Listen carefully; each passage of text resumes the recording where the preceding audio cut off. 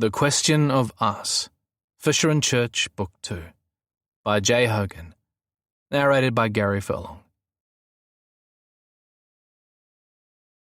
Chapter 1. Madigan. The coffee ran hot and delicious down my throat, but it wasn't nearly as delicious as the man currently sprawled across my bed. I leaned against the door jamb and watched him sleeping. Nick Fisher, 54, silver fox, gorgeous, smile lines to die for, exasperating, intriguing, and sexy as shit.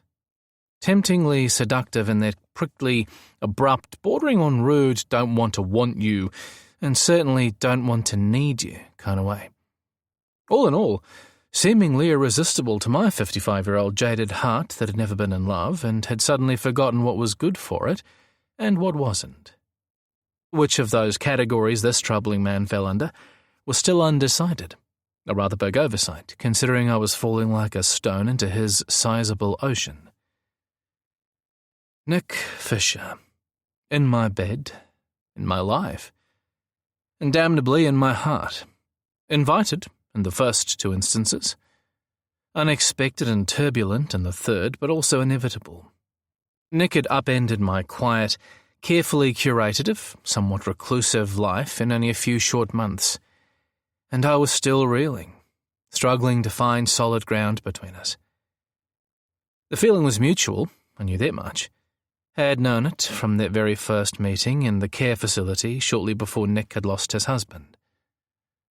Hard to believe that was only a few months back. At the time, Nick's husband, Davis, had been in a persistent vegetative state for 18 months following a tragic accident, meaning Nick and I became no more than friends. But Davis's death had unleashed a world of secrets, propelling Nick, and by circumstance me, into the dangerous world of identity fraud and underground railroads for domestic abuse.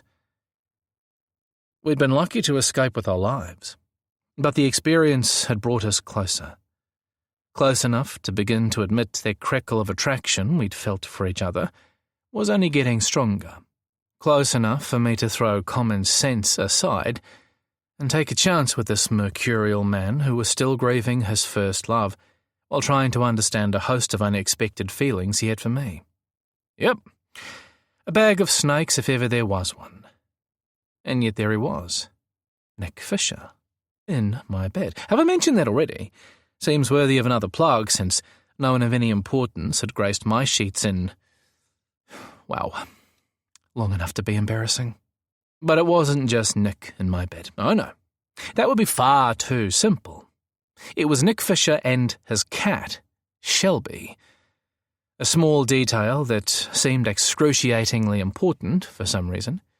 It added an element of domesticity that spoke to something much deeper growing between us. Even as I watched, the silver tabby watched me back from where she was nestled in the crook of Nick's bent knee. Silver on silver, a matching pair.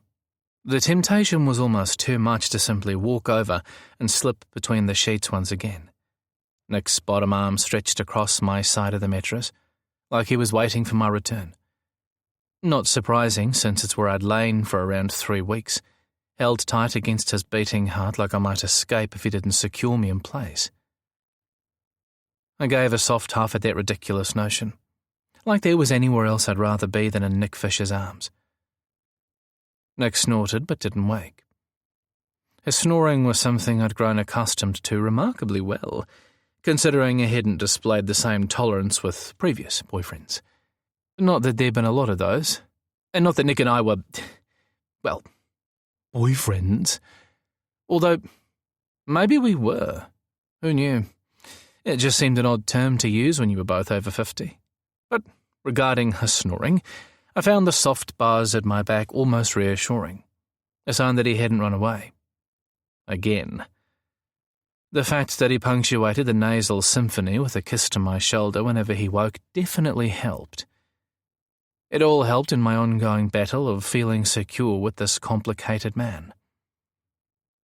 I sipped on my coffee and ran my gaze down the long line of Nick's back, the sharp curve of his hips beneath the sheet, and the tempting swell of his ass. He'd been eating better the last few weeks with me, watching him like a hawk, even if he was still a little lean for my liking. Lean or not, I only had to look at him and my blood fired up, every single time. Being in his arms was even worse. It was impossible to hide the way my body lit up at his touch, so I'd stopped trying. He had too. His erection all too often pressed shamelessly against my crease, neither of us saying a word. And if he wasn't spooning me, Nick was on his back, with me tucked fiercely against his side, my leg slung over his, my arm resting on his waist. At first, I'd balked at his almost bossy commandeering of my body. The whole alpha protective shit tended to rile me no end. But somewhere along the line, I'd grown okay with it. I came to understand that his need to hold me close was less about me than about Nick himself. Out of the blue, he'd lost a husband. There at breakfast, gone, or as good as gone by dinner. And then he'd lost him again, 18 months later. There had been no one in Nick's bed for almost 2 years, so maybe he needed the reassurance too. Maybe we weren't that dissimilar. I could live with that. Neither of us was at our best emotionally, and the whole idea of giving this thing between us room to breathe and grow could and probably would go tits up at the first hurdle. I tried not to think about that, suspecting rightly or wrongly that of the two of us, I'd likely walk away the more broken, and the why of that was still too tender to dwell on. It sat in a dark corner of my heart, too frightened to come into the light. We'd been together, slept together for 3 weeks, give or take, ever since my kidnapping and the takedown at the marina. 3 weeks when Nick hadn't once tried to move things along between us. 3 weeks of talking and cuddling and sleeping naked in each other's arms. 3 weeks of making out, but never anything more. No sex, no intimate exploring, not even a shower together. Nick was always quick to shut things down if they became too heated, and I got it, I did. Or at least I thought I did. We'd agreed to take it slow. Nick was only a few months out from losing his husband, after all, so I was trying not to take it personally. Then again, naked bodies, in bed together, touching, holding, and yet Nick didn't want more? It was hard not to wonder if I simply wasn't enough to move him past whatever was holding him back. As for me, read 3 weeks of blue-balling frustration that I worked hard to keep under wraps. 3 weeks of jerk-off marathons in the shower and a libido that had suddenly found a fuel injection option after 30 years mooching along in second gear. So yeah, it was getting increasingly hard to fend off an inevitable hit to the self-esteem, regardless of how many times I told myself it's not always about me. For all that Nick professed to want me, and I believed he did, he was still grieving his husband, feeling guilty and confused. Well, join the club, because right then Davis was living rent-free in my head as well as my bed. I could almost hear him breathing at night like a third presence in the room. Not judging Nick and me, just there, like a question mark. And if it was like that for me, I couldn't imagine how it was for Nick. All of which had left me kind of paralysed about what to do. Nick had to be aware of the tension, and yet he wasn't initiating any discussions. I had no idea how to play it. But as I watched Nick's chest rise and fall with every slow breath he took, I knew with a troubling certainty that a conversation was looming and that I'd need to be the one to raise it. We couldn't afford to play this game, to pretend, to avoid facing the elephant in the room.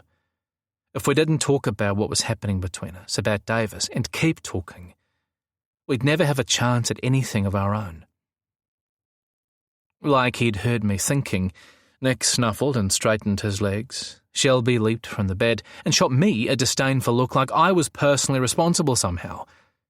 She sauntered past me into the hall and headed in the general direction of her food bowl. I almost smiled, knowing it was empty. With Shelby out of the way, Nick fell onto his back, exposing his chest and a tightly muscled thigh, with the barest glimpse of a soft cock poking out from under the top shade. The sight of him spread out in my bed like a wet dream made me shiver. A spiderweb of lines marked the corners of his wicked mouth. His soft lips parted, slack in sleep and ringed by a thick stubble that I itched to feel against my palm. Silver-tipped hair ran thickly over his pecs and down his stomach. The grizzled thatch disappeared under the sheet, only to reappear over those mouth-watering thighs, the grey glinting almost gold in the early morning sun that striped the bed. No grooming tool had been anywhere near that body in decades, and I was more than good with that. I swallowed a shaky sigh because, damn, the man was fire.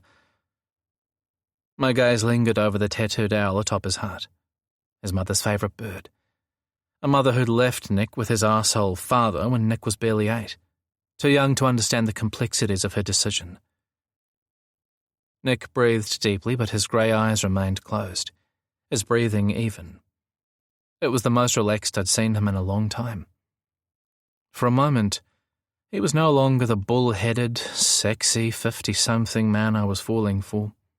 Instead, I caught a glimpse of a vulnerable child beneath the gruff facade, a boy whose world had changed forever the day his mother left, and whose belief in the possibility of love had taken decades to recover. And that we were all so similar, except my cynicism had been born from a parade of men confirming my belief that I wasn't an exciting enough option. You're starting to creep me out. Nick opened his eyes and tugged the sheet over his thigh. I sighed unhappily as his dick disappeared. Now you're just being mean. He circled a finger, indicating the sleep shorts I'd pulled on to make coffee. I could say the same. He grinned and patted the mattress beside him. Come here. I'm hoping that second coffee is for me. I shrugged and wandered over.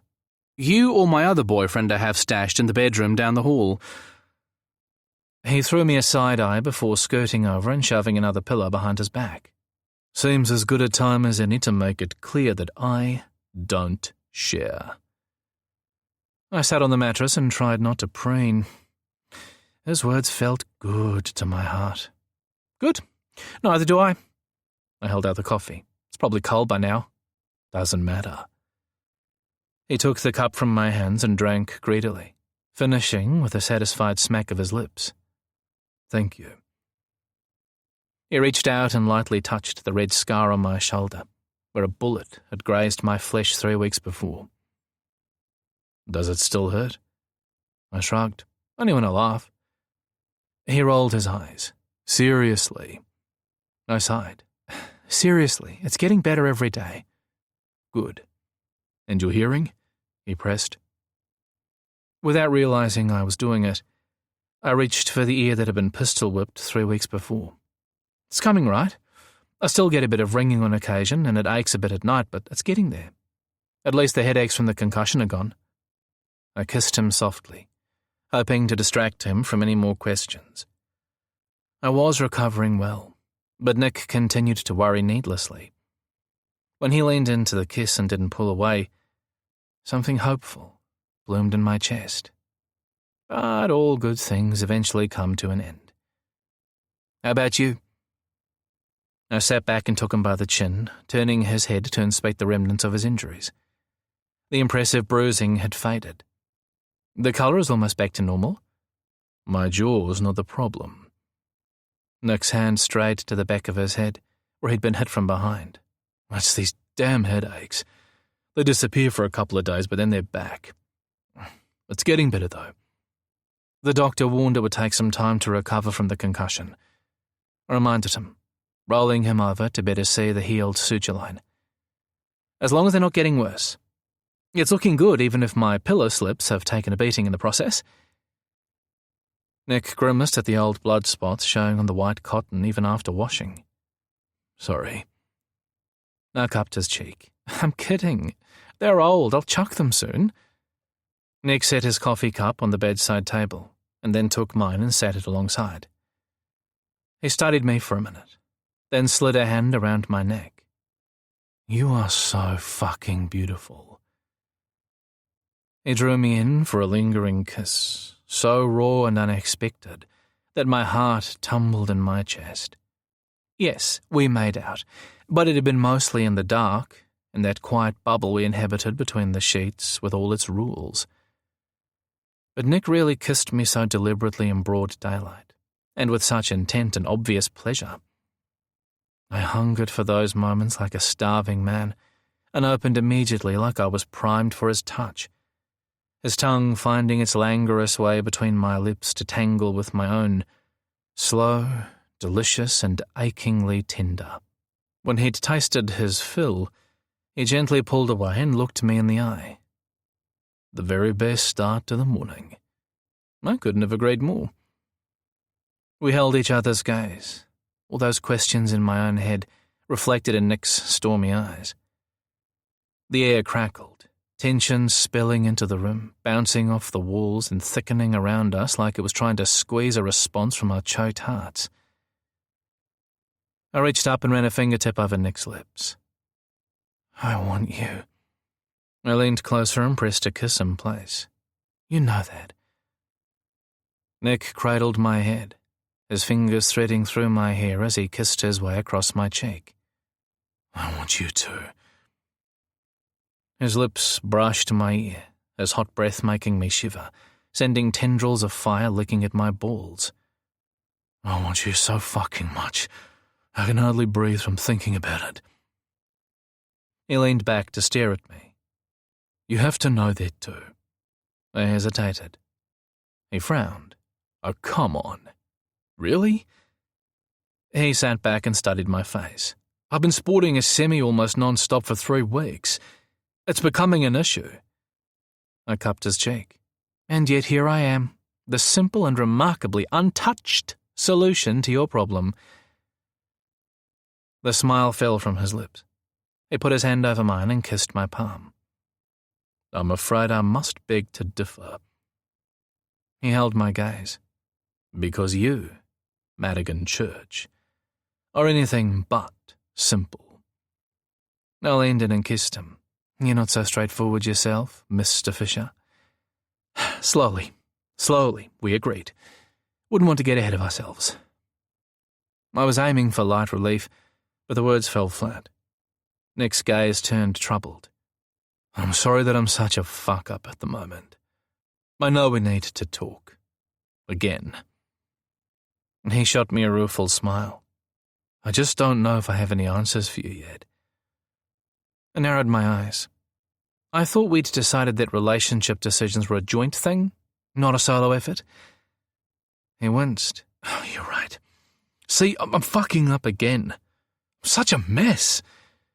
I think a day back home sorting some things out is in order. Catch up with my life. I can't hide out here forever. I'm going to have to get back to work sometime. My stomach dropped. I wasn't aware you were hiding out. I made air quotes. I thought you wanted to be here. To be with me. That this was us trying things out for a bit. Nick tipped my chin up. It is. But it's also kind of a bubble away from reality. I stepped back, frowning, my heart swimming in insecurity once again. I don't know. It feels pretty real to me. I didn't mean that. I just... The front doorbell put an end to whatever Nick was going to say next. I glanced into the hall. Pretty early for visitors. Nick pressed a kiss to my forehead. Go see Udas. We'll talk later. I considered him for a long moment. We will, he insisted. I promise. Oh, I know we will, I countered. I don't need any of your promises, because I'll make sure of it. Nick smiled and shook his head. It's adorable that you think that. I patted his cheek none too gently. It's amusing that you don't. Get up and shower. I'm hungry.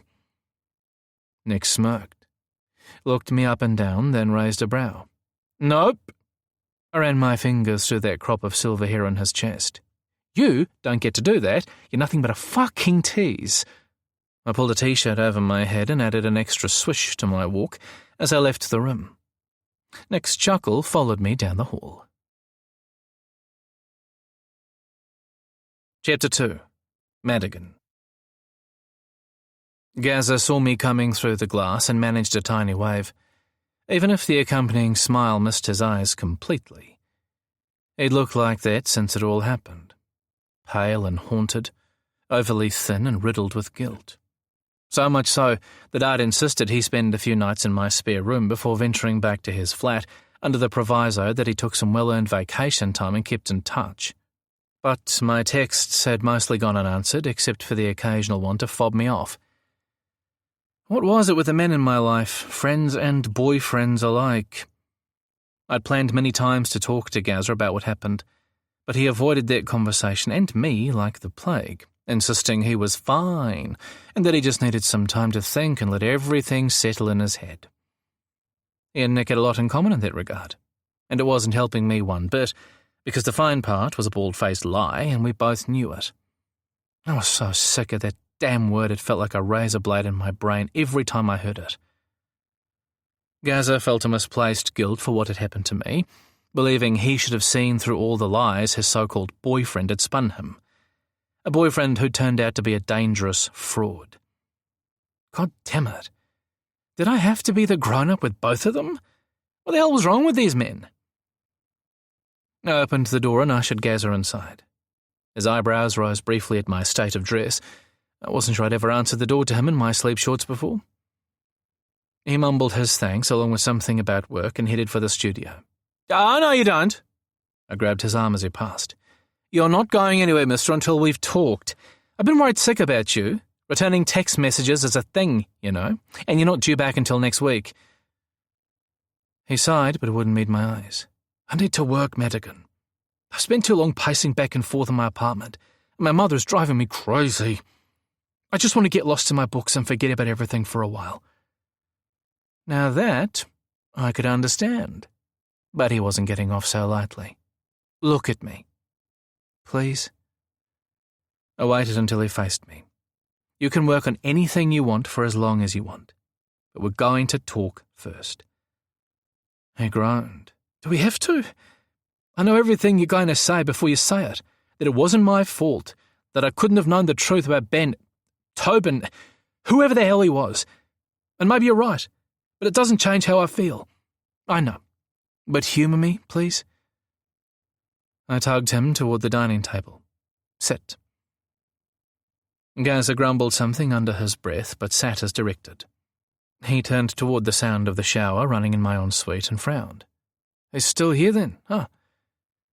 I followed his gaze, nodding. "Yep, he's still here." Gazza regarded me thoughtfully. "It's almost 3 weeks. You don't say." I sent him a pointed look, a fact you'd have known if you actually took the time to have a conversation with me every time I called, instead of trying to get me off the phone in record time. Gazza's ears pinked. "Yeah, I'm sorry. I admit I've been a bit MIA." He took in my general disarray. "It's really serious between you two then?" I shrugged. "It's complicated." Gazza snorted. No surprise there. He dropped the satchel he'd been clutching to his chest and then waited, looking pretty fucking miserable about it in the process. "You want to talk?" "In a moment. No, don't you dare move." I left to make both of us a coffee, adding a cheese and pickle sandwich for Gazza made from his favourite million-grain bread that he kept stashed in my freezer. I returned to the table and slid both under his nose. "Eat. You look like a scarecrow, albeit a gorgeous one, and even I know that's not good for your brittle diabetes." Gazza stared at the sandwich. I wasn't asking." "Now eat," I answered snippily. "You look like shit, so I know you haven't been taking care of yourself." When he wouldn't meet my eyes, I huffed. "Yeah, I thought so." Gazza picked up the sandwich, inspecting it before taking a bite. "Good. You can eat while I talk." Gazza grumbled around a mouthful of bread. "Jesus, when did you become so bossy? And here I was thinking it was just me." Nick crossed the lounge, looking far too sexy for his own good. "Looking good there, Nick." Gazza eyed Nick appreciatively, and I kicked him under the table. And very comfortable in those surroundings, I must say." Nick laughed and flipped him off, shooting me a wink as he headed for the coffee machine. I swiveled in my seat to track his progress, that glorious ass, looking quite frankly edible in freshly washed jeans, water droplets dangling precariously from his still damp hair. He smelled of my citrus shampoo, and everything I'd ever dreamed of in a man since I was about 16 years old, and writing excruciatingly long lists about what I wanted in Mr. Right. Don't ask. The folly of youth and its naive notions about love and romance had long been relegated to the trash. Or I thought they had. Although I don't remember exasperating and stubborn featuring anywhere on those lists. I turned to find Gaza watching me with a knowing grin, and my cheeks flared. "Oh, shut up." He laughed, and the unexpectedly welcome sound went a long way toward calming my fears about the young man. "Come on." He made hurry-up circles with his hand. "You said you wanted to talk, so talk. I have a backlog of work sitting on my workbench." I glanced once more at the noises coming from the pantry, then turned my attention back to Gaza. "Okay. First off, you need to stop beating yourself up about what happened." His lips pursed in a thin line. "I'm not yes, you are."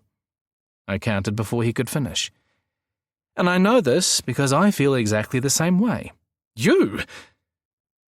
Gaza shot me a disbelieving scowl and took another bite of a sandwich. "Don't give me that look," I chided gently. "You're not so special, you know.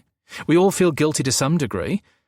I've hardly slept since I handed Lee Shepherd's name over to those arseholes and finding out he was being sent back to the man who likely abused him. So don't talk to me about guilt. But it's not helping anyone, least of all you." Gaza frowned. "You think this Lee guy is gay?" "An educated guess, nothing more." Nick sounded dubious as he wandered across to take a seat next to Gaza, coffee in one hand and one of my homemade carob chip cookies in the other. I eyeballed the frustrating man. "The breakfast of champions, I see." Nick grinned and waved the cookie under my nose. "Want a bite?" "Yes." "No. Thank you. And it might be an educated guess, but it makes sense." Nick shrugged. "It's still a guess." What the hell? We talked about this, and Nick had agreed it was a logical assumption. I dismissed a growing niggle in my belly and turned back to Gaza. Samuel's police contacts in Australia turned up a couple of things. When they first contacted Lee, he assured them that was his name and said he had no idea what they were talking about. He insisted Marty Klein was a friend and that Lee was there of his own free will. But this Marty Klein is a well-known figure in Australian horse racing, and is the same Marty Klein who dated a certain Graham Cunningham, who we think... Nick cleared his throat, and I shot a pissy look his way. Who I think, or rather know, re-emerged as Lee Shepherd in New Zealand. But social media is thin on the ground for Graham and non-existent for Lee. Marty has a profile related to his racing business and social events, but there are almost no photos of Lee/Graham, and those we have found are years old and involve large groups of people at various social events to do with racing. Lee is just a figure among many others. In his late teens or early 20s, at a guess, and with strawberry blonde hair instead of the dark brownish-black he has now. I think it's him. But apparently that's not enough for Nick. I shot the man a pointed look and he sighed. But no one is really looking at any of it because Lee says he's fine. I almost ground my teeth at the sound of that damn word again. Gaza blew a low whistle. Well, I'm convinced. Nick grunted. But you're not a court of law, and I have some questions. I focused a glare Nick's way. Really? Do tell. I must have sounded snippy because Nick shot me an apologetic look that did nothing to smooth my irritation before he explained. In his conversation with the police, Lee claimed to not even know any Graham Cunningham, and although we found those two names next to each other on that list, there's zero evidence to suggest that they're the same person, or if this Lee is that Lee. It was just a list of names with no accompanying explanation. We made the leap, but that doesn't mean it can be proved. I shook my head. That's bullshit. Nick ignored me. Marty admitted he'd dated Graham for a while, but said he hasn't seen the man in a couple of years since it ended. He backed up Lee's story that Lee was an old friend who'd simply run into Marty's PA, Freddie Young, while Freddie was in Auckland on business for Marty. When Lee mentioned to Freddie that he was planning to return to Australia, Freddie passed that on to his boss, who offered Lee a place to stay and a job while he got himself settled. Lee accepted and decided to return with Freddie. Nick opened his hands. Nothing to see here, folks. It's just more of the same bullshit, I grumbled. A story concocted to keep us from questioning what really happened. Us? Nick cocked a brow. Don't you mean the police? I glared at him, hating that he was right about there being nothing provable linking Lee and Graham. All I'm saying is that the police aren't convinced. Nick held my gaze unwaveringly. And neither is Samuel. They're taken from a distance, and grainy at best. I narrowed my gaze, pissed off and confused. Where's all this coming from?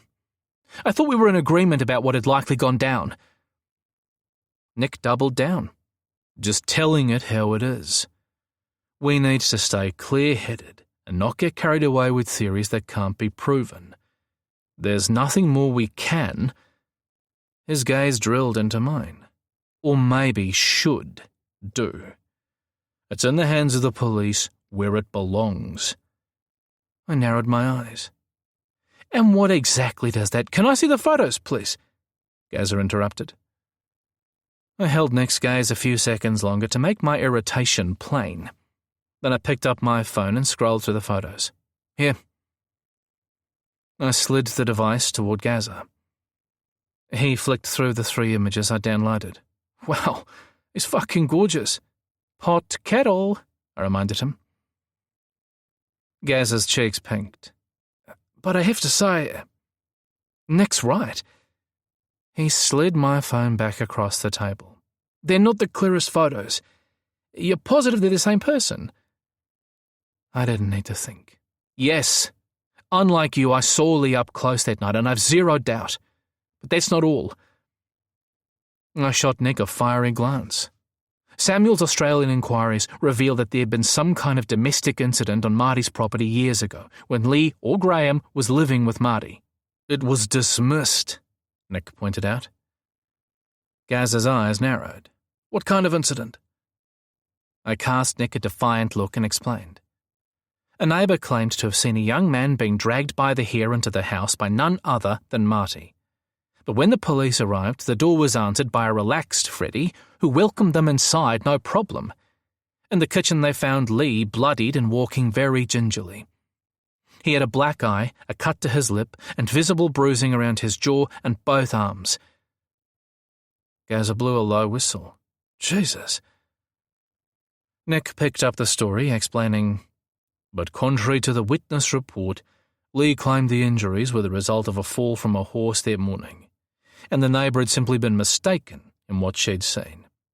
Rather than any assault, Freddie had actually been helping Lee inside the house after ferrying him up from the back of the property where the incident happened. We might not like it, but the explanation fits. What about Marty? Gazza queried. Where was he during all this? He was in town, apparently. I showed my contempt for the alibi. That's according to Freddie, but Lee supported his statement, Nick argued, and the officers had no reason to doubt the explanations or ask to look around. They left satisfied nothing untoward had happened. I shook my head at Nick. And you're telling me you believe that crap? Nick's expression remained infuriatingly blank. I eyeballed him. Lee has to be Graham. It's the only explanation that fits, and it confirms the abuse angle. Nick sighed. Not according to the police, and I'm not saying Lee isn't Graham. I raised a brow and Nick grimaced. Okay, he relented. Maybe I was playing devil's advocate, but I do actually think they're the same person. My heart finally settled. Thank you. Then why are you being such a prick about... Gazza interrupted before I could finish, which was probably a good thing. What about the questions of the fake identities? Can't the police at least question him about that? I opened my hands. Much as I hate to agree with Nick, I hesitated at Nick's what the fuck expression, then continued. We can't prove Lee and Graham are the same guy, especially when he insists that they aren't. Nothing was flagged on his passport, and he's done nothing wrong to give the police any cause to push the matter. On top of that, neither Lee nor his incarnation as Graham have ever been fingerprinted, so any comparison is a bust. And the kidnapper brothers aren't talking, even with both of them now in custody. Gazza sighed. For fuck's sake. I agreed. It sucks, right? My prints and those of the brothers were the only ones found on the boat. If Freddie and Lee were there, they didn't leave a trace. Then again, Lee wasn't there long. 30 minutes at the most. And he was bound. All in all, it leaves zero connection between what happened in Auckland and Lee. Or Marty, for that matter. And since Lee is supposedly the injured party, but he's saying he was never even on that boat and doesn't know what we're talking about, then there's not much anyone can do. Gazza grunted. It's nuts. Maybe so. I reached across the table and squeezed Gazza's hand. But it's the law. They can't print and interrogate Lee for no reason. Besides, the point I'm trying to make is that you're not the only one who feels guilty. I hate that Lee is back with that arsehole. And I hate that I'm the one responsible. You're not responsible, Nick corrected testily. I really wish you'd stop saying that. I kept my focus on Gazza. If I'd used my head and wasted more time working on that list, then the police might have arrived before I ever had to hand over the names. Lee was the second to last name I decoded. He'd only been free of that arsehole for a couple of years, and what did I do? I sent him right back. I almost choked on the idea. I'd worked out what the list was by that stage, and I still did their dirty work for them. I pressed my hands to my eyes and drew a deep breath. I was too focused on saving myself. That's enough. A chair scraped back and Nick appeared at my side. You had no way of knowing how far away the police were, or that we were waiting on the jetty for some sign of where you were. Nick sat and slid an arm around my shoulders, pulling me close. I didn't fight him, relishing the reassurance of his body enveloping mine, needing it. I melted against his warmth and wiped at my eyes. He kissed my hair. You also didn't know what they wanted with the names you gave them. You didn't know they were looking for Lee or how close he was. Hell, the guy could have been in the South Island. It was only bad luck that he happened to be just 87 kilometres down State Highway 1. Nick's right, Gazza argued, reaching for my other hand. I cast him a knowing look.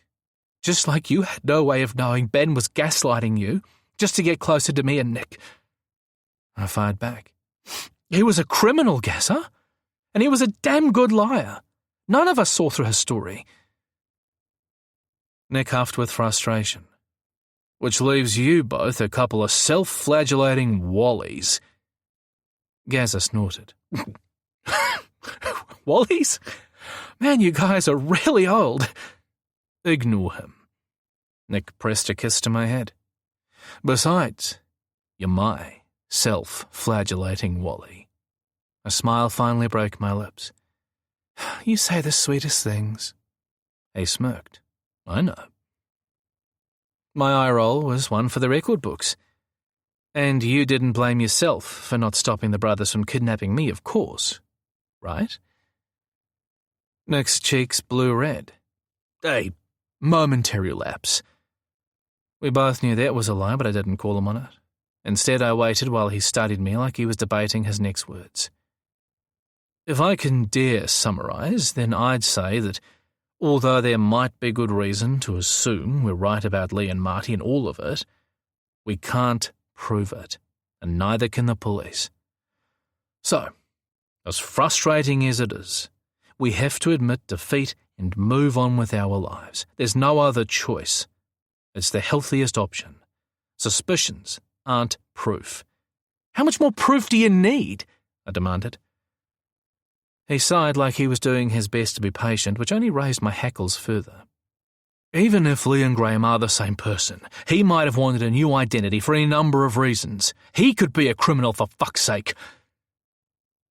My mouth dropped open, mostly because that hadn't even occurred to me. But it was a list of people trying to escape abuse. Who says? Nick protested, shocking me silent. If Lachlan hadn't put that idea into our heads, would we have thought of it ourselves? What if he was wrong? No. I couldn't believe that. But 90% of them were women. My voice rose as I struggled to believe what I was hearing from him. And up until now, I thought you agreed with that theory. I stared him down. What suddenly changed?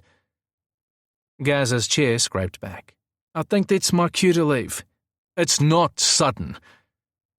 Nick ignored Gaza, his gaze fixed on me. I've been thinking about it for a while, weighing up what we actually know as fact versus what we've been assuming. And you think I haven't? I rankled. You think you're the only one with questions? Nick sighed. I don't want to fight about this. I'm just trying to be objective. Gaza rolled his eyes at the word. Oh boy. His gaze danced nervously between us. And I'm not being objective, is that it?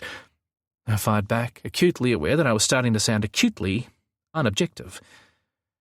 Nick's lips pursed like he was counting to 10, and it was all I could do not to slap him. Where the fuck was this all coming from? Nick hadn't mentioned any doubts to me about Lee or what the list was for, not until that very moment. Just another thing he hadn't chosen to talk about. You didn't see Lee on that boat, I reminded him through clenched teeth. You didn't see the fear in his eyes and how freaking terrified he was. And you only had a momentary glimpse, Nick countered, equally sharp. You said it yourself. I saw enough to, guys? Gaza held up his hands. You're supposed to be setting me a mature example for future relationships. Can we take this down a notch? Nick and I turned as one to glare at him. The only thing we could agree on, it seemed. Gaz's eyes widened in response. Or maybe not. He stood and backed away with his hands raised. Like I said, I'm going to head to the studio. Much safer all round. I'm going over, I blurted, surprising even myself, since I hadn't been thinking about doing that at all until the idea suddenly popped into my head. But now that it had, it seemed a solid option, to piss Nick off if nothing else. Nick's grey eyes narrowed menacingly. Going where, exactly? To Melbourne. I straightened in my chair. I'm going to see for myself if Lee's okay. I might even talk to the police. There might be stuff they wouldn't put down in writing. Was I also pissed at Nick and wanting to fuck with his objective head a little? Absolutely. I was sick of his assumption that his was the only way, sick of not being included in his thinking. An eerie silence filled the room, and Gaza glanced uneasily between us. You're what? Nick pinned me with a wide-eyed glare, and I suddenly felt like a stranger to him. Since when? Since this morning, I said primly, like 2 seconds ago if I was being honest, but Nick didn't need to know that. He clearly hadn't thought I needed to know about his reservations about Lee after all. I pushed my chair back and began collecting the empty coffee cups. Which you'd know if you'd bothered to really talk to me or include me in your thinking. A bald-faced lie if you referred to the part where I'd only just thought of the idea. I shot him a sweet smile. Breakfast? Without waiting for an answer, I headed for the kitchen. Now wait just 1 minute. Nick shot to his feet and followed me. This is definitely my cue to leave. Gaza gathered her satchel from the floor. But I've one thing to say before I leave, you two lovebirds, to peck each other's feathers out. I raised a brow. And that is? Gaza ran a hand over his mouth. If you go, I'm coming with you. Nick groaned. What is wrong with you people? I ignored him. Why? Gaza's eyes shimmered in the dappled light from the skylights above. I think you know why. What happened? It all feels unfinished. I can't move on until... He hesitated. Honestly, I don't know until what. Only that I need to find out as much as I can. Like you. There was a desperation to his tone that I'd never heard. But it was also the most animated I'd seen him since before it all happened. Fine, I reluctantly agreed, and ignored Nick's groan of disbelief. If I go, you can come. But no going off on some tangent while we're there, okay? We stick together. These guys aren't to be messed with. Deal? Gazza nodded. Deal. He shot a concerned glance Nick's way, then skedaddled to the studio. The second he was gone, Nick circled the island to stand next to me.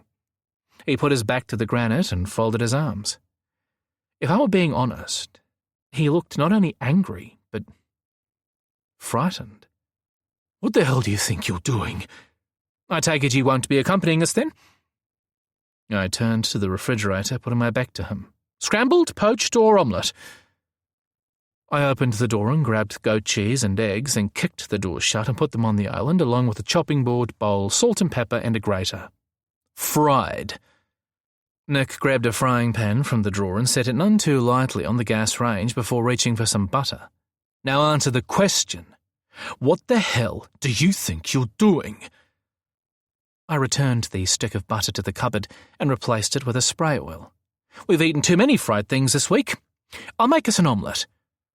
Nick snarled. I don't want an omelette. He reached for the butter again. I want 2 fried eggs, between a simple carbohydrate sandwich of unhealthy white toast. I might even add a slab of bacon if I feel in the mood. I leaned on the countertop, took a deep breath, and blew it out slowly. Then I lifted my eyes to his. Whatever. You're a grown man. Your arteries are yours to fuck up. My kitchen is your kitchen. Knock yourself out.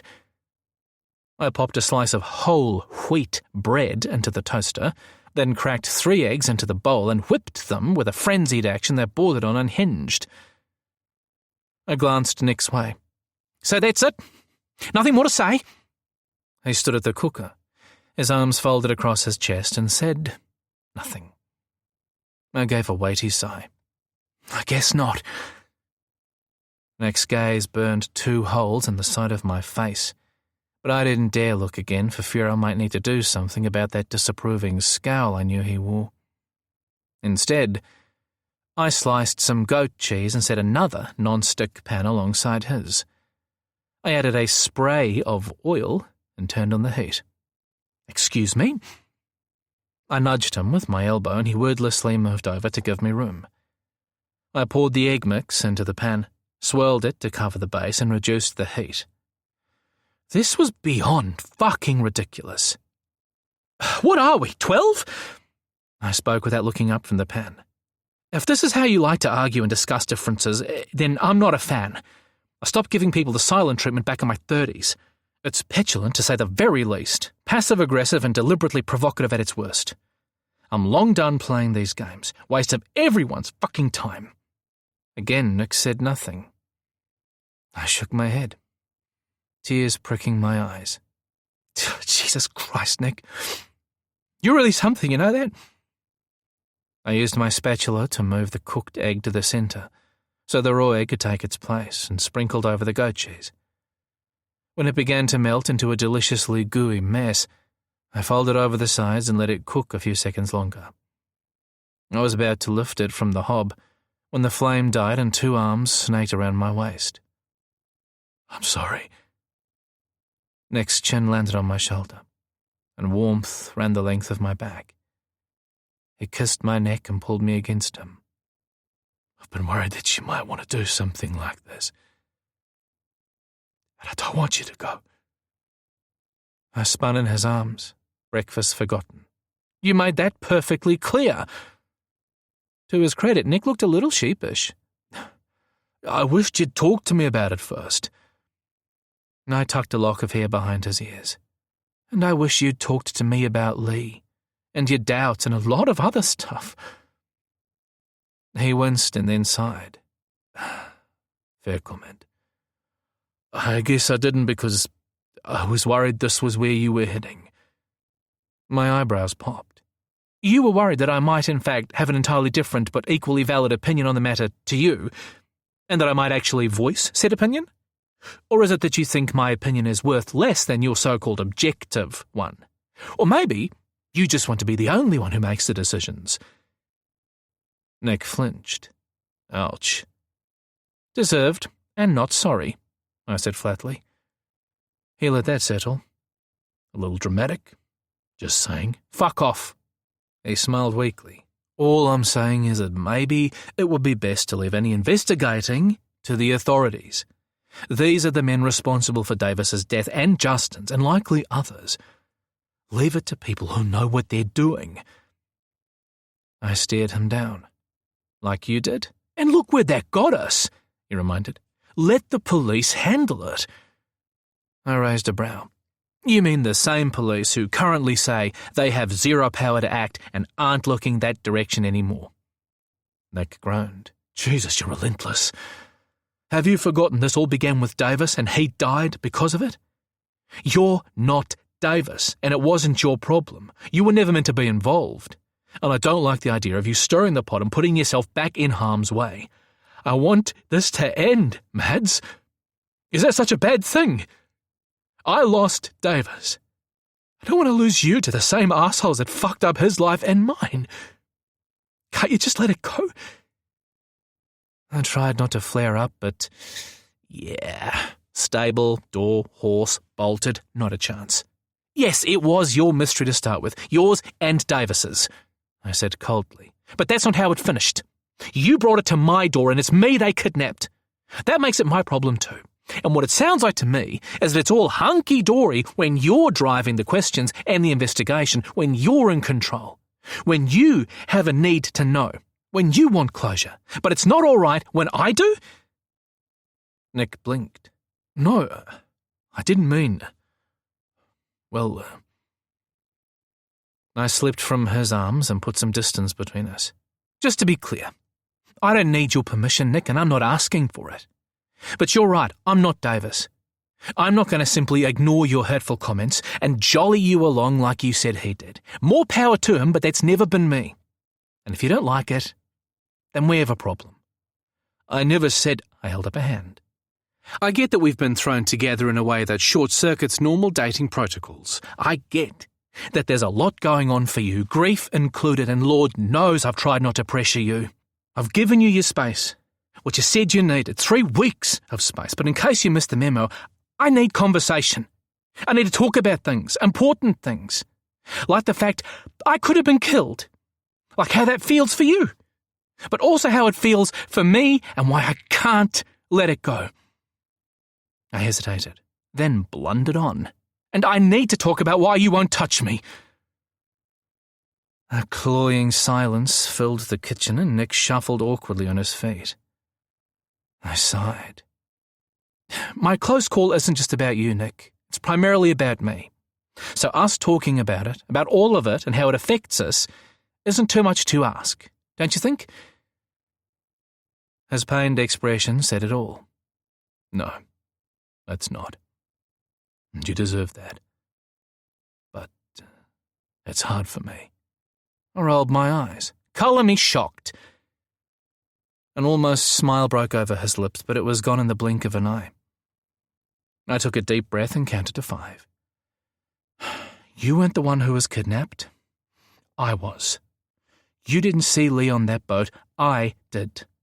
And you don't understand how I'm feeling, mostly because you seem to not really want to know, other than telling me not to feel guilty. He paled. No. Jesus, I'm so sorry. I reached for his hands. Look, I might be right about Lee and I might not, but I have to find out, because if I were in his place, I'd hope someone would do that for me. I thought we were on the same page, but clearly we're not. I paused and reached for his hands. You don't think he could have maybe mentioned it somewhere along the line rather than ambush me in front of Gaza? Nick's cheeks blew hot. Yes, I should have said something. But what difference would it have made? Your mind is obviously made up. Except it hadn't been. Not until I'd felt his resistance, his need to control me, and I wasn't sure what that said about us. He licked his lips and looked away, and for a scary moment, I imagined not ever feeling the sweet touch of his mouth on mine again. The thought didn't sit well, but it was too late to go back. Too much had been said. The ball was in Nick's court. When he finally looked up, there was such sadness in his eyes that it almost took my breath away. If you decide to go, I won't be joining you. He swallowed hard. I can't. If something happens over there, if I lose you too, I'm not sure I could survive that. It hurt more than it should have, because his point was valid. But my heart sank all the same. His decision pointed to more than just this one thing. If Nick had to protect himself in that way, then it meant he couldn't be with me even if I went on my own.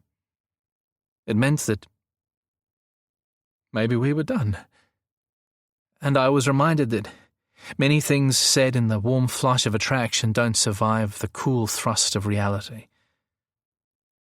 I swallowed around the lump in my throat and blinked away the tears. Just as well I didn't ask you to come with me then, isn't it?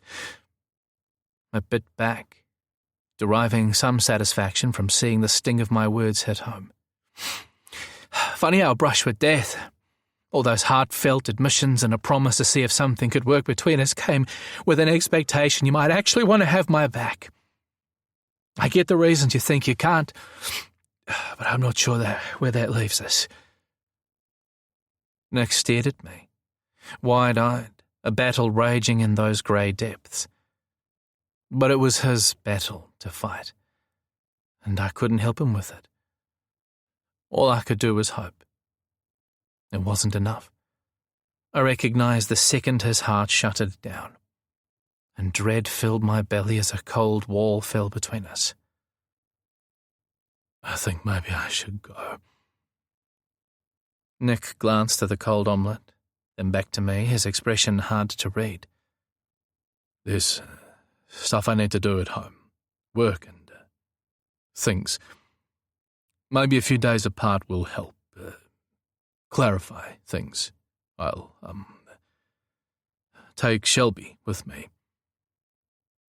And there it was, the sound of doors slamming shut on all those promises. Nick had, of course, been home several times over the previous 3 weeks, but only for the day and never with Shelby, the cat that I'd wishfully begun to think of as ours. Of course. I held his gaze. Are you coming back? I boldly put it out there, daring him to be honest, because none of this made sense. If he was prepared to walk away rather than talk this out, we never really had a chance to begin with. How in the hell had things moved from a tender embrace less than an hour before to the sense that Nick was walking away? Again. The man needed a damn leash. I'll call you. His eyes held mine. I'm sorry, Mads. Don't give up on me. Please. I just need to get my head on straight. He stepped forward and cupped my face, his thumb tracing the line of my lips. Please believe me when I say I never wanted to hurt you.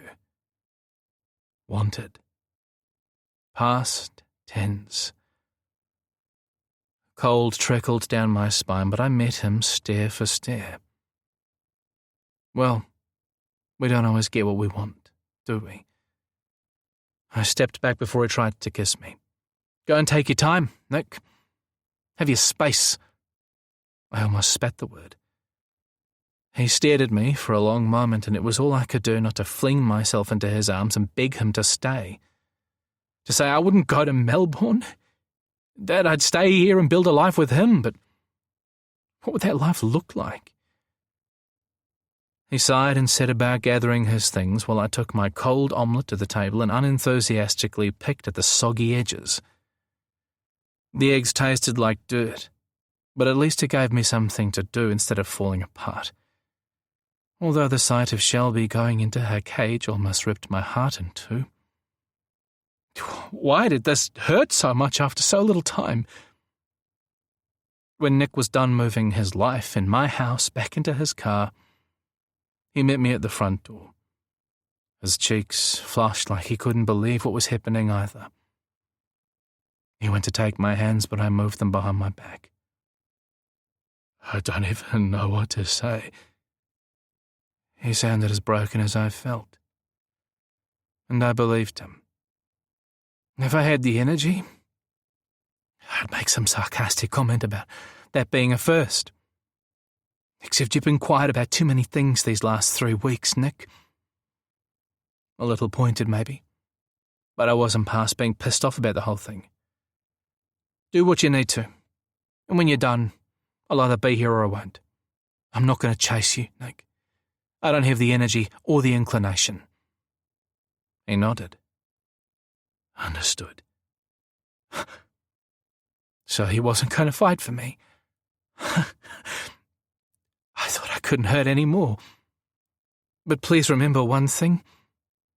He nodded. I'm listening. But was he? Remember, this isn't only about you. In the last few months, whenever things got too uncomfortable for you, you went dark on me. Just stepped away. Now even I know that's not how a relationship works. You don't get to stand outside of us and decide whether or not you think we will work. You don't get to step back in and out of us, depending on how the wind is blowing, just because you have shit going on, or it's all happening too fast, or it's too close to losing your husband. We all have shit going on, and we're supposed to work through that shit together. Before I could protest, Nick bundled me against the open door, his eyes shiny with tears. I didn't fight. I couldn't. His body had always felt so right against mine. With his lips just a breath away from mine, his grey eyes staring deep into my own, he said, I meant every word of what I said. How I feel about you, all of it. I've fallen hard, Mads. Maybe that's part of the problem right now. It's too close to what I've lost once already. I want you so much it hurts. I gave up holding back my tears. But not enough to fight for this together, right? Nick blinked but said nothing, and when he leaned in to kiss me, I turned my head. He hesitated and kissed my cheek instead. And then he walked away. I closed the door before he'd even reached his car and put my back to it. The crunch of tyres on gravel picked apart the last stitches holding me together, and a wash of grief coursed through me. It might not be done between us, but damn, it felt like it. Ah, shit! Gaza raced through the lounge to pull me into his arms. God damn that man! I'm gonna kill him! Chapter 3. Nick. Damn it! I growled, shoving my keyboard to the side, and startling Shelby, whose lithe body lay stretched behind my monitor. It was either that or throw the damn thing across the room and risk smashing it. Not the result I was looking for, since Davis's keyboard always messed up my Bluetooth, which meant I'd have to buy myself a new one. I considered Shelby as she settled back into position. Her presence in my office, a new and, quite frankly, unsettling development in our relationship. A few weeks at Mads's place and she'd become almost domesticated. Not my doing, for sure. Mads connected with Shelby in a way I never had. And I couldn't even be pissed about it. As if she'd heard, Shelby opened a critical eye, almost daring me to say the words out loud. In short order, she closed it again, clearly of the opinion that it wouldn't be worth her effort to move. I sighed and drummed my fingers on the desktop, searching for that elusive calm I needed to work. As if to punish me, the memory of Mads running his fingers through my hair as I'd fussed over my laptop at his place hit me like a bolt from nowhere. His touch often had this magical effect on my mood, lifting me from the sucking mud of uncertainty into a better place, when I let it. But of course, being me, I didn't always let it. Sometimes all I wanted was to curl my anger and loss and fear around me like a warm blanket and hide from the world. Hide from Mads. Hide from his caring ways, his constant presence. And there for me, if only I'd get my head out of my arse and let him in. I didn't even understand the fight anymore. It had become a habit as much as anything else. He'd understand, of course. No, he already understood. That wasn't his issue, and I fucking knew it. Mads didn't need me to tell him what was going on. He knew. He simply wanted to be included in the conversation as it applied to us and not be swept to the sidelines. Go figure. Nice going there, asshole. I grumbled into the silent room, which begged the question of why I couldn't seem to give Mads what he needed. Because you're scared of moving on. Fuck me. It truly sucked when your unconscious offered up pithy solutions that reeked of an uncomfortable truth. Was I scared? Hell to the fuck, yes I was. But not just of leaving behind what Davis and I had shared and built so quickly to make a new life together.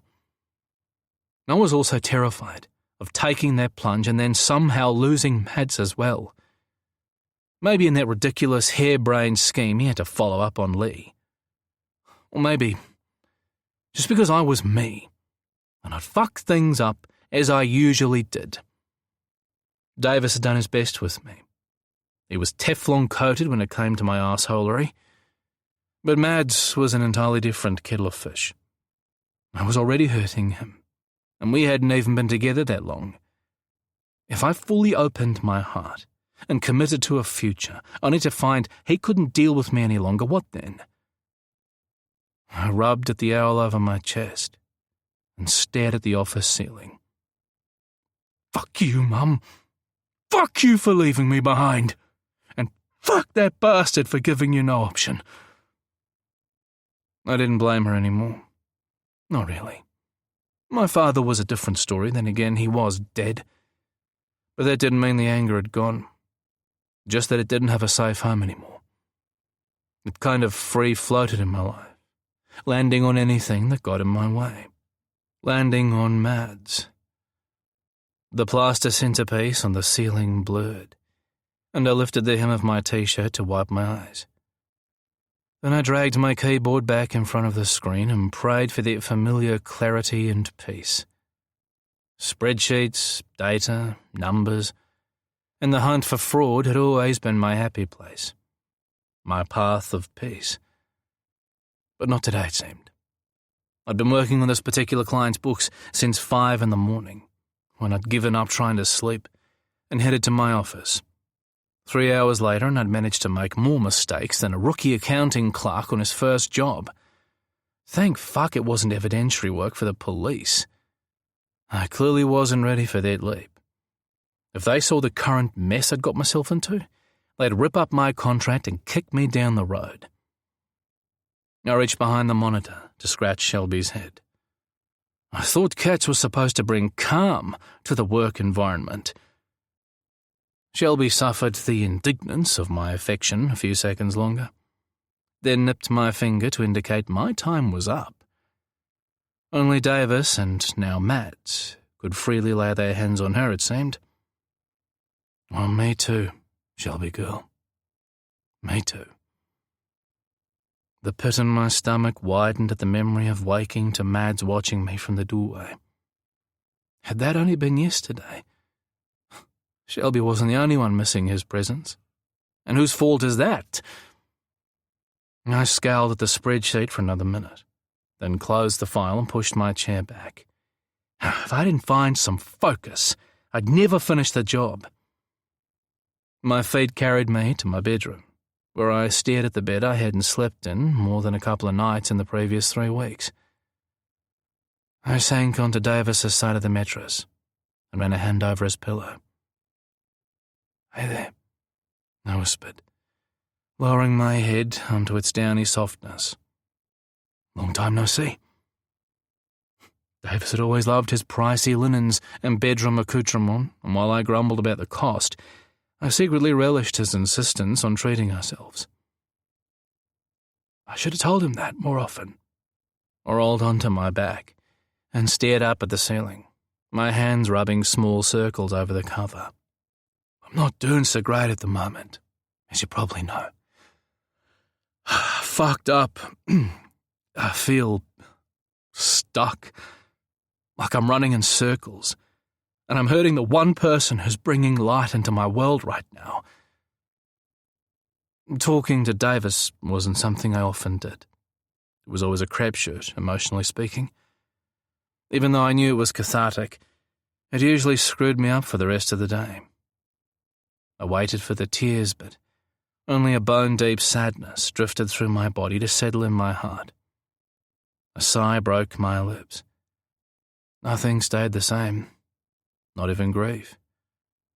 I thought of Mads, and the warm feel of him in my arms, the impossible perfection of it. And I knew I wanted more. A lot more. "I think you'd like him," I whispered into the silence of the room. "He's honest and funny. Always says what he feels, no sugarcoating anything. Blunt is the word he uses. Cute is the term I prefer. But he's as stubborn as me and it drives me crazy." I chuckled. "Yeah, I figured you'd love that part." As I lay in the quiet again, Mads's words from the previous morning came back to me. I thought on them for a moment. He also reminded me that he isn't you. I told him that you handled my prickly personality by mostly ignoring my rudeness and using humour to snap me out of my control mode. You were remarkably immune to my jabs and my like-it-or-lump-it manner. But now I'm wondering if that was such a good thing. I pictured Davis folding his arms, one eyebrow cocked as he said, "Go on, I'm listening." "Alrighty then. I get no free passes with Mads, not like the ones you handed me away too often. It's made me realise that I should have been better with you, and I'm sorry about that. I should have tried harder. You were too easy on me." I rolled onto my side and dragged a pillow into my open arms. I still miss you so fucking much. And I always will. I'll always love you and what we had. So how can I hold on to that and move on with someone else at the same time? How can I still love you and begin to love him too? And there it was. If I'd expected an answer, I'd have been disappointed. There wasn't, and I wasn't. I threw the pillow to the side and rolled off the bed, staring at the indentation in the mattress like I could somehow see his body in the dips and rolls. The memory of him, still so strong in my head, was beginning to slip on the outside. I saw him less, heard his voice in my head less. Even though I knew it was a natural part of the process, it still felt disloyal. I hated the way our world, the one with him in it, the one I'd thought would last until we both tapped out from old age, was already beginning to blur around the edges. The threads were quietly unravelling, and would continue to do that until the pattern was gone, and a new one appeared in its place. I knew it would happen. I just thought I'd have more time. With my fingers trailing along the furniture and walls, I left the bedroom and made my way into Davis's study. I sat in his chair and took a long look around the small room. It was a nice space, warm and inviting, much like the man himself. The walls were loaded with overflowing bookshelves, his desk messy with notepads and reminders. A jam jar held his collection of psychedelic pencils, and across the room the expensive speaker I'd bought him one Christmas stared back at me, and wrapped around the base were his headphones, exactly as he'd left them that day. I considered them for a moment. I knew every band he loved, every song on his playlist. I knew the concerts he'd been to, and the ones on his bucket list. I knew him to his soul, and had known I belonged there as well. I'd felt safe, understood, and for the first time, truly loved. I'm not Davis. Mads's words continued to haunt my brain, like I needed a reminder. Although maybe I had. I'd only ever been in one serious relationship, the man I'd married and intended to grow old with. I'd never had to adjust to anyone else, never imagined loving anyone else. Until now. The truth of those words peeked cautiously around my heart, and for the first time, I let them. Let myself feel what they meant, what they could become. I could duck and dive all I liked, but there was no denying that love was where this thing between Mads and I was headed, if I let it. I crossed the room and lifted his headphones to my nose. The scent of Davis's coconut shampoo was all but gone, and I caught the sharp whiff of citrus instead. I stumbled back and almost dropped the headphones. But how? It was a fragrance I knew well. Madigan's body wash. What the fuck? Don't be an idiot! Davis's voice boomed from nowhere into my brain. I'm dead. This isn't guilt, Nick. This is you being your stubborn self. Remember when you almost walked away because I wanted to move forward with our relationship and you couldn't see it working? You didn't believe enough and I had to believe for both of us until you caught up. Don't make that mistake again. Don't be that frightened little boy screaming at the big wide world to try and scare it off. I almost smiled before another voice chimed in, this one more recent. Grow up, Nick. I'm not going to chase you. You want me or you don't. But don't play games with me. No prize for guessing the owner of that one. Two voices, two very different men. Two ways of loving me. Was it really that easy? No, it really fucking wasn't. What I'd lost, what I'd found, what I wanted, what I needed, what excited me, what terrified me. 2 years of hope and despair, months of grieving, a week of my whole world being turned on its head, and then 3 weeks of hope and confusion. I roared, and threw the headphones through the doorway into the hall. They hit the stairwell, one earpiece snapping against the banister, then bounced their way down to the basement. I fell back against the wall, wrapped my arms around my head and slid to the floor. I'd offered to come back, but fuck that. Samuel. My head jerked up to find my brother-in-law grinning down at me. You nearly took my damn head off. His light tone failed to hide the concern written in his eyes. What the hell did those poor headphones do to you? Not like I knew you were coming up the stairs, I muttered, unapologetically. Which begs the question of why are you here? And also, a knock on the front door wouldn't go amiss. And hello to you too! Samuel dropped his keys on the desk and proceeded to join me on the floor, sitting close enough that our shoulders touched. So, he nudged me with his elbow. Having a wee moment, are we? Shut up, I grumbled. I was quite happy wallowing in my own little pity party, thank you very much. It's way too early to have to deal with you as well. Go away. Yeah, nah, not happening. He nudged me again. Besides, it's morning tea time. How about being a decent host and offering me some? Then you can spill the beans on your latest relationship cock-up. I turned a glare on him. What don't you understand about leaving me alone? Nothing, he ventured evenly. Doesn't mean I'm going to listen, though. I'm your brother, Nick, not someone you can bully into submission. There's an in-law attached to that brother bit, in case you've forgotten. I countered, instantly regretting it. Shit. I banged my head back against the wall. Sorry. Samuel snorted. It's not like I was expecting to be welcomed with open arms, is it? I know you, Nick. I get you hate that I do, but there it is. You love me, and I love you. We're family. So grow up here and talk to me. I wanted to be mad at him, but all I felt was overwhelming gratitude. I swiveled to face him. You love me, huh? He shrugged. I said so, didn't I? Although you're fucking testing my patience, that's for sure. I chuckled. Join the queue. It's a long one. He raised a brow. Trouble in paradise? I let loose a much bigger sigh than I'd intended. Paradise is a myth, among many myths. He nodded thoughtfully.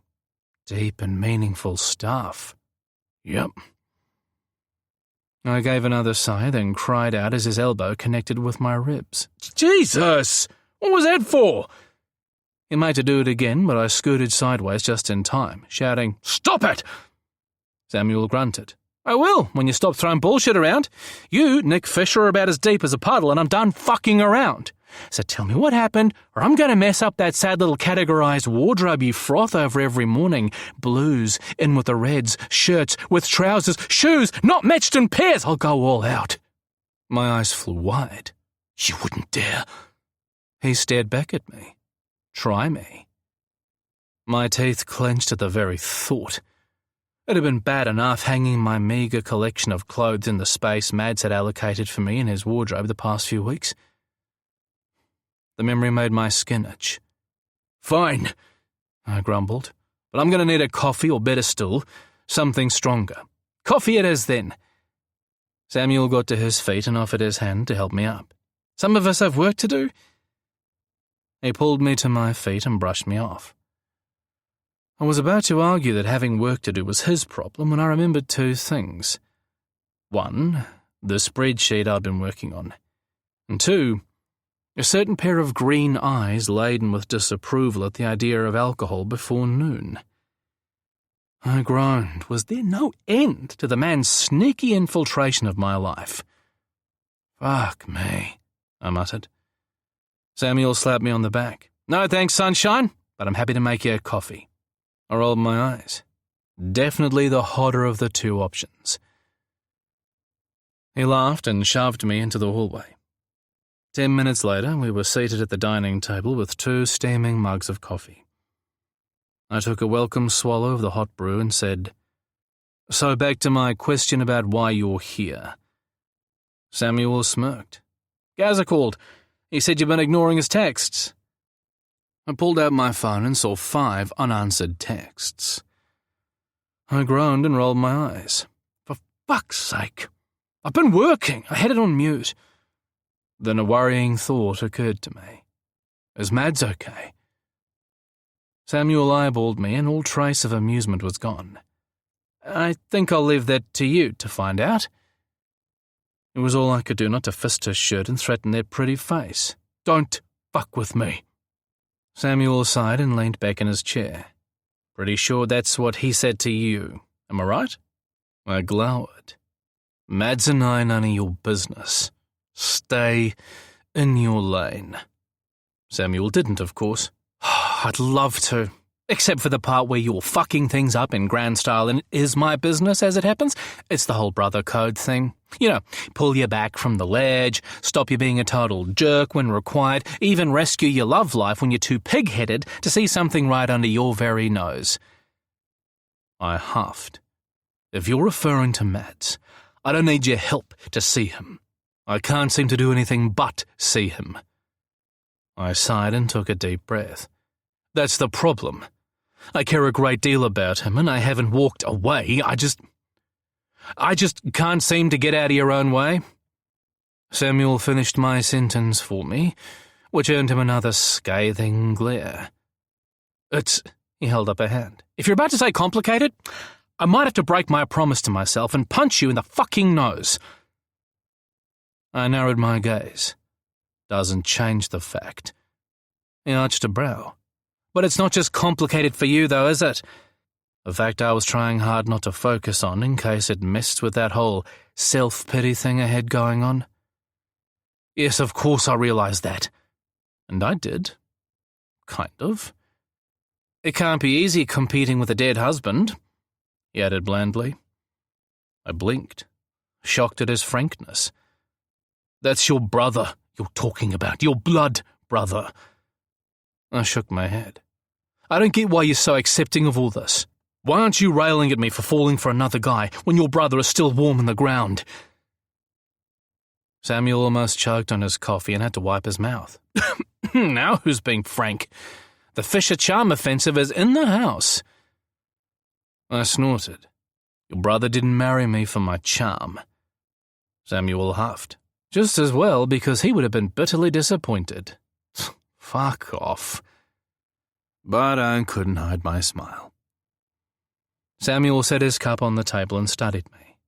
You want to know why the idea of you and Madigan doesn't upset me? I suddenly wasn't sure that I did, but I nodded anyway. Because I can actually see you two working, just like I saw Davis and you working, and I know Davis would approve. I frowned into my cooling coffee. They're nothing alike, and I don't see that as a bad thing, Samuel mused. I always thought Davis was too soft on you. You can be a right shit sometimes. I snorted. Wow. Tell me how you really feel. Samuel didn't smile. Okay then, I will. So buckle up. Did you know Davis came to see me when you broke up with him that time? That got my full attention. Have you been eavesdropping in my head? He looked confused. What? I shook my head. Doesn't matter. A no, I whispered. I didn't know. You broke up with him because he asked you to move in together, Samuel continued. My heart stuttered in my chest and I almost couldn't breathe. He told you about that? Samuel gave me a knowing look. Yep. Didn't expect that, did you? I swallowed hard. He never said a word about it to me. Samuel's eyes narrowed. That's because he would never say anything bad about you, even when he was hurting. So imagine how hurt he'd have to be to talk to me. I didn't have to imagine. I knew. Samuel continued. I wanted to tear you limb from limb that day. Davis had been ridiculously excited about the idea when he first mentioned it to me. So sure you'd feel the same. I'd never seen him so happy. And then so broken. A tide of guilt rose in my chest to choke my throat, and I had to look away, my cheeks on fire. I was a different person back then. I spun my coffee cup in a slow circle. It was so unexpected. To be honest, I hadn't dreamed he'd want to stay with me. I'd always thought we had a limited shelf life. That I was just lucky to have him while I did. I was scared, okay? Sam snorted. You were a total fucking asshole was what you were, he corrected, and rightly so. You refused to even discuss it with him. Accused him of changing the rules of all things. He loved you, and you threw it back in his face. My vision blurred around the edges, a humming starting in my ears. I was wrong. I know. I'm not proud of it. Damn right you were wrong. Samuel's voice rose. You're lucky Davis forgave you. Not sure I would have, if I'm honest. I apologised, I protested. Only because he turned up on your doorstep and forced a conversation, remember? Like he always did when things got heated between you two. He stepped up, whereas you rarely had to. Must be nice. I did remember. I wiped a hand over my damp cheeks and finally looked up. I loved him, Samuel, I still do. And it wasn't always like that. I learned to trust his feelings for me. It took time, but I got there. Samuel sighed and pulled his chair closer. I know you did. And I'm not saying you're the same person you were back then. Both of you changed over the years. You helped him too. You grew into each other, softened each other's edges. But you get why he didn't tell you about what he was doing, don't you? About Lachlan and Justin? Of course I did. If he'd mentioned it, the issue would have devolved into a big fight. I'd have been furious that he was putting himself in danger for the sake of a damn book. No, Samuel amended, for the sake of his professional integrity. Yeah, okay. I pulled a face, hating that he was right. But I just wanted him safe. You two were lucky. You grew up in a family that loved you. You trusted that those people would be there for you. That fights didn't always end in violence or someone walking out of your life. I choked at the memory. My mother's desperate face pressed up against the passenger window as she'd been driven away. Samuel laid a hand on my arm. Take a breath. I took two just to be safe. Davis was the first man I ever loved and the only person who ever loved me as an adult. I barely remember my mother's love and my father's. Or whatever that was, it wasn't love. I didn't grow up believing that I deserved love or that it would always be there for me like you did. Even if my mother did love me, it didn't stop her from leaving, did it? Which is why I ran scared when Davis wanted us to live together. I'd hoped, even fantasized about a future like that. But when he said the words out loud, the thought of it not working out, or of him leaving, was just too fucking terrifying. Even when we were finally living together, I was still looking over my shoulder for the other shoe to drop, still living in fear that it was all going to blow up in my face. Overcoming that took years. Samuel met my desperate stare with a troubled one of his own. I hate to tell you, but I think you're still doing it. Or rather, you're doing it again. The truth of his words hit like a punch to my heart. Oh, fuck. I am, aren't I? Samuel nodded. God love you, Nick. But you can be the most stubborn asshole at times. Yes, you had a crap start in life, but that's no excuse for thinking everything always has to circle around you and your fears. Davis's choices were about him and his work. Work which meant the world to him, as you well know. But instead of believing that you'd support him in what he was doing, he worried you wouldn't understand. I don't agree with what he did, but I do understand why. So did I, as hard as that was to stomach. I didn't say it out loud, but Samuel must have seen something in my face. His hand reached for mine, and he squeezed gently. And in case I haven't made myself clear, he waited until my gaze shifted back to his. Madigan wanting to go to Australia to see this thing through is also not about you. I groaned. Guess I told you everything, I see. Samuel nodded. Going to Australia is about what Madigan went through and what he needs to do to feel okay. It's about his trauma and his decisions. Would my professional side rather he didn't? Hell yeah, it would. I don't want him anywhere near those people. But I also know I have zero chance of stopping him if that's what he's set on. I see all sorts of fucked up shit potentially coming my way as a result, but that's not the point. It's too dangerous, I argued. We're talking about the men responsible for Davis's death, and who knows how many others. Exactly. He arched a brow. A little like you pursuing the mystery around Davis's accident, right? I sighed. Let's just say it's been said before. Samuel hummed. So, if you care for him and you can't stop him from going, why aren't you tagging along to at least keep him out of trouble? Make sure he doesn't do anything stupid. Keep him safe if that's what you're so worried about. I grimaced. You do realise that the men involved with Lee are the same ones responsible for Davis's death. It fucking does my head in. Samuel huffed. Yes, I'm not unaware, although I think Madigan might have lost focus about that aspect. Yeah, I know. I shook my head. But that's not his fault. A soft smile stole over Samuel's face. You really like this guy. Statement, not question. One I avoided answering. I suppose I'm hoping that if I don't go with him, then Mads will think better about it and change his mind. Samuel sputtered. And exactly what part of Madigan's stubborn personality led you to believe he'd cave to your tricks? Are you nuts? Not to mention, what kind of relationship are you hoping to build based on that kind of manipulation? I groaned.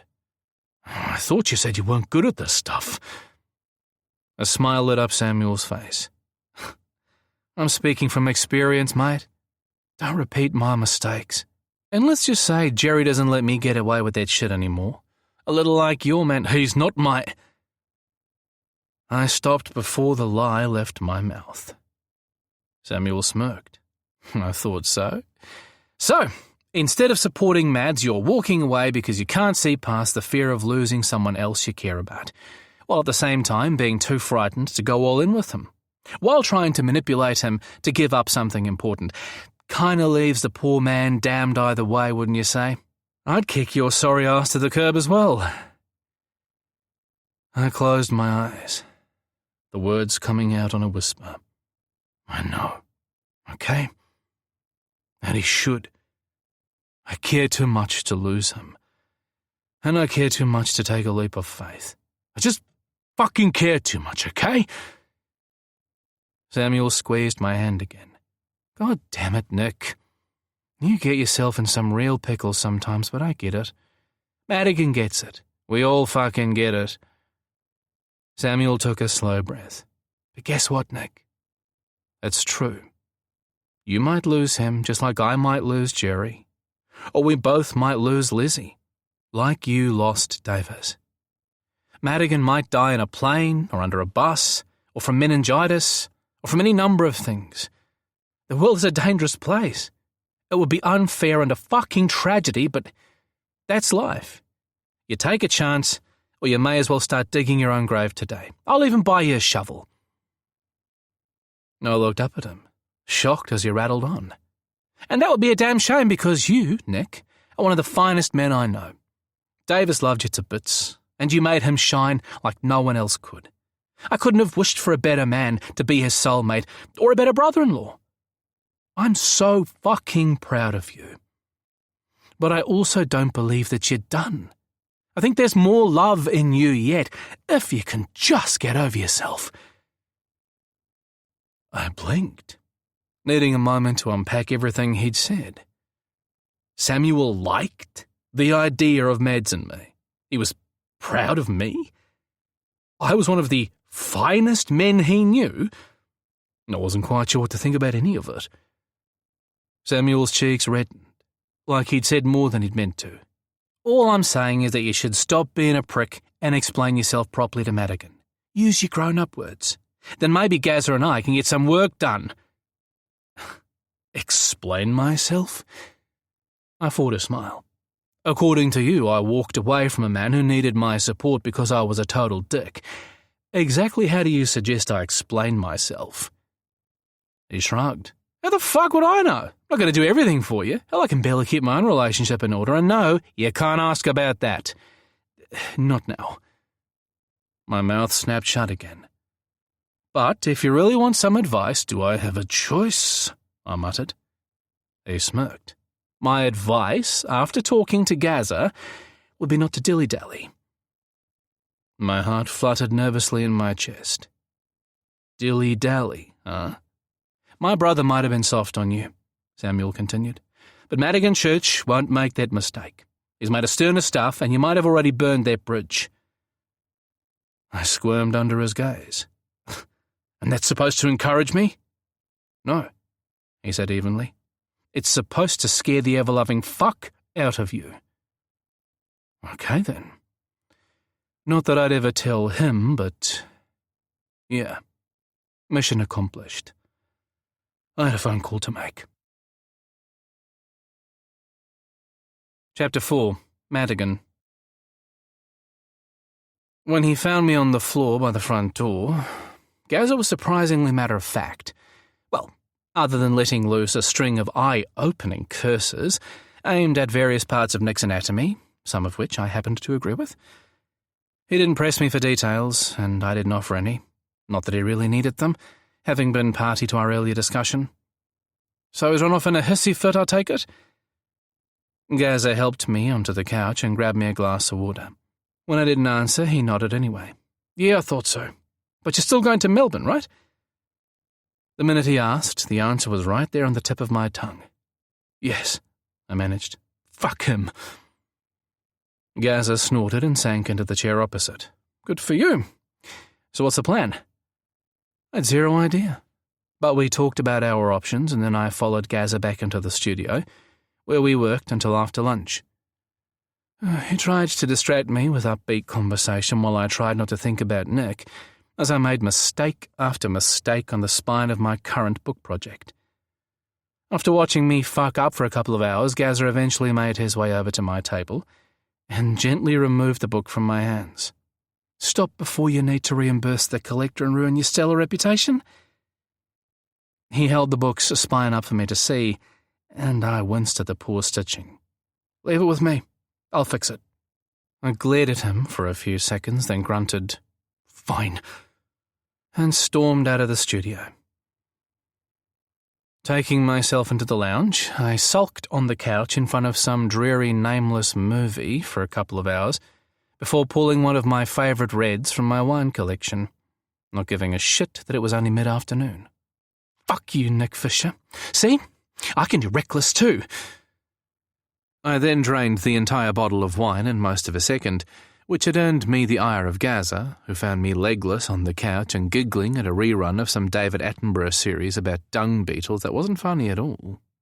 After shaking his head at the state I was in, Gazza somehow got some toast down my throat, along with a couple of glasses of water, and then helped me into bed, while muttering a lot of unnecessarily judgy things about old men and their capacity for stupidity. I couldn't blame him. Alcohol and self-pity were hardly an imaginative response to being walked out on, but imagination wasn't called for in matters of the heart. Tried and true stereotypical cliches did the job just nicely, thank you. You'd think that much alcohol would have put me into a coma, but you'd be wrong, possibly because its running mate was a blood caffeine level that would likely fell Thor, meaning I slept for all of 2 hours, then spent the rest of the night tossing and turning while constantly reaching across the cold bed for Nick, who wasn't there. I second-guessed every word I'd said before he left, running the conversation back and forth through my hamster wheel brain and coming to the conclusion we were both idiots. So much for being grown-ups. I finally fell asleep around 3 and woke tired and grumpy, not helped by checking my phone, still finding nothing from Nick. We hadn't broken up after all. Nick was just taking some time. I ground my teeth at the phrase. But it meant there was no reason he couldn't check in, see if I was okay. Much like I could do for him, I supposed, a realization I found particularly unhelpful. I grumbled at the grey light of dawn bleeding into the room, keeping me from falling back asleep. Gazza hadn't closed the curtains when he'd put me to bed, which, knowing how the man's brain worked, was likely deliberate. As if on cue, the alarm piped with a code and the front door opened and closed, Gazza arriving for work like the past few weeks had never happened. I tracked his footsteps down the hall and held my breath as they paused outside my door. When I didn't answer the soft rap of knuckles on wood, Gazza headed for the studio. The previous 24 hours had been embarrassing enough, without having to face him first thing in the morning still looking like shit. When I did finally manage to drag my sorry hungover ass out of bed, showered and pulled on a pair of green sweats and a clean white tee, I found my apprentice sitting at the dining table with a coffee in his hands, looking for all the world like he'd just stepped off the runway. A billowy, almost neon chartreuse shirt glowed against his beautiful olive skin, popping those dark, tawny leonine eyes, and working surprisingly well with the pink streak in his carefully coiffed hair. He'd paired the shirt with a pair of black cargo pants that had about 50 million pockets, none of which seemed functional, and a pair of well-worn Doc Martens. Feeling better, I take it? I waved a hand over his bright ensemble. Remind me to cancel a flower arrangement I ordered to brighten up the space. He rolled his eyes. I decided to make an effort and it worked. He looked me over with some concern and added, Unlike some people, I see. How's the head? Just dandy, fuck you very much. I grumbled, heading for the butler's pantry to top up my caffeine levels. He grinned. You're low on milk and a few other things, unless you fancy another of those bottles of Pinot Noir with your cereal, of course. Bile surged up my throat, and I threw a roll of paper towels his way. He caught it on the fly. There's 2 ibuprofen by the coffee maker. Take them. Eat some toast. drink some coffee, then get yourself to the supermarket. I wasn't asking. He eyed me sternly. Have I told you what a pain in my ass you are? I growled, grabbing the ibuprofen and filling a glass of water. He raised his coffee in salute. On numerous occasions, although I have to say this new friendship vibe we've had going the last couple of months has opened up a whole new set of opportunities to piss you off. I side-eyed him. It's not too late to rescind that error of judgment on my part, you know. Another grin. Yes, it is. Now do as you're told. And so I did, mostly because I didn't have the energy to argue. It took a little longer than Gaza had envisioned for me to actually leave the house, lunchtime rather than mid-morning. I'd wanted to be sure my blood alcohol was back within limits before I got behind the wheel. But Gaza had been right. The brain-numbing everyday task of grocery shopping was exactly what I needed. I drove back to the house with the windows down, Joni Mitchell blasting in my ears, and a deep certainty that Nick Fisher could simply go fuck himself. I would be just fine on my own, exactly as I'd been the last 37 years since I'd left home. That certainty lasted until I turned into my driveway and caught sight of a familiar car parked outside my house. Its driver sitting on the front doorstep, head down and looking miserable as fuck. Nick. Fuck me, I grumbled, ignoring the way my traitorous heart upped its rhythm. I eased off the gas until the car was barely crawling, and tried to decide whether I had the energy to handle yet another conversation. An odd quandary, since I'd been the one who'd wanted the man to talk more. Damn it. These things always came back to bite you in the butt. The second he heard the car, Nick's head jerked up, and I fought the urge to simply turn around and leave. This relationship was becoming way too much work. But the longer I looked, the more the urge faded. Nick cut a lonely figure sitting on my stoop, and it was hard not to feel sorry for the guy. It also begged the question of why he was sitting there in the first place, since Gaza was presumably still at work inside. I had an idea about that, and if I was right, my apprentice just went to the top of my favourite people list. I continued down the drive and parked my car alongside Nick's. He got to his feet but didn't approach, and I didn't acknowledge him. Childish? Absolutely. Did it feel good? Hell, yes it did. I hauled 2 grocery bags from the trunk and walked past Nick to deposit them by the front door. Can I help? He offered, as I walked back toward the car for the final 2. It's fine. I almost smiled at the word. With all 4 bags unloaded, I punched the alarm code and set about transferring the bags to the kitchen, while Nick remained standing outside. He made another offer of help, which I duly turned down, trying not to notice the way his lips twitched in amusement. Finally done, I closed the front door in his face and headed for the kitchen. I barely made it halfway when his jaunty knock made me smile. I schooled my expression and turned around, reminding myself that I didn't need this man to be happy, even if my heart was telling me that it might be kind of nice regardless. I opened the door and looked him up and down as I would a stranger. Can I help you? Nick hesitated, then grinned, and ran his fingers through his hair, the threads of silver catching in the early afternoon sun and doing funny things to my stomach. Can you help me? He mused. Now there's a question, Mr. Church. I raised a brow. Without an answer, it seems. His smile faded and he studied me for a long moment, looking more nervous than I'd ever seen him. I've been a dick, he said. Those grey eyes locked on mine. And I'd like to come with you to Melbourne, if that's okay. If it's not, then I totally understand and I'll leave again, if that's what you want. He took a breath, his gaze bouncing around my face like it didn't know where to land. I should have supported you. I should have talked about what was going on in my head. Instead, I made it all about me. He grimaced. Shocker, right? I swallowed the smile that wanted to break over my face because this felt far too important. We were building foundations here, important ones. The basis for a possible future together.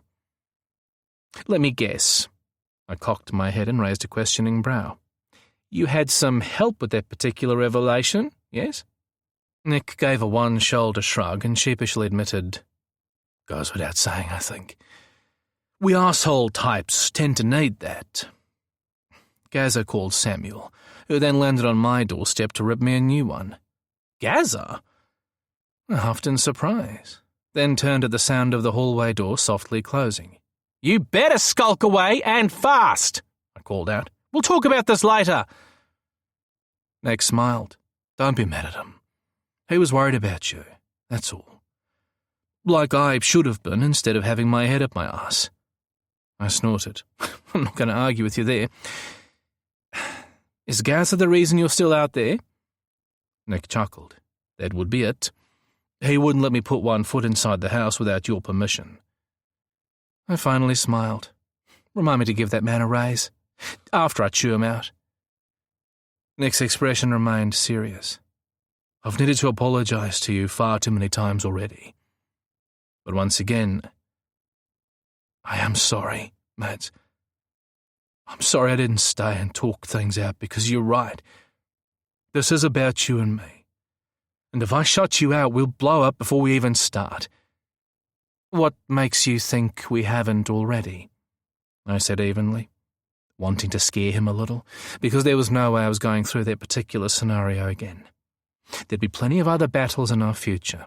We were both stubborn men, but this push-me, pull-me had to stop. He gave a small shake of his head. "Nothing, I suppose. If I've fucked this up beyond repair, then that's on me. Samuel says I can't get out of my own way, so this is me trying to. All I can do is hope you haven't given up on me."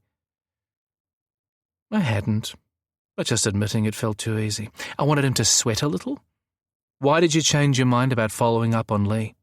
After everything we'd discussed those first couple of days after the boat?" Nick pulled a face. "It sounds pathetic, but I just wanted it to all be over with. You were right about that too. I don't like not being in control, and I was being selfish. My life has been a mess these last few months. I didn't want another drama, especially one that put you back in danger. Partly because of the risk, partly because I failed to grasp how important it is to you. Partly because I think it gave me an excuse to take a step back. Because I really don't want to see the arseholes responsible for Davis's death in person. I don't fucking know how I'm going to handle that. And to be honest, it scares me." His eyes left mine and danced nervously around the room. "It feels like I've been spoiling for a fight for months. And I'm so fucking sorry that it's coming out between you and me. You don't deserve that. And oh fuck. I hadn't even considered how Nick might feel seeing the men responsible for his husband's death. I'd been totally oblivious. I hadn't looked past my own selfish need to help Lee. I should have been more concerned about Nick. I'd fucked up." I put a hand on his chest and waited for him to look at me. "I'm so fucking sorry. I didn't really consider the enormity of what it was I was asking you to do. I was too wrapped up in my own guilt. You've every right to not want to see those guys. I don't blame you one bit. Maybe you should listen to those concerns of yours. Maybe we both should. I should have been thinking of you and I wasn't. What does that say about me? About us? It's starting to feel like we're trying to force this relationship." Nick's eyes widened. No, I don't think we're forcing anything. It's the opposite, in fact. Being with you is the easiest thing in the world, too easy, if I'm honest. Maybe that's half the problem, and not wanting to face the guys responsible for Davis's death is only a small part of it. Maybe even an excuse so that I don't have to face the real issue. That it's me who's screwing things up. I reached for his hand, but he pulled it away. "Nick, please, no, let me finish," he interrupted. "I don't trust that I can give you what you deserve, that I won't fuck it up, or that you won't eventually get sick of me and walk away. I've been looking for problems when they're not there. Looking for an excuse because I'm so fucking bad at relationships and love and considering other people. And yes, there's Davis too.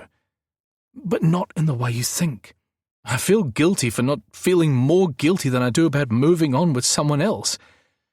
Even though I know that's what he'd want for me. He finished on a choked cry. I stepped closer and cupped his face, brushing my thumb over his damp cheek. People haven't always stuck around in your world. I know that. Your mother, your father, even Davis. I can't promise that something won't happen to me too, Nick. Or that we won't have problems like every relationship does, maybe even big problems. Nick's breath quickened and new tears gathered in his lashes. I know.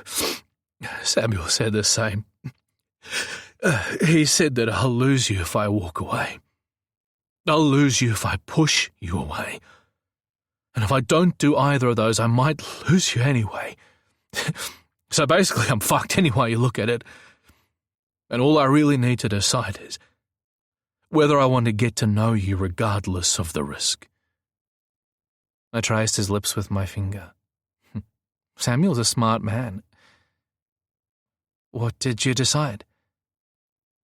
Nick took my hand and kissed the tips of each finger before looking directly into my eyes. I'm here, aren't I? Or more accurately, we are. He stepped aside, and for the first time I registered the cat carrier sitting on the lawn in the shade. How did I miss that? My heart squeezed, because more than anything Nick had already said, the fact he'd brought Shelby with him was all I really needed to know. I crouched down and stuck a finger through the wire mesh. Hey there, gorgeous girl. Shelby responded by rubbing her face against my finger and purring softly. Nick snorted. She's a damn traitor is what she is. Bitched at me all the way home yesterday, and now look at her. She likes you way better than me. I scratched under Shelby's chin. She has excellent taste, that's why. Nick barked out a laugh, and my heart lifted at the sound. Damn it, I was so gone for this man. I lifted the carrier into the house, and Shelby immediately bounced free and began scouting the place for any intruders while she'd been gone. I watched her go, then turned around to find Nick still standing on the doorstep. Does that mean I get to come in? I narrowed my gaze and leaned on the doorframe, blocking any entry. Not yet. It means Shelby gets to come in. You and I aren't done yet. We're very different men, Nick. And not just you and me, Davis and me as well. I'm not some puzzle piece that you can simply squeeze into that Davis-shaped hole you have in your life. Nick took both of my hands in his. I know. And although I might not show it, I really like that the two of you are so very different. He tipped my chin up, those grey eyes locking on mine, more vulnerable than I'd ever seen them. I'm more than like it. He took a deep breath. I'm falling for you, Mads. Maybe even falling in love with you. And that includes every one of those differences you seemed so concerned about. I froze, shocked, silent at words I never expected to hear so soon. Nick was cautious and stubborn, but most of all he was scared. Of me, of us, of what might happen between us. That he was all those things and he still found the courage to say he was falling for me meant every fucking thing. He gave a soft huff and looked ridiculously relieved. There, I've said it out loud and the world is still turning. He tapped his chest. And Davis is still here. Oh, God. I wasn't sure I could get the words out without breaking down. Is that what you've been worried about? He swallowed hard. Stupid, right? I couldn't imagine holding both of you in my heart at the same time. It didn't seem possible, like one would cancel the other. That falling for you would mean losing some of him in the process, and I couldn't do that. I'm losing enough of him as it is. All his different smiles, sound of his voice when he's tired, hungry, aroused, sad. Pieces of our life together, falling away like paint chips off a landscape. It's fucking awful, Mads. I went up on my toes and brushed my lips across his. Now you know. You can have both of us in your life at the same time. I stroked his cheek with the back of my hand. I don't believe we're born with a finite amount of love in our heart, and when it's gone, it's gone.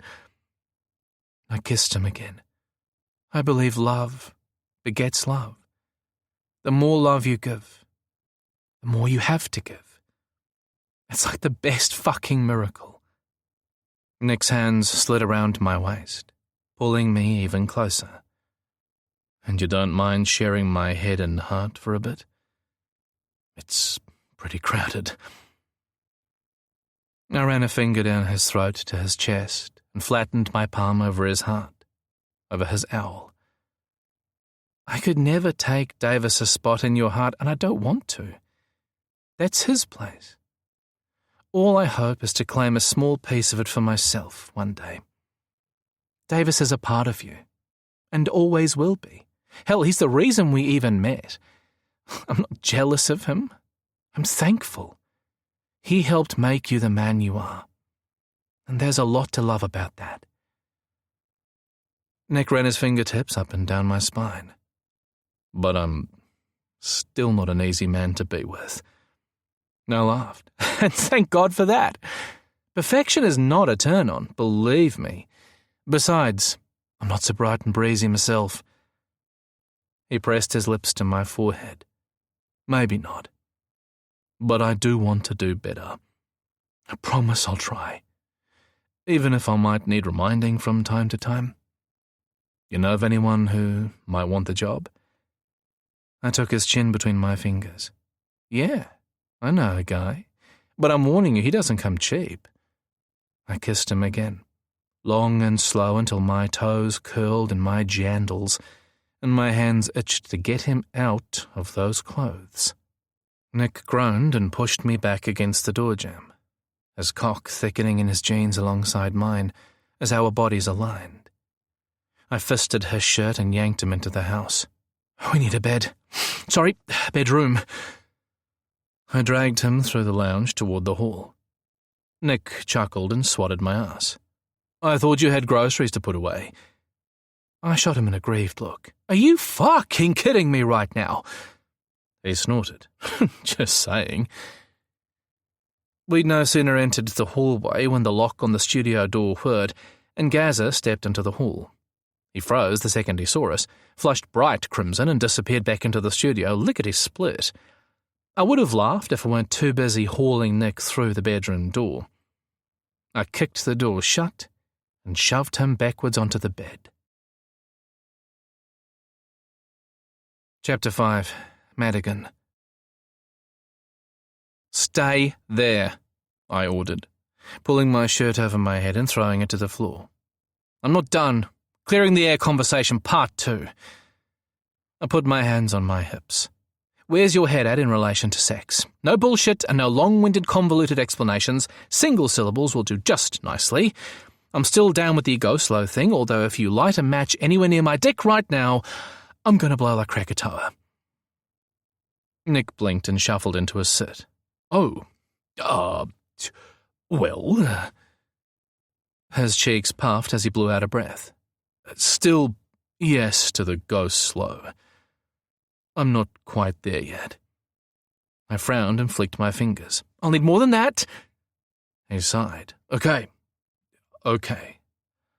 I'm worried I'll fuck it up. My head fell back.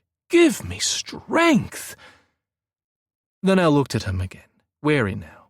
Is it a me thing? Can I do something to help? Nick flushed bright pink, something rarely seen on the man. No, it's not that. Hear me out. He wriggled back against the bedhead. I haven't been with a man other than Davis since we met. I sat on the mattress beside him and did the math. 15 years, give or take. The thought of being the one to break that fast was admittedly somewhat daunting. And you think you've forgotten how to? Is that it? Nick rolled his eyes. No, arsehole. I'm scared I might freak out and do something stupid like say his name instead of yours from habit. His gaze skittered off my face. I wouldn't mean it. Just because there hasn't been anyone else. It's possible, right? And I don't want to screw this up because I can't keep my fucking head straight, which you have to admit, all things considered, is a valid concern. I paused, considering what my reaction would be if the name thing actually happened. Yeah, okay, point taken. But just so you know, I won't freak out if you say Davis's name instead of mine a couple of times as we start down this path. If you're still doing it in a month's time, then yeah, maybe we'll need a conversation. To be honest, I'm kind of hoping the two of us aren't that similar in bed. Nick seemed to find that amusing. Yeah, I'm not expecting that either. I arched a brow. I'd like to revisit this particular subject in more detail one day, if you're up to it. He laughed. We can do that. Good, because I'm not some insecure kid, Nick. I get this whole business is tricky for both of us, but I can actually hold several complicated thoughts and emotions in my head at the same time. He chuckled, as I intended. Yeah, I had noticed it about you. He tucked a lock of hair behind my ears and cupped my face. I want this with you, Mads. I want you. A slow smile spread over my face. Well, you're in luck then, because I happen to want you back. But I want to be really clear about one thing. I can't handle any more of this back-and-forth game you've been doing. We're doing this together. We're not doing it at all. No more shutting me out. Got it? Nick's expression softened and filled with affection. Got it. Excellent. I stood and unbuttoned my jeans, letting them fall in a puddle to the floor, quickly joined by my briefs. Nick's eyes widened in uncertainty. His Adam's apple bobbing up and down like he was readying to bolt. I almost laughed. Mads... Nick swallowed hard, his gaze locked on my thickening dick. I'm not sure I'm quite ready. A guttural sound rumbled up his throat as I tugged on my cock. Now, I know we agreed to go slow. I continued to play with my dick as Nick watched, eyes boggling. But there's a continuum of unexplored options between simply making out and fucking each other through the mattress. Wouldn't you agree? Nick swallowed and nodded without lifting his eyes. I grinned. Use your words, baby. Yes. He answered like he'd swallowed a can of rocks. Good boy. I threaded my fingers through his hair. Then I believe it's time we ticked off a few of those, just for research purposes. Switch up a gear, so to speak. Nothing too fancy. Just a bit of voyeurism. Win-win, right? His eyes finally lifted to mine and a slow, sexy smile spread over his face. Just for research purposes. Exactly. I pulled my t-shirt over my head, and goosebumps lit up over my skin as Nick's heated gaze roamed over my naked body. So I'm going to take a shower. A shower? He repeated vaguely, licking his lips at the sight of my hardening cock. It was all I could do not to laugh. Yes, I believe that's what I said, and on the shelf in said shower is a bottle of lube, as I think you well know. That caught his attention, and his curious gaze snapped back to mine. Lube. Gotcha. I pulled open the drawer in the bedside table and removed my one and only dildo.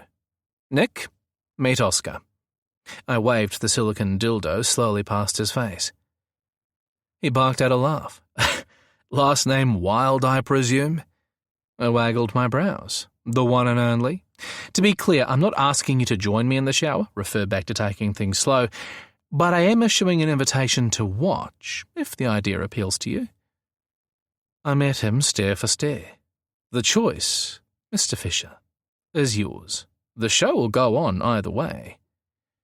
And with that I turned tail and headed for the ensuite, twirling Oscar in my hand and putting a swish into my naked butt. Had I lost my ever-loving mind? Why, yes. Yes, I had. I'd never cared for performative sex, role plays, or any of that imaginative shit. It made my skin crawl with embarrassment. Give me simple sex, hot, hard, and dirty every time. But under our current rules of engagement, the idea of teasing Nick with my body, of tantalizing him with the promise of what was to come, held an inexplicable attraction, one that held no place for prudishness. Nick's feet hit the floor behind me and my cock filled, my heart galloping in my chest. But when the shower was running hot and Nick still hadn't appeared in the bathroom, I worried I'd pushed him too far, too soon. That he wasn't as ready as I'd thought. Too bad. We could try another time. But just because Nick couldn't handle watching me fuck myself didn't mean it wasn't a good idea. Lord knew I needed the release. I threw the dildo into the shower and stepped under the hot spray to soap myself up. Then I suctioned the base of the dildo to the tiled wall at the height I preferred and reached for the lube. The lightness of the tube made me smile. Clearly I wasn't the only one unloading my frustration on a regular basis. Good to know. I squeezed a decent wodge of lube onto my palm, then put my back to the spray and slicked up the dildo before paying some attention to my hole. That done, I placed one hand on the tiled wall and began to stroke my still firmish cock with the other. It didn't take long for things to start bubbling nicely, especially knowing Nick was likely listening in on the action from the other room. That in mind, and imagining him at my back, his cock at my ass and not the dildo, I delivered a suitably porn-worthy groan and was rock-hard in record time. In my fantasy, Nick's hot breath brushed across my neck, and he forced my head around to kiss me, his tongue thrusting deep into my throat as his erection pulsed in my crease. "I want you, Mads," Fantasy Nick growled softly in my ear. "I want to fuck you. And then I want you to fuck me." And oh shit, the thought almost sent me over.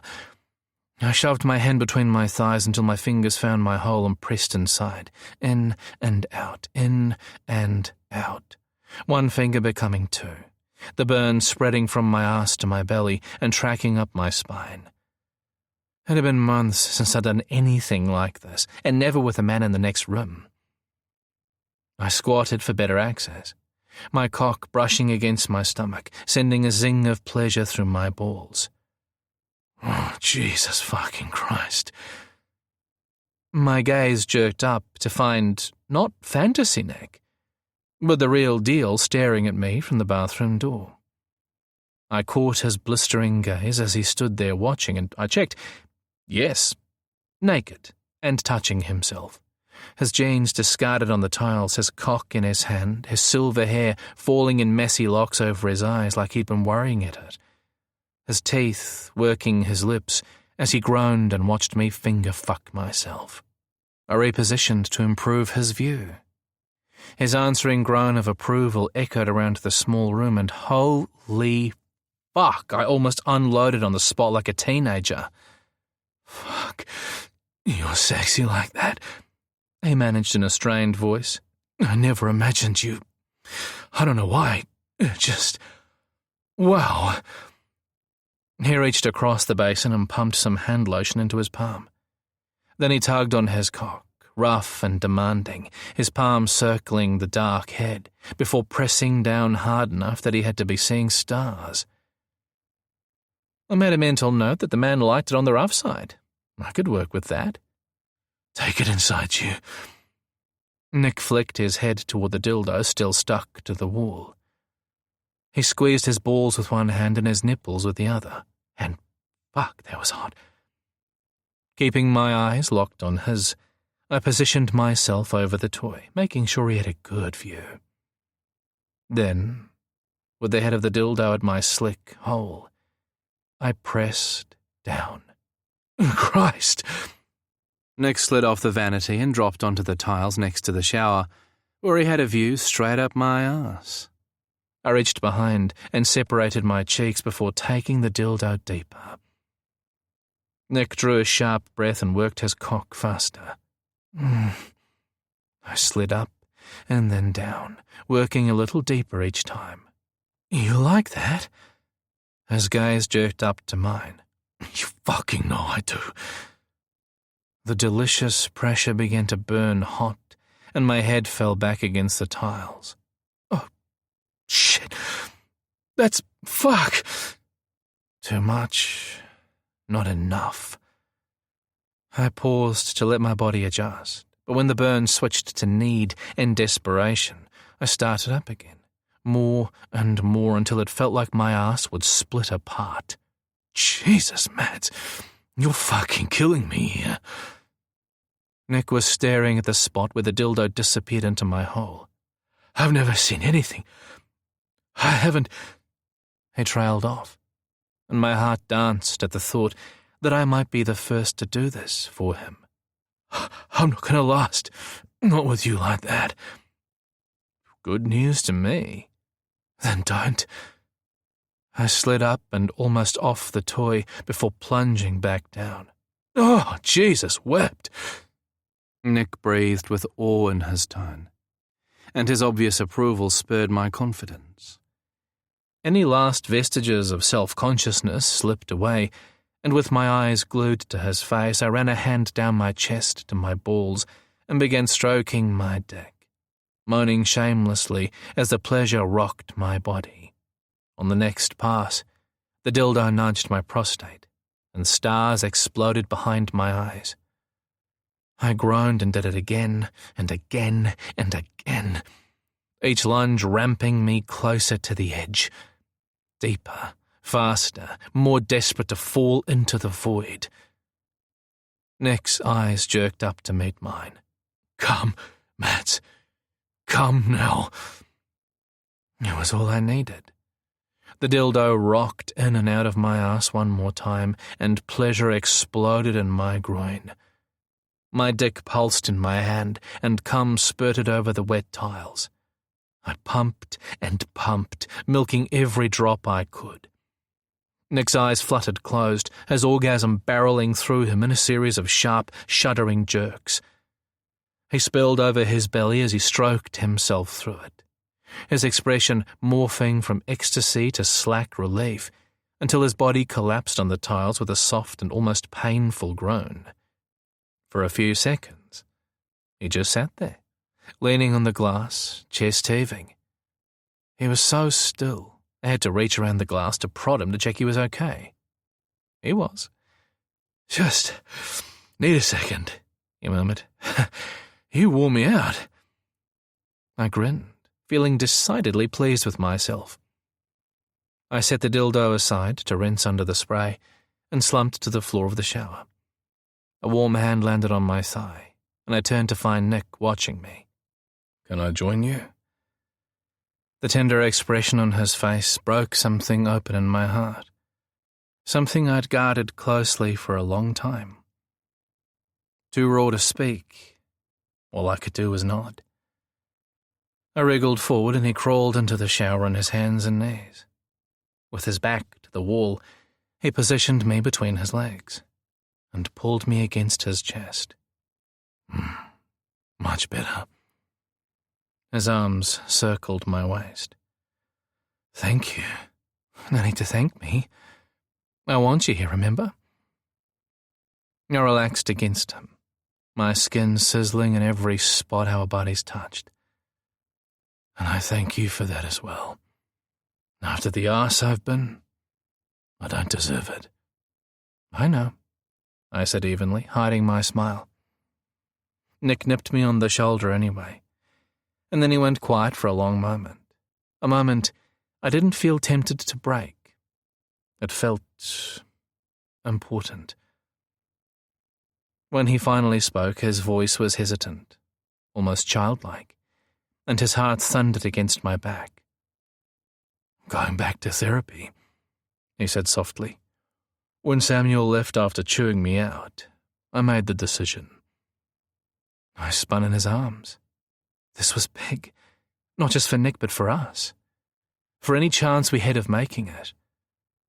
I tried not to look as excited and grateful as I was, but I must have failed dismally. He grinned and shook his head. "You're welcome." Heat bloomed in my cheeks. "Sorry." He kissed me gently. "Don't be sorry. I should have gone back after the accident, but I was too angry. And yes, I know that's exactly why I should have gone back, but, hey." I put a finger to his lips. "No judgment here." His eyes softened. "Thank you.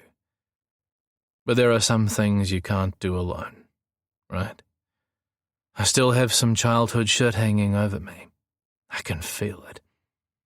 I still hear the scared voice of the kid I was hammering in my head, urging me to run from you, from us. And now there's not just my childhood, but there's what happened to Davis screwing with my head as well. So I pulled on my grown-up pants and called my old therapist. I booked a recurring slot, starting in a couple of weeks. I didn't know what to say. Nick had done this not just for him, but for us. And that said every fucking thing that needed to be said. He was serious. He was in. And I couldn't fucking believe my luck. "Please don't say anything." He traced the line of my nose down over my lips to my chin. "I just wanted you to know that I'm doing something. I'm trying to change." I cradled his face and met those beautiful grey eyes. "You are the bravest man I know, and I'm so fucking proud of you. I'm also more grateful than you realise. But it's made me think that maybe I should do a little work on myself as well. Banish a few voices, like you said." He chuckled. "So this is you not saying anything?" "Good to know. But you're welcome." Now turn around. I did. And when he nibbled his way along my hairline at the base of my neck, I groaned and dropped my chin to my chest to make it easier for him to reach. He tightened his hold, his forearm grazing my dick, and a flush of heat rolled through my belly. I opened my eyes, half expecting my cock to be rising to the occasion, but it remained as boneless as a jellyfish. Typical. I grunted, unimpressed. Nick peered over my shoulder to see what I was complaining about and chuckled. "Me too. Getting older sucks, right? Take a ticket and wait. We'll call you when we're ready." I laughed and wrapped my arms over his, my head resting back against his shoulder. I don't know about that. I kind of like not feeling the pressure to do something about it. This, right now, feels really, really good. I'd go so far as to say it's way better than another round of whatever. "Yeah?" He kissed up my throat. "Yeah." I turned to look over my shoulder and we shared an awkward kiss. When you're young, it's all about how long you can last and how many times, all that macho competitive shit. But getting older makes you realize that this is what it's really all about. Intimacy, tenderness, shared time. This is what I've missed about not having a boyfriend. These moments. The sex is just the icing on the cake. Without the cake, it's just an empty sugar rush. Not saying that it doesn't have its place, but it's not for building a life on. Nick kissed my ear. I couldn't agree more. After the accident, I really thought about the fact that I couldn't have sex with Davis. What I craved were his hugs and kisses. I missed curling around him at night and telling him about my boring day. I missed grocery shopping and fighting about whose turn it was to do the laundry.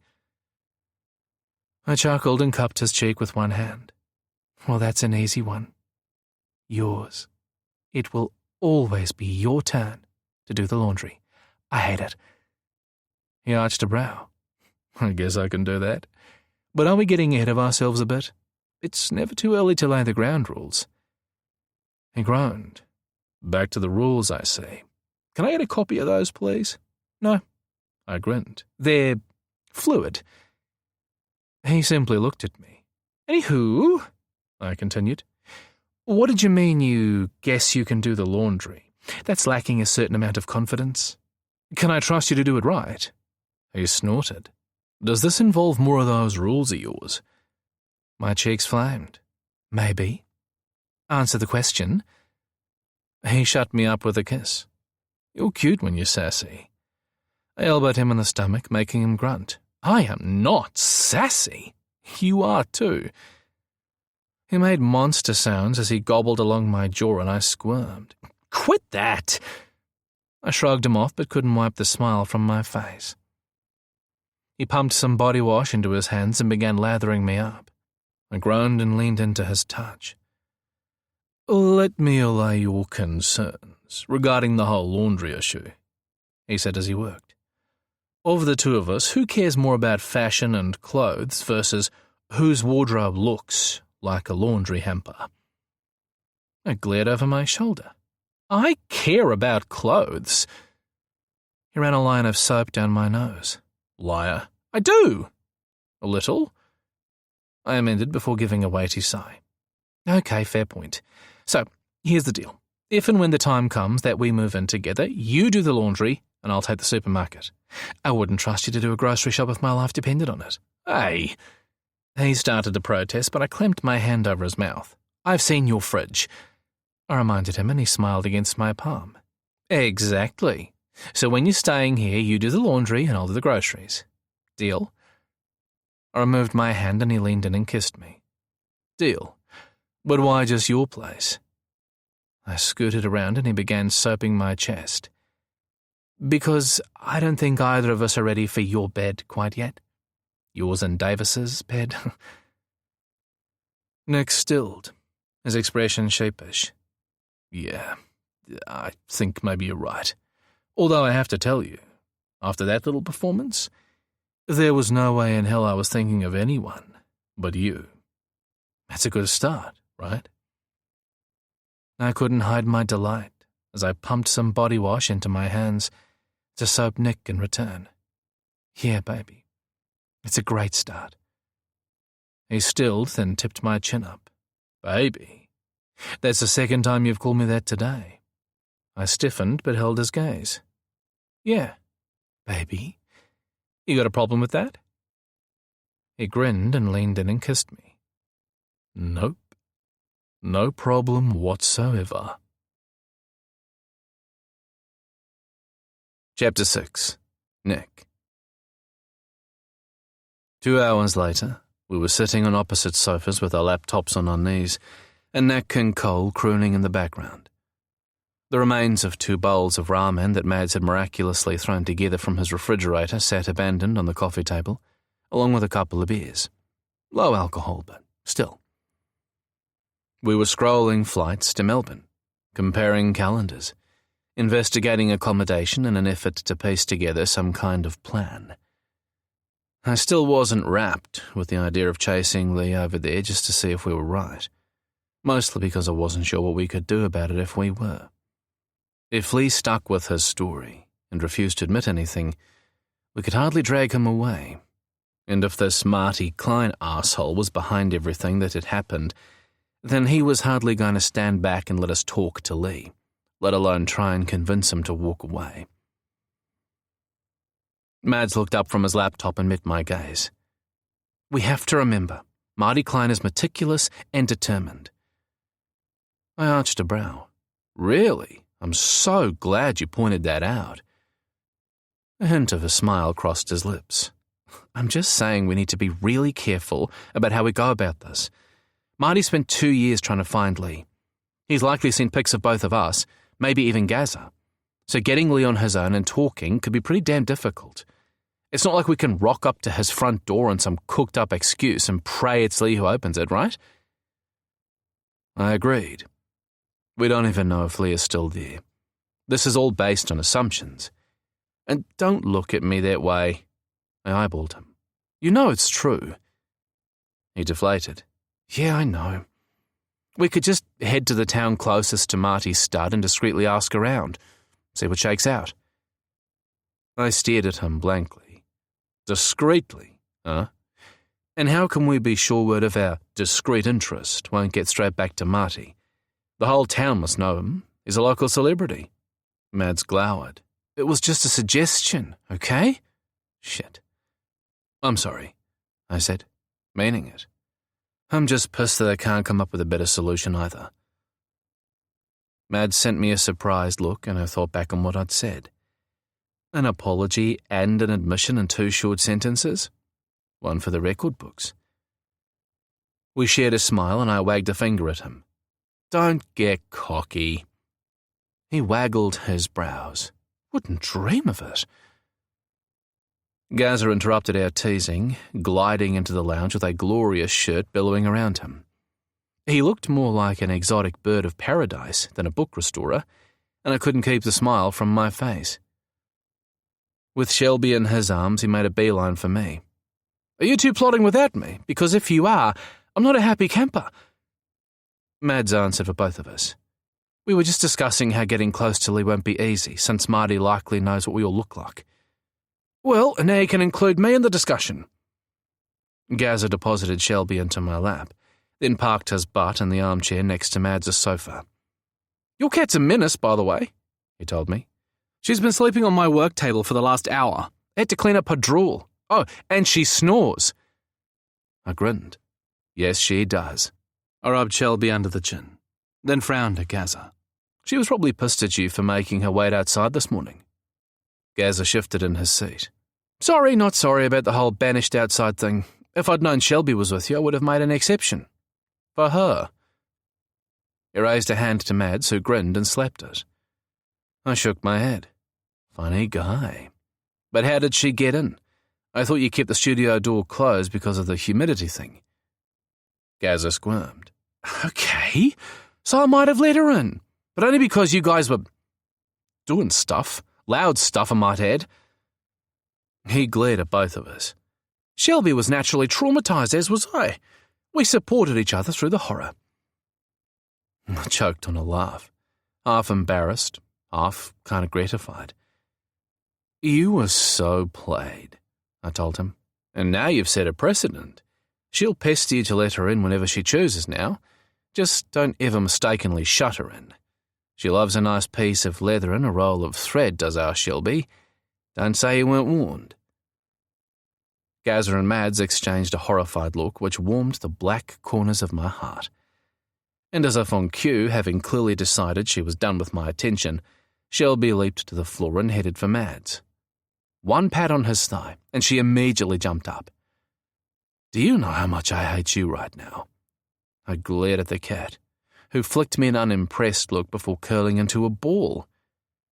She likes me more than you, remember? Mads smiled smugly. It's a thing. You can't fight it. Shut up. I flipped him off, which only made him smile wider. Gaza's curious gaze flitted between us. So, you two okay then? Mads and I shared a look and I let him answer. We're still a work in progress, but yes, we talked. Thank God for that. Gaza drilled me with a decidedly menacing look. But I'm going to be keeping an eye on you. Madigan is the best man I've ever known, and he doesn't deserve you shitting on him. Mads raised a hand. Gaza, no, Madigan. Gaza spun to face Mads, the tattooed vine around his neck pulsing with irritation. It's true. Nick suffered a tragic loss, I get that. But it's no excuse not to treat people right. Mads shook his head. It wasn't just Nick, no.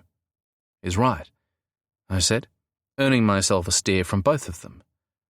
I'll do better, Gaza. I held the younger man's gaze until he nodded. Good. See that you do. Mads threw his hands in the air. Right here, guys. And Gaza, I can fight my own battles, you know. I don't need your help. Gaza's cheeks turned a deep reddish brown and he nodded. Sorry. But when he turned back to me, all trace of that apology evaporated in a single narrow-eyed glare that said, Watch yourself. I'd been warned. I was half pissed at the impertinence and half satisfied that Gaza had Mads' back in that way. I'd never had a friend do that for me. Then again, I'd never had a real friend at all. Not in the way most people thought about them. I'd never let anyone get that close except for Davis. And Mads? I guess I'd have to add Samuel and Gaza to that mix. The thought was less terrifying than I expected. Mads was watching me with a small smile in place that told me he'd likely read my mind. I got to my feet and circled the coffee table to kiss him soundly on the lips, not giving a shit that Gaza was right there. Or maybe because Gaza was right there. Was I making a statement to both men? Maybe. All I knew is that it felt right. When I was done, Mads grinned almost shyly. What was that for? I smiled and kissed him again. Because I wanted to. Because you're irresistible. He flushed a deep pink and stammered. Now you're just being ridiculous. I kissed him again. Are you complaining? He shook his head and grabbed my arm. Stay. He scooted across to make more room on the sofa, and I settled alongside him, our thighs touching. Gaza studied us with a pleased smile. So, when do we leave for Melbourne? Mads and I exchanged a look. We were thinking Monday. Gaza blinked. But it's only 3 days. Mads nodded. We're worried what might happen to Lee if we wait any longer. Gaza considered this. It's pretty certain Freddie will know what both of you look like, but maybe less so me. Still, even if he does, I might have a solution, or at least an idea that might help. Oh, really? Do tell. I failed to keep the skepticism out of my tone and was rewarded with Mads's elbow to my ribs. Ouch! I was only asking. Gaza shot me a dirty look. Oh, ye of little faith. But since you asked, I have a little story to tell. I rolled my eyes and got comfortable. By the time Gaza finished, I had to admit it wasn't the worst idea I'd ever heard. And considering we didn't have many to choose from, read any, it had definite potential. Gaza explained he had a friend, a makeup artist and hairdresser, who worked in the film industry and had done amazing things with Gaza in the past, transforming him for pride events and other dress-up occasions. Not even you two would recognize me, it boasted. I needed a lot more convincing than just his word because Gaza was one of the most beautiful men I'd ever seen with the kind of face you didn't forget in a hurry. But Gaza kept insisting. He was certain that if Mike came through, then he'd be able to walk right up to Marty's door and the man wouldn't suspect a thing. He'd never met any of them in person, after all. We weren't sure if that applied to Freddie. There was a chance he'd seen Mads in person on the boat, and we'd have to assume he'd seen me in person at some stage in the previous 2 years, but Gaza was an unknown. And if Mike did a good enough job on transforming him, Gaza was convinced he could get away with it. And you think he'll be happy to help? I asked. Mike will do it in a heartbeat. For me, Gaza added somewhat coyly.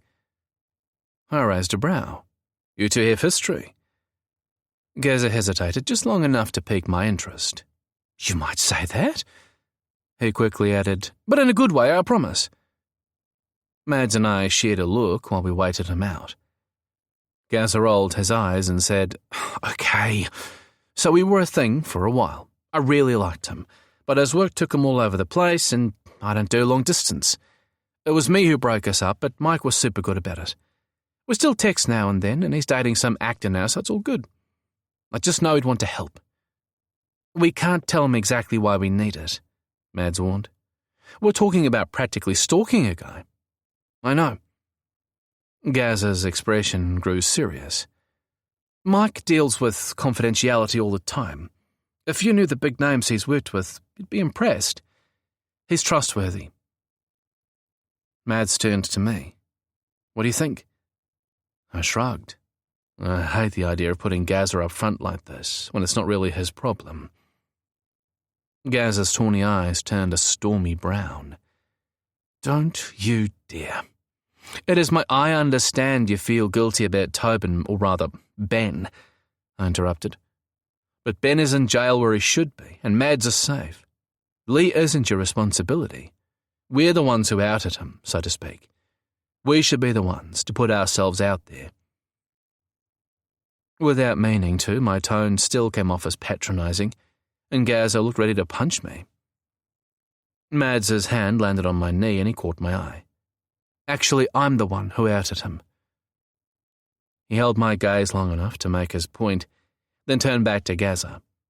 But what Nick means is that we care about you, and we want you to come with us, but it doesn't feel right, you taking such a big and potentially risky role. Isn't that what I said? Judging by the soft expression on Gaza's face, I had to assume no. I know the risk, Gaza insisted. But I'm not a kid, and I want to do this. At least let me call Mike and see if he's up for the challenge. If you don't like the results, then we'll find another way, okay? The room fell quiet. Mads caught my eye and I shrugged. This was his quest, after all. He chewed the inside of his cheeks a moment longer, then blew out a long sigh. Fine. Call your friend. I hate to say it, but if Lee is really being coerced into staying against his will, then Gaz's idea might be our best chance of getting close enough to him to find out. I still didn't like it, but I had to agree. After losing track of Lee for a few years, I doubt Marty is letting the guy out of his sight too much. We need to be realistic. Nothing we do might end up working, and we'll have to accept that. Lee might not even be allowed outside the house, let alone answer the front door. And even if we do manage to get to him, he might not want to be helped. Mads shot me a disgruntled look. It has to be said, I pointed out, and he reluctantly nodded. I know, he relented, but we can't plan for that. All we can do is give ourselves the best opportunity we can. He was right, and I nodded to let him know. Okay, let's see what the friend of Gaza's can do. I caught Gaza's eye. Ask if he's happy to come here. Then maybe he can give us old guys a few tips as well. Nothing fancy, just enough to help us stay under the radar for as long as possible. Mads nodded enthusiastically. That's a great idea. Not just a pretty face, are you? I snagged a quick kiss, sending his cheeks a rosy red. You think I have a pretty face, huh? Oh, my God, Gaza grumbled. You guys are 50 plus. How about a little consideration for us young dudes who really don't need to see a couple of old dudes getting their sexy on? We're going to need new rules in the studio, I can see that. But he was smiling. I grinned against Mads's lips. Do you hear that? We're 50 plus. Mads chuckled. Horrifying, right? There are wrinkles and everything. I rubbed my nose against his. You want to kiss me again? I think you missed a wrinkle. I'll get right on that. Gaza groaned and shot to his feet. That's it. I'm going outside to call Mike to see if he's free this weekend. Be done before I return, yeah? And we were. Just. So, what did he say? I asked Gaza, once he was seated again. He's between films right now, so we're in luck. And yes, he's in. Gaza slid his phone onto the table. He'll come by tomorrow morning with his bag of tricks and see what can be done. That'll give me Sunday to practice any applications I need to do before we leave, and he'll think up a few suggestions for you guys as well. He said to tell you, changing your hairstyle can make the biggest and simplest difference, so you should think on that before he gets here. Maz and I exchanged a look. I'm down for whatever, I told him. But I like my hair. He pouted like we were suggesting cutting off one of his hands. I twisted a lock in my fingers and smiled. Just think about it. Oh, fine, he grumbled, then winced. God, I hate that word. I guess we're really doing this then. He looked genuinely nervous for the first time. I guess we are, I answered, equally concerned. Yep, me three. Gaza launched himself out of his chair and joined us on the couch. Group hug, kids! He threw his arms around both of us until all I could see was his bright shirt. It was like being hugged by a giant avocado. Mads laughed and pushed him away. You better get ahead on that book you're working on then. He nodded. I'll work late tonight, an extra on Sunday. Can I bunk down here? Of course. Mads switched his attention to me, a sly smile stealing over his face. Are you going to let Samuel know? Good question. Samuel knew Mads intended to follow up on Lee, and he told me I needed to keep the man safe and be the voice of reason. But I was pretty sure it hadn't occurred to him that we might leave so quickly, and I didn't want to give him the opportunity to lay the law down about what we could and couldn't do before we'd even laid an eye on the place. "I'll let him know once we get there," I said, avoiding both their eyes. Mads snorted and shook his head. "You're going to be in so much trouble." I so fucking was. "Nah, he'll understand." Chapter 7. Madigan. We arrived in Melbourne on the Monday evening and overnighted at an airport hotel. My healing ear ate like a motherfucker as the plane descended, and both Nick and I were nursing headaches from the lingering effects of our concussions. A good night's sleep saw to the worst of it, but I was feeling a little jet-lagged nonetheless. Tuesday morning started hot and cloudless with a late summer heatwave barreling its way through Victoria. We collected our 2 rental cars, a newer model black BMW SUV for Gaza, and a bog-standard Kia for Nick and me. It gave us options, and meant Gaza could appear to be travelling separate from us if necessary. Then we'd driven just over 3 hours northeast through the Victorian high country to Kettleworth, a small country town on the tourist route known for its autumn colour and proximity to the winter ski fields. It was also the closest town to Marty Klein's horse stud, which, according to Google, bore the unimaginative moniker of MK Stud. We did a quick drive around Kettleworth to get our bearings, then headed for our motel. Nick had found a small place within walking distance of the town centre and booked 2 rooms with a connecting door but on separate accounts. Once we'd settled and cooled the stuffy inside of the serviceable but comfortable motel unit, it was time to let the cat out of the bag. "You're there right now?" Samuel's outrage echoed around the small motel room. "I'd ask why you didn't tell me, but I think I can guess the reason, so let's leave it at that. Do you have a plan? You better, because if you tell me you're just going to stroll up and knock on Marty Klein's door, I will end you myself, and that means all 3 of you. Do you understand me?" Gaza shared an "I told you so" look, while Nick gave a summary of our plan and then adjusted the volume on the speakerphone downward as Samuel blew up. "I said you needed to have Madigan's back, not behave like the 3 stooges in the process." Nick ignored him. "Oh, and can you drive over and collect Shelby, please? We left her with enough food for a couple of days, but she'll get lonely." What? Jesus, Nick!" Samuel sounded close to exploding.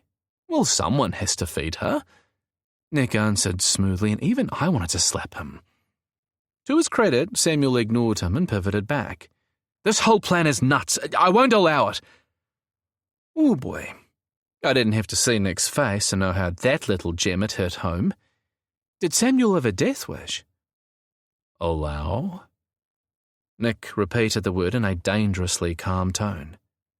"You don't get to allow or disallow anything to do with me, Samuel. We're all grown-ups here." He glanced Gaza's way. "Well, most of us." Gaza flipped him off. Samuel went quiet for a long moment, possibly evaluating how far he could push things without royally pissing Nick off and ensuring he wouldn't be hurt at all. "Okay," he said wearily, and I smiled to myself. Not that far as it turned out, but if any of you break the law, I won't be able to help you, even if I was so inclined, which I can assure you I won't be. Understand?" Nick nodded. "We understand. But we don't intend to break any laws. If we talk with Lee and he tells us to get lost, then we'll leave. Simple as that." Samuel chortled like that was the funniest thing he'd heard all day. "But if Lee's not happy," I continued, "then I promise to call you before we decide what we're going to do about it, okay?" "No, not really," Samuel grumbled. "But I don't appear to have any say in the matter, do I? God damn it! What the hell is Mum going to say when she finds out?" Nick winced. "Why the fuck does Lizzie have to know?" "Really?" Samuel scoffed. "You really think she isn't going to guess where you are after finding all 3 of you suddenly gone? Not to mention, Jerry and Lizzie are apparently best friends now, thanks to your little shenanigans a few weeks ago. My girlfriend and my mother sharing God knows what over a wine? My life has become a shit show of epic proportions, and since I have a snowball's chance in hell of keeping any of this from Jerry, Lizzie will know if it toots sweet, as will Madigan's Aunt Shirley since she's hooked up to their hotline as well.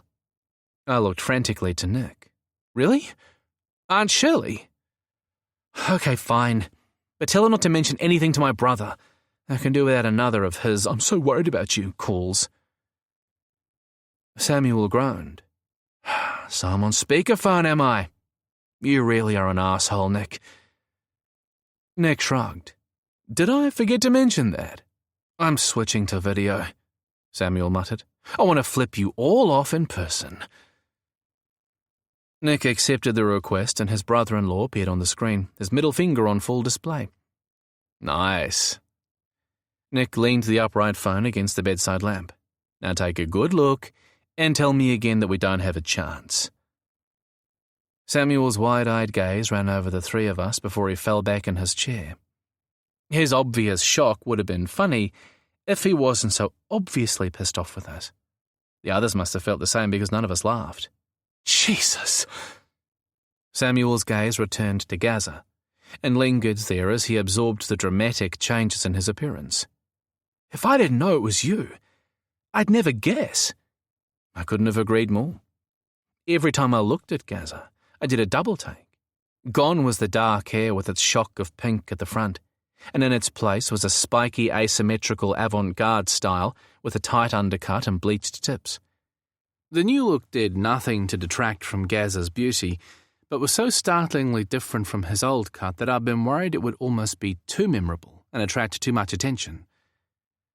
Mike, however, disagreed. He'd said that Gaza was too memorable anyway, and that we should lean into that idea rather than try to dilute it. Just make him memorable in a different way. Hide him in plain sight, so to speak.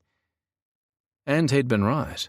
Even Australian immigration had taken some convincing he was the same guy as his passport photo.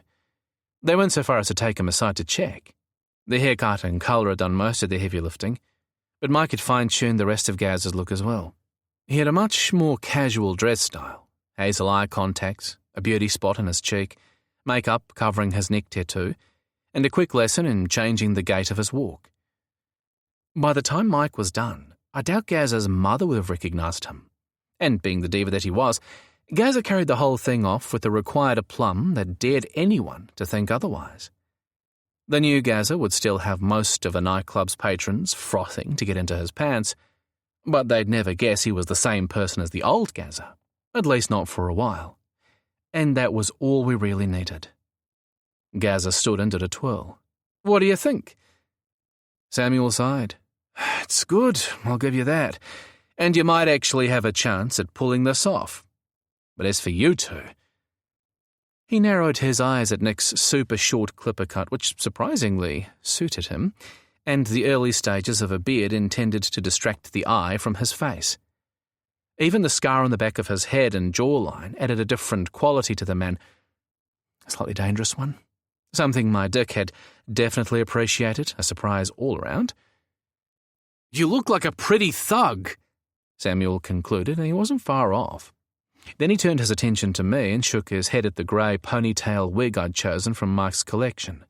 And you look like a sad-aging rocker. I chuckled. I'll take that. I drew the line at cutting my hair. Nick has a dark wig as well, so he can change up his look if we get made. Get made? Samuel huffed in disgust. You've been watching too many cop shows. But looking like that, if you keep your distance, neither of you should raise any immediate red flags, but you're still going to need to be super careful. Marty, but maybe more importantly Freddie, his PA, won't be fooled for long if you get too close. This is a dangerous fucking game you're playing. You do understand that, right? We do, Nick acknowledged. Refer back to the reasons I never wanted to do it in the first place. He shot me a pointed look and I kicked him in the shin. And we appreciate your help. Samuel harumphed. Stow it. If I knew what you were planning, I wouldn't have been so goddamn helpful. I swear if any of you do something truly stupid, I'll have your balls nailed to my wall quicker than you can say Jack Robinson. Gaza frowned and looked between us. Who the hell is Jack Robinson? Nick snorted and Samuel rolled his eyes. Is this guy for real? Unfortunately, yes, I answered. Have you forgotten how old we are? I turned and patted Gaz's hand. Suffice to say, that particular adage is so old that nobody knows the actual answer. Gaza shook his head. Then it should be retired. He shot each of us a look. Kind of like the rest of you. And who the hell says adage? Can we get back to business? Samuel's gaze flicked between us, a look of resignation on his face. You're going to do this regardless, I can see that, so listen up. This is what's going to happen. I'm going to call my police contact over there and let her know you're in the country to satisfy lingering concerns you have about Lee. I'll reassure her you're under my strict instructions to stay above the law. She's not going to be happy, but it's not like she can stop you either. But at least it'll give you someone on the ground if things get hairy. I'll text her contact details to you and vice versa. Nick glanced my way. We don't need... Samuel interrupted. Either we do this my way, or I tell her your plans and she pulls the plug on the whole thing before you even get started. What's it to be? Nick scowled at the camera, which only added to that whole bad boy thing he had going on and made me want to climb him like a tree. Nick reluctantly agreed and the call ended. I was first to break the silence. So that went well? Overbearing son of a bitch, Nick grumbled. Gazza and I shared a look and broke into laughter. What? Nick looked genuinely confused. Pot kettle? I called him on his bullshit and the scowl returned. Come on. I took his hand and pulled him up off the bed. I'll buy you a beer. We should check out the local watering hole before we scout the stud farm tomorrow. Ask a few discreet questions and see what we can find out. There's a well-reviewed craft brewery with an outside deck down by the river, and I'm parched. It has to be 35 degrees out there. Excellent idea. Gazza stood and reached for his wallet. Nope. You're not going anywhere. Nick handed Gazza the television remote. Can't have people seeing you with us, just in case. Make yourself comfortable and we'll bring back some food. That better include beer, Gazza griped as he stretched out on the bed. And don't take too long. Kettleworth was smack bang in the middle of the Victorian high country. From there it was a short drive to the ski fields in winter, plenty of cycling trails and hiking opportunities in summer, a burgeoning wine and food industry and some spectacular scenery, all within a few hours' drive north of Melbourne. The region had been part of the 1850s Victorian gold rush and showcased some stunning architecture of the era. A few of the original wooden structures remained, but after the gold rush, many of the administrative buildings had been rebuilt using local honey-coloured granite. There were charming old courthouses, hotels with coach houses and stables, prisons, banks, and some well-preserved main streets reminiscent of Western movie sets.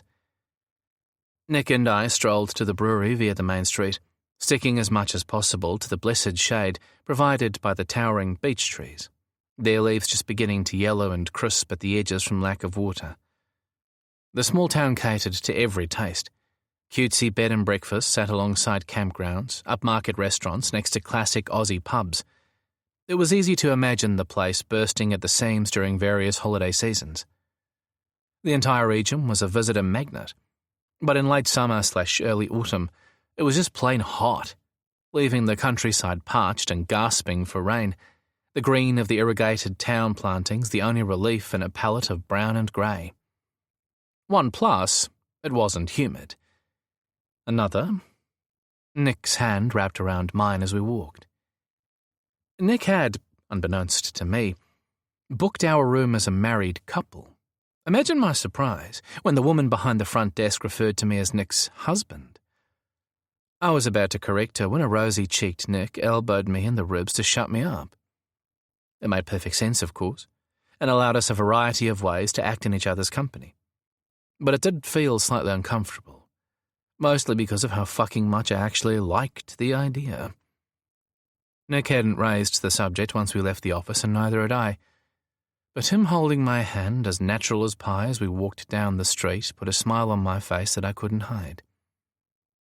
Unable to resist, I squeezed his hand and said, "Don't you think this will attract unnecessary attention? He grinned without looking at me. Probably. But I like it. You?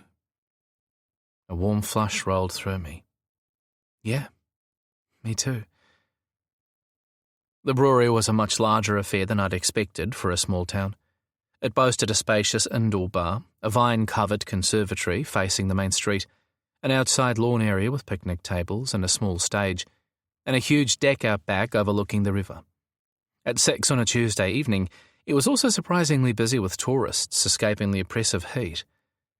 The fact Nick didn't whine even once about the perils of air conditioning when we walked inside said a lot.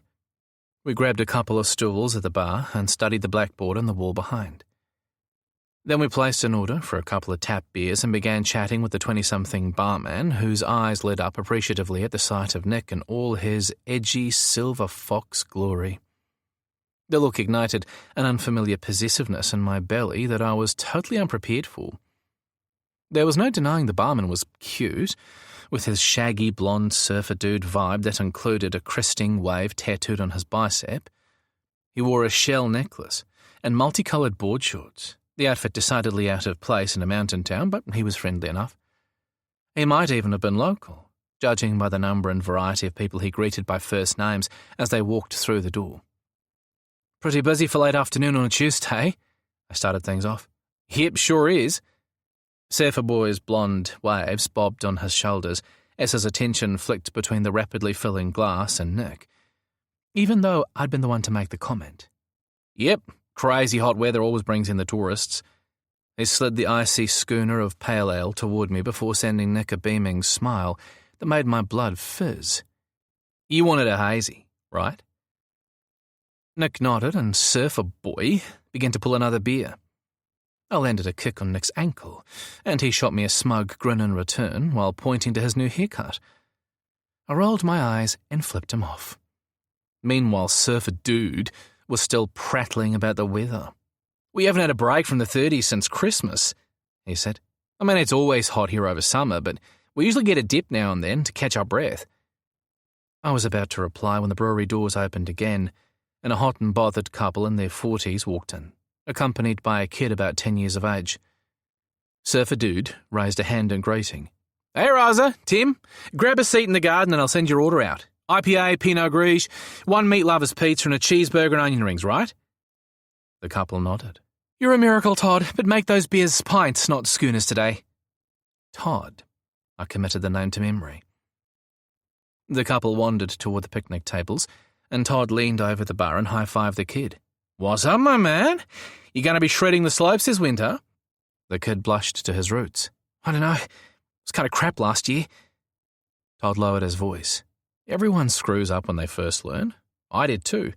Tell you what, if you want some tips, come see me. But ask your parents first, okay? The kid's expression brightened. Thanks, Toddy. And he was gone. I raised a brow at Todd. Toddy? Everyone calls me that. He grinned and opened his hands wide. As in, hot toddy? What can I say? Aimed once more at Nick, not me. Nick barked at a laugh. I bet they just eat you up in the clubs. Todd waggled his brows. Back in the day, sure. But I'm old and spoken for now. He left it at that. So what brings you gents to town? Nick shot me a look, then answered, It's our anniversary. I blinked. First I'd heard about it. Yeah? Surfer Dude handed Nick his schooner and looked between us. You two a couple then?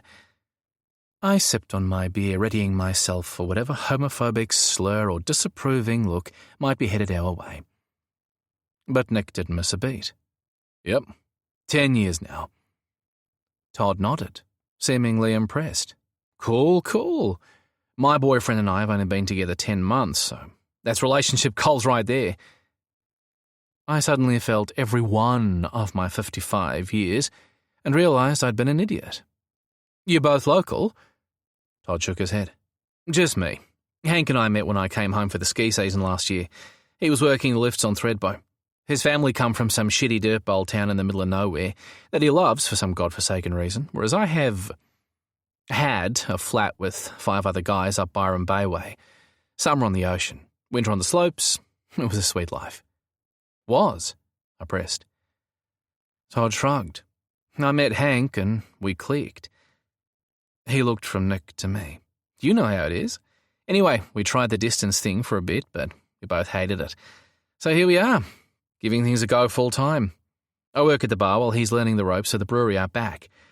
If things work out between us, maybe we'll open our own brewery. But by the beach this time. He shot us a wink, and I was suddenly very sure that this confident young man would succeed at whatever he chose to do in life. I was also curious. So why did you choose to try things together here and not Byron Bay?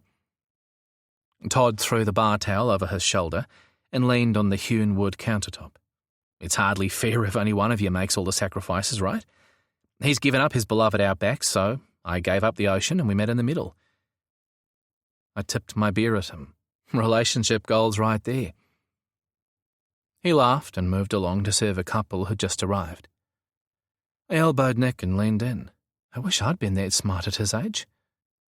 Nick chuckled and kissed my head. Me too. A few minutes later, Todd was back. Can I get you another? He indicated Nick's half-empty glass and Nick nodded.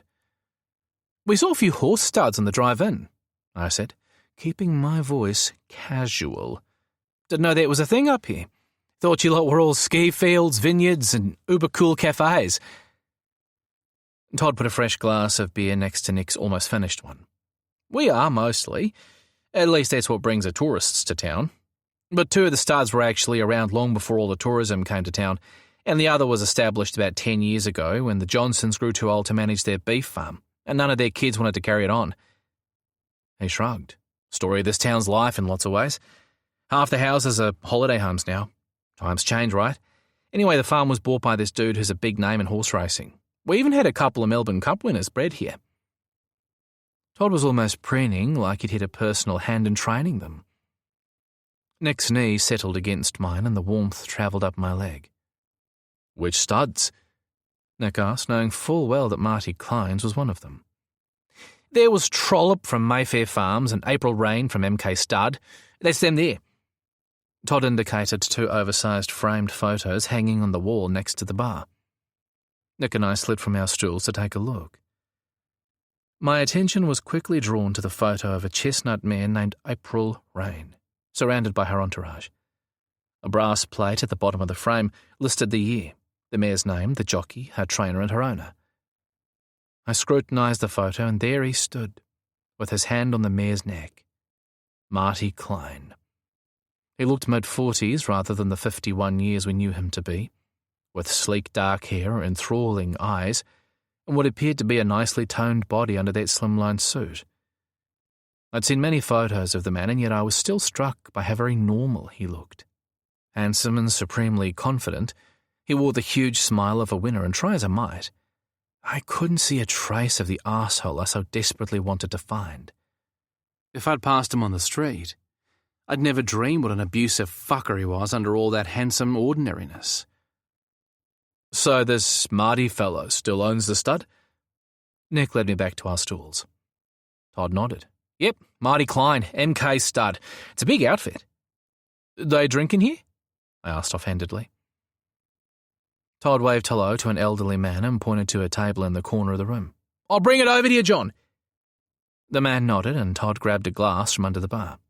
A few of Marty's trainers and stable jockeys come in on a regular basis, but we only see Marty now and then. Nice guy, but he's more of the vineyard restaurant type rather than a brewery fan, if you get what I mean. I watched my beer. Does he have family?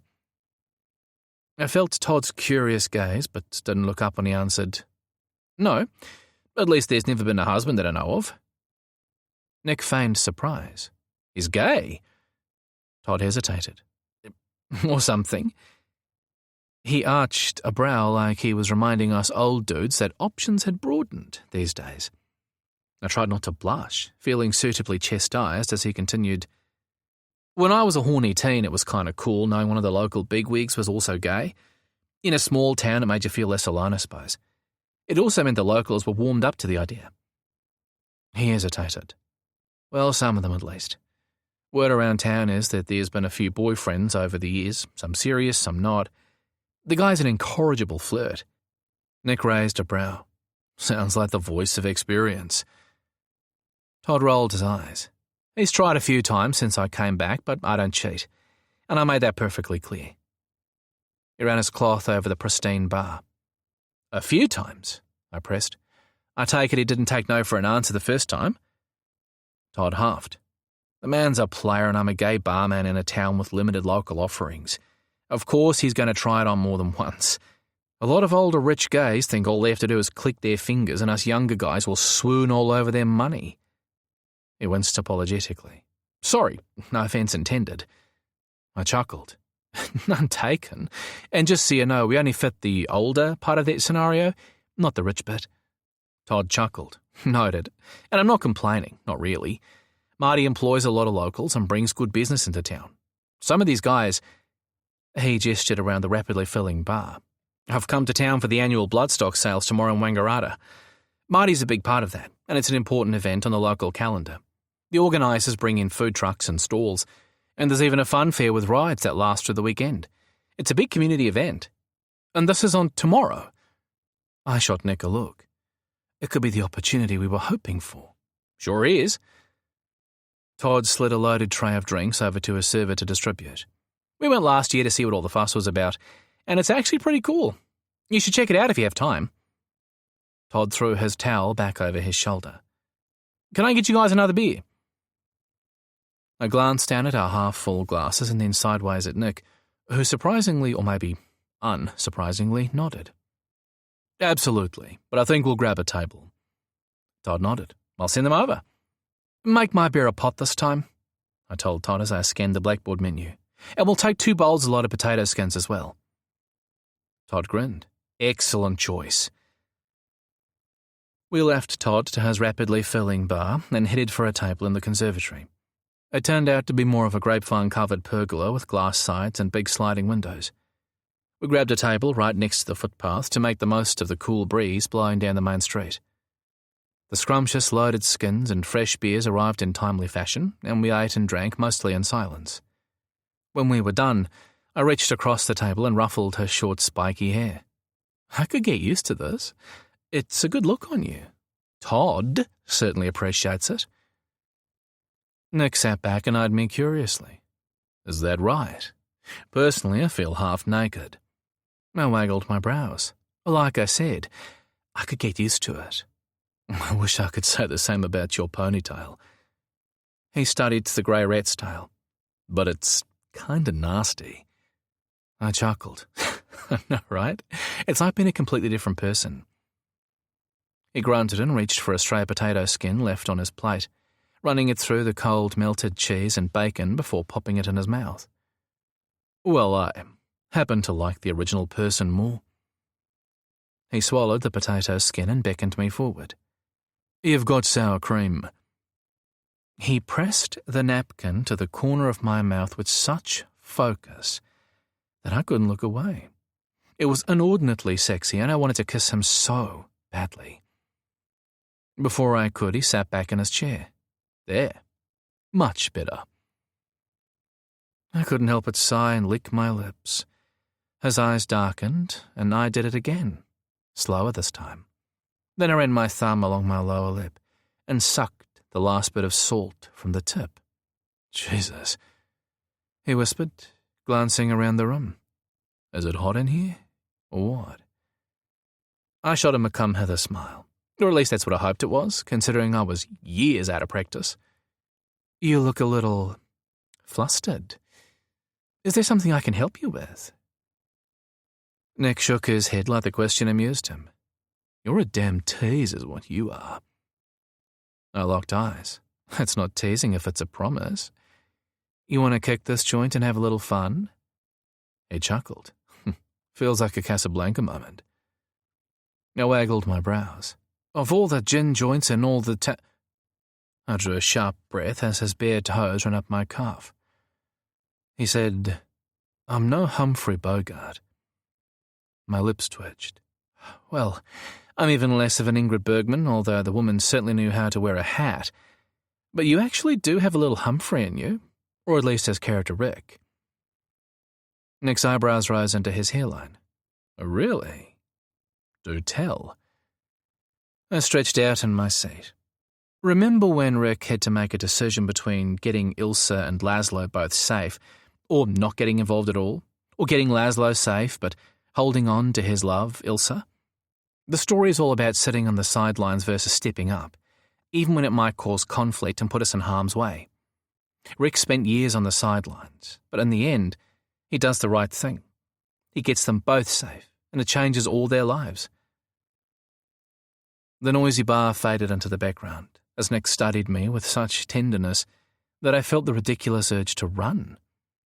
Heat raced into my cheeks and I stumbled over my words. Sorry, man, it sounded way too perfect. Nick reached across to take my hand. It was perfect. Perhaps there's a little Humphrey Bogart in all of us. And maybe everyone has their own Ilsa and Laszlo moment in their life. A choice that begs us to step outside our own small world and try to make a difference in someone else's. Nick's eyes brimmed with affection, and it changed everything about him, softening all those hard edges. He lifted my hand to his lips and kissed the palm. Thank you for helping me make the right decision. He leaned across the table and kissed me softly on the lips, not caring about the crowd that filled the bar. It was so unexpected that I almost pulled away. Almost, but I didn't. Nick must have sensed it, however, because when he drew back, he apologized. Sorry. With it being our anniversary, I thought we could get away with it. But I still should have asked. I considered his words for all of 2 seconds, then pulled him back over for another kiss. His smile unfolded beneath my lips, and he murmured my name before slowly pulling away.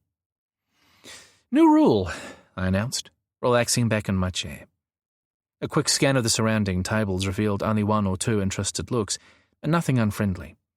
Most people were too busy with their own conversations. Nick grinned. I can't wait. Don't ever apologize for kissing me again.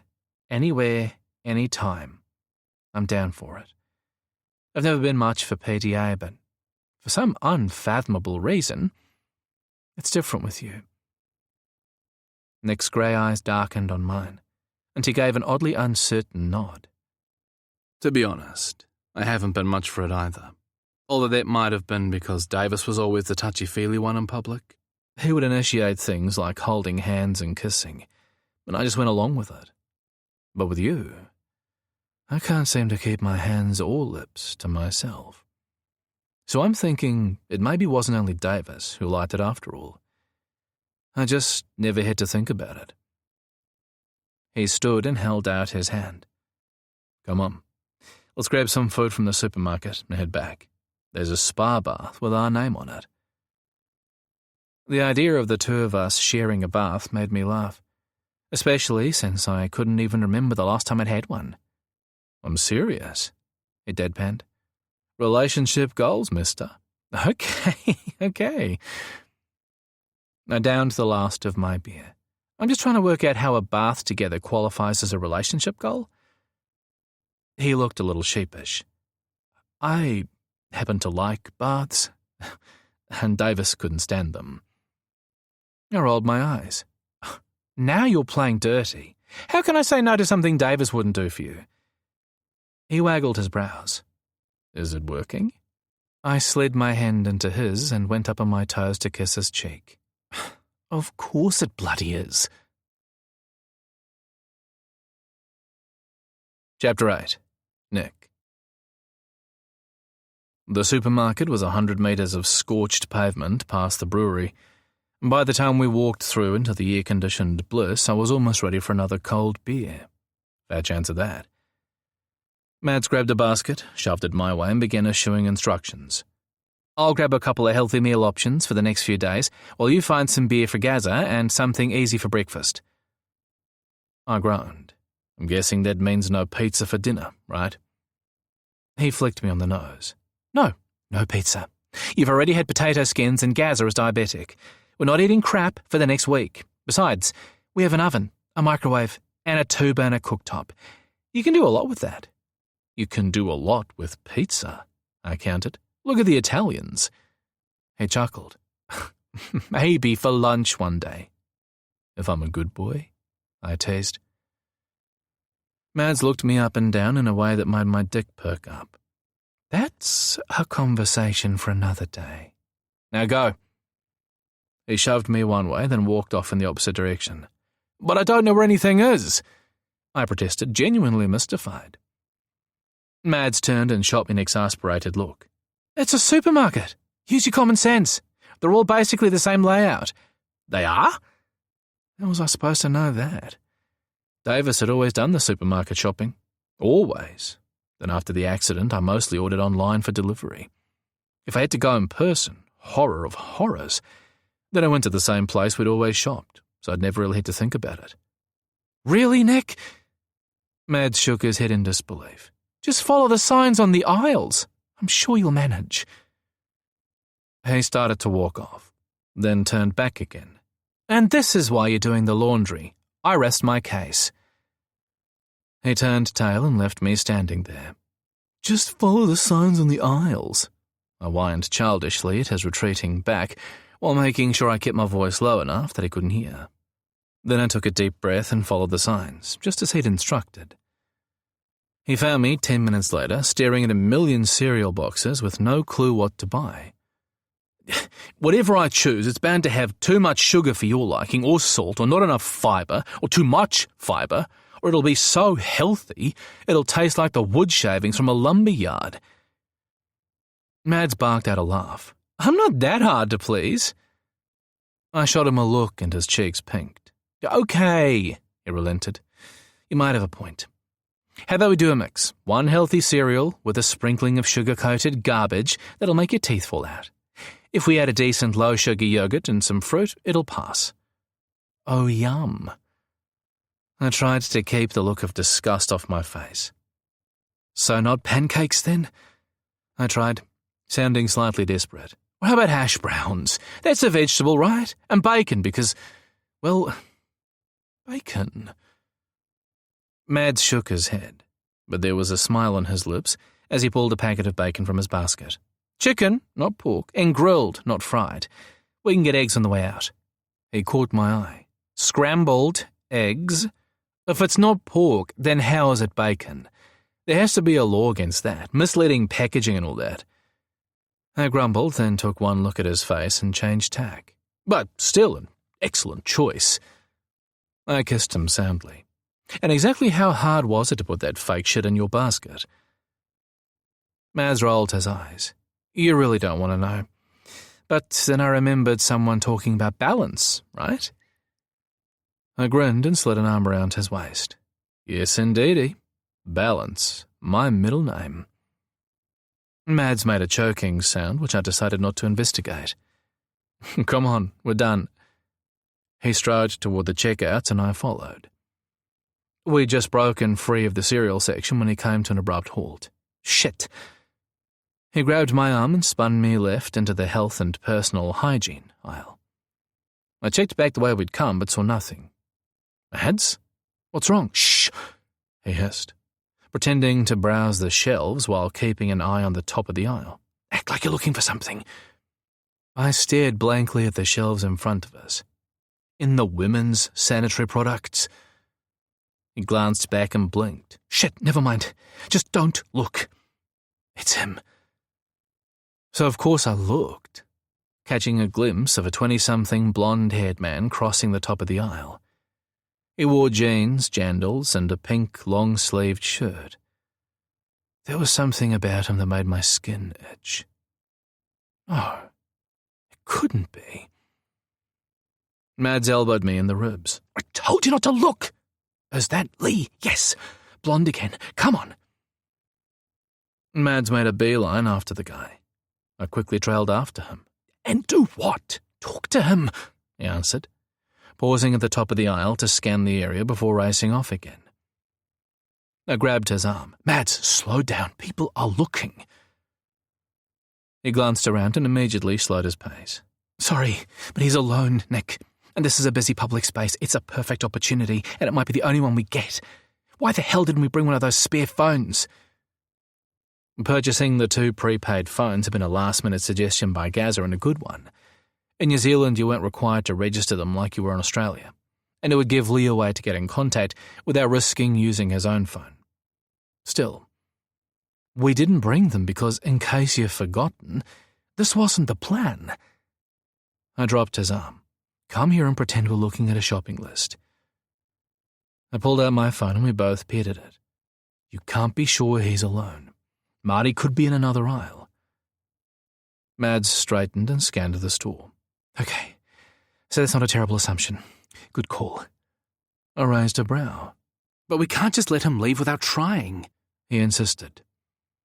And he wasn't wrong. We had Lee right in front of us, and possibly alone. Who knew if we could get another chance? Okay. I pulled Mads aside to let a woman with a baby in a car seat clipped to her trolley pass by. Here's the deal. If Lee is alone, you can approach while I keep a lookout. I grabbed a can of chili from the discount shelf at the top of the aisle. But if I see anything I don't like, I'll drop this can, and you get out of there as fast as humanly possible. Got it? Mads nodded distractedly. Mads, I demanded. He looked at me then. Yes, okay, I got it. Now come on before he leaves. He spun on his heels and took off at a fast walk, leaving me trailing behind. I could only hope we wouldn't regret this. Lee was shopping in the cheese section of the deli when we finally caught up to him. He was apparently alone, which got me second-guessing whether he had in fact been telling the truth and he was with Marty by choice. But that couldn't be right, based on what Mads had seen on the boat. None of it made sense. I don't like this, I whispered. It feels off. Mads all but ignored me as he began to approach Lee. Wait, I snapped, keeping my voice down. Mads turned, frustration etched into his expression. What? Have you thought about what you're going to say? He shrugged. That'll depend on whether he recognizes me. In that wig? I scoffed. I doubt it. You weren't even sure he saw you on the boat. It was only for a couple of seconds as he passed the galley where you were hiding, right? Mads's brows drew together in irritation. But I saw him. It doesn't really matter if he saw me. I'll just play it by ear. You got a better idea? I didn't. Just be careful. He nodded and gave me a quick kiss. I will. Chapter 9. Madigan. Lee had his back to me as I approached with my shopping basket on my arm. I strolled along the deli cabinet, browsing the selection, and came to a stop about half a metre away from him. I picked up and put down a few cheeses, pretending to look at their labels. Lee shot me a curious sideways glance, then returned to his shopping with seemingly no idea who I was. I put a South Australian brie in my basket and reached for a packet of artisan crackers displayed on top of the cabinet right in front of Lee. Excuse me, I said as I leaned close to snag the crackers. That's Lee Shepherd, right? Lee's gaze snapped to my face and his body stiffened. Or rather, Graham Cunningham? I stepped away and turned to face him. Lee's eyes met mine in a horrified silence. And then he bolted. Fuck! I hadn't expected that. I abandoned my basket and did my best to keep up as Lee quick-walked his way toward the exit. Lee, wait! I implored in a low whisper, trying not to draw more attention than we already had. I just want to talk. I saw you on the boat in Auckland. It was me and the next cabin. His gait faltered for a second, then picked up again. Lee, please! I stayed on his heels. We just want to help. Just before the exit, Lee looked both ways and then, instead of heading out the main doors, he turned left. I did the same, noting the bathroom sign on the wall as I followed him down a short hallway. He never looked back to see if I was following, never said a word. Just made a beeline to the accessible bathroom at the end of the hall and ducked inside. I hesitated at the door, which had been left slightly ajar, and wondered if this wasn't the creepiest or stupidest thing I'd ever done in my life. I could only imagine what Nick was going to say, but what the fuck else was I supposed to do? I glanced back toward the exit doors and saw the man himself bugging his eyes threateningly my way. Oh well, and for a penny, as they say. I opened my hands in a "what choice do I have?" gesture, and without waiting for a response, I slipped inside before he could stop me. Lee paced the far side of the room like a caged animal, and I was able to get a good look at him for the first time. Damn, he was beautiful. Shorter than me by a few centimetres, he sported the strawberry blonde hair of Graham, not the dark locks of Lee. The change in colour had thrown me at first, but his skin was still that silky, flawless alabaster that made you look twice and told me straight off I had the right guy. He was doing a good job of pretending to be annoyed, but there was no hiding the feral panic in his eyes. I closed the door and leaned against it. Lee stopped his pacing and glared at me with those ice-blue eyes. "What the hell are you doing here?" he demanded, his gaze flicking to the door behind me. "Is that locked?" I stepped aside so he could see, and he seemed to relax a little. He pulled his phone from his pocket and looked at the screen. "You better start talking. I have to be somewhere and I don't have time for this." He shoved the phone back in his jeans and made for the door. "Wait, please." I held up my hands. "Just answer me this. It was you on the boat, wasn't it?" Lee's eyes narrowed, and he swallowed hard, his jaw working, his breath coming hard and fast. "You shouldn't have come here," was all he said by way of an answer. "The only reason I'm talking to you is so that you don't come to my house." It was a start. "I'll take that as a yes," I said, leaning back against the wall. "Look, we haven't come to mess things up for you." "Who's we?" His frown deepened, and he folded his arms over his chest. The move pulled his sleeve up his arm, exposing a sea of mottled bruising. My heart stuttered in my chest and I arched a brow. "Run into some furniture?" Realizing his mistake, Lee immediately dropped his arms and tugged the sleeve back into place. He shot me a sour look and simply repeated, "What do you mean, we?" I held his gaze so he'd know I wasn't buying his bullshit. "Doesn't matter who I came with. The point is it was me in that cabin next to you that night. Me who tapped the SOS card on the wall. Me who tried to open your cabin door, and me who watched them drag you up the stairs. I saw how terrified you were and I couldn't leave things without checking you're okay." Lee's face blanched even whiter than it already was, and he swallowed hard. "You saw me?" I nodded. "I was hiding in the galley." His gaze never wavered from mine.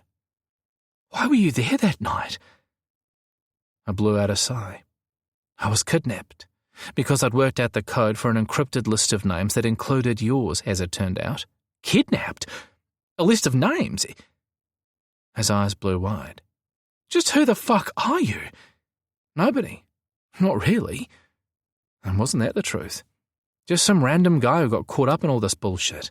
My friend and I mistakenly ended up with this list that belonged to the guy who created your new identity. Your old name and your new one were on that list.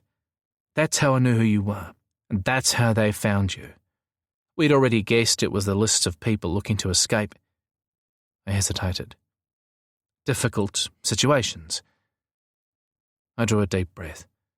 "I'm so sorry that you're here partly because of something I did, even if I really didn't have any choice at the time." Lee's fingers drummed nervously on his bicep, and I suspected he was deciding the fastest way to get rid of me. "Justin kept a list?" He shook his head in disgust. "That asshole! I just need to know if you're okay," I pressed. "That's the only reason I'm here. I feel responsible, I suppose, and I can't move on until I know. They've arrested both brothers, but I know someone else was on the boat that day." Lee grimaced. "That would be Freddie, Marty's personal assistant and all-around sadistic asshole. A word of warning. You don't want to attract his attention. It won't end well." I nodded. "Yeah, we figured as much when we heard about his background." Lee looked surprised. "Then you'll know none of us are safe talking like this. Now you've satisfied your curiosity and I'm fine. I really have to go." He gestured for me to move back from the door. "I'm late already." I frowned. Is there someone outside waiting for you? Lee shook his head. No, but it doesn't matter. There's a 50th birthday party on Friday for one of Marty's friends. It's a big deal. Tons of guests. Marty placed an order here for a box of his favourite cheeses. I'm here to pick that up, nothing more. If I don't get back to the house soon, there'll be questions. I raised a brow. What kind of questions? Lee looked at me, those pale blue eyes drilling into mine. He shook his head. You wouldn't understand. Try me. My phone vibrated in my pocket, but I refused to look away. Nick would have to wait. Does he hit you? Lee never even flinched, the well-rehearsed answer rolling off his tongue. No. I glanced pointedly at his arms. He bristled. That's none of your business. Lee, please, I found myself begging. I just want to help. He stared at me for a long moment. Then his shoulders slumped, and he seemed to fold in on himself.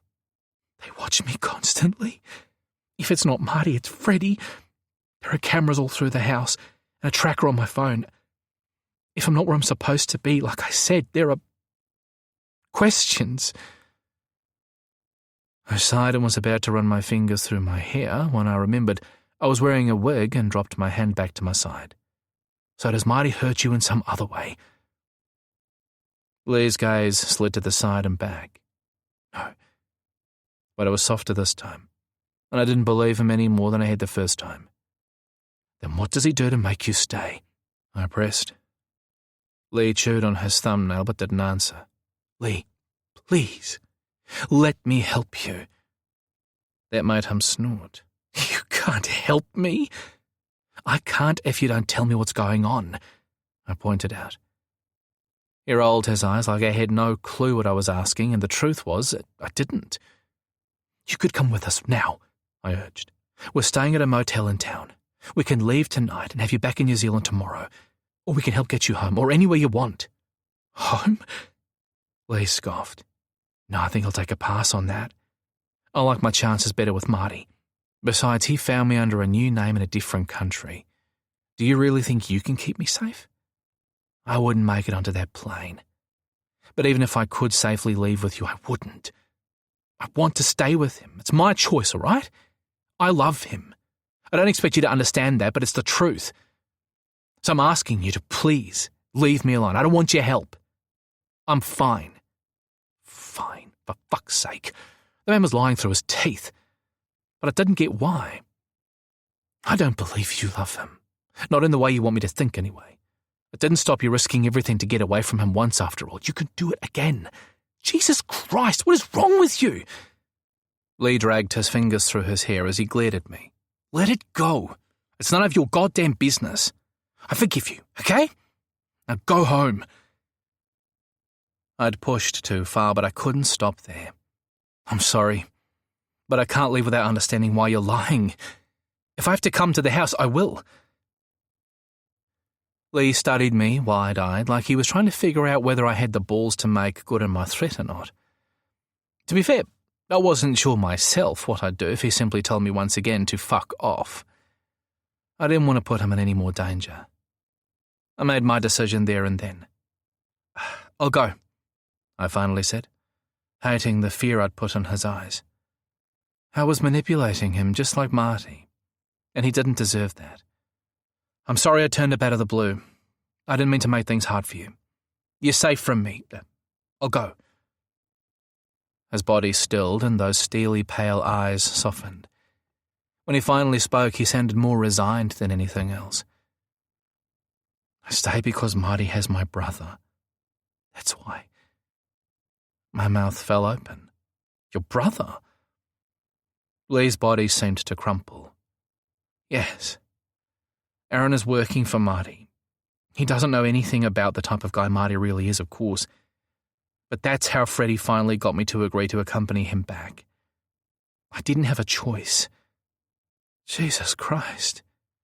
I huffed in disbelief. Tell me everything. Chapter 10. Nick. I checked my phone for the millionth time. Nothing. I'd been waiting in the corridor outside the bathroom for 20 minutes, my eyes glued to the door and slowly losing my mind. I was going to kill him, slowly and painfully. Come on, Mads.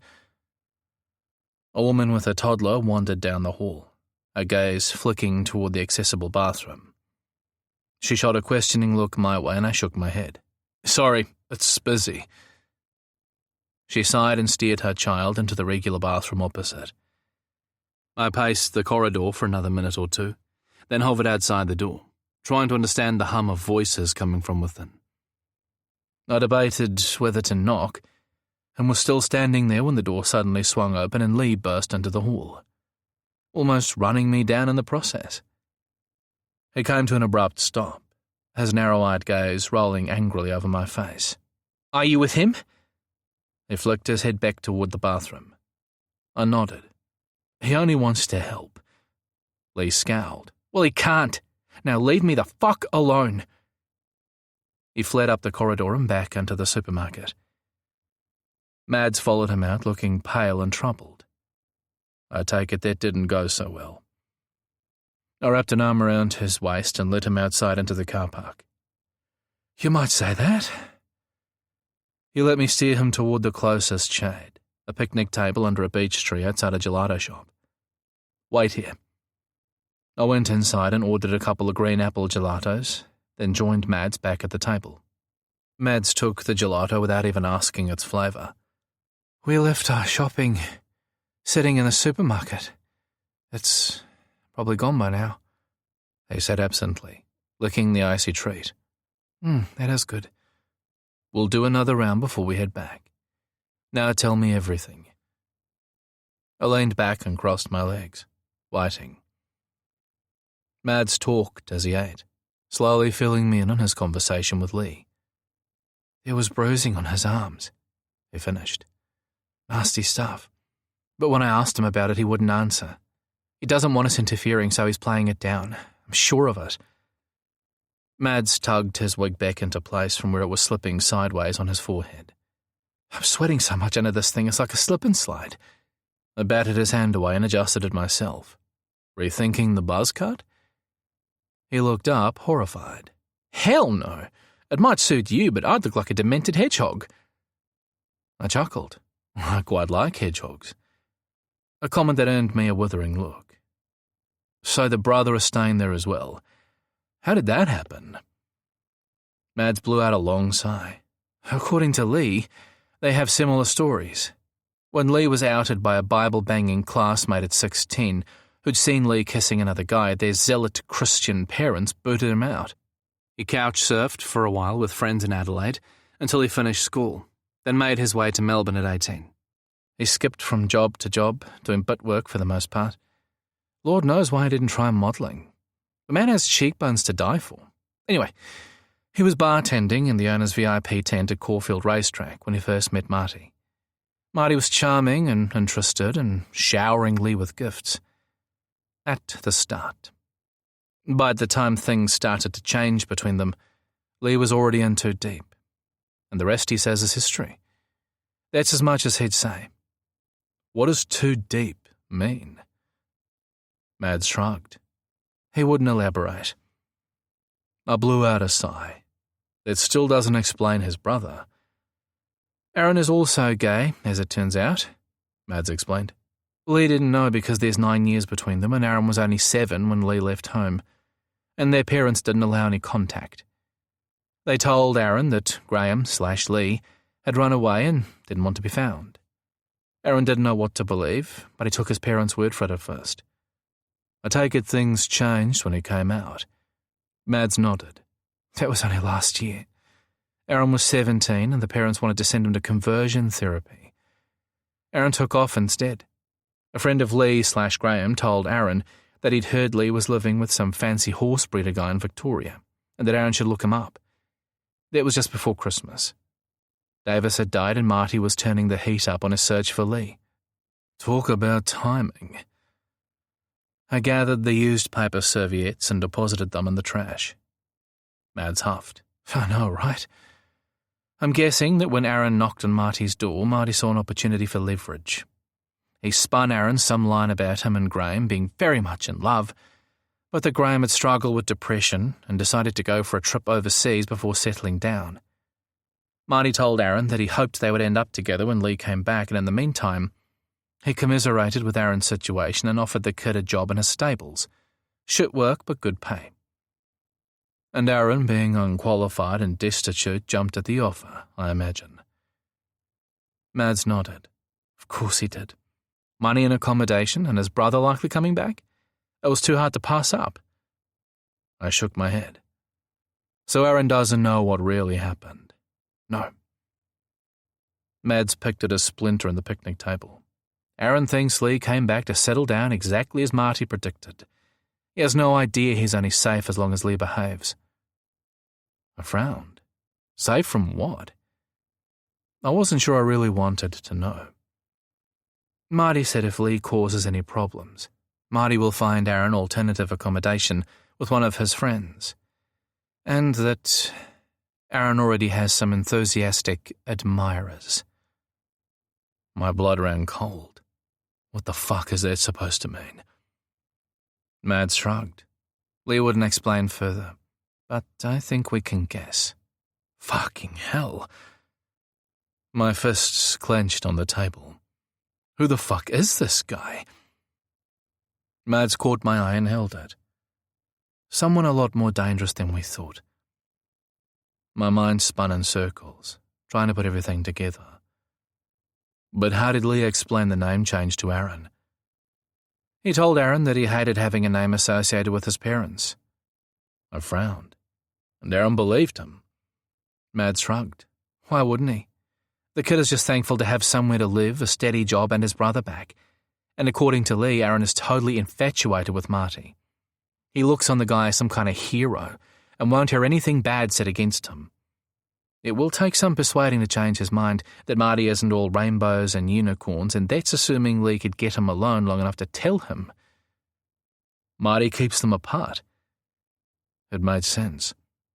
Mads nodded. Aaron doesn't live in the main house with Lee and Marty. That's off limits to all employees except Marty's PA, Freddie. Instead, Aaron lives in accommodation above the stables, along with lots of other workers. It's a big complex and a long way from the main house. Anytime Lee and Aaron are together, someone else, mostly Freddie, is always hovering in the background, keeping an eye on them. Lee thinks some of the guys probably have suspicions about what goes on at the house, but on the whole, Marty keeps things pretty locked down. Plus, he's a good boss and a generally well-liked guy. In the end, people see what they want to, right? I rolled my eyes. So Lee's just going to stay there. He must know it'll all turn to shit eventually, and I doubt his brother's as safe as Lee thinks.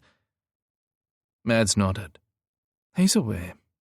I think he's playing for time until he can come up with a plan to get both of them out safely. Mads stood and reached out a hand for me to take. Come on. Let's collect the food we need and head back to the motel. We've been gone ages. Gaza is not going to be happy. Unhappy was an understatement. Gaza was monumentally pissed off, and understandably so. 2 hours! He glared at us. You've been gone 2 fucking hours! Hello? Diabetic here. You're lucky I always have my snacks. Give me those. He grabbed the supermarket bags and started unloading them in the tiny kitchenette. Mads threw his wig on the couch and approached Gaza like you would a rabid dog. He ran a hand gently up Gaza's back. I'm sorry. We ran into Lee and figured we couldn't let the chance go to talk to him. Gaza spun around, his eyes darting between us. You saw Lee? Really? What happened?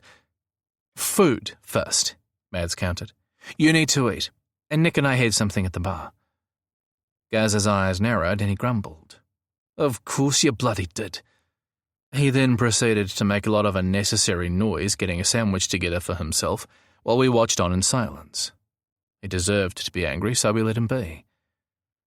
When he was done, Gaza brought her sandwich to the table and took a seat. He looked sheepishly between us. Okay, so I might be a teeny tiny bit hangry. You know how I get when my blood sugar roller coasters. I hate flying. It always screws up my metabolism. Don't apologize, I told him. You were right. We should have been more thoughtful. We could have called you at the very least. Yes, you damn well could have. Gaz's jaw tightened for a moment, then he sighed. But I survived, and at least you brought me some decent options I can work with. Now, talk. Mads patted Gaz's shoulder. As soon as you've got some food in you. A few mouthfuls later, we started in on what we'd learned. Gaz's expression became more concerned the longer we talked. By the time we finished, he was wide-eyed with disbelief. What the hell did he mean about setting him up with a friend? Is that... Surely it doesn't mean... Shit. Gaza palmed his forehead. We have to do something. We can't just walk away from this asshole. We all agreed on that, I assured him. But our choices are kind of limited. Leah's seen both of us now. It's not going to be easy getting near him again now he knows what we want, and I won't put him in danger by going to the house, not after what we'd learned. Gaza frowned. So what then? I shared a look with Mads. Well, Mads and I were thinking our best shot might be this bloodstock sale that's on tomorrow. Todd said it has a big community side, with food trucks and rides, which means no one should look twice at us hanging around. If we spot Lee alone at any point, we could try again. Slip him the phone if he'll take it. Tell him we'd like to work with him and whatever he comes up with to get himself and his brother safe. We have to try at least. Gaza rolled his beer bottle around on its base. His brow furrowed. What about the party? He looked up. Maybe I could sneak in as part of the catering team or something. Absolutely not, I snapped. That's far too dangerous. Samuel would kill us. Well, me anyway. Gaza eyed me coolly. I didn't think you cared what Samuel thought. I eyeballed him. I care about you. Gaza's eyes widened in surprise at the admission, and a tiny crease formed between his brows. He looked about to say something, but thankfully didn't. Mads broke the silence. The bloodstock sale is our first choice and best bet. If that doesn't work, then we'll think again. Plus, we still need to scope out the house. I say we call it a night. It's been a big couple of days, and my brain is fried. He stood and wandered across to Gaza, bending down to place a kiss on the man's forehead. Thanks for coming with us. It means a lot.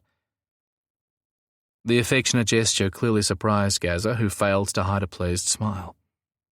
His cheeks darkened and he returned a flustered, "You're welcome." I caught his eye and shot him a grin. "Would you like one from me too?" He scowled and flipped me off. "In your dreams, asshole. I still haven't forgiven you." But he was smiling when he left the room and closed the interconnecting door between us. Mads followed and flipped the lock. Then his eyes found mine and he stalked back across the room. I stood and opened my arms and he walked right into them. "How are you feeling?" I breathed in the scent of his shampoo, his face pressed into the side of my neck, his breath hot on my skin. Tired, but okay. Worried about Lee and his brother. I can't help picturing what could be going on in that house. Those bruises, Nick. The threat to his brother. Jesus, what have we walked into?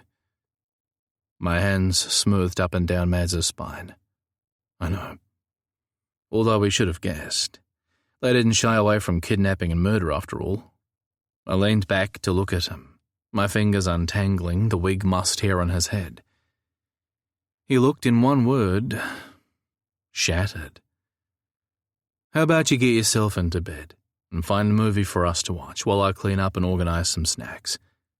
He cocked his head, a slow, sexy smile spreading over his face. That's the best you can offer in the way of entertainment? A movie and some snacks? I ran my knuckles down the side of his face. I'm sure I could do better, with the right incentive. Mads turned and pressed a kiss to the back of my hand. If memory serves me right, I recall some comment about sharing a bath. He loosely cupped my dick, and I couldn't stop the groan that fell from my lips, or the answering thrust of my hips. He grinned. Is that a yes? His sultry expression sent a bolt of lust to my balls. We'd done nothing but kiss and engage in some light making out since his shower theatrics the previous week. Almost like we'd been waiting for this trip. Or maybe Mads had just been waiting for me. Between finishing up our work so we could leave, packing, the lessons in hair and makeup, and all the tiptoeing around the whole actual sex question, we'd fallen into bed exhausted and happy simply to snuggle. No pressure, no expectation, no sex. Which was totally down to me. I was sleeping with one of the sexiest men I'd ever known, and I'd never so much as held his dick yet. Seen it? Yes. Watched him come? Yes. Touched it? No. Guinness Book of World Records material right there. And I was pretty much over it. Reading my mind again, Mads went up on his toes to kiss me. It's your call. No pressure. I cupped his face and held him in place, deepening the kiss and licking my way into his mouth. He whimpered needily, his arms sliding around my waist, pulling me close, until I was consumed by everything Madigan Church. And just like that, I knew. Every worry and doubt that had been circling my brain for months, along with every fear about screwing this up, they all drifted away, leaving nothing but the taste of Mads on my tongue, the feel of his hard lines and soft curves against my body, his silky grey hair trailing through my fingers. He moved against me, the hard ridge of his thickening cock pressed alongside my own. My heart thundered in my ears, the beat of it tangling with his, the crush of his lips on mine, the heady scent of his arousal. This was Mads. My Mads. Kissing him and wanting more was as natural as breathing, as natural as it had ever been with Davis. There was no guilt, no comparison, no confusion. I should have known that it would be the case. Sex had never been just sex for me. It was always sex with a certain person. Their scent, their sound, the feel of them in my arms, as singular and particular as the way each one thought and looked and moved. Mads wasn't Davis, and Davis wasn't Mads. And I was richer because of the difference. Mads pulled away and looked at me. What's going through that big brain of yours? Because I know something is. What indeed? I smiled and nuzzled my nose alongside his, my hands running up his back and under his arms, until I was lifting him up on his toes. I pressed my lips against his ear and whispered, "What I'm thinking." I pulled back to look at him. "Is that I want you to fuck me, if that interests you at all." He froze in my arms, his expression watchful. I almost smiled, wondering if it was the fucking bit or the topping part that had him most worried. Most men expected me to top, but I could go either way. Davis preferred me to top, and that had been our norm. It was never an issue because we were great between the sheets. But something told me Mads was going to be a very different kettle of fish in bed, and just thinking about it stirred my blood in ways I couldn't explain. "You want me to fuck you?" Mads looked at me sideways, a fiery hate licking at those green eyes, the promise of something I really hoped he could deliver on. I kissed him again. Yes. Was I unclear about that? He leaned back, more wary now. No, you were perfectly clear. It just feels like a big leap from shower voyeurism to full-on fucking, wouldn't you say? He was right, of course, but that didn't mean I wasn't ready. I know. I cradled his face. You might say I've had a bit of a revelation. He arched a brow. Oh, really? I tilted his head and pressed a kiss to his throat, then another, and another, until he groaned and yanked my hips to his, our hard cocks aligning in a delicious tease. Then he moved, grinding against me, slow and rhythmic, until I almost lost it on the spot. Hang on. I stepped away with both hands raised. There's no way on earth I'm doing this half-clothed against a fucking wall or over a chair. Is that right? Mads stalked toward me. I put my hand on his chest to keep him at a distance. Yes, it is. I want you naked, lights on, spread-eagled on my bed. I want the all-inclusive, full-sensory Madigan experience, nothing less. He huffed in amusement. Fine, but don't blame me if you regret your life choices once you catalogue all my wrinkles and grey hair under such unforgiving conditions. Even my pubes have a platinum sheen to them in the right light. There's a dimmer in my bedroom for a reason. It was my turn to laugh. I assure you, there is nothing about your body that I don't already love. Mads shot me a somewhat startled look, and okay, I hadn't necessarily intended to use that particular word. I continued like I hadn't noticed. Besides, my body isn't exactly the same stonewashed, lived-in, slightly distressed condition as yours. Plus, our vision is hardly what it once was. Soft focus is such a wonderful thing, don't you know? Now get your sweet ass in that bed. Mads chuckled. You're awfully bossy for a guy who wants to be topped. I can see we're going to need some ground rules. More rules. I groaned, feeling my cheeks heat. I can't wait. I took his hand and pulled him into the bedroom where I dropped the air conditioning to freeze your balls off territory. If I wasn't sweating like a pig by the end of whatever Madigan was about to do to me, I'd be hellish disappointed. When we reached the bed, I fumbled in my toiletry bag for lube and threw it on the mattress. Then I turned and drew Mads into my arms. You want a condom? I tested negative about 6 months after Davis's accident, and no one since. Mads considered my question, then shook his head. There's been no one since Craig, and I was negative after him too. 5 years and counting. I popped a gentle kiss on his lips. How is that even possible? Someone as great as you. Mads dropped his head to my shoulder, and his hands slid under my shirt, sending goosebumps fluttering up my back. I'm difficult, haven't you heard? A loner, old before my time. He tried to make it sound like a joke, but the hurt shone through. I ran my nose up the side of his face and whispered frostily, Fuck every single man who's ever made you feel like that. They didn't deserve a second of your attention. You're worth everything, sweetheart. Every damn thing. And if those losers couldn't say that, then that's their loss.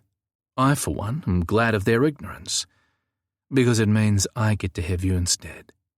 Mads went still in my arms, like his every cell was attuned to my words. And I decided then and there to make it my mission to override those harping voices in his head. He leaned back and looked at me quizzically. Where did that come from? I shrugged, suddenly self-conscious. Sorry if I spoke out of place. I don't know. I hate hearing you repeat that crap, like it has any validity, even as a joke. They were wrong, Mads. I held his face in my hands. Every one of them was wrong. They were wrong then, and they're wrong now. They didn't see you like I do. They didn't see how fucking special you are. And there's no one quite like you.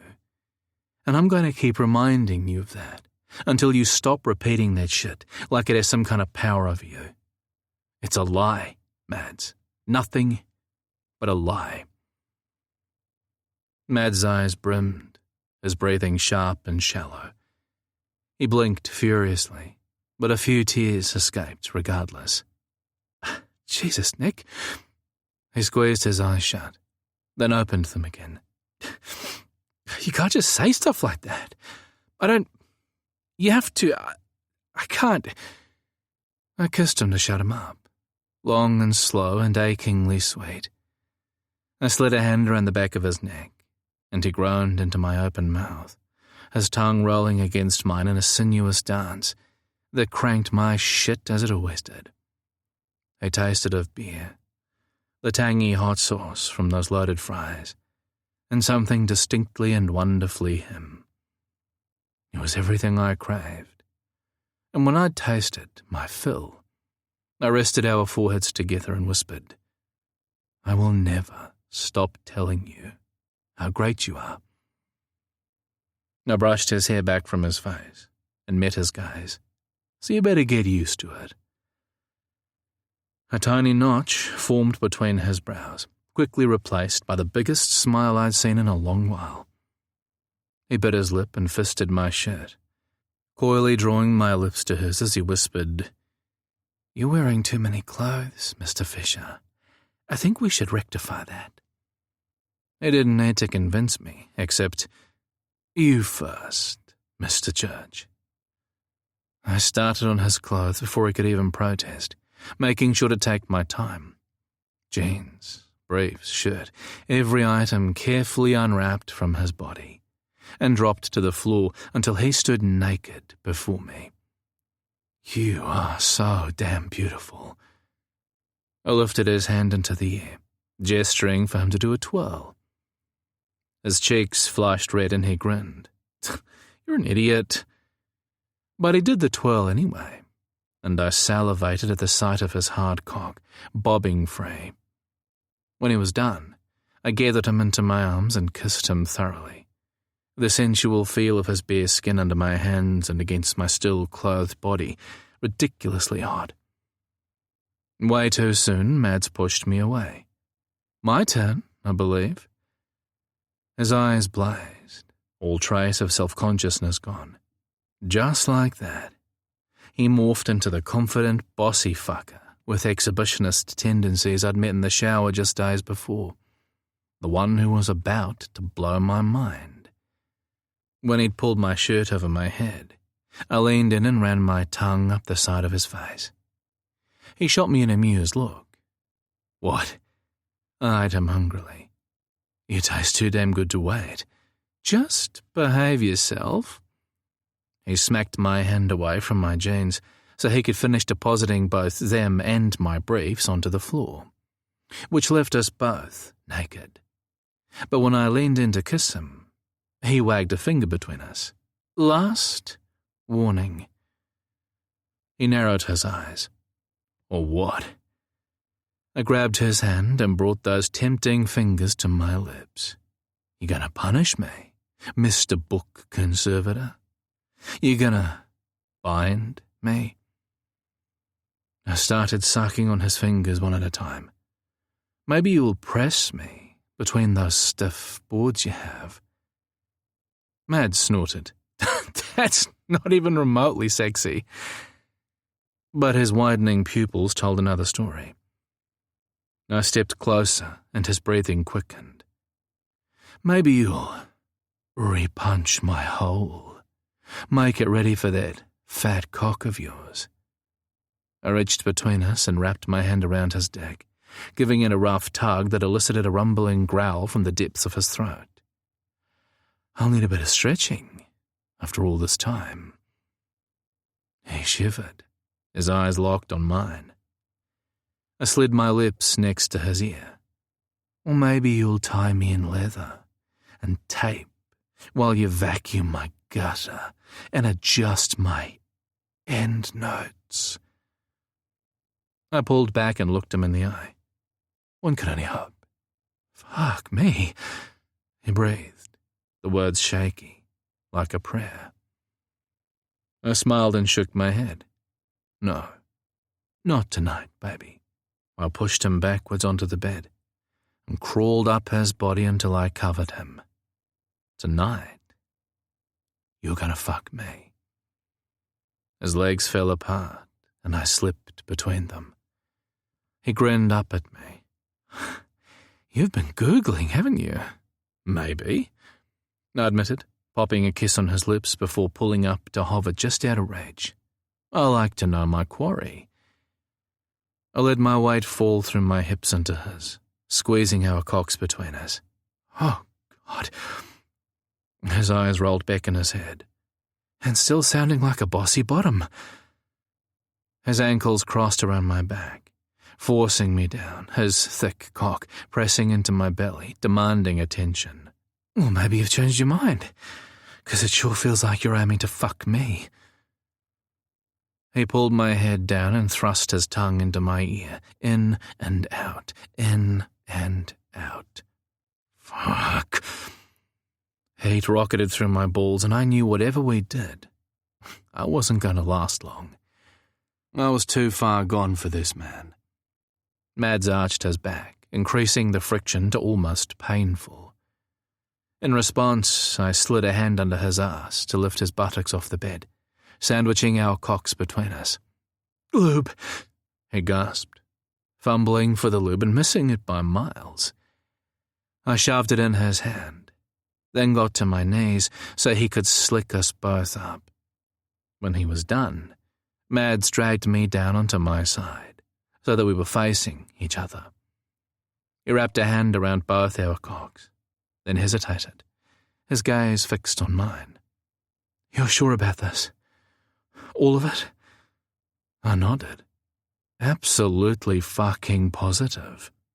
He watched me a moment longer, then nodded. We stop the second it becomes too much for you, or weird, or whatever. I'm trusting you to tell me.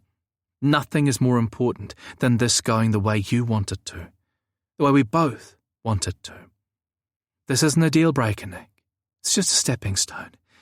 And there are plenty of other stepping stones if we need to take another route. Understood? My heart squeezed because what the fuck did you say to something like that? The man was going to kill me. Understood. Now, can we please get to the fun part? I drew him close and kissed him with everything I had, hoping he'd feel all the gratitude for his understanding that I couldn't put into words. Before we'd even finished the kiss, Mads began to stroke us off, and I came so embarrassingly close to emptying my load in the first minute that I had to pull off and bury my face in his shoulder, biting my cheek to keep the pleasure at bay. The man had skills, practiced and perfected over his 55 years. He was good. Really good. Not your first rodeo, I see, I ground out. It had been a long, long time since I'd been touched like he was doing. A husband, and what felt like a whole lifetime ago. I managed to somehow stave the orgasm off and get back on an even keel, determined to enjoy Mads's ministrations for as long as I could. You okay there? He whispered against my hair. I turned to look at him. Never better. He smiled and let go of my cock to slap my ass. Good. Now turn over. I blinked. He slapped me again. You heard? I bit back a smile. Oh, are we getting to the rules part? Because I really, really want to get to the rules part. Turn the fuck over, idiot, he said in a measured reply, his eyes a cool green in the bright light of the room. And then don't move a muscle. A bolt of lust shot up my cock at his tone, and I immediately rolled onto my stomach, my body jonesing in anticipation. 2 years of grief and regret and walking in place. 2 years of going nowhere, of facing the same questions every damn day, the same aching pain. 2 years of feeling emotionally flayed, and then this.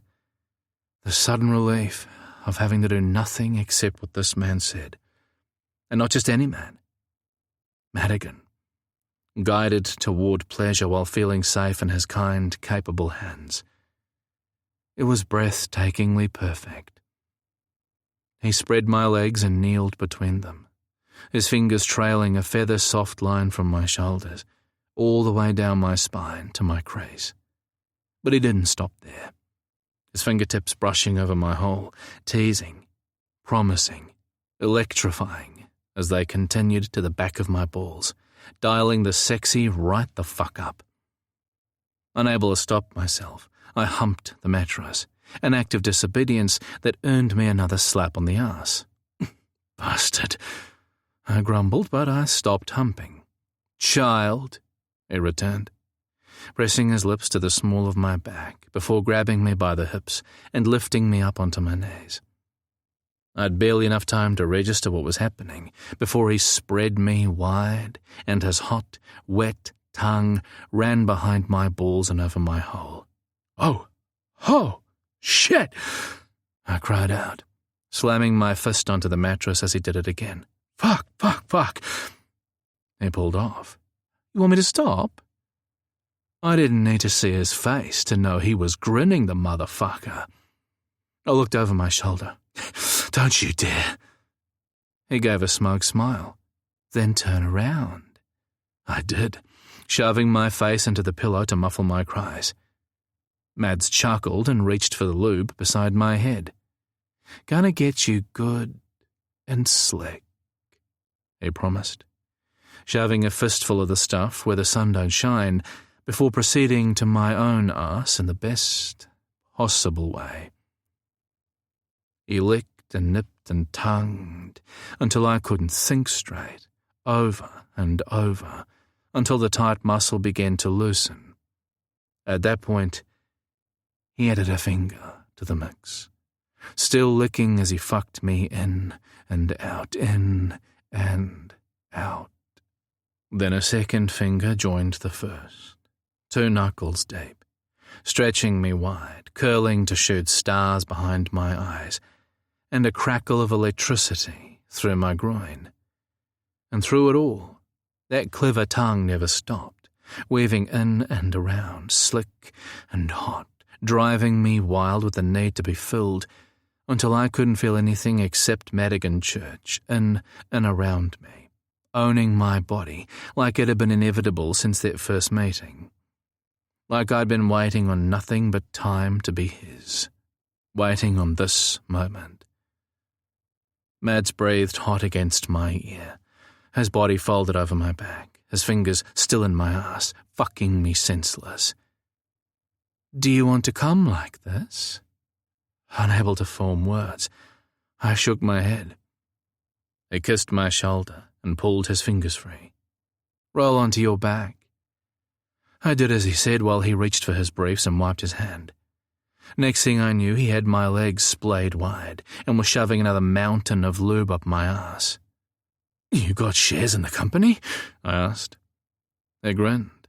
It's been a while, right? I was nodding before I realized it, my brain firing sluggishly with regard to anything that wasn't Madigan fucking me in every way possible. Fingers, tongue, cock, I really wasn't picky.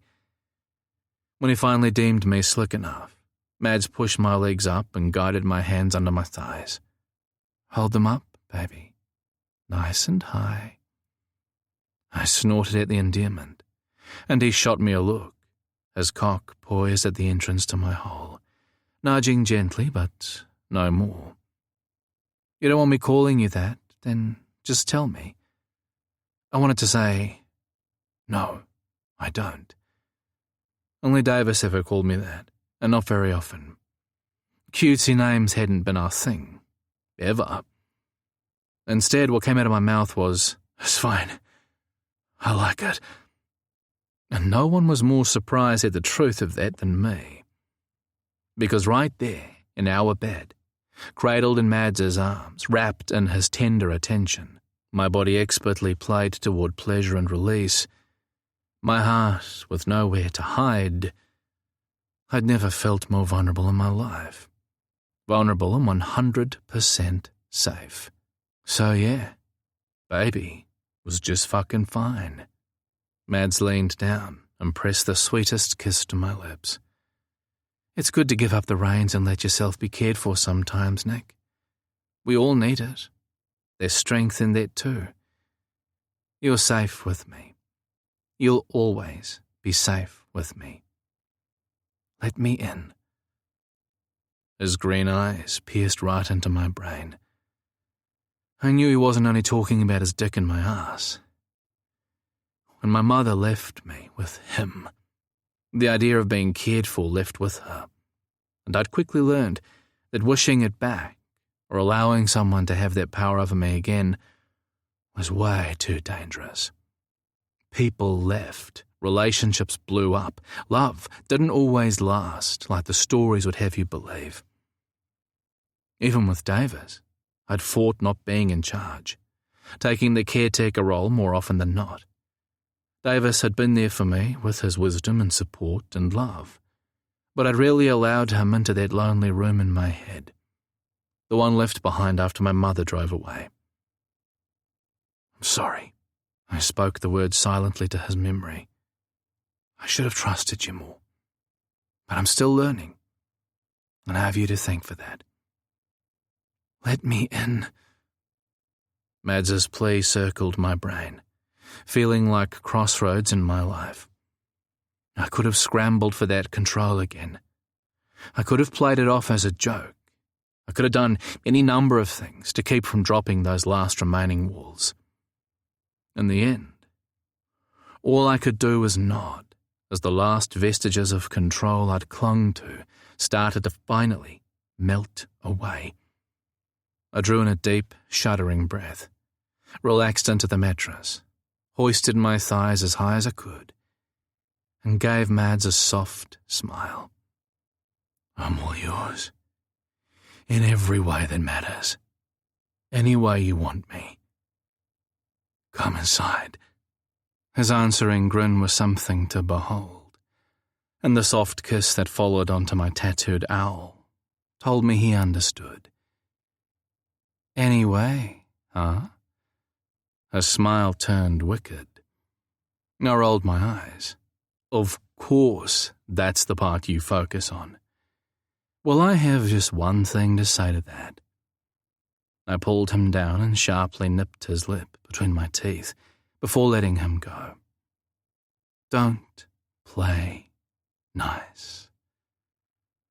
His green eyes blew black as ink, and his hips jerked, the head of his cock beginning to spread me open. Noted. He dropped his lips once again to mine and drew a loud groan from my mouth into his. On the out-breath, he whispered, Nothing in my life has ever felt as important as this moment. And then he entered my slick hole in a single slow-burning slide that threatened to split me wide open. It didn't stop until he was just shy of being fully seated, and my brain had left my body with the aching pleasure of being stuffed full of him. It had been a long time since I'd been pushed to that ledge. Too much, not enough, ready to explode and desperate for more. He kissed up my throat and into my hair, whispering all the while, So good, such a good boy, so fucking sexy. Breathe through it, baby, just a little more. He pushed that final centimetre or so, and I groaned with the all-consuming pressure.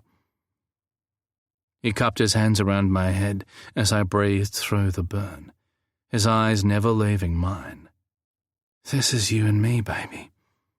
And you feel fucking amazing. But fair warning, I'm not going to last. Thank Christ, I rasped, feeling my muscles start to relax. That'll give you plenty of time to sew me up again before we sleep. You're a lot bigger than you look. Mads snorted and pressed a wave of kisses over my face. I'm sure you'll cope. Yeah, I grumbled. Come on, show me what you've got. I'm not sure I like toppy, bossy Mads. Mads kissed me again. Yes, you do. You like him very... He pulled almost free of my ass. Very. He slid back in with a punch, and a filthy groan escaped my lips as my balls lit on fire. Much. He ground his cock deep inside, sending stars exploding behind my eyes. Oh my God! I arched up and flattened my head against the headboard. Mads set a punishing rhythm, thrusting in and out of my ass, while keeping his eyes on mine the whole time. He sneaked a kiss now and then, grunting with the effort of his endeavours, his forehead slick with perspiration, his breath faltering. "Stroke yourself," he gasped, breaking his rhythm as he lifted up to give me enough room to work. "I'm almost there." I dropped hold of my thighs and snaked one hand between us to awkwardly pump my cock. My other hand cupped Mads's ass to pull him deeper, as deep as he'd go. "Oh, fuck," he stuttered, his face clenching with the effort of holding his orgasm at bay. "Any time now would be good." He changed the angle, gave 2 more thrusts, and it was all I needed. Hate bloomed at the base of my spine, and a wave of pleasure rippled through my cock and balls and deep into my belly. God, I loved that feeling. So different from topping, so visceral. Oh, fuck. Oh, fuck. I freed my hands and clasped them around Mads's back, clenching around his cock until he groaned and buried his face in my neck. His body tensed. His dick pulsed in my ass, and a rush of warmth tore the breath from my lungs as Mads grunted and came deep inside me, groaning at his release while continuing to thrust slowly, until he was done. Then, spent and liquid in my arms, he collapsed on my chest and let me hold him, our bodies slick, our breathing ragged. We lay like that for a long time, until our heart rates slowed, as if in tandem, and Mads's cock softened and fell free. Perspiration cooled on my skin, but my heart burned. I wonder if Mads felt the same. I wondered if he didn't. Neither of us said a word. We simply held on to each other, quiet and close, the words unimportant. The unspoken feelings, everything. At length I turned and pressed my lips to his ear. That was epic. Everything I hoped. Everything I knew it would be. I got a grunt in reply. That could have meant anything. I smiled and kissed his head. If you fall asleep, we might be stuck together forever. I can see the headlines now. They'd have to bury us in a joint casket. Mads snorted and punched me in the arm. Idiot. He pushed himself up onto his knees and took hold of my left hand. He turned it to the underside and pressed a kiss to the "Will you" tattoo. He held it against his heart and studied me closely. Are you sure you're okay? A deceptively simple question that was anything but. Was I? Since Mads was deadly serious, I avoided a pat answer. I took my time, doing what Davis always reminded me to do. I tried to let myself feel. It didn't take as long as I'd expected. Yes. I cupped his cheek with my right hand. I am very much okay. Thoroughly fucked, and not a sliver of guilt in sight. I think Davis would approve. You? There was no mistaking the relief in Mads's smile when he nodded. Yeah, me too. Not bad for a couple of old guys, huh? I scowled. Old, asshole. He chuckled, then surveyed the mess we'd made of the bed and grimaced. We'd better do something about this. He wriggled off the mattress and headed for the bathroom, leaving me sprawled and messy on the cover. We really should have grabbed a towel. When he returned a few minutes later, he carried a wet face cloth and a towel. But rather than hand them to me, he told me to roll over. Whoa there, Tiger. I held up a finger. I'm quite capable. Just shut up and roll, will you?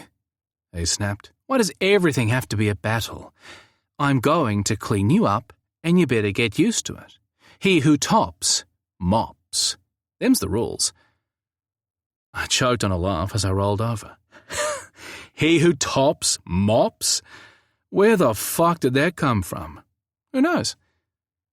He said about cleaning me with a gentle touch. I don't make the rules. Well, not that one anyway.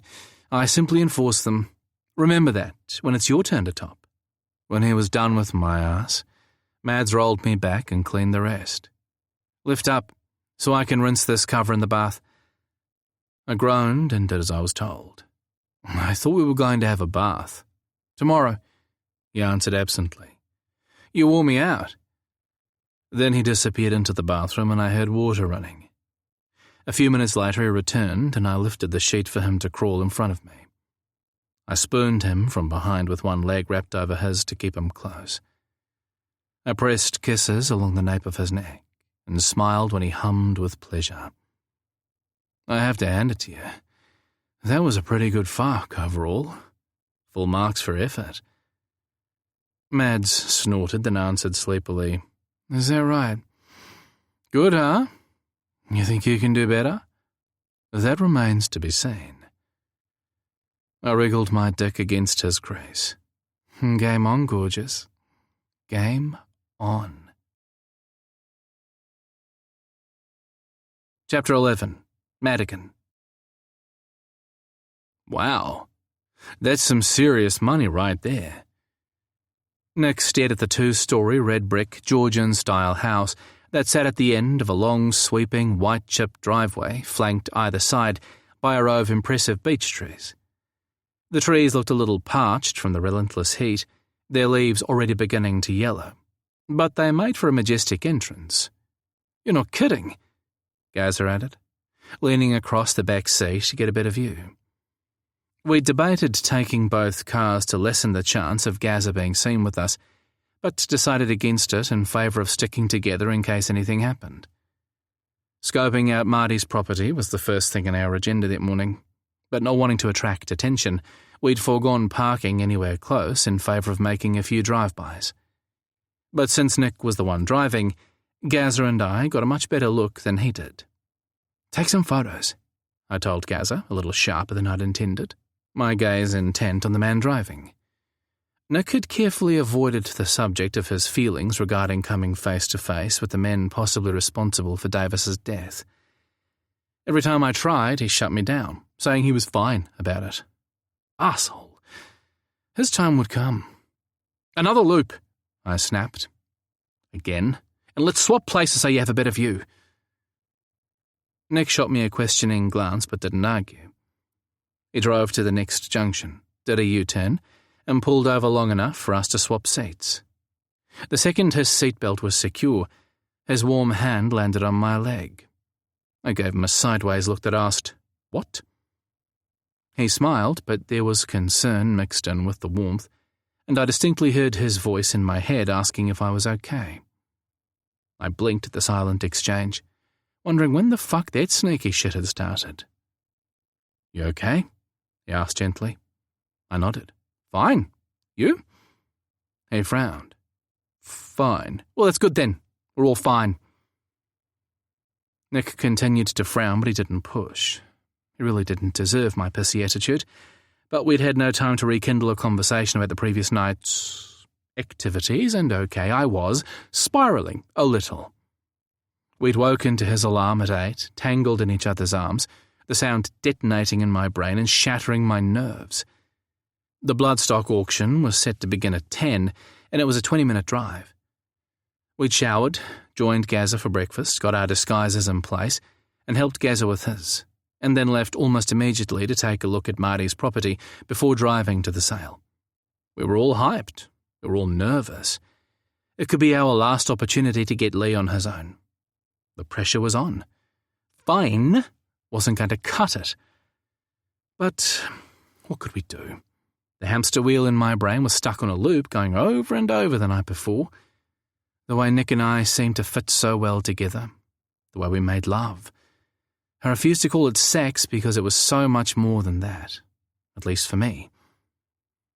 As I drove back along the quiet country road, I mused on the fact that it had been Nick's first time with anyone since Davis, and my first time with anyone who truly mattered. So yeah, it had been a lot more than sex on both sides. The thought was both daunting and exhilarating. At least my concern about invoking the ghost of Davis in our bed had been unfounded. Nick had been with me the entire time. I'd never doubted it for a second. His eyes constantly watched me, his body attuned, his handing over control most of all, wanting me to top him, like maybe that wasn't something he and Davis had done that often. A question for a later time. A part of me wondered if he'd asked that of me simply because it was different. Regardless, it was the best fucking sex of my life. Then again, it was sex with Nick, and maybe that said it all. I let loose a troubled sigh that caught Nick's eye. I'm sorry. Guess I'm a bit jumpy. He returned a warm, knowing smile. Yeah, me too. I glanced in the rearview mirror. That goes for you too. Sorry I snapped. Gaza waved it off. I've been handling your pissy grump for years. I'll survive. Nick snorted and his hand squeezed my thigh, so close to my balls that my cock couldn't help but take notice, a fact he was no doubt aware of. I shot him a warning glance and added an eye roll for good measure. He grinned and squeezed me again, making me wriggle in my seat. Oh my God! Please stop! Gaza grumbled. And while we're on the subject, motels aren't renowned for their soundproof walls, in case you've forgotten. I swallowed a smile. Ah. Sorry. Hell no, we are not sorry. Nick turned to eyeball Gaza. You're only jealous. What if I am? Gaza admitted. Doesn't mean I want to hear you two boning each other in the next room. At your age, I thought I might have to call an ambulance. Why, you little shit. Nick threw a balled-up paper bag from our early morning deli trip Gaza's way. Gaza batted it aside. If you need to restock those little blue pills you rely on, I'm sure we have time. Nick caught my eye, winked and answered, An excellent idea. At the same time as I answered, Yep, thanks for the reminder, which shut Gaza up as intended.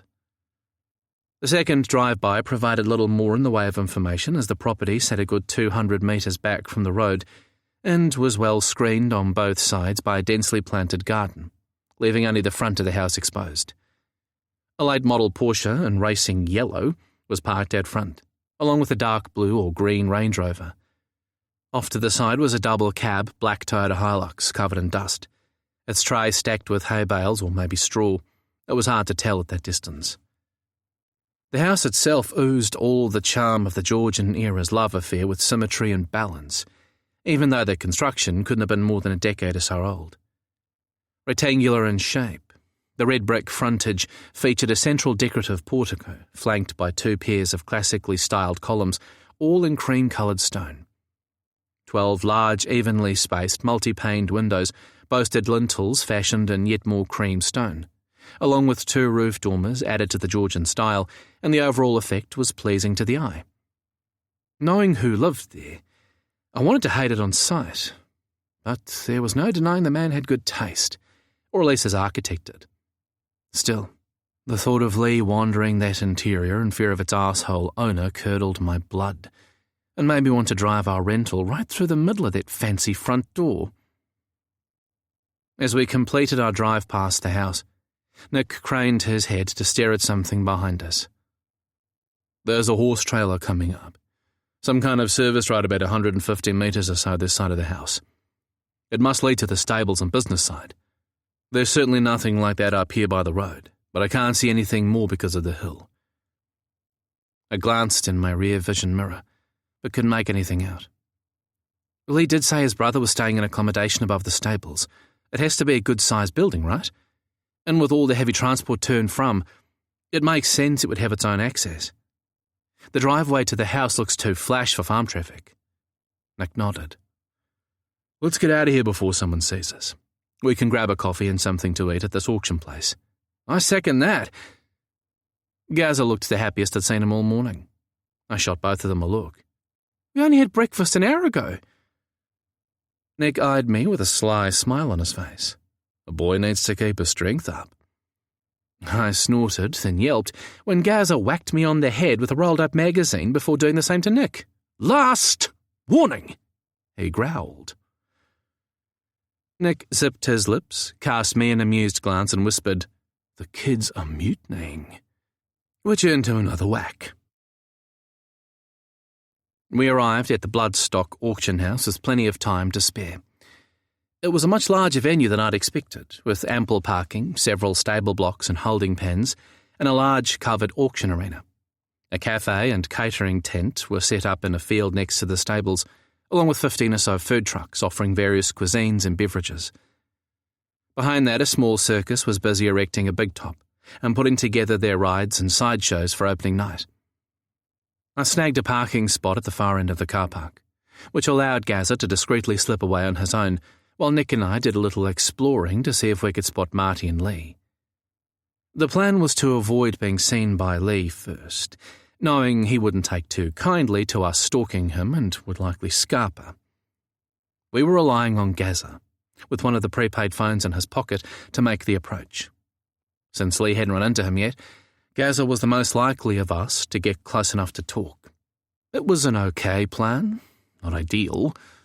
There were a ton of what-ifs and maybes that could go wrong, but it was the best we could come up with. As soon as Gaza had put some distance between himself and the car, Nick and I pulled our caps over our heads and got out. Following a quick scout of the area, we poked our noses into the indoor auction arena and found a modern air-conditioned space. It had stadium seating surrounding a circular pen where the animals were presumably shown while bidding ensued. Several groups of people milled around the foyer, chatting and laughing as they filled in time, but there was no sign of Marty or Lee. We slipped back outside into the late morning heat and headed for some shade to wait things out. We picked a spot under a trio of beech trees close to one of the stable blocks, which had a good view of the car park and the entrance to the bidding arena. "I'll go grab us a coffee and something to eat," Nick said, kissing the top of my head. "Stop that," I hissed as heat raced into my cheeks. "You're making a scene." Nick huffed and kissed me again. Too fucking bad. We're supposed to be married and celebrating our anniversary. Deal with it. I grumbled some protest that sounded weak even to my own ears, while Nick just smiled and walked away, the fucker. 5 minutes later, my phone buzzed in my hand. "Gaza, heading to the arena now. I can't just stand around on my own. I look out of place. Any sign?" I replied, "Not yet. Did you see Nick?" "Yes. He's waiting at the coffee truck with a yummy bag of pastries." I rolled my eyes because of course he was. I was just about to ask what kind of pastries when another text came through. "I can feel your eye roll. A 6.5 on the Richter scale. Stop policing him." I snorted and texted back, "Shut up and mind your own business." Then added an eye roll emoji just for good measure. Gaza replied with a smiley face. "I'm going to grab a seat inside of the back before it gets busy. That way I can keep an eye on them when they arrive. If Lee goes anywhere on his own, I'll follow. Text me when you see them coming." "Me. Will do. You'll need to tell us if and when it's safe to come inside." Gaza. "Roger. 10-4. Over and out." Me. Idiot. I looked up from my phone to see Gaza walking through the car park toward the auction house. With his coffee in one hand, he pocketed his phone and then glanced my way. I frowned, but his expression remained blank with not a trace of acknowledgement. If I hadn't known who he was, I would never have recognized him. Dressed in skinny black jeans that showed off his ass to perfection, which may as well have had "Come fuck me" written on it in neon colours, a sleek black linen shirt with a multicoloured silk scarf wrapped around his neck to hide his tattoo, and a pair of black Converse, Gaza looked like he belonged in any of the ridiculously expensive cars that filled the reserved section of the parking lot. He looked like a model, or maybe some famous influencer that you think you should recognise but can't place. Handsome, curious, comfortable in his own skin, and completely at home with not a trace of nerves in sight. It was a masterful act, good enough to make me wonder if Gaza had missed his calling. He'd have killed it on the stage, or even as a clandestine operative. Sure, people glanced his way, struck by his good looks, but they quickly moved on. His manner didn't invite conversation. He looked untouchable, like he belonged in a different world. To be honest, I was kind of in awe. I also relaxed. He clearly had this. All we needed was Lee. Almost as soon as Gazza disappeared into the auction arena, a dark blue Range Rover pulled into the car park with 2 men on board. As they turned down the first aisle and crept toward where I stood, leaning against a tree, my attention was caught by the man in the passenger seat. The closer they got, the more convinced I was that the man was Marty Klein. A glance at the picture of him on my phone and my heart sped up. Bingo. I started to text Gazza. But when the car turned right instead of left and pulled into one of the reserved parking spaces not 10 metres from where I stood, I turned my back and pretended to be talking on the phone. The Range Rover doors opened and closed, but I waited until I heard the sound of footsteps on gravel before I risked turning back around. One look, and my excitement plummeted. The second man wasn't Lee, not even close. The only thing they shared in common was that they were both blondes. The man with Marty was a beast of a man, who looked like he ate a box of steroids every day for breakfast. Although his eyes were hidden behind sunglasses, his head moved from side to side, scanning the car park as he escorted Marty to the auction house. I figured this had to be Freddie, Marty's PA, the middleman the brothers had talked about, the man I'd seen ferry Lee off the boat that night. This guy certainly matched the size of that man. I shot Gazza a text warning him Marty was about to enter the building, but that Lee wasn't with him. Gazza's reply was swift.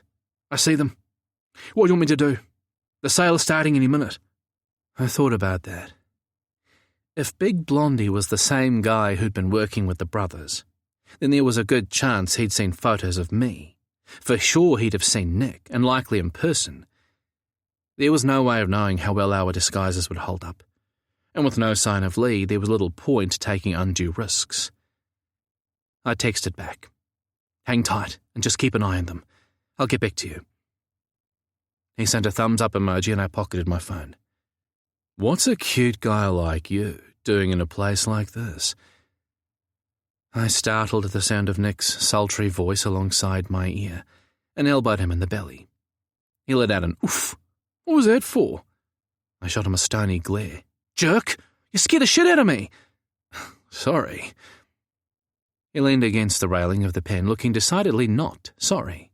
But I come bearing gifts. That has to count for something. He handed me a coffee and shook the pastry bag. Marty's arrived. I tipped my head toward the Range Rover, and Gazza's inside the arena. Nick's entire body tensed as he studied the vehicle. And Lee wasn't with them. Nick's face fell. Damn.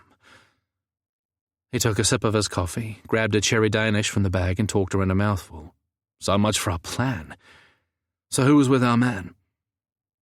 I considered the smudge of red-stained sugar on Nick's lips as I answered quietly. I think the driver has to be Freddie, Marty's PA. He fits the description and photos we have from Marty's business social media. Nick's eyes narrowed. Our so-called middleman? The one we think is responsible for Davis's accident? He made air quotes. The one and only. I paused, watching Nick's reaction as he digested the information, but his tight expression gave little away.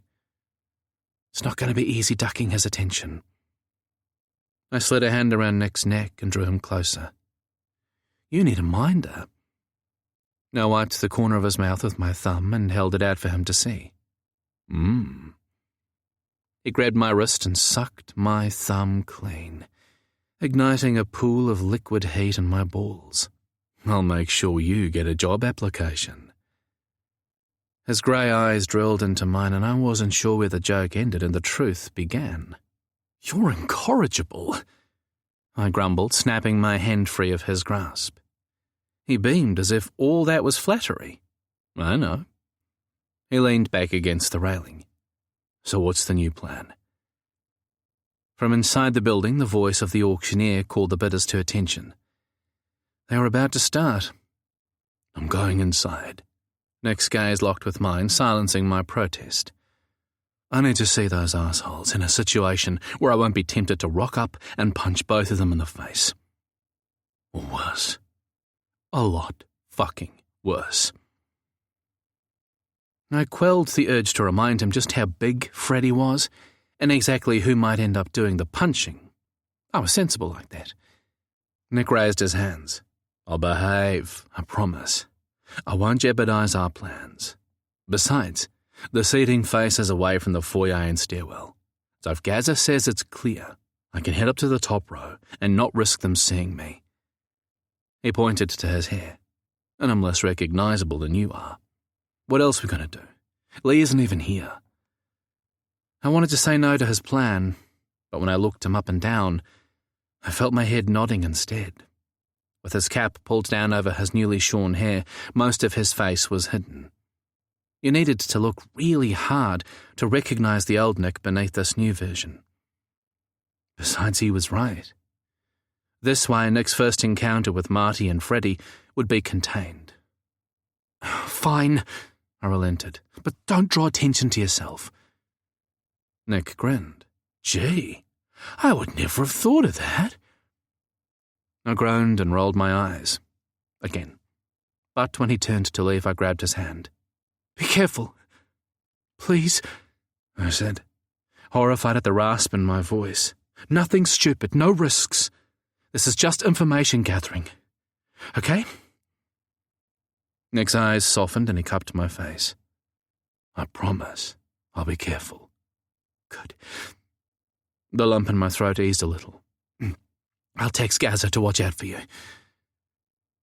Nick nodded and then was gone, strolling comfortably toward the sale building like he deserved to be there as much as any other buyer. I watched his every step until he disappeared from view, and puzzled how I'd lost my heart so quickly to a man who had the capacity to make me want to kill him and fuck him in equal measure, and often at the same time.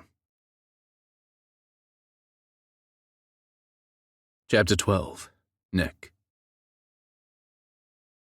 The atmosphere inside the crowded brick auction house was hot and humid, regardless of the air conditioning blasting down from overhead.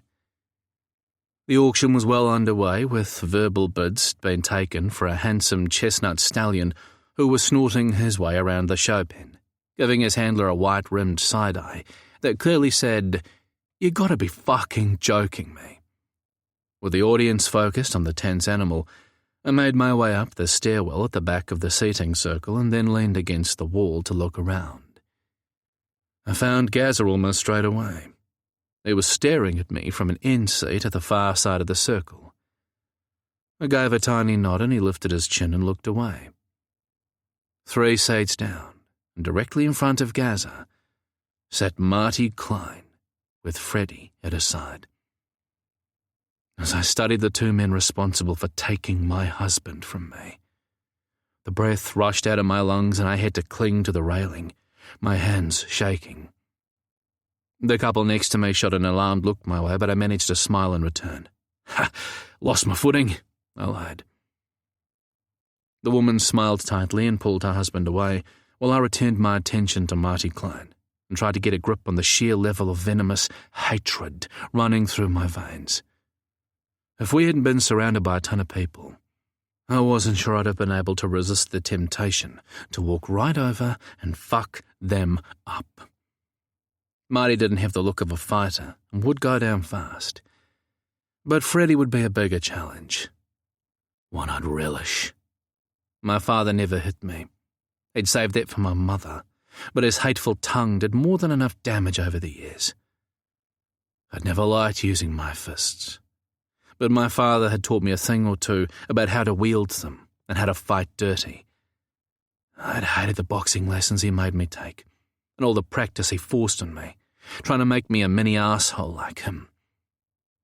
But there had been no refusing him, and although I wasn't proud of it, I also wasn't above using that knowledge when necessary to protect myself or someone close to me. But it had been years, and I'd worked hard to not be that man anymore. I watched and waited for the anger to settle. It wouldn't, not entirely, but I needed it down enough to manage. Our success depended on it. This venture had never been about my vengeance. There were 3 of us to consider, and then there was Lee as well. Lee, who was living a life of abuse I knew something about. Marty and Freddie might never be held responsible for Davis's death, and I had to somehow let that go. I just hadn't worked out how. For now, they would have to stay in the too hard box. Lee, we had a chance at, but only if I kept my cool and we played this smart. Feeling more in control, I settled back in my seat to watch. Marty was busy studying the stallion and making notes while Freddie was scrolling his phone. With the 2 of them occupied, I nabbed a seat above and to the right of Gaza, which put me 5 rows up from Marty. Good enough distance if I was careful. I pulled my cap down on my forehead and settled in to observe. Between horses, Marty turned to talk to someone in the seat behind him, and I got my first proper look in the flesh. At 51 years of age, although he looked younger, he was handsome in that sleek, polished way rich men cultivated. He sported an expensively cut mop of dark hair, buzzed underneath, with a longer top that set artfully to one side, and a pair of sunglasses resting on top. His cars and house might be flashy, but the man himself was casually but expensively dressed in designer jeans and a crisp white button-down, the cuffs rolled up to expose thick forearms covered in tattoos. Marty laughed at something the man behind him said, and I caught a glimpse of an easy charm that could lure someone like Lee into his web. Friendly, handsome, rich, affable, and confident, Marty looked nothing like the dangerous, sick bastard we believed he was. For a split second, he even had me wondering if we'd made a mistake. My gut knew we hadn't, but if I'd met Marty at a party, I might have fallen for that charm myself. A sickening thought. When the auctioneer announced the next horse in the ring, Marty immediately spun back to the front, and I realised it was one of his mares. Marty snapped his fingers and Freddie handed over a catalogue and a bottle of water, then returned to his phone. The blonde giant clearly wasn't there for the horses. I lost track of the bidding on Marty's mare and the next couple of horses, too busy watching the man himself. But when the auctioneer called a short break, and everyone got to their feet to stretch and chat, I did the same, minus the talking bit. Gaza also left his seat to stand on the stairs and stretch his back. His eyes briefly met mine, and I pulled out my phone and texted him. "Are you as bored as you look?" Keeping his eyes on his phone, he replied, "Yep. How long should we stay?" I answered, "Let's give it 15 minutes. I leave first and you follow after a decent time." I looked up in case he responded with a nod, and almost swallowed my tongue before quickly adding, "He's coming." To his credit, Gaza remained calm, slowly pocketing his phone before looking around like he hadn't noticed Marty approaching up the stairs. When he did, Gaza stepped back against the wall to let Marty pass, but to my horror, the man stopped right next to Gaza instead, and turned his back to me as I began to talk. Fuck. I was too far away to catch any of the conversation. All I could do was try to read Gaza's expression for some clue as to what was being said. Unfortunately, he was doing far too good a job of playing along with whatever direction the conversation was going, so I put my phone to my ear and called Mads. He answered on the first ring. "What's up?" "They're talking," I blurted. "What do I do?" "Who's talking?" "Gaza and Marty." A sharp intake of breath was followed by a moment of silence. "What the fuck? How the hell could you let that happen? And exactly what was I supposed to do to stop it?" I griped. There was a break in the auction, and everyone stood to stretch their legs. Next thing I knew, Marty was making a beeline for Gaza. It just happened. Fuck. I snorted. "Yup, not helping. Should I try calling him and maybe give him an excuse to Wait. They're laughing. What? I pictured the deep crease between Mads's brows. "Gaza and Marty," I told him. "They're laughing. Like they... fuck. The idiot is flirting with him." Who's flirting with whom?" Mads ground out. fuck's sake, Nick, tell me exactly what's going on. Chillax, baby, I shot back, studying the exchange. Give me a second. Mads growled. Don't make me hurt you. Maybe I like it when you hurt me. I shot back, imagining the high colour in Mads's cheeks as he mentally listed all the ways he was going to get his revenge. God damn it, Nick, I swear. I can't see Marty's face, I interrupted. But he has his hand on Gaz's arm, so I think it's safe to assume the flirting is reciprocal. He also clearly doesn't recognise Gaza and... Wait, he's leaning in. Shit, I wish I was a fly on the wall because he just whispered something in Gaz's ear. What did he say? I huffed. What about the word whisper do you not understand? Mads groaned. Yeah, fuck you too. In a heartbeat. I shot back and he chuckled. I tried to read Gaz's expression, but it was hopeless. Whatever he said, Gaza answered with a smile, and then they laughed and started talking again. Come on, Nick! Mads was sounding more frustrated by the second. You can't just leave me hanging. Sorry, but they're just talking. There's nothing to say. Hang on. The auctioneer is back and people are sitting again. Marty just handed Gaza something. A card, maybe? I chuckled at the come-hither look on Gaza's face. What? Mads demanded. Why did you laugh? Damn, your apprentice can sure pile on the charm. If I was Marty, I'd be creaming myself thinking I had this gorgeous guy in the bag. Mads groaned. That idiot! Just wait until I get a hold of him. What the fuck does he think he's doing? Okay, they're both taking their respective seats. Marty said something to Freddie, and the lunk turned around to eyeball Gaza. Mads gasped. What if he recognises Gaza? I'm pretty sure he didn't, I assured him. He just nodded and said something to Marty, then returned to scrolling his phone. But just to be safe, I think we should leave while they're still busy with the auction, in case Marty decides to search for Gaza when it's done. Good idea. Tell Gaza and we'll meet back at the car. And Nick? Yeah. How was it? Seeing them.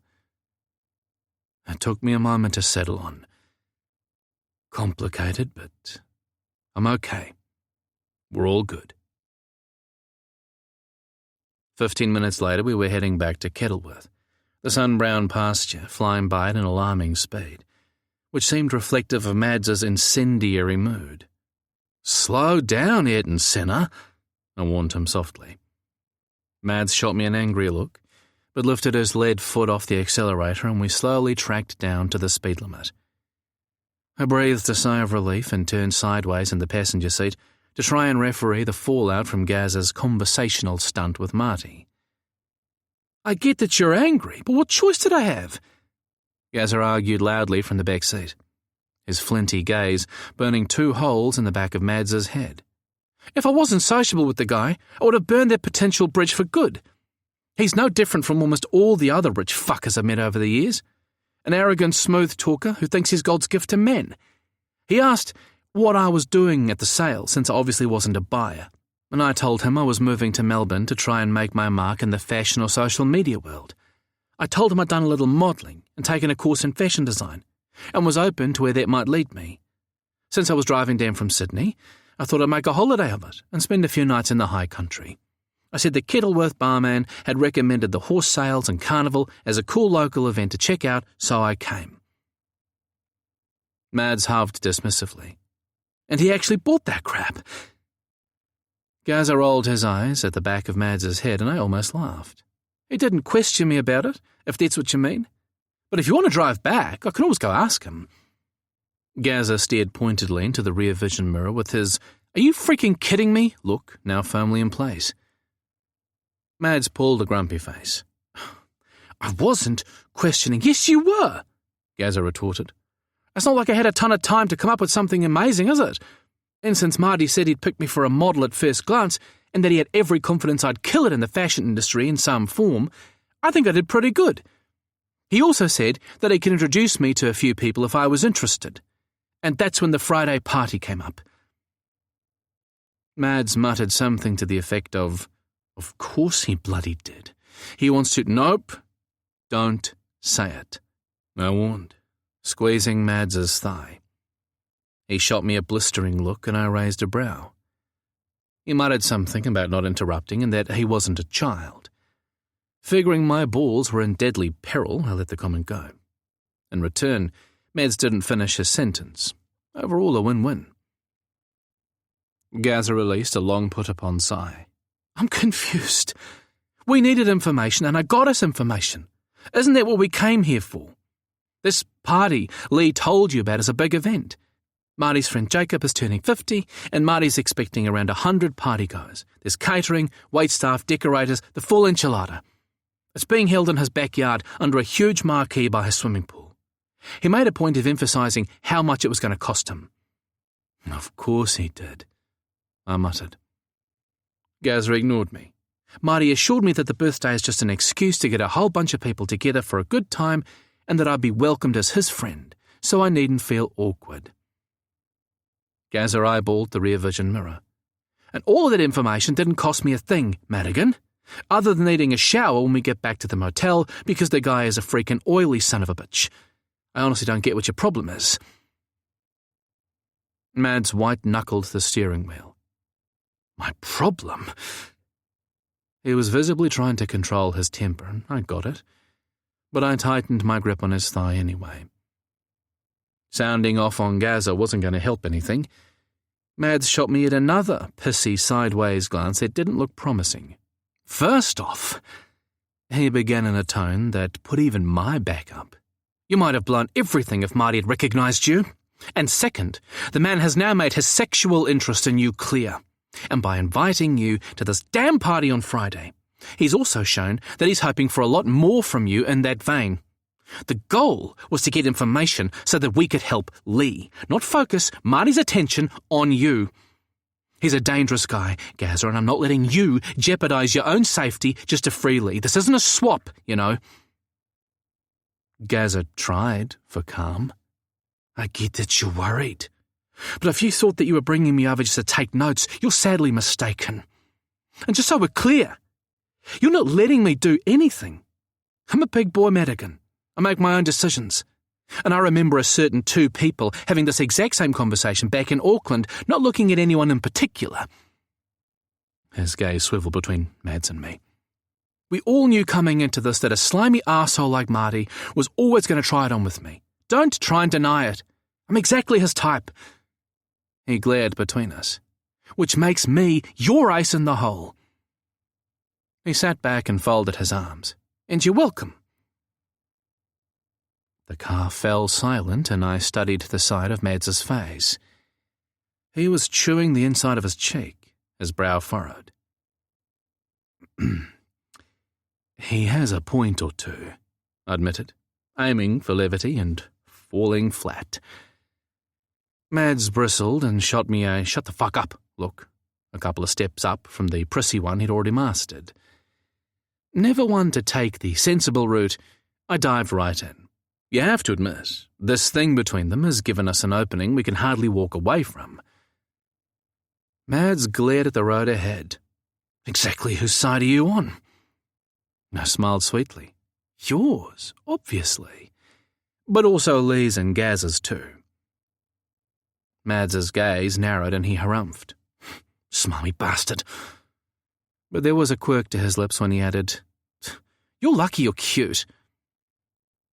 We were wearing Mads down, although he would have got there on his own, because he knew Gaza was right.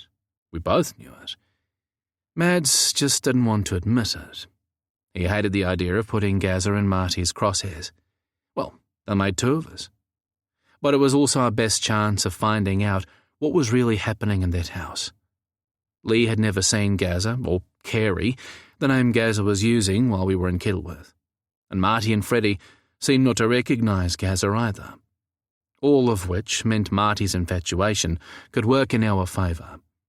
Lee might even be curious enough about the man who'd caught Marty's eye to approach Gaza himself. Gaza gave me a discreet poke in the ribs from the back seat, and I figured it was a thank you. I flicked a gaze over my shoulder and nodded. Those beautiful, tawny eyes landed softly on mine, telling me he knew exactly why Madigan was so pissed off. With that in mind, Gazza aimed his next comments directly to Mads. It was always going to be risky, boss. You know that. Don't tell me you weren't relying on my looks to give us some kind of advantage when we set this up. I know you were because I was too. There's no need to feel guilty about it. That's why we didn't try and make me invisible, right? We just didn't know how we would use that advantage. Well, now we do. He rattled it off without a shadow of conceit. On the other hand, Mads looked miserable. It just feels so fucking dirty. I hate the idea of him looking at you like that. Gaz's tone softened, and I appreciate your protective urge. But it's not something I haven't dealt with before. And a guy like Marty is never going to keep it in his pants regardless of having a so-called boyfriend. He likes wielding power, and sexual power is up there with the most addictive. He was always going to make a play for someone like me. But he has no idea who he's hooked, and that's the key. I had to smile. He's right. Mads slumped further in his seat. Yeah, I'm feeling the tag team. And yes, okay, maybe I knew Gazza would catch Marty's eye, even if Gazza is a bit older than who Marty usually goes for. But I'd envisaged it as a small distraction we could use in order to get Lee on his own, not this. Not sending him into that fucking house alone. Never that. And he wasn't wrong. That's true. I was talking to Gazza, but Mads shot me a grateful and somewhat haunted look. And with it, I instantly understood his fear. He saw a repeat of the guilt he felt about Lee. Only this time, it would be about putting someone he genuinely loved as family in harm's way. Gazza rested a hand on Mads' shoulder and gentled his tone. I know you're frightened for me, but you also need to trust me. This isn't my first rodeo. I've dealt with fuckers like this asshole before. I'll go to his party and be charming and funny. I'll keep my wits about me and wait for a chance to speak to Lee. It's a birthday get-together for one of Marty's friends, not a damn sex party. Marty says there'll be a whole range of people attending, including family and some of his racing colleagues. It can't be that debauched. The official arrival time is 7:30, but Marty said to rock up later, after the birthday stuff is done. These things go until the early hours, apparently. Oh, Marty says that, does he? Mads grumped. Then that makes it all okay, I suppose. I lifted my hand from his knee and squeezed his neck. You're putting wrinkles on your wrinkles, sweetheart. Mads shot me a frustrated look, but the frown disappeared and he sighed. Fine, he relented as he glanced at Gazza in his rearview mirror. But you're going in there on your own. We need a better plan than simply, I'll try and talk to him and cross my fingers that he comes up to me. Gazza nodded. Agreed. I could sneak around the back and keep an eye on things from a distance, I suggested. Mads sent me a sharp look. You are not let me finish before you shoot me down, yeah? Mads muttered something I couldn't hear, then shut his mouth. A chance to smile and he narrowed his eyes. Too soon. Clearly. I turned to face Gazza. It's a garden party, you said. A marquee out back around the pool? Gazza nodded. I imagine there'll be people inside and out, though. That's how these things usually go, right? I shrugged. I wouldn't know. Not my thing. Gazza snorted. I don't imagine. You'd have to try and stay outside, where I can see you, I told him. Get Lee to come to you. Or if you meet him inside, get him to accompany you outside somehow. Do you think you can do that? Gazza frowned. I can try. We don't even know what the backyard looks like, Mads protested. What if there's nowhere to hide? This is bullshit, Nick. It's not, I argued. We've seen the dense plantings either side of the house, and all the trees out back overlooking the patio and pool below. He's a rich guy with great landscaping. I chuckled. There has to be somewhere I can watch from. His gorgeous green eyes blew wide in disbelief. Are you fucking kidding me? Mads, stop it. The rebuke came out sharper than I'd intended, and when hurt flashed in Mads's eyes, I instantly wished I could haul it back. He turned back to the road without saying a word. I could have kicked myself. I'm so sorry. I didn't mean that the way it came out. But did you really think that we'd just rock up to Marty's house and Lee would calmly let us whisk him away? That he'd see us as heroes or something? Because he made it quite clear when the cops asked, and again in the supermarket, that he doesn't want to be rescued. What you're concerned about with Gaza is exactly why I didn't want you to come in the first place. Mads's cheeks flamed, but he didn't look my way. Alrighty then, I continued. A week ago you told me you were coming here with or without me. That you understood the risks, but you had to try. Except now, when you're not the only one who's taking those risks, suddenly you're getting cold feet. Well, let me just tell you just how much it pisses me off that you seem to value our lives more than you value your own. Fucking mountains of pissed off. That's how much. My voice ended up much louder than it started. Mads's gaze flicked sideways, the notch between his silver brows deepening. I couldn't tell whether he was furious or concerned. Maybe a little of both. Gaza broke the deafening silence with time-honoured words of wisdom. Can everyone just chill the fuck out? I'd hate to be the cause of your first couple argument. You aren't, Mads and I said in unison, and I caught the flicker of a smile on his lips. But Gaza wasn't done. We're in this together, Madigan. So you need to get off your high horse and stop thinking you're the only one who has a right to take risks. Frankly, I'm tired of it. Nobody likes a martyr. Mads's eyebrows rose into his hairline, but he said nothing. Gaza continued. I want a chance at writing my part in what happened as much as you do. Nick does too, since it's his fault we're even in this mess. He flicked me a smile, and I flipped him off. This was never only about you. And it kind of ticks me off that you're acting like it is. You're not on your own anymore, and you're not my boss in this situation. All three of us have skin in this game. So back off and accept some help for once in your goddamn life. Jeez Louise, you're driving us crazy here. Gaza slumped in his seat and stared out the window while the car fell disturbingly quiet for an excruciatingly long time. Long enough to make me wonder if we'd pushed Mads too far.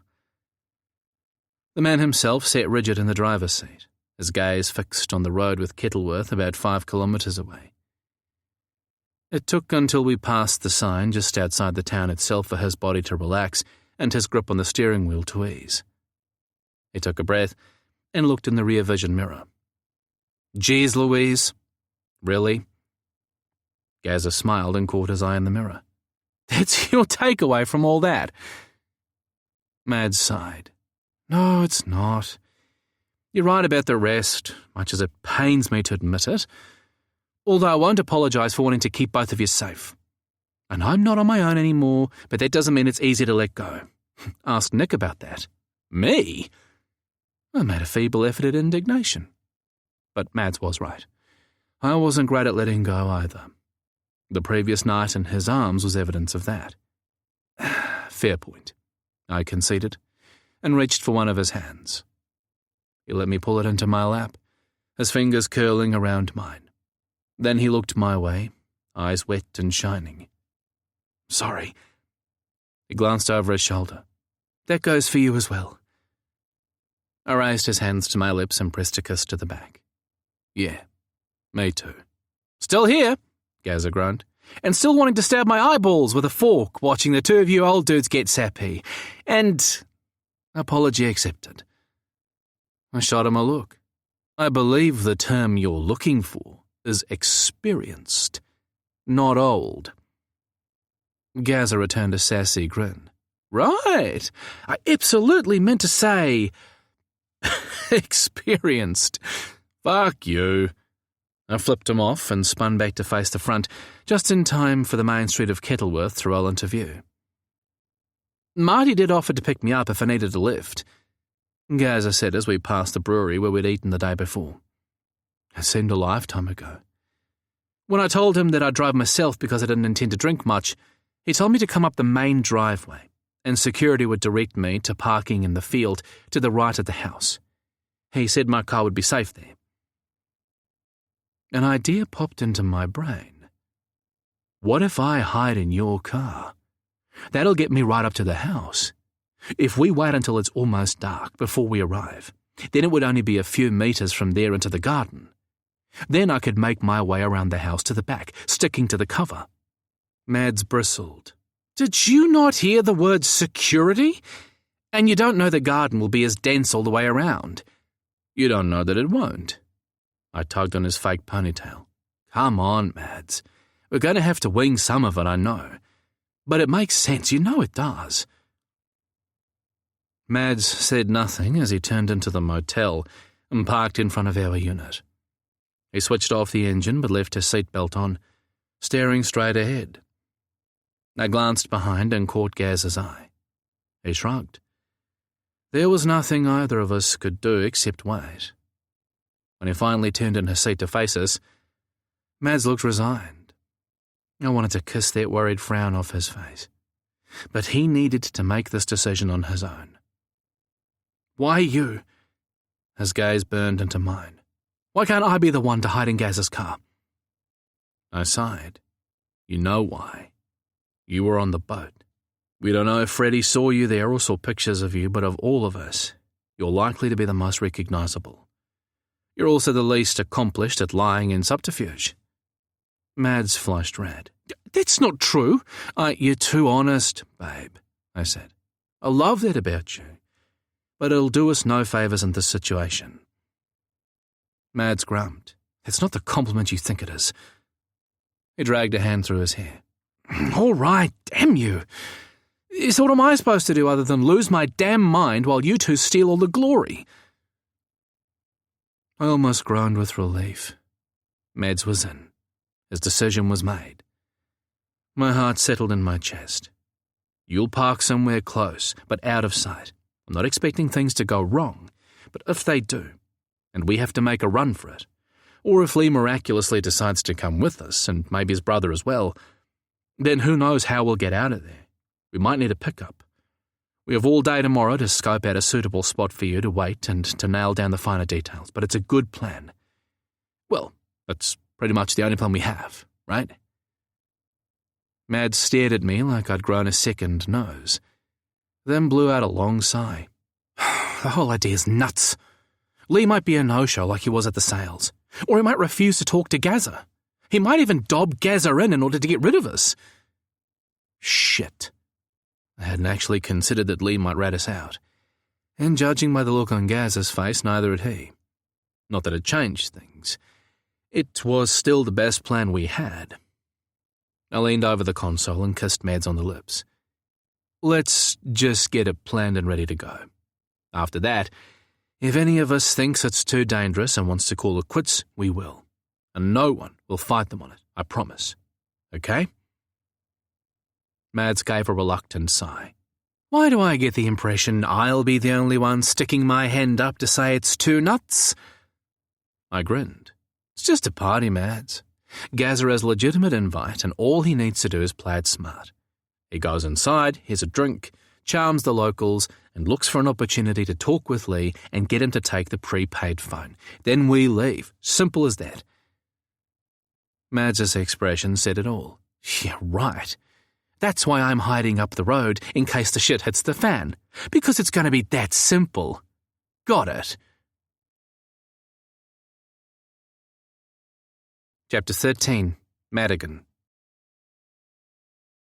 There were a lot of details to nail down if we were going to have the slightest chance of success, but with the Bloodstock sale not finishing until mid-afternoon, it was far too dangerous for Nick and me to be wandering around Kettleworth or doing any reconnaissance on Marty's Road. We had zero idea how long he and Freddie planned to stay at the sales, and there was always the chance they'd call in at Kettleworth on their way back to the stud, or catch us driving by his house. Finding a safe spot for me to park and wait close to the house while Gaza and Nick did their thing would have to wait until the next day. Thursday, when there should be plenty of people and party business coming and going from the house to cover our activity. Gaza, owing to his cover story, was not as constrained as we were. Not long after we returned, he strolled into our room wearing a pair of faded jeans, a black and white checkered t-shirt, and a pair of black Vans. He announced that he was going to take his car and check out the local tourist attractions and vineyards. Before I could argue, he countered my predictable protest by saying that it wouldn't matter if he was seen by Marty since the man already knew Kerry was a tourist. It might even bolster his story. I tried to find something wrong with his reasoning, but couldn't, damn it. And I figured after the whole argument in the car thing, the outing was likely as much about getting some space from me as it was about being stuck inside. I'd want some space from me too, if I were him. Or Nick, for that matter. I glanced at the man in question, who was sitting on the sofa, scrolling through his phone. Nick had been ominously quiet since we'd come inside, and I knew I'd fucked up with both of them. I had some ruffled feathers to smooth, but I wasn't quite sure how to go about doing it. If you find a nice bottle of red, grab yourself a couple, I said by way of a peace offering and handed Gaza some money. His expression softened and his eyes lost that wary look they'd held since the argument. Thanks, boss. He was about to leave when I added, Nick said you were amazing in the auction room. A natural. I should have trusted you. I'm sorry. Gaza offered up a grin that went some way to making me feel less of an asshole. Then he pulled me into his arms, tossed my wig to the floor and noogied my head. Then he pulled a face. Man, I hate you in this wig. Makes you look like a slightly disturbing younger version of Willie Nelson, and if I'm honest, I'm not that much of a fan of the older one. I gave him a shove. I do not look like Willie Nelson. I turned to Nick for support, but he was staring at me with a slightly dismayed expression, like Gaza's words had struck an unwanted chord. Maybe a little bit, Willie. He held his thumb and forefinger a tiny bit apart. And now that I've seen it, I can't unsee it. Gaza nodded enthusiastically. See? It's creepy, right? Nick grimaced. Yeah, let's keep that wig out of the bedroom from now on. It's kind of weirding me out. I looked between the two grinning faces. Fuck the both of you. I'm going for a shower, and then I'm going to order 2 plant-based burgers and an ancient grain and root vegetable salad from that organic deli we passed yesterday. After that, I'm going to find the Arts Channel and watch black and white movies until it gets dark enough to sleep. A perfect evening. Gaz's eyes widened. Holy shit! I'm out of here. Catch you guys later. He all but sprinted for the door, and I turned back to Nick, whose complexion had turned a sickly shade of grey. What the hell is a plant-based burger? He asked suspiciously. Or an ancient grain, for that matter. I shot him a sunny smile. Never you mind. Your arteries will thank me. I spun and headed for the bathroom with Nick on my heels. My arteries will not thank you. My arteries are just fine. I'm fine. Ancient grains are bad for you. I read it somewhere. Too much dust. I snorted. Dust? He hesitated. Well, they're ancient, right? Been around on a shelf a while. Can't be good for you. I spun at the doorway to the bathroom and Nick almost ran into me. I pushed him back and patted his cheek. I refused to dignify that with a response. But we were in agreement on one thing. You are most certainly fine. I looked him up and down, taking my time. So I'll tell you what. If you agree to try the food, I'll run a bath. For 2. That's bribery. Nick's mouth curled up in a slow, sexy smile, and he leaned closer, putting his lips against my ear. And I like it. Who knew that ancient grains and plant-based burgers could make my dick hard? I laughed. So I take it that's a yes? I glanced behind me at the generous spa bath, then it back to Nick. It's going to take some time to run it deep enough. Whatever shall we do to fill the time? Nick eyed me like he might very well eat me alive. I have 1 or 2 ideas about that. He crowded me into the bathroom and kicked the door shut. Then he pressed a line of kisses up my throat until his lips hovered over mine. Knock, knock. Idiot. I grinned and opened for him, and his tongue slipped inside to tangle with mine. Strong arms snaked around my waist, and he lifted me onto the vanity. The bath, I mumbled against his kisses. He pulled off, frowning. What? I nodded to the bath. We're supposed to be filling it? Oh. He gave a wry smile and broke away. While he was busy with the bath, I started to hum Georgia on My Mind by Willie Nelson, and Nick's surprised grin was all the encouragement I needed. The song was one of my all-time favourite ballads, and the 5 years I'd spent as a tenor in my high school choir ensured I could at least hold a tune.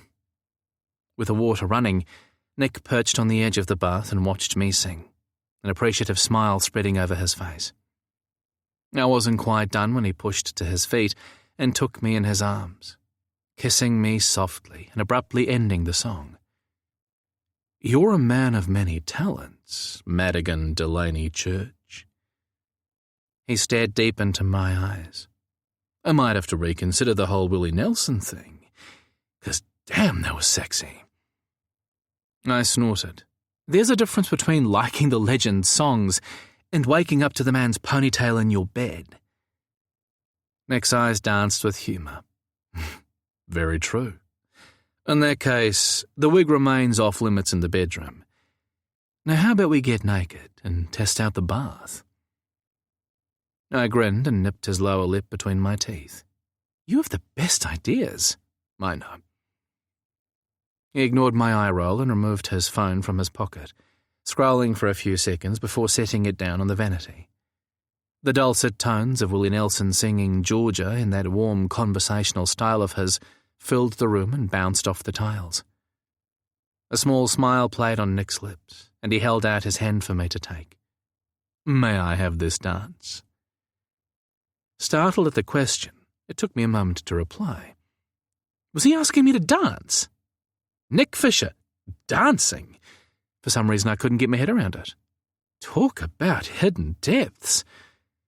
I regarded him with amusement. He responded with a smile. There's clearly a lot we don't know about each other. We should change that. Agreed. I slid my hand into his, but fair warning, I'm not very experienced. Clubs are never my scene. He eyed me kindly. Me neither. But there's nobody watching. Just you and me. I held his gentle grey eyes and nodded. Just you and me. I wasn't sure exactly what Nick had planned, but I sure liked the direction this was heading. I wriggled my butt off the vanity and slid to the floor. Nick let go of my hand and made quick work of my shirt, throwing it aside. He slid an arm around my waist, locked our free hands together, and pulled me close. I thought about teasing him with the fact that he'd relegated me to the follower position, but kept my mouth shut. There was something special about the moment, something unexpected and precious. This was a Nick I'd never seen, another peek behind that gruff curtain he used to keep the world at bay. He let go of my hand and tipped my chin up with his fingers. You are so beautiful. I can't believe how lucky I am. His heated gaze penetrated mine, and something astonishing fluttered in my chest and beat its wings. Something I'd known was coming, but which ambushed me nonetheless. Dance with me? I smiled and leaned my head against Nick's shoulder. It will be my pleasure. Approval rumbled in his chest, and he began to slowly but expertly move me around the small space, ignoring my awkward attempt to follow. Stop trying to lead, he rebuked me with obvious amusement. Just for once in your life. I chuckled. Pot kettle? But okay. I relaxed in his arms and he immediately took charge. Much better. He pulled me tight and buried his lips in my hair. You really can dance. I couldn't hide my surprise. Nick gave a soft snort. I get by. Davis taught me, if you must know. He was quite the dancer. Then he did a good job. I gave myself fully to Nick's direction, and let my body be guided by his skillful hands as our hearts beat in rhythm, and his warm breath brushed over my bare skin.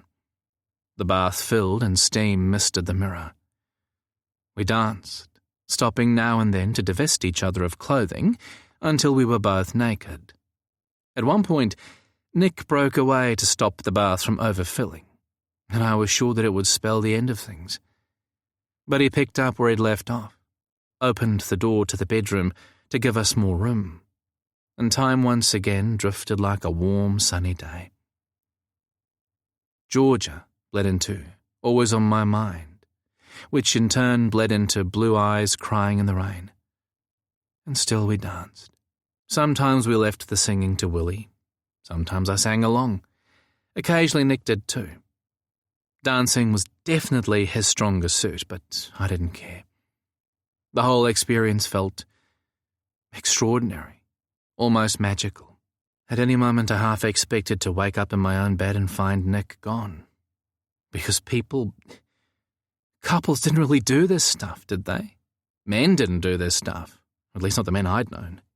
And if you'd told me just minutes before that a scathingly candid and brusque Nick Fisher would have me dancing naked in his arms in a motel room while crooning a Willie Nelson song, I'd have said you needed your head read and sent you for medication. And yet, there we were. And maybe that was part of the magic.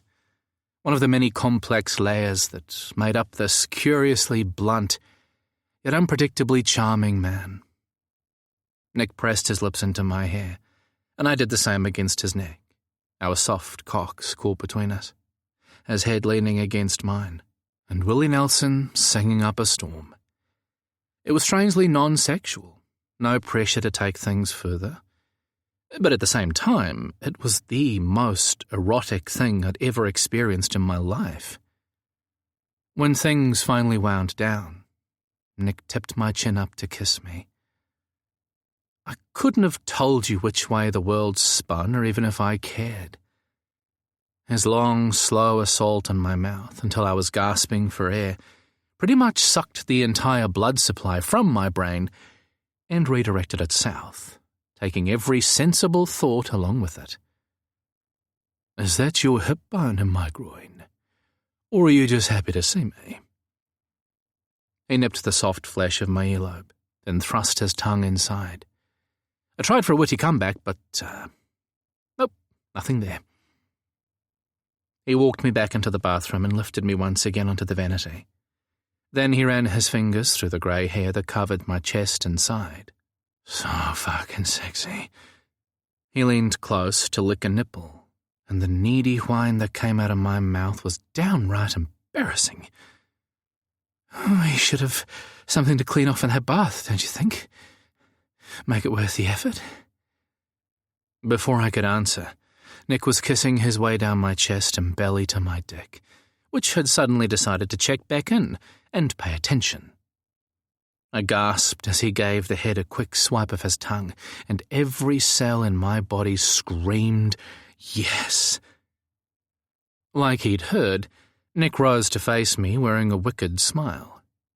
You like that? I pulled him forward and kissed him. What do you think? I think you have a very pretty cock. As if to reinforce the fact, Nick's hand wrapped around my dick and gave a couple of solid thugs. Oh, God. My head fell back against the mirror and I groaned. Then I suggest less talk and more... whatever. I circled my hand randomly in the air and Nick chuckled. He added a twist to his wrist, his thumb grazing my slit to spark stars behind my eyes. Oh, fuck. I began thrusting into his hand, unable to stop myself. Yeah, more of that.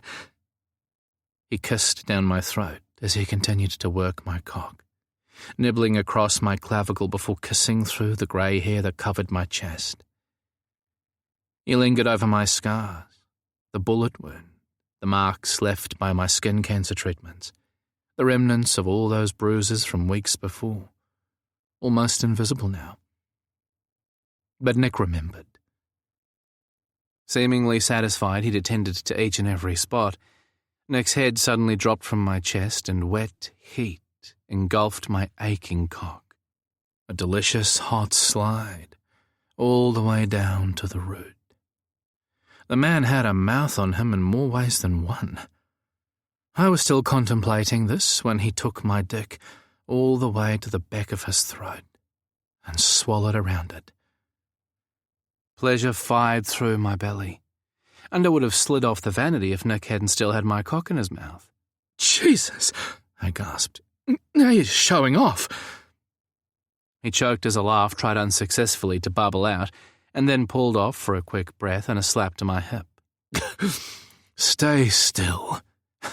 Yes, sir. I smiled and ran a hand over his head, relishing the soft brush of the shorter cut against my palm. I wanted a lot more of his hot, sweet mouth on mine, but the man was on a mission.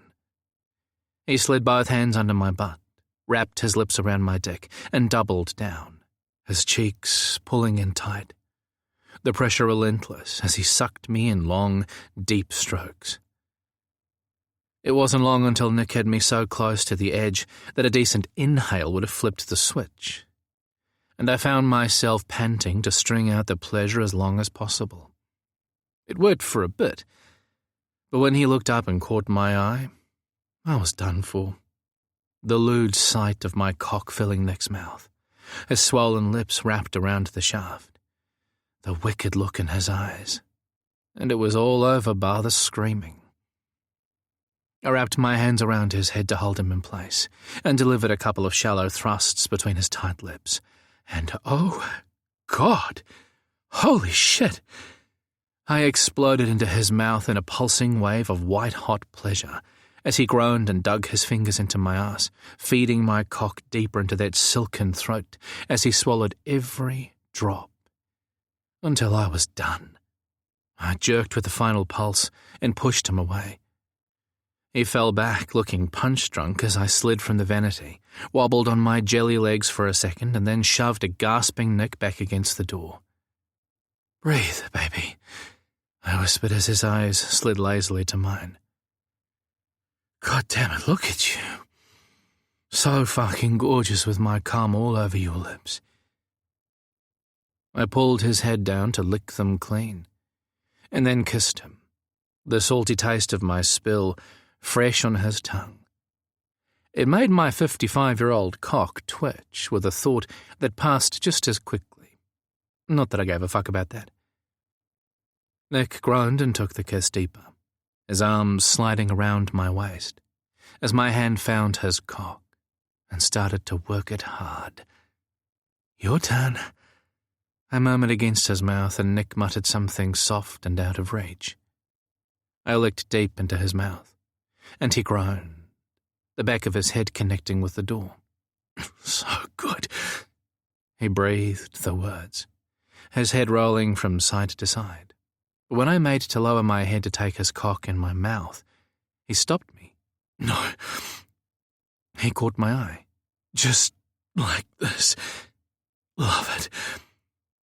I studied his face for a second, wondering if he thought he was going easy on me.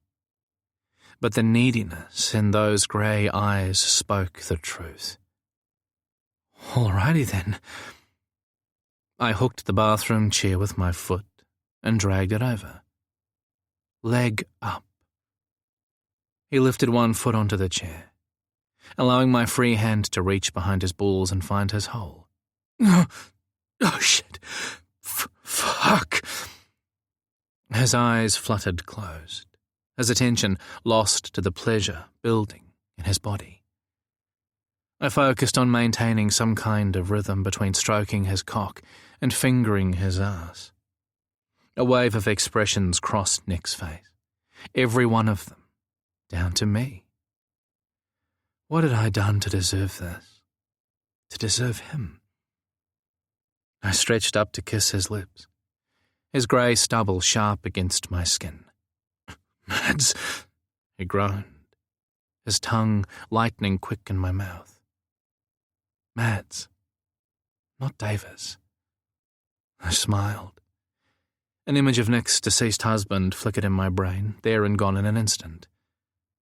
I felt nothing but gratitude. You'll always have a place in his heart. I threw the words out into the universe. I'll take care of him from now on. I promise. As if he'd heard, Nick made a strangled sound, sought my lips once again, and thrust sharply into my hand. He was close, his orgasm knocking at the door. So close. Let go, baby, I soothed. I've got you. The web of lines around his eyes and mouth tightened in their desperate need for release. The calm before the storm.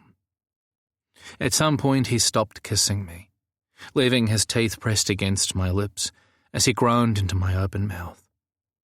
A few thrusts later, and he yanked me tight against him, muscles tense as he humped my hip, sandwiching my hand and his dick between us, making it hard to keep the cadence.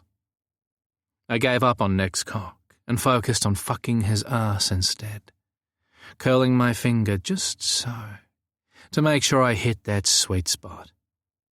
It didn't take much to have him arching against the wall, breath held, body rigid, eyelids screwed tight, as he came on a long, drawn-out groan, spilling between us until our bellies were slick with his cum.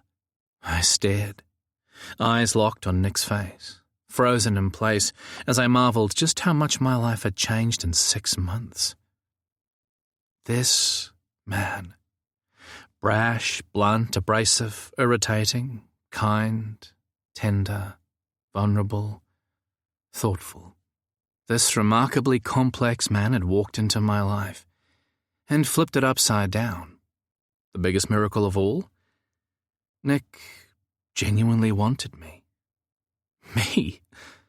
No one in my 55 years had ever wanted just me.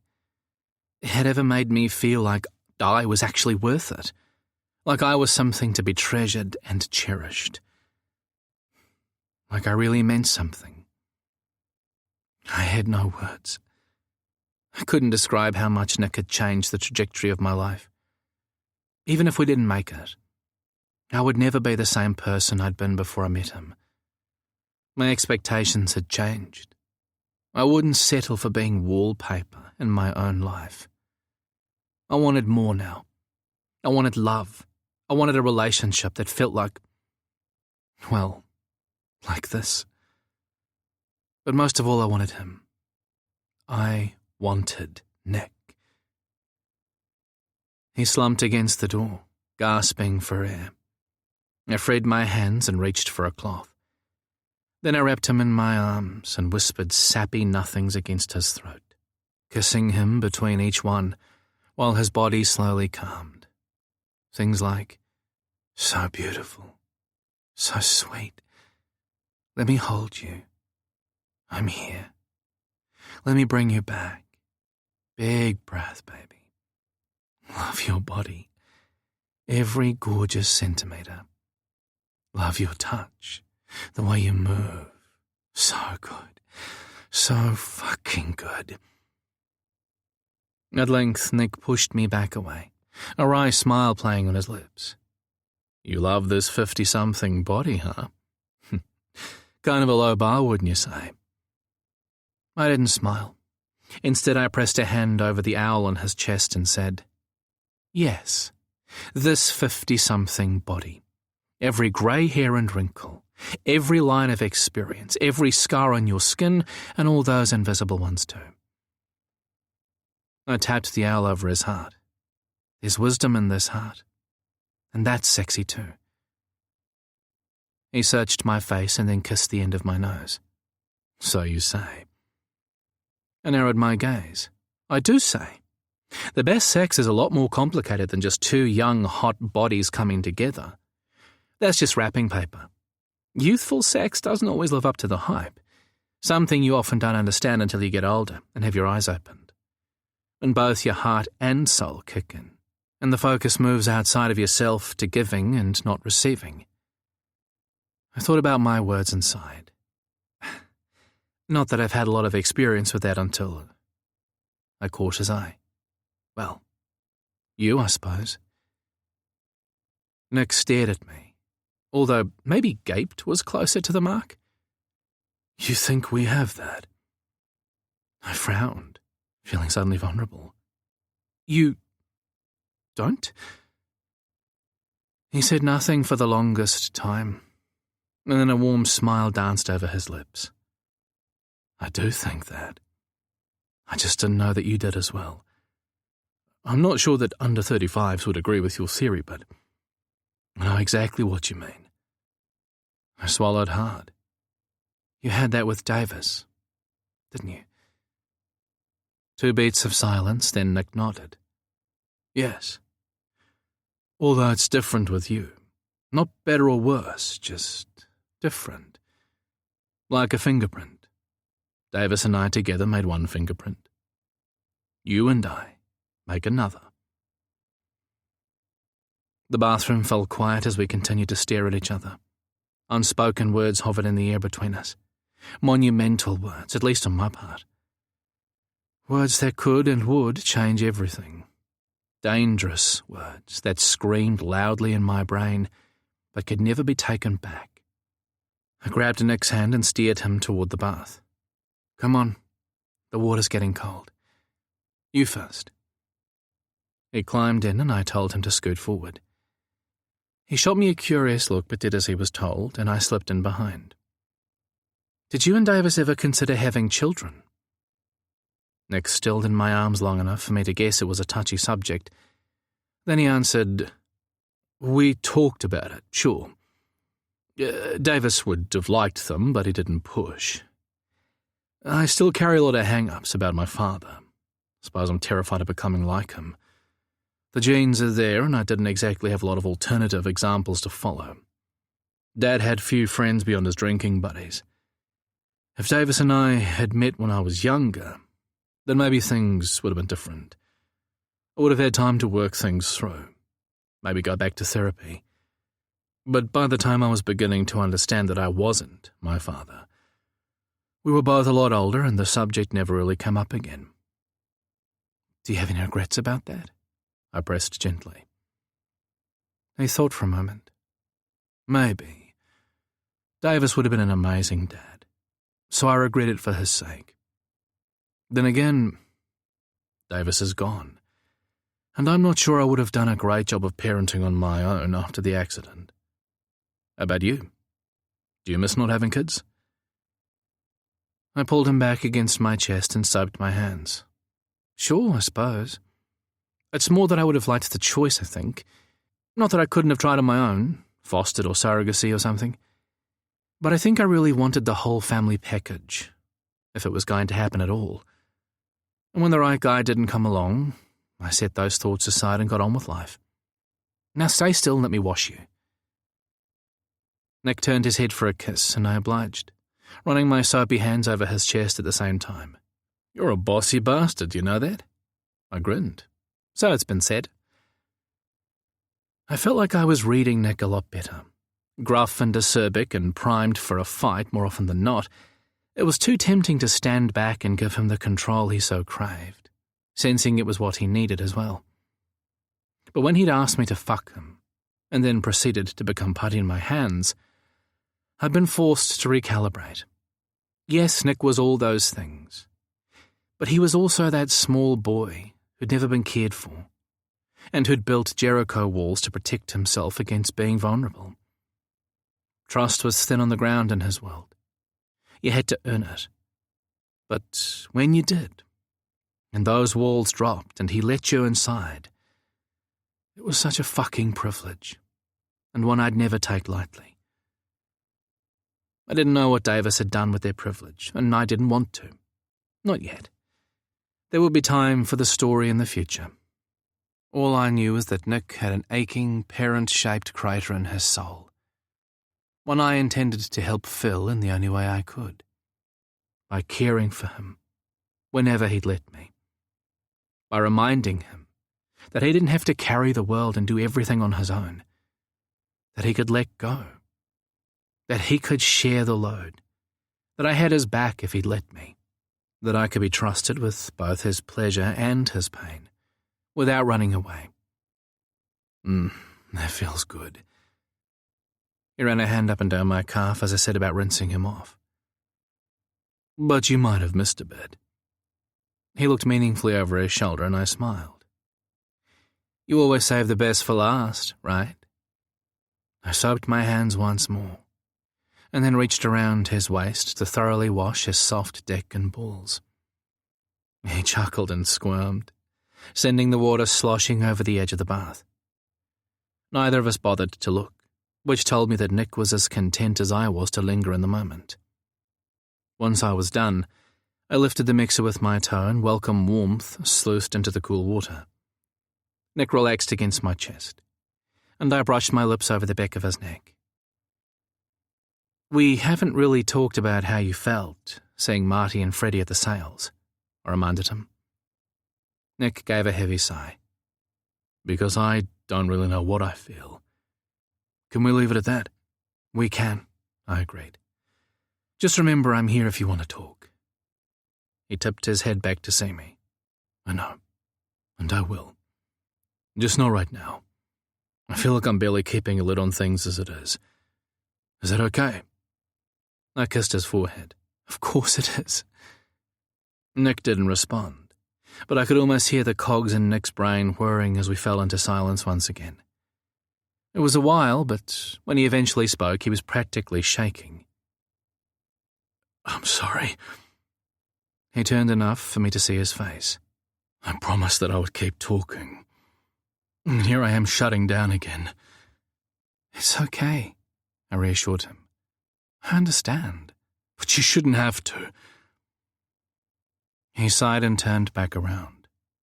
I wanted to kill those bastards when I saw them at the sale. He spurted, his voice thick with emotion. So slick, so arrogant, living their lives like they hadn't just spent 2 years destroying mine. I tightened my hold and kissed the side of his neck. I wanted to draw out the pain, so they understood what they'd put me through. Take their lives away from them, one little piece at a time. The urge was so strong. My hatred so intense, it scared the shit out of me. I'm not that guy, Mads. Once, maybe.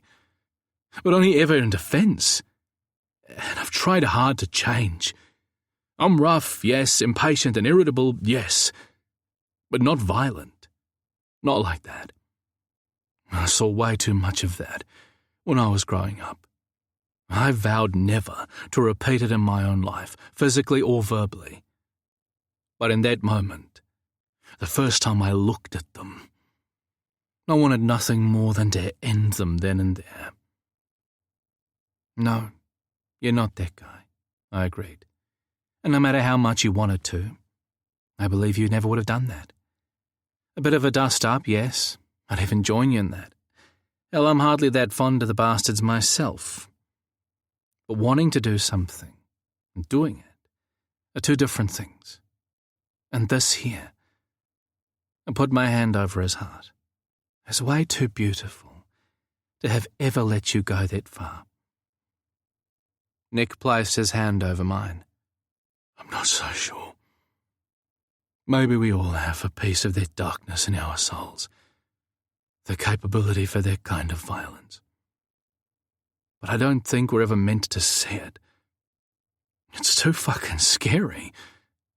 Because where's the line between me and them? It's the line between thought and action, I repeated, kissing him again. He huffed. Maybe. You want to know what stopped me? I rested my chin on his shoulder. Of course. The realization that if it hadn't been for them and what they did, I never would have met you. How's that for a fucked up revelation? After that, the anger disappeared and all I felt was guilty. I gathered him close and showered his shoulders with kisses. It's a fucked up thing, isn't it? And I don't think there'll ever be an answer that makes sense. It's a one foot in front of the other process. It happened, we did meet.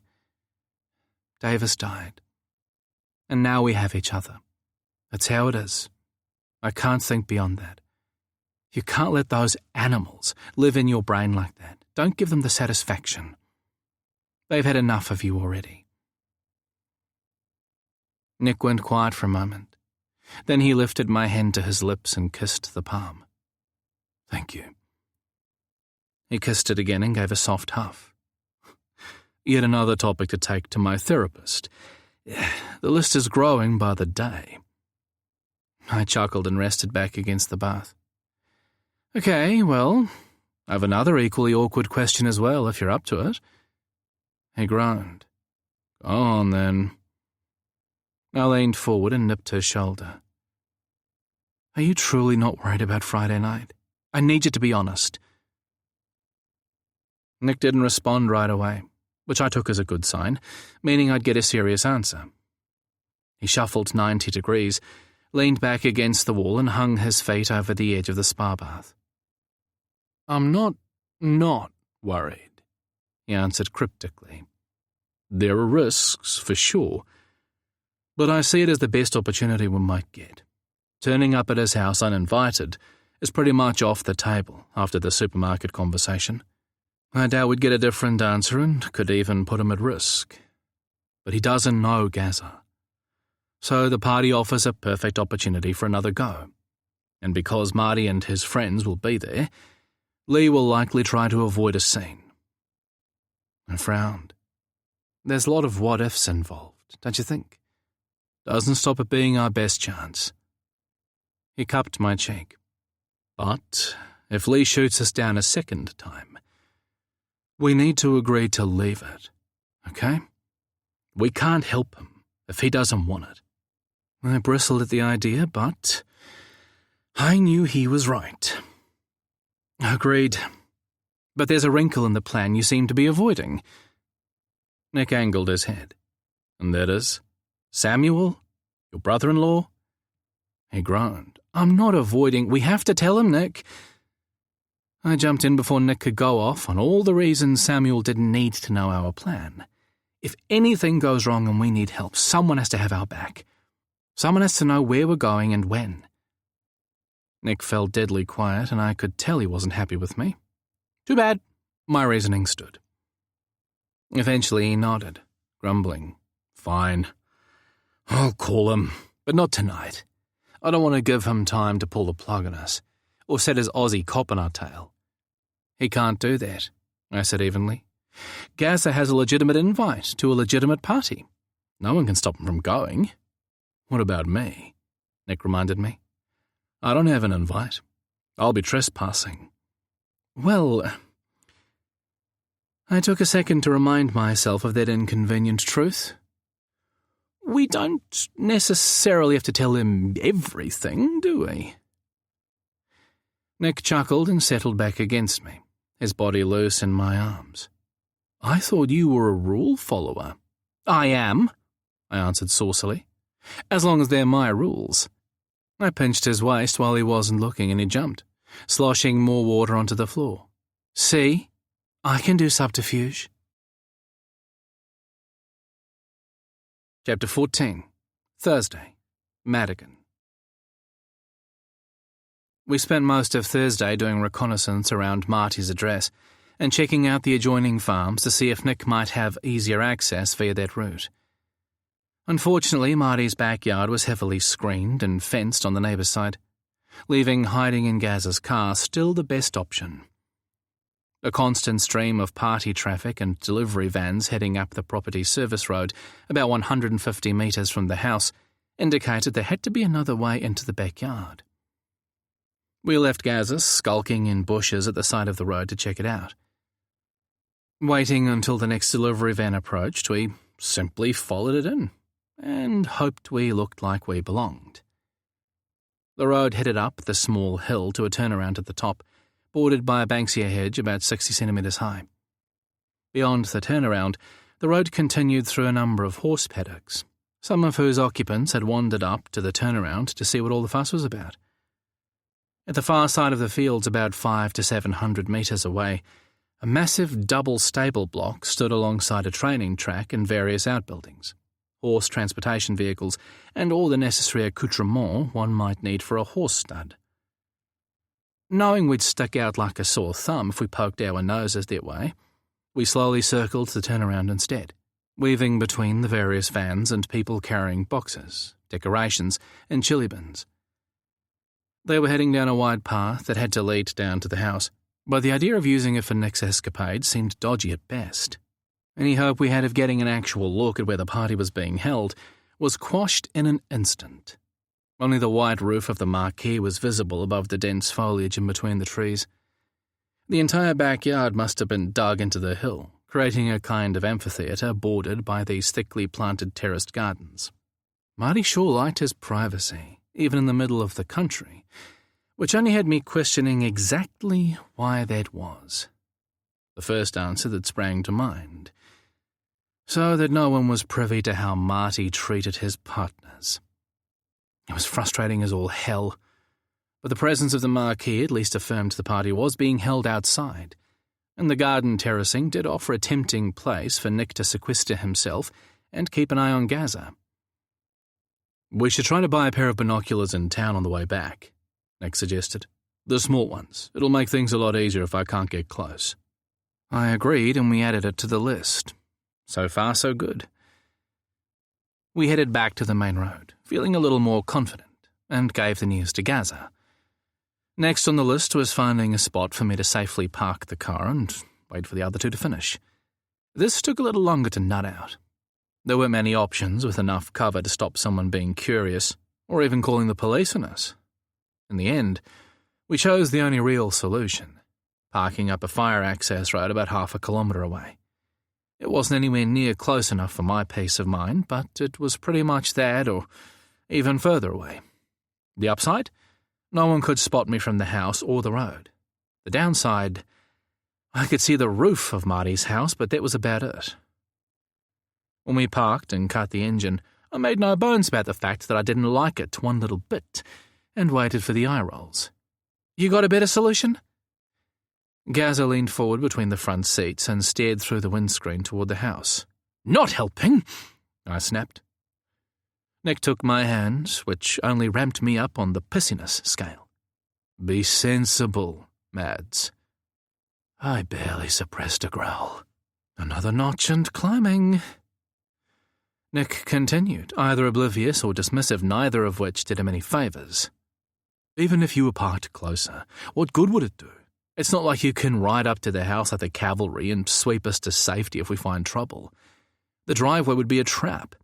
Gaza and I would have to make a run for it over the fields or down the service entrance and meet you on the road. A few extra seconds aren't going to make any difference." I said nothing, continuing to glare straight ahead through the windscreen while hating to admit that he was right. Nick reached across and turned my cheek to face him, his voice gentling as he said, "If you want to call it, we will. We agreed, remember? Any one of us can pull the plug at any time, no questions asked." "Maybe," Gaza grumbled, earning himself a sharp look from Nick. "Okay, fine. Any one of us, any time. Got it." He fell back in his seat with his arms folded petulantly across his chest. Nick's soft grey eyes landed back on mine. "That's your call." I narrowed my gaze. "Come on. You know damn well I won't call it off on this one thing. All I'm saying is that I'd feel better if I had eyes on the house and the driveway the whole time." "I know." Nick followed my gaze toward the roof in the distance. "And believe me, I'd like that too. But it's not going to happen." His thumb caressed my cheek. "We okay?" I took a breath and nodded. "We're okay. And, thanks for the reminder about calling it off." I pressed a kiss into the palm of his hand. "I appreciate it." As Thursday morning passed into Thursday afternoon, Nick's excuses moved from the sublime to the ridiculous, any and every reason not to call his brother-in-law. By late afternoon, when we pulled back into the motel parking lot, I was done with his procrastinating ass and threatened him with very specific bodily harm if he didn't suck it up and get the job done. A few hadn't said it I would. Gaza grumbled over his shoulder as he flung open the door to his unit. "Jesus, I've never heard so many pathetic excuses from a grown man. Anyone would think he was scared of Samuel." Beside me, Nick visibly stiffened, and I bit back a smile. If he'd been a lion, he would have popped his claws. I had to hand it to my apprentice. Gaza was as crafty as they came. Accusing Nick of being scared of someone was a surefire way to get the man to prove Gaza wrong. To that end, Nick threw open the door of our next-door unit, saying overly loudly, "I am not scared of Samuel. I just don't want him to think we need his help, which we don't, by the way. He's smug enough as it is." "But we do need his help," I argued, frustration mounting. "How would you feel if the shoe was on the other foot?" Which earned me another scowl. Gaza poked his head through the open door between the units, wearing a shit-eating grin. "Yeah, what he said. Come on, batter up, big guy. Let's bring this puppy home." Nick sighed and lobbed a damp tea towel at Gaza, who caught it and proceeded to flick Nick on the bum. "Ow!" Nick launched himself at the younger man, and Gaza ran squealing back to his own room. "Children! Children!" I grabbed Nick's arm before he could follow and pushed him into a chair at the dining table. Then I slid his phone in front of him and levelled him with a glare. "Do it. Now." He scowled up at me. "And who's going to make me?" I simply raised a brow and said nothing. "Fine," he muttered, picking up the phone. "You're not selling the whole friends are good for you deal, just so you know." I swallowed a smile. "I'm not talking as a friend. I'm talking as a boyfriend." I waggled my eyebrows. That shut him up. Which only encouraged me. Also, stop talking crap. Neither one of us likes people in general, and the idea of more friends even less. So don't bullshit me that I'm the problem. We're both copping out in the big, wide social world so far, aren't we? Nick huffed, but there was a trace of a smile on his lips. "You might be. I'm starting to feel distinctly murderous, so the jury is still out."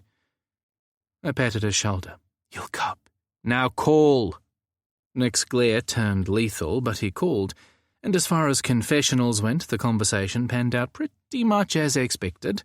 Once Samuel moved past the whole shouting, calling of names, and issuing some fairly specific threats phase. In other words, not well at all. Feeling guilty and a little sorry for Nick, who drilled me with an "I told you so" look during the entire conversation, Gaza and I joined the fray to help him out. All three of us crowded around the video on Nick's phone, which had been propped against a vase of sad fake flowers on the dining table. The puce tone to Samuel's cheeks said everything that needed saying about his thoughts regarding our plan. He was pissed, and understandably so. No surprise there. With no desire to poke the bear, we let him rant on uninterrupted about what a right royal bunch of idiot jerks we were until he eventually ran out of steam.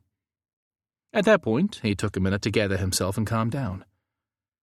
I hoped that also meant he might be ready to put into practice all those qualities that made him a great detective, starting with shelving his opinion and actually listening to us, but "You're lucky I don't have you all arrested for interfering with a police investigation."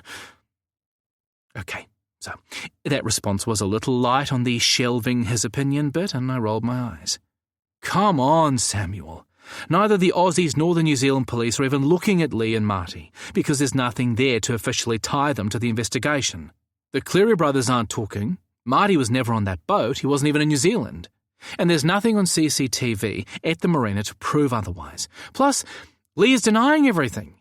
Our suspicions about Marty are irrelevant. You said so yourself.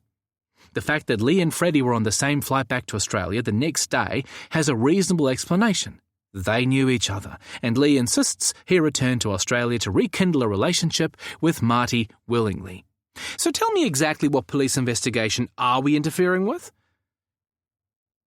Samuel chewed on his lower lip but said nothing. He didn't need to. His exasperated expression said it all. We were right, and he knew it. Fine. He folded his arms over his chest and glared at us. You've got 5 minutes to convince me you haven't completely lost your fucking minds. Absolutely. Nick can do the honours. I waved my boyfriend forward, and his eyes widened in that "you were in so much trouble" way he'd perfected. I batted my lashes and reminded him, he's your brother-in-law. Gaza snorted, and Nick turned a steely eye on the younger man, who wasn't in the least bit intimidated. "Hey, I'm just a pretty face in all this." Gazza answered to the blistering look. "The honey trap, isn't that what they're called?" Nick groaned and rolled his eyes skyward. "God almighty, give me strength." "I don't care who goes first." Samuel positively growled through the speaker. "But damn it, someone better start talking soon, or there'll be hell to pay. Calm down. Don't get your knickers in a twist." Nick dragged his chair closer to the phone. Recognizing that Samuel's temper was seconds from exploding all over his office, I kicked Nick in the ankle to make my feelings clear. He shot me an amused look that said he was having way too much fun, and I returned an explicitly not amused glower that wiped the smile off the idiot's face in 2 seconds flat and got him talking. The man truly was a royal pain in my ass. Didn't mean I wasn't head over heels loopy for the asshole.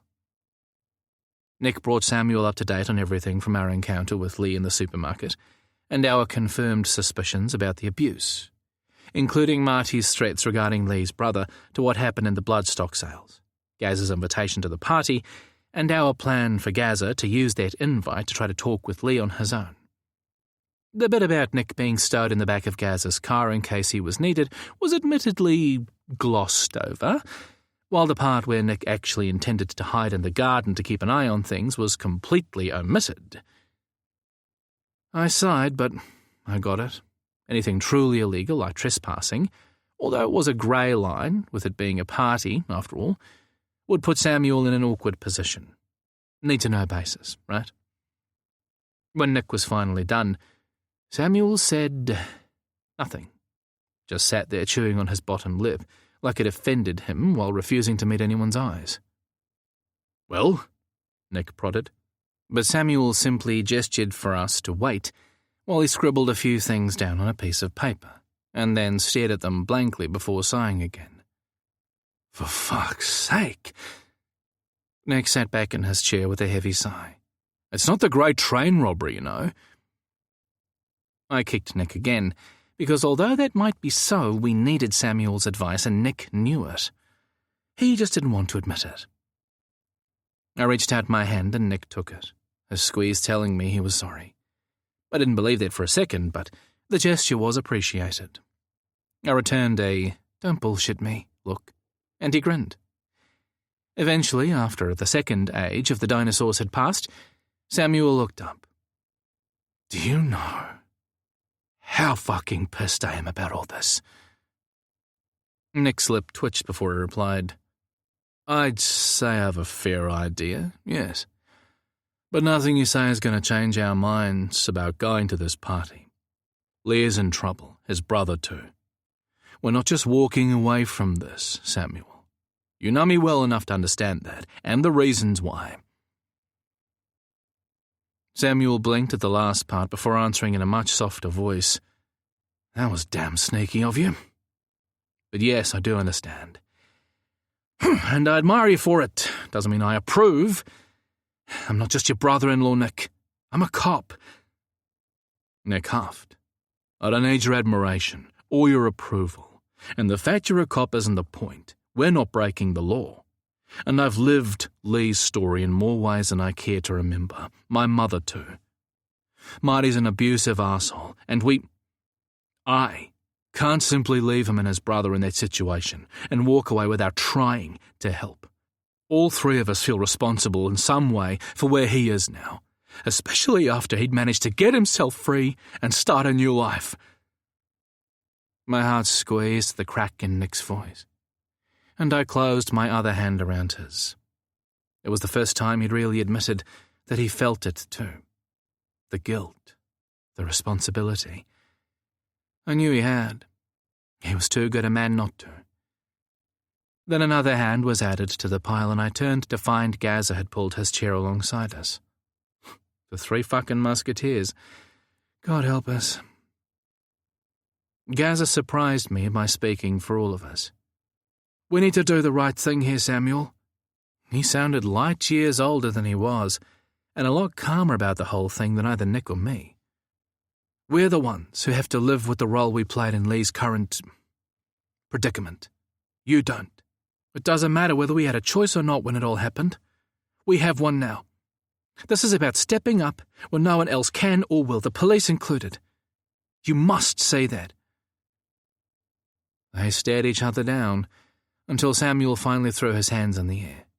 "When will you accept that none of you were responsible?" He didn't finish. His gaze caught on our hands, still stacked atop each other.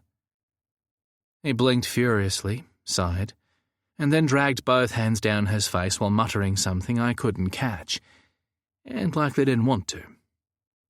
Nick shot me a look and I shrugged. It was anyone's guess how this was going to play out. My biggest concern was that Samuel would set his Australian cop mate on us, something with ramifications for our friendship, which would force an awkward decision. We either walk away from the party idea entirely, or continue and potentially invoke the wrath of the Australian and the New Zealand police. Not to mention land Samuel in hot water on both sides of the Tasman. "Fuck me," were the first words out of Samuel's mouth, and they were strangely comforting. "You do realise that although Gaza might have an invitation, you don't." He eyeballed Nick. "Which means you'd be trespassing." "Oh, come on," Nick protested. "It's a party. That's stretching things a bit, don't you?" "Don't push it." Samuel scowled. "Do you have any idea how much freaking trouble we're all going to be in when I tell Lizzie and Shirley about this harebrained scheme of yours, not to mention that I didn't stop it?" "Shirley? There's no need to." I balked at Samuel's "don't you fucking dare" look. "There is, and I will," Samuel ground out in reply. "And if you think I'm pissed, you wait until you hear from them. I'm gonna bury you in family drama for the next 6 months, so help me God." He blew out a measured breath as he raised and lowered his hands in slow motion several times, like he was calming himself. "Having said that," he paused for dramatic effect as his gaze landed on each one of us in turn. "And I can't believe I'm going to say this, but it's not the worst plan you could have come up with." I blinked, wondering if I'd heard right. "Really? You think it's a good plan?" "No." He eyeballed me. "I didn't say that. I said it's not the worst, but having a bunch of clueless amateurs like you lot trying to pull it off is a huge concern." I felt Nick bristle. "Hey." I elbowed him in the ribs and his mouth snapped shut. Samuel continued like he hadn't noticed. "Starting with Gaza's role. If what you think about Marty is true, then the man's a coercive, controlling, abusive bastard who trapped Lee in that relationship for years before Lee finally escaped. Ergo, you don't ever want to be the centre of Marty Klein's attention." He eyeballed Gaza. "Something that seems to have been forgotten."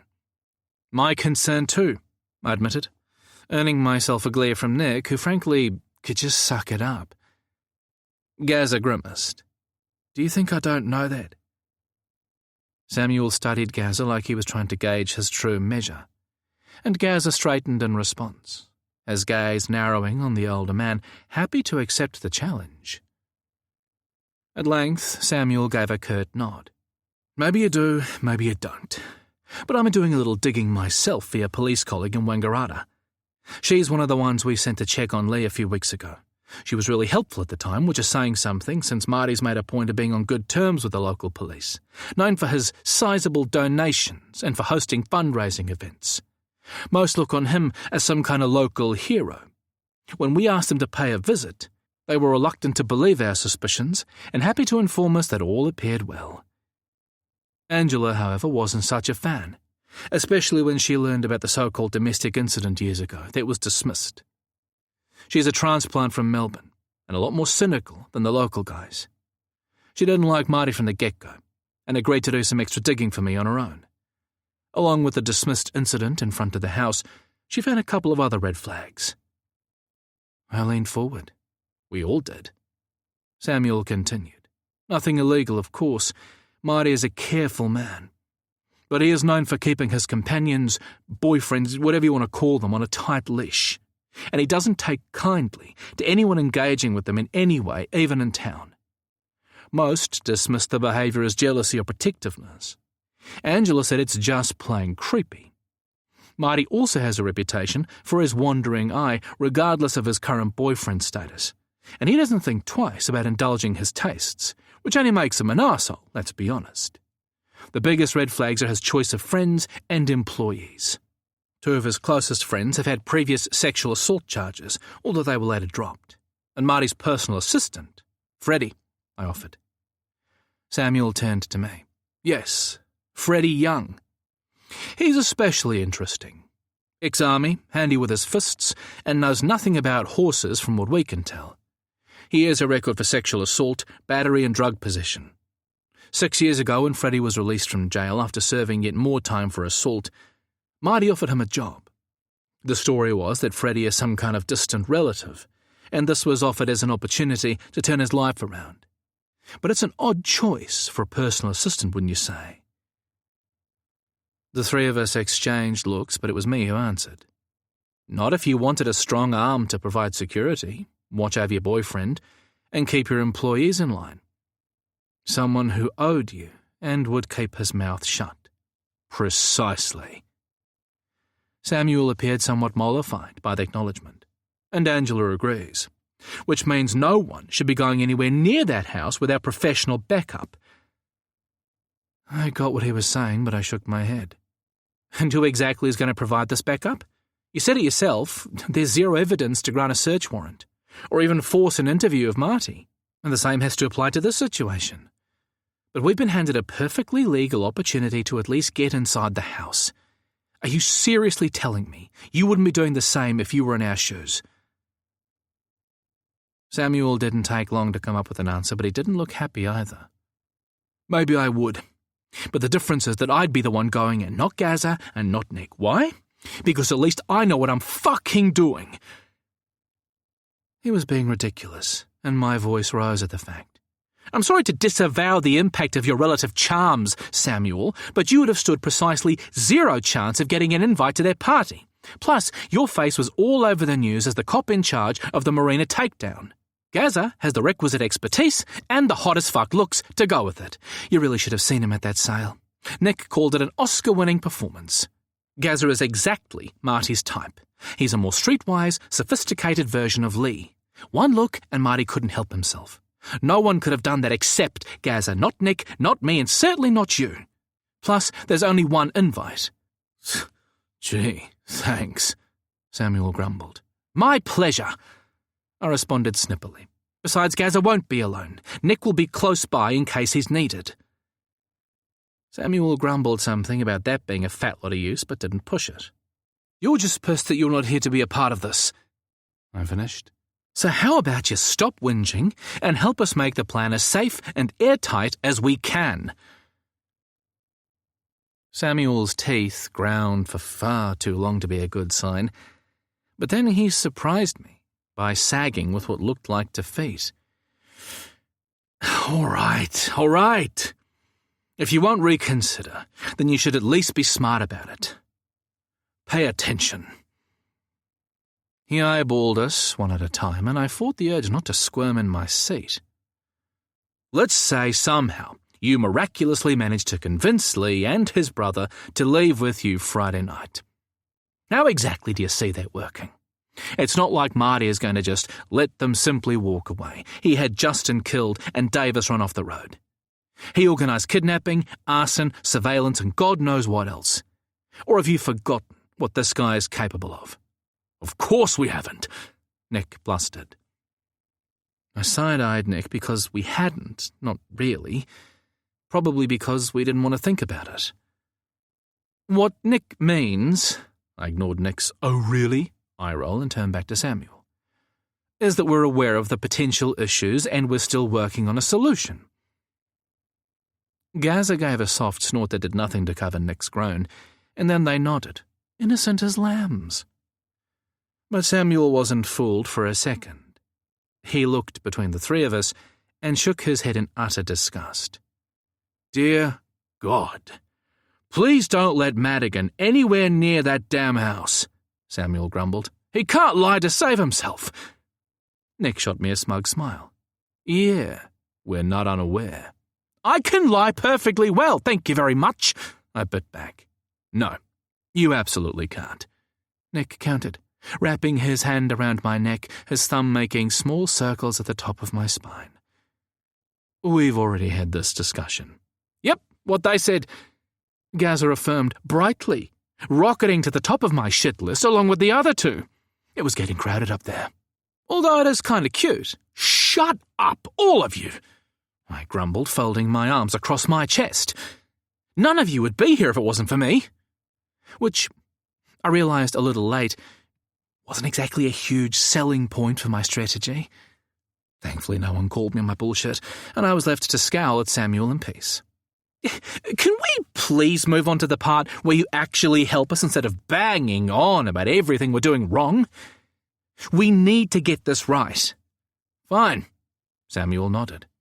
Since there's no way I can get over there in time to oversee this potential shit show, a fact I believe you were counting on, he glared Nick's way. I'll be letting Angela know at least the basics of what you're up to. No, Nick growled. I only agreed to this call because I truly thought we could trust you. Calm down. Samuel raised his hands.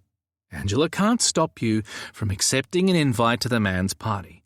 She might even appreciate the intel, especially since you're only going for a look-see and maybe a chance to talk to Lee, right? When he eyeballed us, it took all I had not to look away. Besides, I owe her an unofficial heads-up at the very least. She's our best bet if something goes wrong, and it'll make me feel a damn sight better about this whole thing. Got it? We all nodded. Good. Now listen up, and Gazza, take notes. Gazza grabbed a few sheets of motel notepaper, and I found him a pen. By the time Samuel was done talking, the paper was covered in Gazza's scrawl, and it felt a lot better to have the plan outlined in a cohesive manner, including the addition of Samuel's concerns and potential workarounds. It also made it harder to ignore those earlier warnings. Because Samuel was right, of course. What we were about to do was super fucking dangerous. We were poking the bear who, as yet, didn't even know we were in his territory, let alone about to try and relieve him of his favourite jar of honey. Making sure Gazza used the second prepaid phone while he was at the party instead of his usual one was Samuel's first non-negotiable. It would keep Gazza as disconnected from Nick and me as possible if he happened to be recognised. He also walked us through the setting up of our phones so they couldn't be heard or seen if we were sneaking around or accessed easily if they were lost or taken. Hiding text previews from the locked screen, and a whole lot of smaller tweaks, all intended to lessen the chance of us making a mistake or being recognised, none of which we'd likely have thought of. Finally, after another round of ear-bashing and ominous threats to keep in touch or else, Samuel ended the call, and we regarded each other in stunned relief. So, I got to my feet and clapped a hand on each of their shoulders. That went about as well as expected. Gazza and Nick laughed as intended, albeit a little underwhelming. Anyone feel the need to reconsider? Nick pulled my hand from his shoulder and wrapped it between his. Not a chance. Likewise. Gazza stood and faced us. Samuel didn't tell us anything we didn't already know. And I think we needed the reminder about who these guys are and that this isn't a game. If you hadn't got off that boat, Madigan, who knows what they would have done?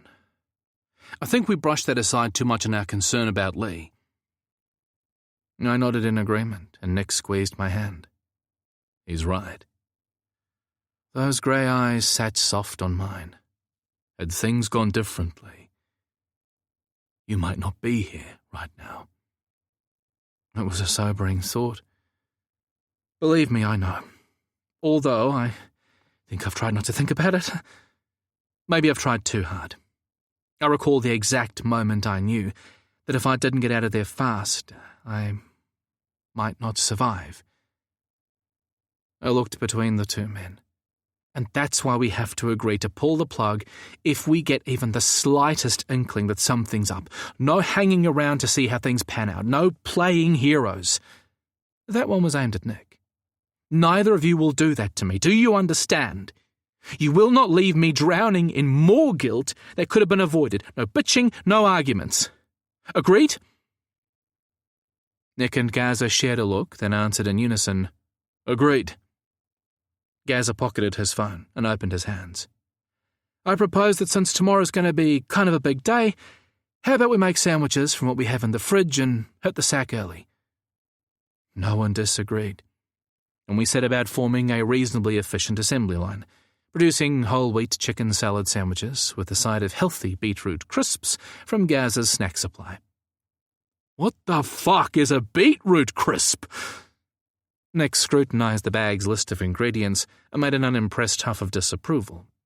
But to his credit, he said nothing, and as a reward, I added a little extra rotisserie chicken to his sandwich. We were almost done when my phone buzzed with a call. I was reaching to pick it up when Nick's went off as well. We shared a look, then held our phones out for the other to see.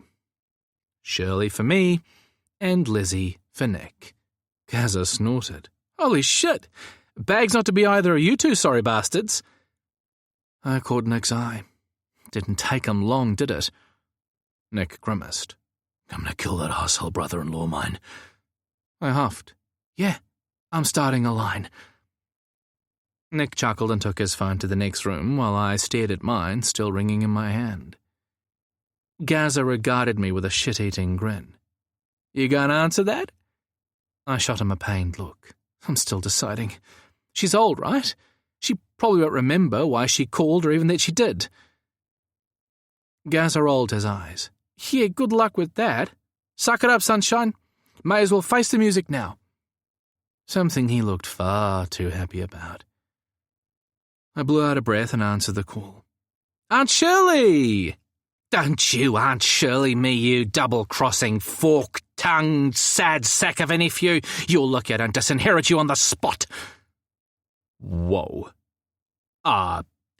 Feel free to go ahead, since I don't need your money, and I'm pretty sure you've left everything to the little ones in the family anyway. But fork-tongued?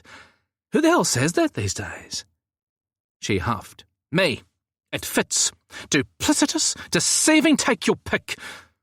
Oh boy. By omission only, I tried. Save it for someone who cares, was her response. My heart is too old to take the shit. Not only did you disappear on me without a word, now I hear you're going to that asshole's party. I'm tempted to throw that first edition Poirot I've kept for you into the recycling bin.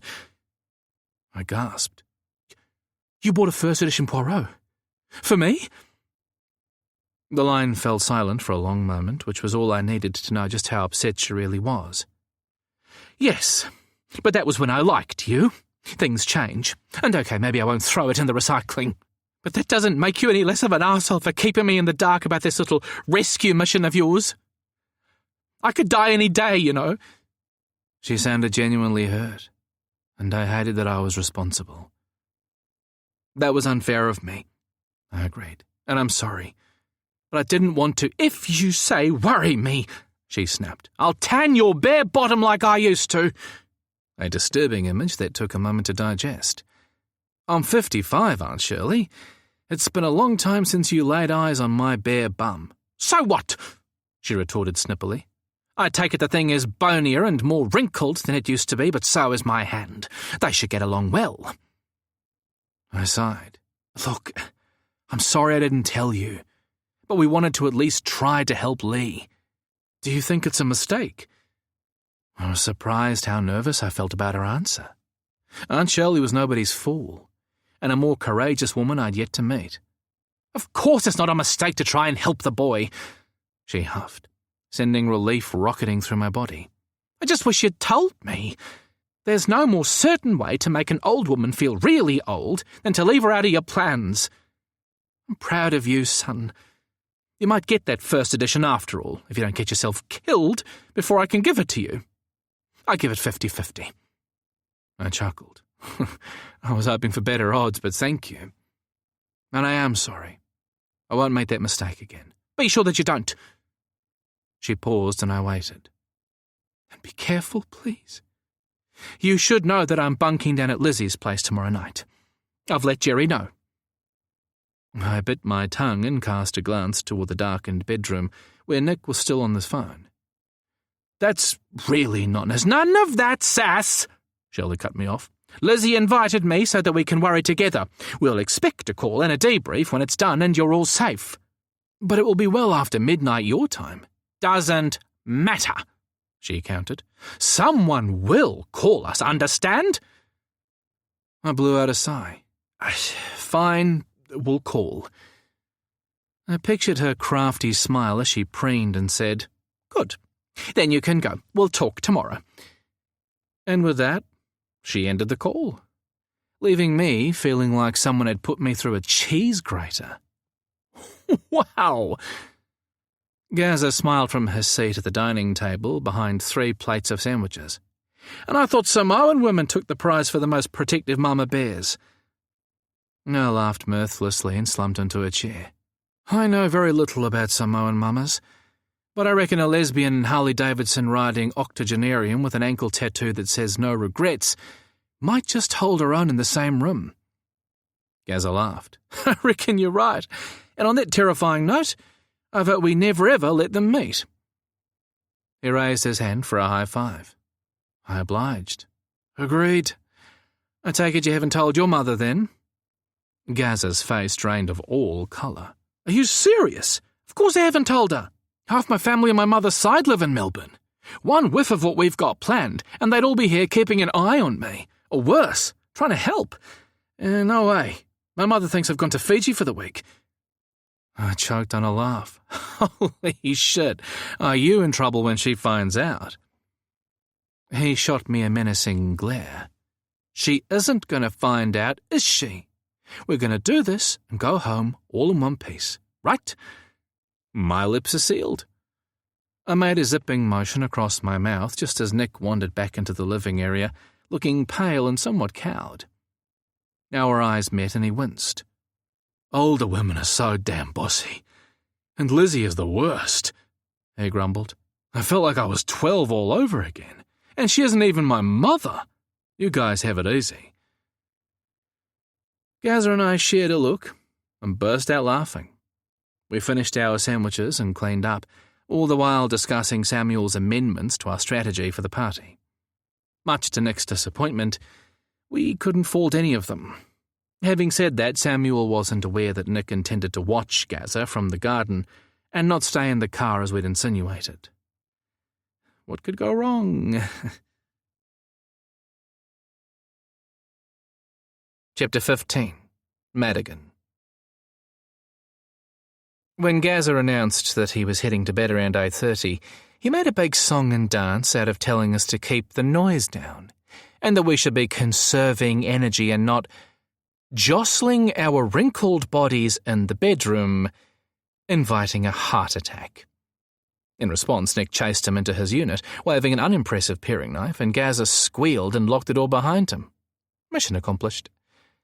A few minutes later, Nick and I rolled into bed and started streaming some inane low-budget action movie that I couldn't have told you the name of if you'd paid me.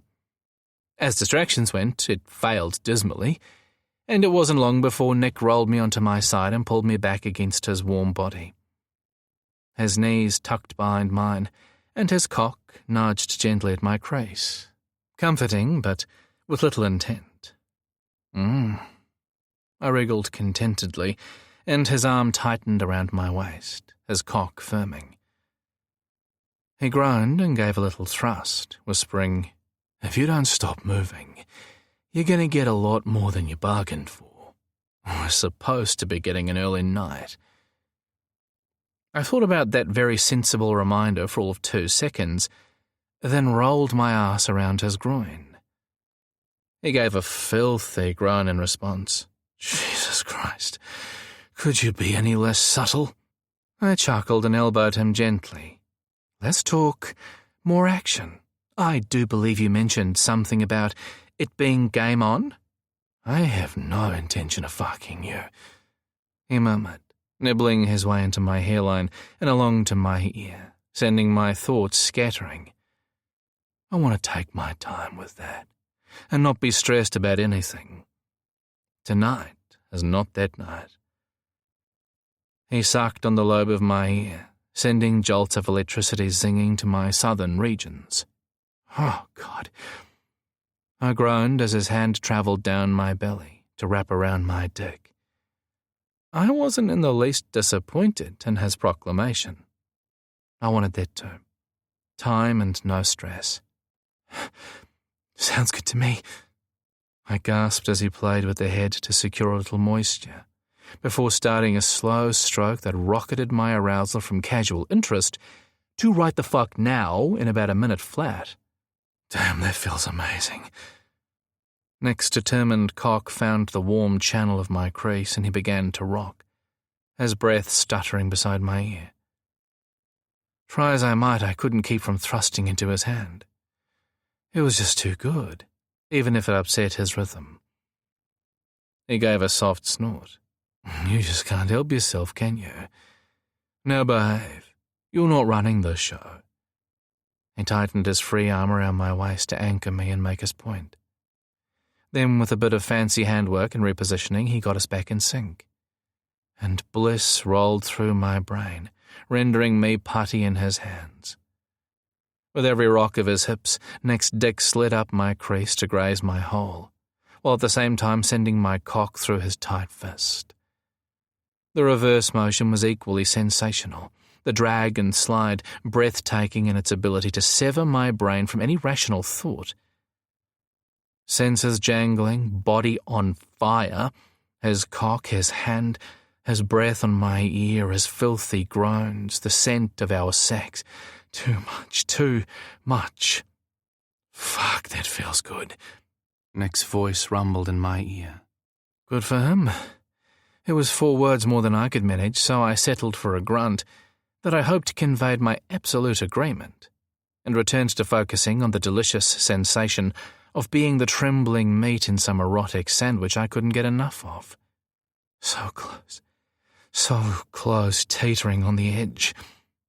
Tighter, I croaked, and Nick's grip firmed, his pace quickening, the intensity of his back and forth ratcheting up until all I knew was him, around, in front, over and behind me, his skin fight hot against mine, his arm a tight vice around my waist, almost too much to bear.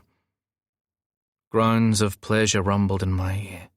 His teeth nipped my shoulder, everything firmer, harder, faster.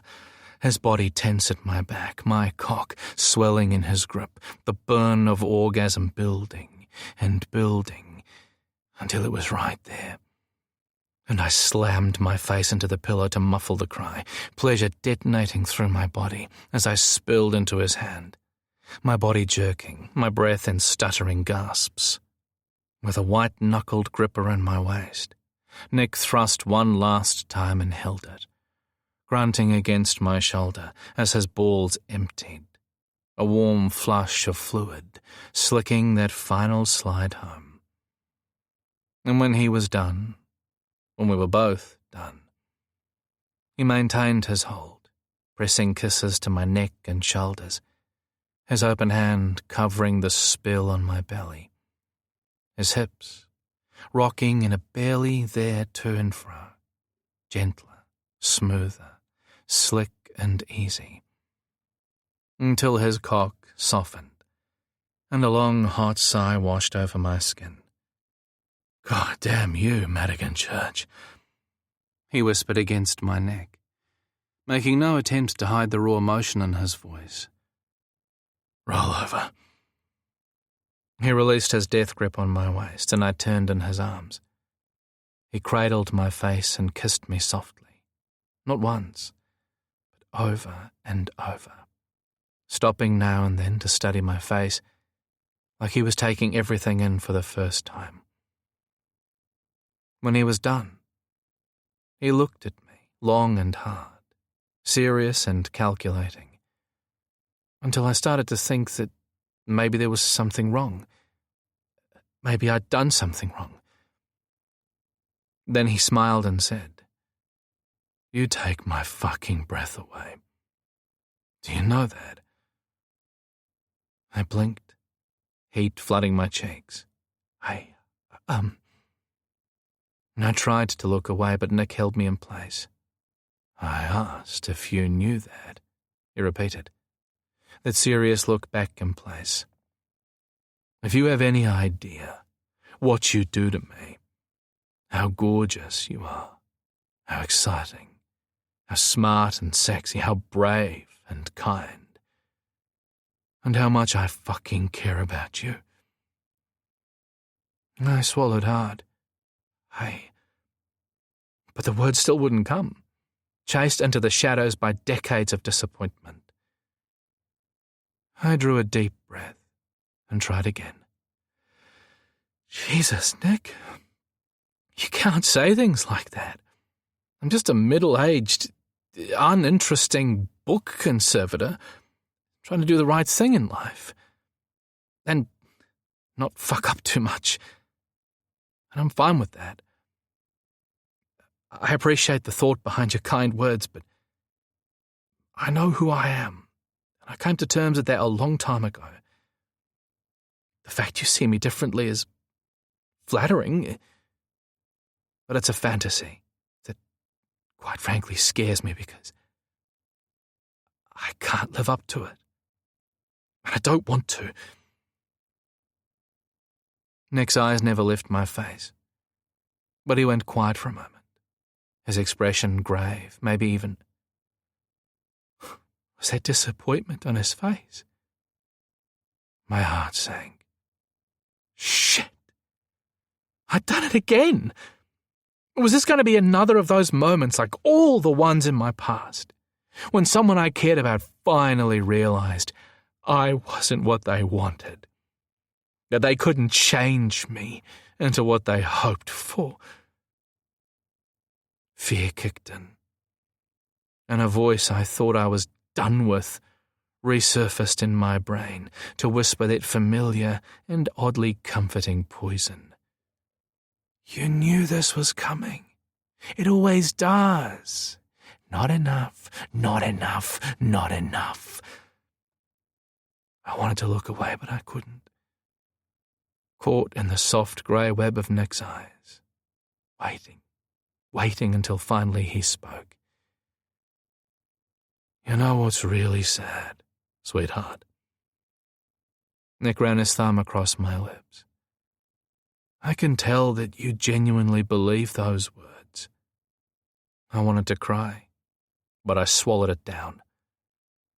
And like he could read my mind, Nick's expression turned on a dime and opened right up, inviting me in. No walls, no games.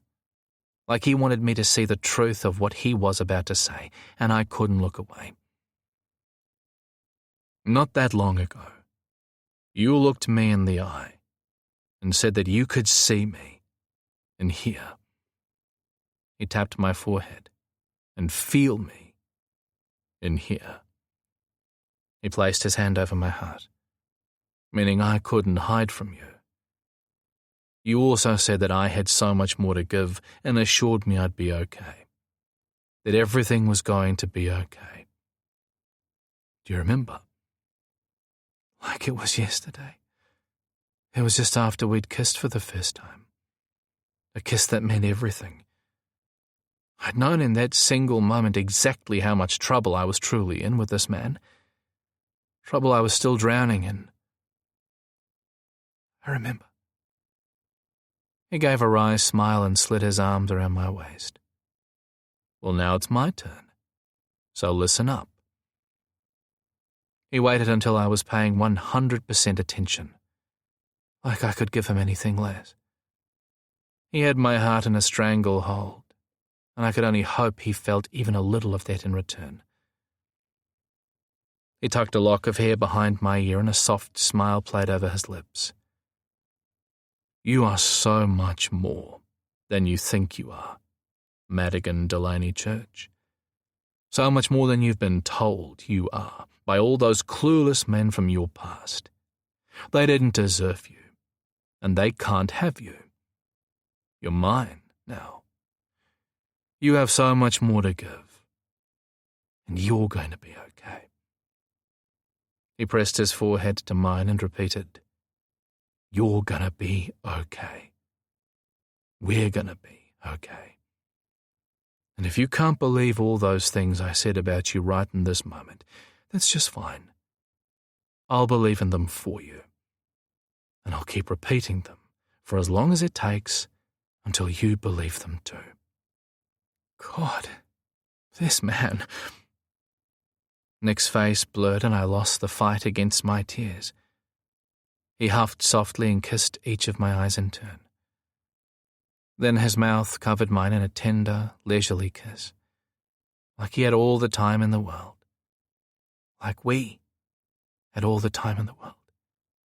Time to make things right, for me to heal, for me to maybe even love myself a little as well, to believe in that seemingly misplaced certainty Nick had about who I was, just like I'd done with him, because Nick Fisher had a bit of self-growth to accomplish as well.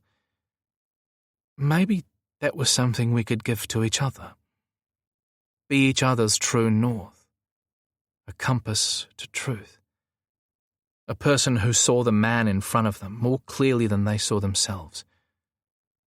Of course, that would mean Nick was right about me just like I was about him. It seemed impossible.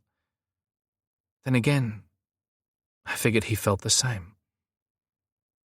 By the time Nick was done with my mouth, evening shadows striped the bed and the air conditioning unit softly rumbled on the wall. Neither of us seemed willing to break the silence, happy to lie in each other's arms, the television muted, the images flickering on the walls and over our closed eyelids. When I finally opened my eyes again, Nick was watching me. I ran a finger down his nose and over his lips to the divot in his chin. I think it can safely be said we're even Stevens on the whole fucking thing, because that bag of tricks you pulled out tonight definitely counts. He winked. I warned you it was game on. My eye roll made him laugh. Don't get ahead of yourself, mister. I barely even started on you. The other night was just a taster. Nick waggled his eyebrows. I beg to differ. The other night was a feast. I couldn't help but smile. We were both starved for company in our beds. Food to a hungry man, right? He grinned. Personally, I think it was more about the cook and less about the food. The idea that he had been thinking of what we'd shared in the same way that I had gave me the courage to say, I think maybe you're right. And if anything should happen to either of us tomorrow night, I want no, he whispered, pressing a finger to my lips. We are not going to do this. Nothing's going to happen. The words dried on my tongue and I shot him a look. You can't know that. Gazza needs to be in and out of that house as quick as he can. The longer he's there, the longer you're both there, the greater the chance it will all go to shit. Nick nodded. I won't argue with you about that. The riskiest part will be trying to get Lee alone to talk. Until then, Gazza is just another partygoer. Nothing to see here, folks. And it's not like Lee is going to need more time to decide on our offer. He's had a few days already to think about it. He'll either be receptive or not. He'll happily take the prepaid phone or he won't. Either way, I'm guessing any conversation will be over and done with quickly. If Lee is interested, and that's a big if, any further discussion can be over the phone. Taking all that into consideration, I reckon we'll be in and out of there in an hour tops. It'll be fine. It was not fine. Not even close. Chapter 16. Friday night. Nick. Heads up, Gazza warned. I'm turning into the driveway now. Keep things quiet, this is going to be a very short and spectacularly unsuccessful rescue mission. Very funny. But I did as he said, hunkering down under the retractable cover of the cargo tray. At 9 on a late summer evening, the sunset was done and the light was fading. All good news. I didn't fancy sneaking around the gardens of Marty's mansion in anything less than darkness. The light from the party would be more than enough to cope with. You don't need to risk following when I go inside," Gaza repeated for the umpteenth time as the car bumped along the gravel drive. "You can wait in the car. I'll text—" "Shut up," I snapped. "I do have to follow. Firstly, Mads will kill me if I don't. Secondly, if Marty or Freddie recognize you, that could be it. You could very well have no time to text." "You don't even know if you'll be able to keep eyes on me," he protested. "And if Lee's in the house, then that's where I'll have to go." "No, you'll have to find a way to get Lee outside," I grumbled. "Use that charm of yours. This is not up for discussion. We're not changing the plan at the last minute, and these ridiculously small binoculars we bought can't see through walls." I shoved the tiny things down the front of my black t-shirt. In a small town like Kettleworth, it wasn't as if we'd been spoiled for choice, and I figured we'd snagged the only pair in town. "I can hardly use my wiles on Lee," Gaza huffed. "If Marty's anything to go by, I'm not exactly Lee's type, by about 20 years or so. Now quiet." The car slowed and Gaza hit the button on his electric window. "Evening, sir. May I have your name, please?" A thick Scottish accent filled the car. "Kerry Hunter," Gaza answered smoothly. "Marty invited me at the bloodstock sales the other day." A rustling of paper ensued, followed by a grunted affirmation. "All good, sir. There are still a few parking spots in the second row. Gavin, you want to point me in the right direction?" Someone, presumably Gavin, grunted. "Sure. Drive right to the inn and park on the left." The Scottish man returned. "Enjoy your evening, sir." Gaza murmured, "Thank you." And the electric window closed. "Seems we're in." Gaza breathed a sigh of relief that matched my own, and the BMW inched forward. I braced my hands against the side of the BMW as we bumped over the parched field, presumably toward the parking spot. It took longer than I expected, but eventually Gaza turned left and the car rolled to a stop. The engine cut out, but Gaza remained quiet. "You okay?" I whispered, releasing the cover to roll back into its cartridge so I could poke my head over the back seat. "Yeah," he replied, without looking back. "Just taking a moment. This is kind of intense." He wasn't wrong. The mood of our little trio had been strangely quiet all day. "It's not too late to change your mind," I offered, more than ready to pull the plug if he wanted, but hoping he didn't. "No way." Gaza grabbed the key fob and reached for the door handle. "Nothing has changed, right? This is still the best chance we have. FYI, those two security guys seem to be hovering around the gate. You should have a clear run." "Your phone is on vibrate, right?" Gaza checked his phone and nodded. "Yep. And the screen is dimmed, and the faceprint unlock is off. 6-digit code only. And yes, my number is logged into the spare prepaid under the name Marion. Jesus, I feel like a fucking secret agent." I snorted. Most secret agents don't look like $1 million. You're hardly a wallflower. And that was true. While Mads and I had opted for the full blackout burglar ensemble, Gaza had spent hours perfecting his looks. He eventually emerged in a skin-tight pair of black leather pants and a long, loose white chiffon shirt, bedecked with flounces and ruffles and transparent enough to reveal a tempting pair of dark nipples that made my boyfriend's eyes narrow in disapproval. A gossamer silver scarf was wound around his neck to hide any remnants of the vine tattoo left after multiple applications of Mike's industrial-strength theatre concealer. And with his hair gelled to look artfully and freshly fucked messy, and eyeliner perfected to enhance those glorious bedroom eyes, Gaza looked every inch the aspiring supermodel ready to make an impression. I didn't know another soul who could have pulled off that outfit in such spectacular fashion. But Gaza looked like he'd walked straight off of a Paris runway into some chic underground nightclub. At the very least, everyone would want to know who he was. Most would want to fuck him. Gaza chuckled. "Nope, no wallflowers here. Glad you approve. I'm supposed to be in the fashion/modelling/social media industry looking for opportunities to progress, right? Marty will expect no less of me." He was right, of course. Just remember to try and keep outside by the pool where I can see you. And as soon as you've spoken to Lee, get the hell out of there. If he's amenable to going with us, then simply give him the phone, nothing more. If not, then we call it a day and leave knowing we did our best. Got it? Gazza sighed. Got it. I better get going soon. The guy with the clipboard is sending curious looks my way. Then go, I told him. Good luck, and check your phone. I will. Gazza chanced another look toward the guards. The garden fence is directly in front. I'll distract the security for a bit on my way to the house. So give me 2 minutes after I leave the car, then do your thing. And keep your head down. When he opened the door and slid outside, I fired a quick text to Mads. Gazza's on his way, and I'm about to leave the car. Mads's reply was quick and to the point. Be careful. I want you back in one piece or I'll kill you myself. I grinned like a fool. How to say you care and pose a credible threat to life at the same time? My kind of guy. I dropped a section of the back seat that crawled forward through the gap, keeping low. I waited a few seconds, then popped my head above the door panel to check on Gazza's progress. Only a few meters from the security guards. He was already chatting and drawing their full attention.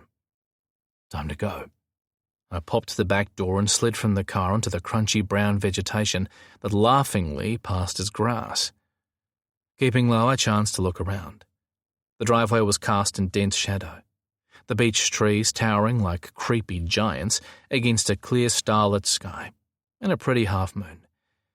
A few clouds would have been nice, thank you, universe, but there you go.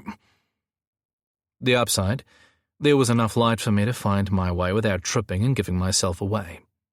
The downside, if I didn't move slow and stick to cover, I could easily draw unwanted attention. Eating my own counsel and keeping my head low, I crawled to the back of the BMW to make a final check on Gazza. Poking my head around the taillight, I saw all three men laughing. I blessed Gazza's little cotton socks and crouch ran my way back up the BMW toward the garden. I slipped between the wooden fence rails and headed into the thick plantings, sending a thank you out into the universe for landscapers with generous budgets. By the time I reached the corner of the house and checked the driveway again, Gazza was nowhere to be seen, presumably already inside. There was nothing to do but stick to the plan and keep moving. Ignoring the odd slap in the face from random branches and having to hopscotch my way through the sprinkler system and irrigation hosing, I slowly made my way down the side of the house toward the hum of the party rising from the backyard. The clamour of competing sounds echoed around the small amphitheatre, created by the tiered gardens and afforded odd snippets of clear conversation amongst the background chatter and warm vocals of Sheryl Crow. I stayed low to avoid being seen through the windows until I reached the back corner of the house, where thick plantings against a tall fence hid the patio from view. Here the garden took a steep turn up the hill, and I climbed with it until the fence disappeared, and I found myself on the corner of a raised bed of roses with a reasonable view across the expansive sunken patio below. I hunkered down and retrieved the tiny binoculars from down the front of my shirt. The majority of partygoers were gathered around the impressive pool, a large kidney-shaped arrangement with a towering man-made rock formation embedded with a waterslide. A number of scantily clad or naked women and men were making good use of the facility, watched by groups of people milling around the edge, talking and enjoying the service provided by a circulating all-male waitstaff dressed in nothing but low-slung black leather trousers and a bow tie and bearing trays of champagne and nibbles. It was hard to miss the occasional hand sliding over the bare skin and around impossibly tight asses. But nobody seemed to bat an eye, least of all the servers. Most pasted on a smile and simply dodged as best they could, while others flirted and encouraged the attention. The whole thing felt off. What the fuck had we got ourselves into? More partygoers were gathered under the semi-enclosed marquee, taking advantage of an ample buffet table groaning under the weight of a mountain of food. And beside the pool, a luxurious summer house, decked in rainbow-coloured lights, was playing host to an enthusiastic DJ and a small group of dancers. I spotted a couple of partygoers engaging in a little hanky-panky in the shadowy garden alongside the summer house, and could only hope that the rose thorns of the upper garden would act as a suitable deterrent for anyone else looking to get a little frisky. The cool palette of tropical green was set against colourful beds of flowers, the impact amplified by the surrounding parched countryside. From the front door to the back, a guest moved from the brown of a late Aussie summer to the rich green and pops of colour more familiar with the tropics.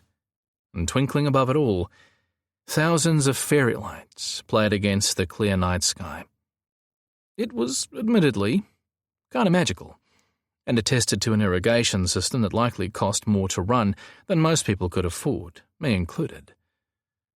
A rough count told me there were around 80 to 100 people in attendance, and judging by the excited squeals, belly flops, and uproarious accompanying commentary from the sidelines, a fair amount of alcohol had been imbibed by most of those present. All in all, everyone looked to be enjoying the evening. And yet there was something off about the whole setup. It took me a while to work it out, but it finally hit me. There was an overwhelming majority of male partygoers compared to female, and an age divide as well. About a third of those in attendance were older men, 40s and 50s mostly, not unusual at a 50th. But there was a decided lack of women, and those that were in attendance mostly hit the 20 to 30-year age gap. And as for the rest of the men, like the women, they tended to be model-worthy, practically naked, and in their 20s at a push. They were also gay or sexually fluid at the very least, judging by the level of handsiness going on between the generations, which, to be fair, wasn't being rejected on either side. The longer I watched, the more uncomfortable I became at exactly what kind of party this was, and Gaz's relative safety was suddenly less certain. Damn it. I scanned the crowd for any sign of him, but nothing. The problem was, although I had a good view over the pool and outdoor arrangement, I had virtually no line of sight through the patio doors into the house itself, which was hidden under a covered outdoor kitchen setup. My gaze swept across the backyard once again, then up into the tiered gardens. There was zero indication that I'd been noticed, or that Marty had employed any security beyond the two men checking arrivals in the front driveway. Part of me felt reassured by that. Another part wondered what exactly happened at these parties that a security-conscious Marty didn't want his employees to witness. Call me paranoid, but my spidey senses were tingling. I checked my watch. Gaza had been gone 15 minutes. I swore under my breath. Anything could be happening inside that house. There was no choice. I had to risk moving down a tier or two to try to see through those patio doors. I took a deep breath and crept along the brick wall to the end of the rose bed. Checking that the way was clear and no one was watching, I stayed low and made my way down the gravel path to the garden level below, where I slipped behind a larger-than-life-size sculpture of two naked men entwined. It was positioned between two maple trees, whose dark crimson leaves were already crispy on the edges, irrigation be damned. I peered around the stone torso of one and breathed a sigh of relief. The massive concertina patio doors had been pushed all the way open to expose a large kitchen/dining/entertaining area filled with at least another 50 or so people. And standing off to one side, talking with a man dressed in a colourful caftan, stood Gaza. Or quite possibly our dearly departed Gaza once I got my hands on him. The fucker seemed totally relaxed as he talked animatedly to Caftan Man, and once again I wondered about his choice of profession. Nerdy book restorer just didn't seem to cut it. Not that I was complaining. On this mission of ours, he turned out to be an absolute gift. Wouldn't stop me killing the jerk for rattling my nerves. I slid back behind the statue and texted Mads, "Have eyes on G." I pocketed it without waiting for a reply, and settled in to observe the master in action. Gaza continued his conversation with the flamboyantly dressed man for a few more minutes before something or someone outside caught his eye. As he excused himself and made his way out of the house and toward the marquee, I scanned the area to locate what or who had caught his attention. It didn't take long. At some point while I'd been watching Gaza, Marty Klein had slipped into the backyard along with 4 other men, one of them shirtless. The bare-chested man wore a pink sash with the words "Kiss Me, it's my birthday" written in bold lettering across the front. Jacob, the birthday boy, no doubt. 2 of the other men seemed around the same age as Marty, but the 5th man was in his early 20s at the most. Slightly built and a little unsteady on his feet, the young man had thick blonde waves, a flirty smile, and a pretty pixie face. The group stood separate from the other partygoers, watching the antics in the pool as they talked and drank. The older men, bar birthday boy, were dressed in what I supposed would be labelled as resort wear: expensive loose linen trousers, casual shirts, and beachy-style jewellery which no doubt cost a fortune. The younger man offered a contrast. He sported impossibly tight faded jeans and a slim-fitting white tank that finished just above the waistband and revealed a tempting sliver of youthful tanned skin. Too tempting, judging by the reaction of the others, who were practically salivating at the sight. The queasiness in my belly shot up another notch just in time for Gaza to appear at Marty's shoulder. The older man spun and a wide smile burst over his face.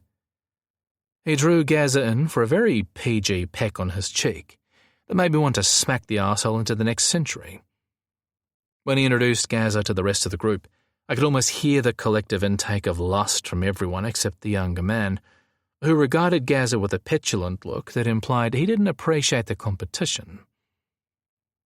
I stared at his face, feeling an odd tug of familiarity. Warning bells sounded in my head. And there it was. Shit, shit, shit. The realization hit me like a sucker punch to the stomach. This was Lee's brother Aaron. It had to be. The resemblance was obvious. Blonde, slender build, around 18. And then there was all that porcelain skin. Lee's cheekbones were a little sharper, his face more memorable, and this younger version lacked the swagger of his brother, but the similarity was undeniable. Holy moly. I wondered if Gaza had any idea who he was standing across from. Gaza had only ever seen photos of Lee. He'd never met the man in person. I looked for any hint in his reaction that he'd made the connection, but there was nothing. Gaza appeared friendly but not flirtatious as he shook everyone's hand, and for that I was thankful. There was something about this group of men that didn't sit well.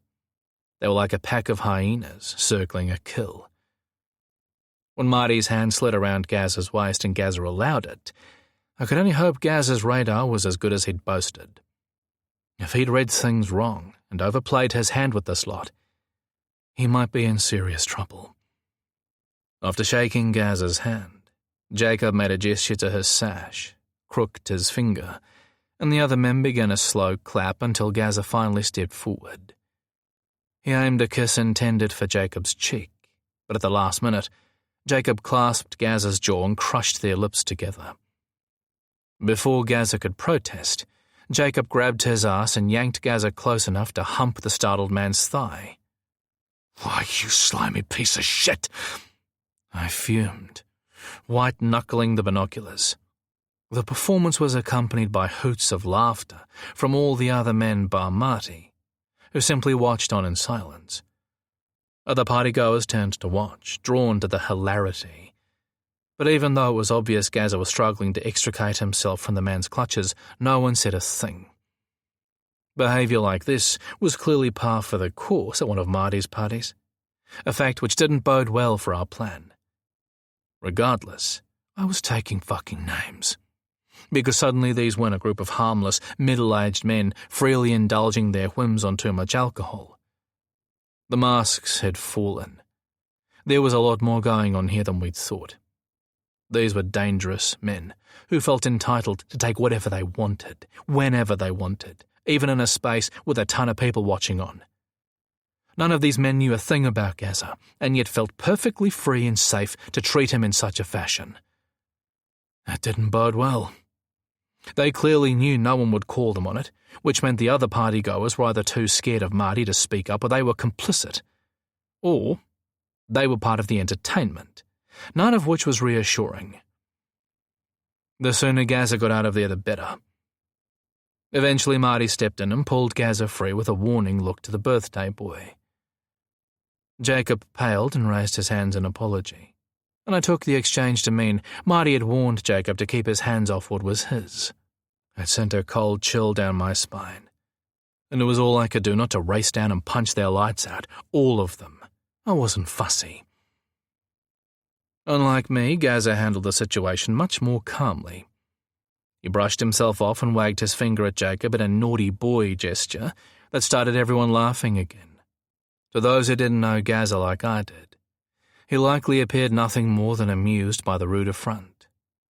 But I knew better.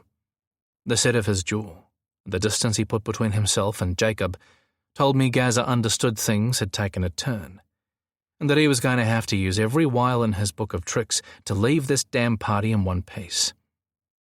Nothing here was as it seemed, and we'd made a huge miscalculation. Conversation restarted, and the tension dissolved. Marty stayed for a while, then disappeared into the marquee. While he was gone, Jacob kept his distance from Gazza, and although the others couldn't keep their eyes off the gorgeous man, no one made a move on him. Marty's message had been received. Marty returned a few minutes later with 3 glasses of champagne and 3 half-full whiskey glasses on a tray. He handed a champagne to Gazza, who initially shook his head before finally accepting. One to the young man, who swallowed half of it in a single gulp, and the last one he kept for himself. The remaining 3 men helped themselves to the whiskey. Marty said something and raised his glass. Everyone clinked theirs to his, and they drank a toast before resuming the conversation. Gazza sipped on his champagne, clearly trying to make it last. He'd fully intended not to drink at all, but maybe he worried that turning down Marty's hospitality would raise a red flag. As time passed, Marty became increasingly handsy, touching Gazza at every opportunity, stroking his arm and tucking his hair behind his ear. Gazza handled it well.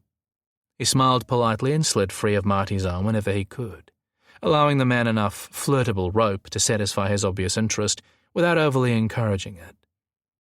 In between sips, Gazza casually scoped the yard, clearly on the lookout for Lee, and maybe me as well. But Lee was nowhere to be seen. He was either being kept in the background or not allowed to attend at all, a fact I found troubling. Freshly returned to the nest and Marty's control, I'd have thought Marty would have wanted to advertise that fact, show that the prodigal boyfriend had returned. So where was Lee? My phone vibrated in my hand. It was Mads. I turned and cupped my hands over the dull screen to check the text. "What's happening?" I typed back. "G is talking with Marty and a few others, including a young guy who looks a lot like Lee. Could be Aaron. No sign of Lee yet." Dots came and went. "Aaron? Does Gazza know?" "Don't think so. The kid looks drunk and this asshole Jacob is all over him." Mads took a moment to reply. "Shit. Give it another 45, then if Lee's a no-show, get out of there. What about Aaron? I don't want to leave him with these jerks." More dots came and went. They stopped and then started up again. "I don't know. You decide. If it's too risky, you might have to leave him to Lee. Aaron's his brother after all. Just give me some warning in case I have to save your sorry asses." I scowled at the phone. Gee, thanks. A lot of help that was. I returned my attention to the party, in time to see a man emerge like a bullet from the house on a beeline for Marty and the group. Lee. Finally. Dressed in fitted white trousers that left little to the imagination, and a shocking pink and orange floral shirt open to the waist, revealing a white leather harness. The harness matched the white leather choker, or maybe dog collar, buckled around his throat, its bulky silver ornaments dangling down his long, slender neck. As Lee barged through a throng of intoxicated dancers who parted before him like the Red Sea, their curious eyes tracking his progress, I fired Mads another text. "Eyes on Lee, heading for Marty." I'd barely pushed send when Freddie appeared in pursuit of Lee, making a grab for the younger man's arm. Lee jerked himself free without even a glance and kept going. He was spitting mad about something, and it wasn't hard to guess what. If I'd been right about Aaron, and after what Lee had told Mads in the supermarket, then Lee wouldn't be at all happy seeing his tipsy brother in the company of one of Marty's friends. Maybe even the same man Marty had warned was interested in Aaron. Damn it. Our plan was about to go to hell in a fucking handbasket. We needed Lee thinking straight and free to move around the party. What we didn't need was him causing a scene that would likely get him banished from the party and shut down any chance of getting him alone. With Lee's imminent arrival, Jacob nudged Marty, who did a slow turn to greet his boyfriend, arms out. But Lee didn't slow. He got right up in Marty's face and started shouting and gesticulating wildly. From a distance, I caught the angry tone, but could only guess at the words. In contrast to Lee, Marty's expression remained cold and vaguely threatening, his displeasure evident in the curled lip and menacing expression. It sent a chill up my spine. If Lee didn't get out of this place tonight, he'd be facing some kind of punishment for this infraction for sure. Marty wouldn't stand for being embarrassed in front of his guests. Not getting the answers he was clearly looking for, Lee took a look around the group. His gaze lingered on Gaza, and my heart almost stopped in my chest. Then he stabbed a finger Gaza's way and started going off at Marty once again. Shit. Had Lee recognized Gaza? Was that what he was telling Marty? I glanced around the patio and wondered how in the hell I was going to get us out of there. It wasn't like there were a lot of options. Samuel's words of advice echoed in my head. If things go to shit, get Mads to call me or the police. Everyone keeps their phone at the ready, always. If you're at risk of being caught and have time, call the cops and try to keep the line open, so whatever happens is taped and makes any aggressors think twice. Keep in public view. Don't let yourselves be taken away. I thought about his advice and how best to implement it. Stay in public view. I could keep an open line to the police and go down to the party. Simply lead Gaza away. Make a scene so everyone sees me, so the police hear me. Then they can't do anything, right? Don't go inside the house. Don't go inside the house. Leave through the garden or up to the turnaround. Get Mads to meet us there. But Samuel wasn't counting on the party being complicit with Marty, or who these men actually were. Would a scene really save us? Did I have a choice? Not really. I began to inch forward through the garden to see if I could catch anything of the conversation, even just a few words above the music. But I hadn't taken more than a few steps when Marty cupped Gaza's face and kissed him full on the lips right in front of Lee. Gaza's eyes widened and he appeared to sway backward, his knees crumbling. Marty caught him, the kiss lingering for a long time, until Marty finally pulled away, leaving Gaza reaching for Jacob's arm, seemingly to steady himself. Lee had stopped talking in the wake of the kiss, and was staring at Marty, clearly confused. Not jealous. Not that. More like this wasn't going the way he'd expected. For his part, Marty simply stared back, the look on his face challenging Lee to do something about what he'd just seen. Like he was itching for a fight, and I imagined he was. Abusers looked for any excuse to lay into their victims. I knew that firsthand. The other men watched on in silence, amused if anything. Eventually Lee shook his head and said something that turned Marty's expression to ice. Lee reached for his brother's arm, but Jacob drew Aaron away. Lee lunged again, and this time Marty caught his hand, pulling Lee around to the side of the marquee and out of sight. I ran my fingers through my short hair. This was not going to end well. Aaron swayed in Jacob's hold as he watched his brother being unceremoniously led away. There was a confused expression on his face, like he didn't understand what was happening, and it struck me in that moment that Aaron was probably drugged, and not drunk at all, or maybe both. Drugged. The thought percolated in my brain for a few seconds, before my gaze shot back to Gaza, With a chill, I remembered the champagne Marty had personally delivered, even though he had a ton of waitstaff to do it for him. Gaz's empty glass was dangling from his hand like he'd forgotten it was even there. The sway. The reaching for Jacob's arm. I raised my phone and texted Gazza a warning. "Get out now. Spiked drink." Gazza raised his free hand to his brow and shook his head like he was trying to clear it. What he didn't do was reach for his phone. "Come on, Gazza," I silently urged. "Check your phone, check your phone." But Gazza was staring blankly around him, like he was trying to get his bearings, or maybe he was looking for me. As I watched, he took a step toward the house and almost tripped over his feet. Freddie was at his side in a second, his arm sliding around Gazza's waist as he whispered something in his ear. Gazza nodded, but it didn't feel right. He wouldn't let that asshole hold him like that if he was okay. What the fuck was going on? Freddie then turned and said something to Jacob.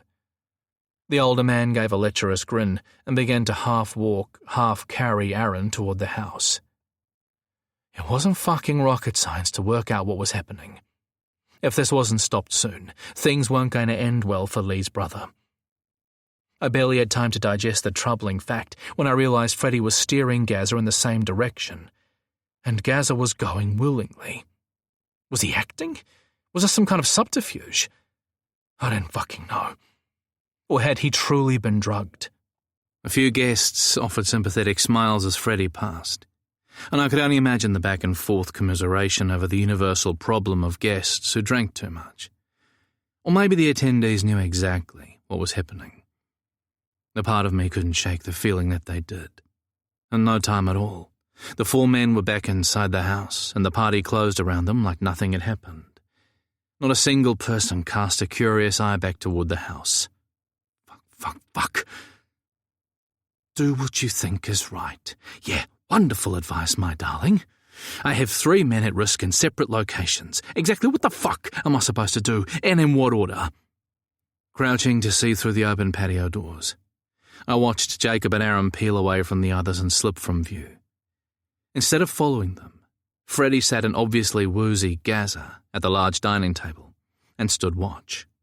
Gazza slumped over the glass top with his forehead on his hands, like he couldn't support the weight of his own head. That was it. This was no act, and I was done waiting. I pulled out my phone. Big trouble. Think Gazza's drugged. Have eyes on him, but he's inside. Not good. I slid it under my hip and waited for Maz's reply. Meanwhile, Marty re-emerged from behind the marquee with his hand firmly gripped around Lee's upper arm. He steered Lee back toward the house in silence, the tension between them electric. With his head down, I couldn't see Lee's face, but his body language screamed his fury. When they reached the dining table, Marty handed Lee off to Freddie, and they disappeared into the house. Marty took a seat next to Gazza and whispered something in his ear. Gazza's head lifted and I saw him nodding. Or maybe it was just lolling. My phone vibrated against my butt and I pulled it free. "What the fuck's going on?" Mads demanded. "Keep your voice down," I warned, my gaze sweeping the garden. It happened too fast to do anything. Lee confronted Marty about his brother, and it all went to hell. Jacob took Aaron inside somewhere, which scares the fuck out of me, and I've no idea where Lee is, but I think he's in big trouble too. And right now, Gazza is sitting at the dining table with Marty, who's getting way too handsy with him. They've been roofied or something, Gazza and Aaron. I'm sure of it. Lee, I think, is okay, but Gazza can barely walk on his own, and we need to get him out of there. Now. Jesus Christ. What? Marty's trying to give Gazza another drink, but Gazza's too out of it to hold a glass.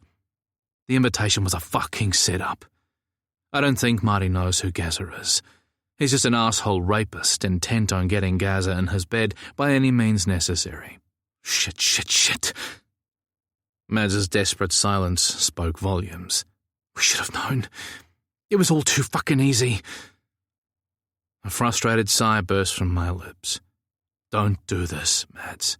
There's no way we could have known Marty was going to drug Gazza in front of 100 people, and with Lee right there on site. Mads grumbled something I couldn't quite hear and figured I didn't want to. Then he said, "So what should we do?" I blinked. "Why are you asking me?" Fuck, they're on the move. I watched in horror as Marty dragged Gazza to his feet, and Freddie appeared from nowhere to help. They talked for a minute, then Freddie steered Gazza into the kitchen and out of sight, and I slammed my palm against the trunk of the maple tree. "Shit! They've gone." "What?" Mads demanded. "Who's gone? Should I call the police?" "I'm calling the police." His question sparked something in my brain. Yes, but they're not likely to arrive soon enough to stop what's going down. You have to call Marty, Mads. The card he gave Gazza is in the console. Are you out of your mind? Mads almost choked on the words. And just what am I supposed to say? I don't know, I snapped. I'm hiding here in the garden. You're the story guy, Mr. Sherlock Holmes. Surely you can come up with something believable to prevent your friend from being raped. The line fell silent, and I immediately regretted my words. Are you fucking kidding me right now? Mads fired back. I'm sorry, okay?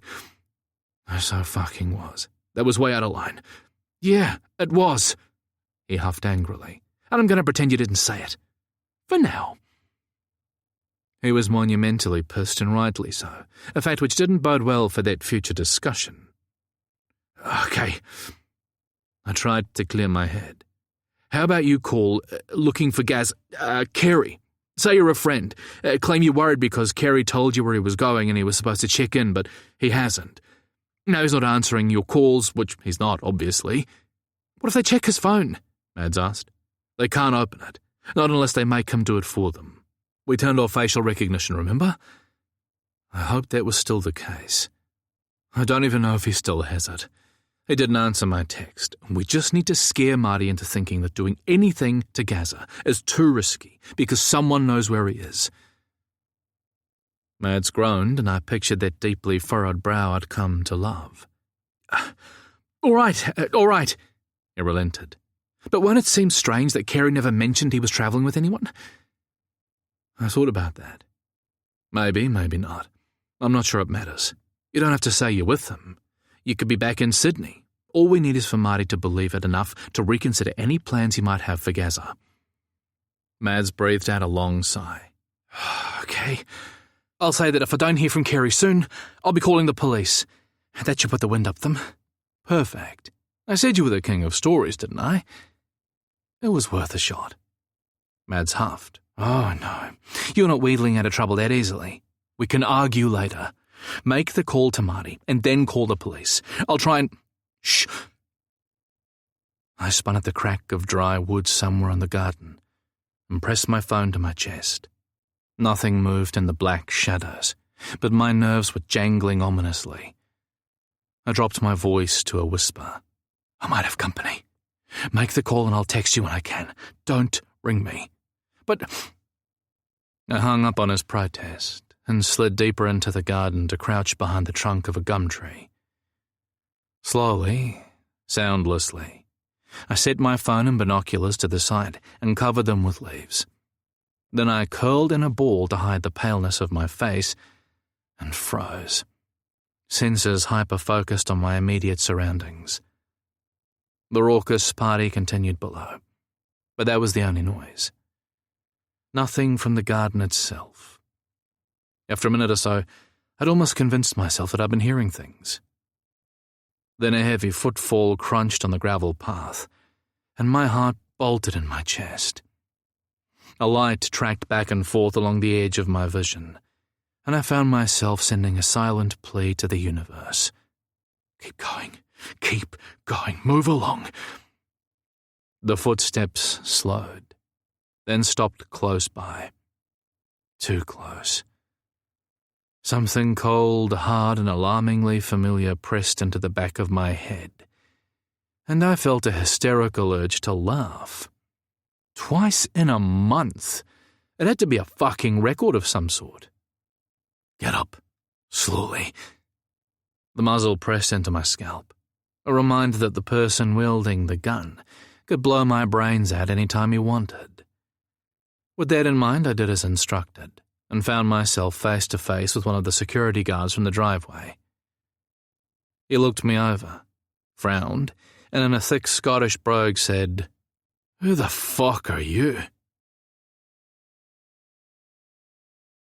Chapter 17. Madigan. I copied Marty's number into my phone from the business card with my heart pounding out of my chest, so hard that I'd gotten it wrong the first 2 times. "You were this story guy, Mr. Sherlock Holmes," I mocked, my hands shaking as I pressed call. "You want an ending, arsehole? I'll give you an ending. Just you fucking wait until I get you both back to the motel." A man's clipped voice answered on the 3rd ring, catching me by surprise.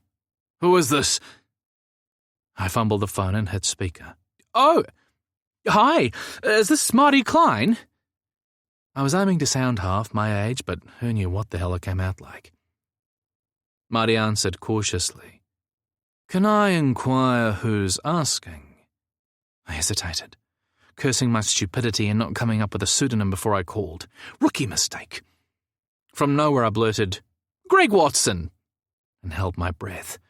It was a mesh of 2 Sherlock Holmes characters, D.I. Greg Lestrade and John Watson. Don't hate me. "Greg Watson," Marty repeated. "Don't think I know anyone of that name." "I'm a friend of Kerry. This is Marty Klein, right? Kerry gave me a number." The slight hesitation was followed by a clipped, "Yes, I'm Marty Klein." "That's great." I tried to sound relieved. "Kerry told me he was heading to your party." The line went quiet for a long moment before Marty finally answered in a disinterested tone. "I invite a lot of people to my parties. Greg, you'll need to be more specific. Kerry who?" My stomach dropped. Marty was denying knowing Kerry right off the bat, something he wouldn't have done if he had nothing to hide. "Kerry Hunter," I rattled on like he hadn't just sent me into a panic. "He was supposed to call me when he got to the party, check in that he was safe. We have each other's backs in that way. But he never called and he's not answering his phone." I hesitated. "I just want to make sure he's all right." More silence, and I imagined Marty quickly working through his options. Was Gazza with him, I wondered? Would he guess it was me calling? What about Lee? And what the fuck was happening with Nick? I shoved the questions aside and focused on getting through the conversation. Right then, nothing was more important than stopping whatever was happening or about to happen to Gazza in that house. "Oh, that Kerry." Marty managed to sound irritated and bored at the same time. "Yes, I believe he was keen to stamp his mark in the fashion world in some way, not something I know anything about. But I told him I have a few contacts in the industry. Your friend asked if there was any chance of an introduction, so I invited him to the party and said I'd see what I could do. I did chat with him for a bit at some point, but the poor boy couldn't hold his drink, and he eventually wandered off inside to sober up. A shame, really. Another lie." Marty spoke again, but it wasn't to me. "Freddie, do you recall what happened to the young man?" That answered one question. Marty wasn't alone, and there was no party noise in the background. Freddie's muffled reply was indecipherable, and it was no doubt intended to be. Marty couldn't deny Gazza had been there after all. With such a large number in attendance, he couldn't bank on every one of them lying for him or telling the same story. And Gazza wasn't one to float under the radar. He would have been noticed by most, if not all, of the partygoers. "My assistant says he saw your friend leaving some time ago," Marty eventually replied.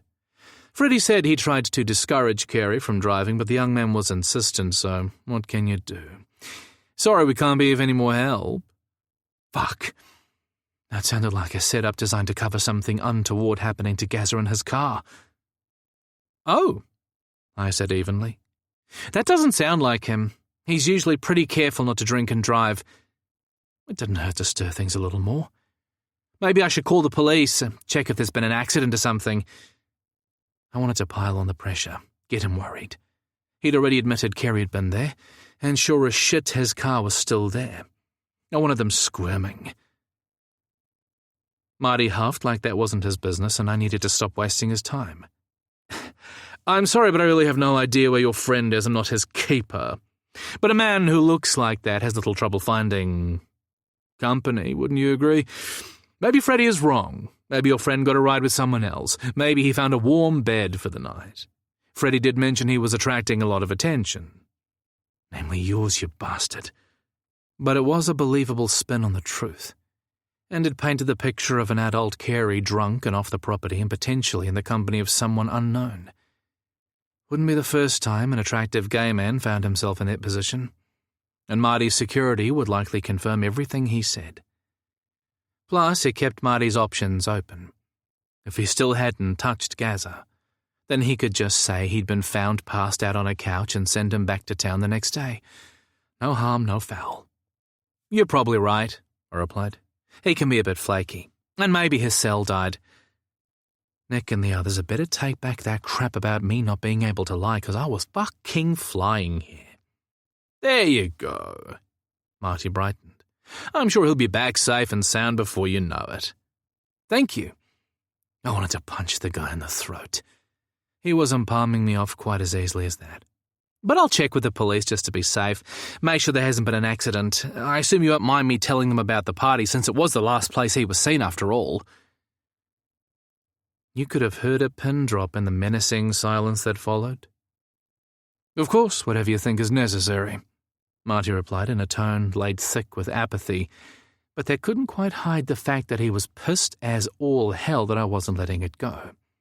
All of which was music to my fucking ears, since it told me I'd likely done enough to keep Gaza safe for the time being. Marty needed to smooth the wrinkles in his story in case the police came asking questions, which gave Nick and me time to figure out a way to get Gaza out of there. I really must get back to my guests, Marty finished. Of course. Thanks again for your... A loud thud stopped me short. It was followed by a worryingly familiar groan that rang every alarm bell in my brain. "He was out back in the garden," growled a voice I didn't recognize. And the call ended just like that. I stared at the screen, my heart racing. I pulled up Nick's message, my hands shaking as I fumbled the keyboard. "Are you okay?" I waited almost a minute, but there was no response. My finger hovered over the call button. Nick said he'd text when it was safe, meaning I shouldn't call until I heard from him. Fuck! I dropped the phone into my lap and stared at the pale luminescence sitting low in the sky over Marty's house, the only sign of the party visible from where I was parked. Where are you, Nick? Was that your voice? Was it... I grabbed the phone again, called his number, then immediately cancelled. If it was Nick I'd heard in the background, then Marty likely hit his phone. God damn it! I dragged a hand down my face and tapped my phone on the steering wheel. I was no good at this shit. Nick had been right to be angry about me coming here. I was a book-loving homebody who didn't even like leaving his front door, not Indiana fucking Jones. At a loss for any better idea, I called his phone a second time.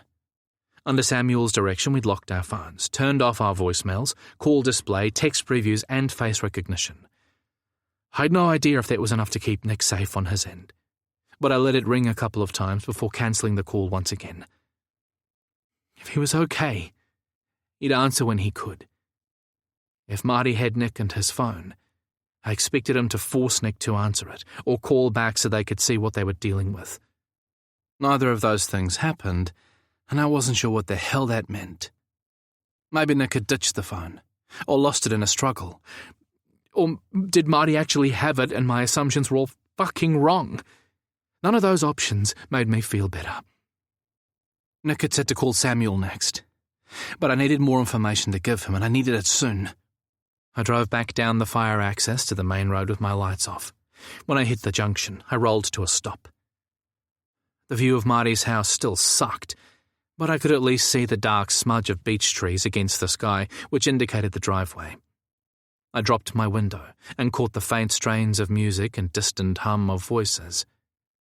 The party was still in full swing, which stood in my favour, if I was going to try for a closer look. I switched on their headlights, turned left, and was cruising past Marty's property. The downstairs was ablaze with lights, and there was plenty of movement visible through the large front windows. The second floor was much quieter, with only 2 rooms glowing a soft yellow behind closed curtains. Was that where Gazza was being held? Or Nick? Not knowing was fueling my panic. About a dozen people mingled on the driveway, while a few more wandered the field of parked cars. But there was zero urgency, and no sign of any alarm. Just partygoers going about their business. And no sign of Gazza or Nick. A kilometre further and I parked behind a stand of eucalyptus, reached for my phone and tried not to think about exactly what kind of trouble Nick might be in. Was that how he'd felt when I'd been held captive on the boat? If so, I owed him an apology. It fucking sucked. I stared at the screen for 2 beats, then called. This wasn't going to be pretty. Samuel picked up on the second ring, sounding way too alert to have been asleep, even with the time zone difference. "This better not be to tell me you've been arrested," he bitched. My guilty hesitation was met with a resounding groan. "Oh my fucking God, you have! No!" I exclaimed. "No, we haven't been arrested, but Gaz is in trouble. Nick too. I think." "You think?" Samuel managed to sound distressed and furious at the same time. "Exactly what kind of trouble?" I sucked in a breath. "The kind where Nick thinks Gaz has been roofied and is being held somewhere in the house." "Fuck." Samuel inhaled sharply. "And Nick?" I hesitated, knowing this wasn't going to go down well. "He cut our call short because he thought someone was coming, and I haven't heard from him since." There was a 2-second pause before Samuel said wearily, "He was in the car, right?" My hesitation gave me away and Samuel swore loudly. "I'm going to kill that man, and then I'm going to bury his ass. At least I'll know where he is then. Whose brilliant idea was that?" "Calm down, babe," Jerry soothed. "Hear the poor man out." I grimaced, knowing Jerry was there as well. "Hey, Jerry." "Hey, Mads." Jerry's warm honey tone filled my ear. "You better get out what you need to before this man explodes, yeah?" I drew a deep breath. Nick keeping eyes on Gazza was always part of the plan, I admitted. We were never going to let him go in on his own. We just didn't tell you because... well, you know why. It was Jerry who broke through the thick tension. "He's turning an interesting shade of red, just so you know." "I am not," Samuel grumbled, but it lacked any heat. "Get Angela on the line for me, will you? Her number's on the fridge. And apologise for the intrusion." "On it," Jerry said. And I heard the soft sound of bed linen being moved aside. "I'm sorry," I told him. "But you can't blame Nick. We all agreed to the plan." "I will blame that idiot if for no other reason than it makes me feel better," Samuel griped, then added something about idiot fucking brother-in-laws, amateur detectives, and a lot of foul language that didn't bear repeating until he eventually calmed down. "Tell me the rest." And so I did. Right up until the point when Nick stopped answering his phone. "I've cruised past the house, but there's nothing to see. The party's still going strong." A stark silence greeted my words. "Samuel? Please." I couldn't hide my panicked tone. "I don't know what to do. Please tell me what to do. I need your help, damn it." Something in my voice must have warned Samuel how very fucking close I was to losing my shit completely, because his next words came in a much softer voice. "I'm here. I'm just thinking." "To be fair, we couldn't have foreseen the drugging thing," I tried. Samuel huffed. "I'm gonna ignore you said that, considering you were kidnapped just a few weeks ago by the same people." He sighed. "Mind you, I should have foreseen their possibility too." Another long pause.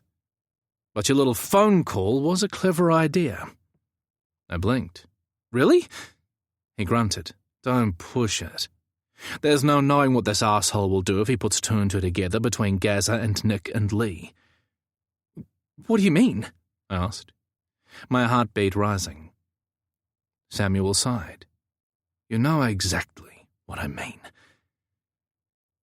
Then it hit me, and I choked out. "You can't mean? He wouldn't kill them, would he? Why the fuck would Marty do that? Because we have no idea who this guy really is, Samuel reminded me, or what you idiots have stumbled into. Your average 50th birthday party does not include roofied guests, potential rape, and kidnapping alongside the buffet table. But as long as Marty continues to think Gaza is just a hot lay and doesn't see any connection with Nick or Lee, then Gaza is likely okay. But if Marty makes that connection, he'll know he's in big trouble and he'll be furious. Samuel trailed off. Shit. What about Lee? Nick thinks he's in the shit after tonight as well. Forget about Lee, Samuel snapped. Our priority is to get Gaza and Nick safe. Lee and his brother are a separate issue. I hated his answer, but I understood it. Okay. Tell me what to do. First off, drive back past the house and tell me what you see. Jerry's given Angela a summary and she's listening in. I'm going to enjoy watching her chew your ass when you finally meet. Wonderful. Whatever. I'll leave you on speakerphone. I circled the eucalyptus and headed back down the road. I'm about 300 meters from the driveway. Face your phone down so the screen doesn't light up the interior of your car. It already is, I lied, flipping it over. Almost there. The party is still in action. A few people are wandering out front of the house. I cracked my window and Eric Clapton filled the car. I don't think... Holy shit! What? Samuel demanded. It looks like Gaz's BMW heading down the driveway, followed by a big SUV. But that's impossible. I took my foot off the accelerator and the car slowed. Gaza wouldn't leave without Nick, and one of them would have called. Plus, Nick said Gaza could barely walk on his own. Can you see the driver? Samuel demanded, his voice a thin slice of anger. I squinted through the windscreen. Not through the headlights, but if he turns left, I might get a chance when we pass each other. What the fuck is going on, Samuel? Samuel grunted. I don't know, but I don't like it. He turned left. Here he comes. I squinted to protect my eyes from the glare of the headlights as I turned at the last minute and tried to catch the other driver as he sped past. It was little more than a flash of skin and hair lit by the electric dash, but it was enough. It's not Gaza, I said emphatically.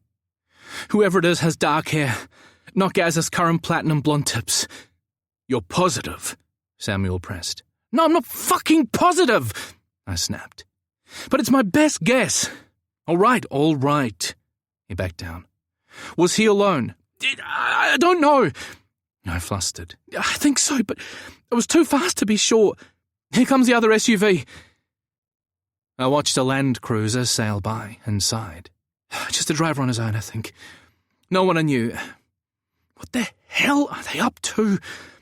Do I follow Gaz's car or wait here? He could be in the trunk. They both could. Or they could still be inside. Fuck! What should I do? When he didn't answer, I roared. Samuel! Tell me what to do! I don't fucking know what to do! Chapter 18. Nick. I figured the security guard had to be the same man who checked Gaza in at the gate, since the odds of there being 2 Scottish guards was a little on the low side. He pushed me through a side door into the house and up a narrow set of stairs onto an impressive landing. Modern art and Baroque-style mirrors hung above expensive antique furniture that featured gleaming honey wood bursting with inlaid panels of intricate design. Buttoned velvet chairs and Persian rugs added warmth and an additional layer of luxury, and in the middle of the voluminous space, a grand staircase with a sweeping, polished balustrade led back down to the ground floor. I'd obviously been brought up the service entrance. Everything smelled like money and good taste, but to me it was suffocating and pretentious, and I wanted to throw up. I couldn't imagine Lee living in all this. A man stood guard outside a door just along the stairs I'd come up. and I wondered if Gaza or Lee or Aaron were inside. "Hey, Clarence, who's that?" The man squinted my way and I ducked my chin while noting the name. Clarence. Unexpected company. Interesting night, right? The other man laughed. "Aren't they all?" Clarence didn't reply. He steered me to a door farther down the hall, knocked, then opened it without waiting. He pushed me inside and then shoved me roughly to my knees. I caught a glimpse of a rug before I landed, and a dark mahogany desk that likely cost more than my year's salary. Without knowing who else was in the room, I stayed where I was, hands cable-tied behind my back, head lowered, eyes on the rug, praying no one would recognize me. "I found this guy hiding in the gardens above the pool. Is that right? How about you wait next time before barging in uninvited?" It wasn't hard to pick that voice as Marty's. The unmistakable authority cut through the room like a knife, and I hoped like hell Mads had made that call. "Sorry, boss." I turned my head just enough to see Marty staring coldly at his phone, before he threw it on the desk and turned his attention to me. Fury simmering in my chest. I dropped my gaze back to the intricately patterned Turkish rug, and let Marty's eyes burn a hole in the top of my head. After a nerve-wracking minute or so, he finally spoke, though not to me. "Any ID?" "Not that I found. I think maybe—" "I don't care what you think, Clarence." Marty practically spat the man's name. "Someone's head is going to roll over this. I don't employ you guys for fucking decoration." He began slowly circling the mat, his leather sandals and the hem of his cream linen trousers passing my line of vision. My. It's turning out to be a very interesting night, don't you think, Freddie? Shit, Freddie. The one most likely to recognize me through all the carefully applied artifice. I ducked my head even more. "Yeah, boss. One for the books." He was behind me at least, but there was a smile in his voice like he was enjoying the change of pace, and maybe a chance to hurt someone. A sobering thought. As Marty circled behind my back, I lifted my head enough to get a snapshot of the huge study. Bookshelves and glass-fronted cabinetry, loaded with racing cups, certificates, and awards lined the walls.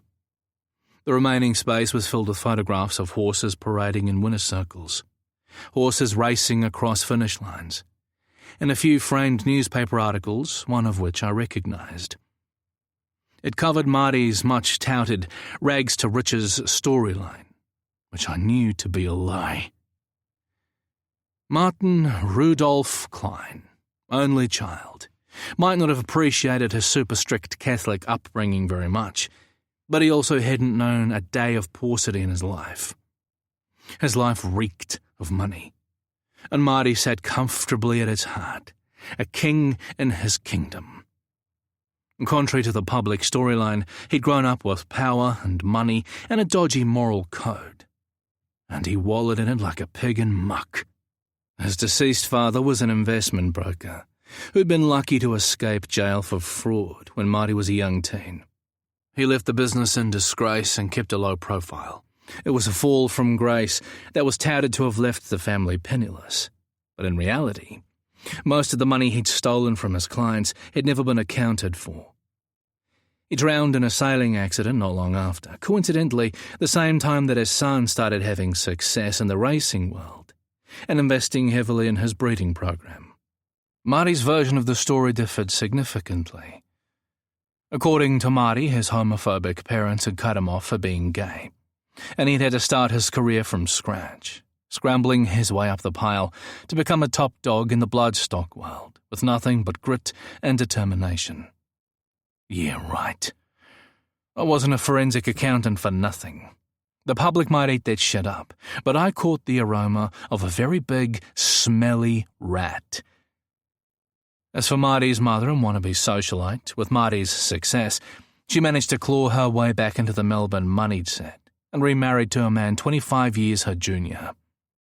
It was said that little Marty didn't approve of the marriage and blew their wedding off in favour of attending a horse race in Hong Kong. Needless to say, mother and son didn't talk much. When Marty got back to his desk, he remained quiet.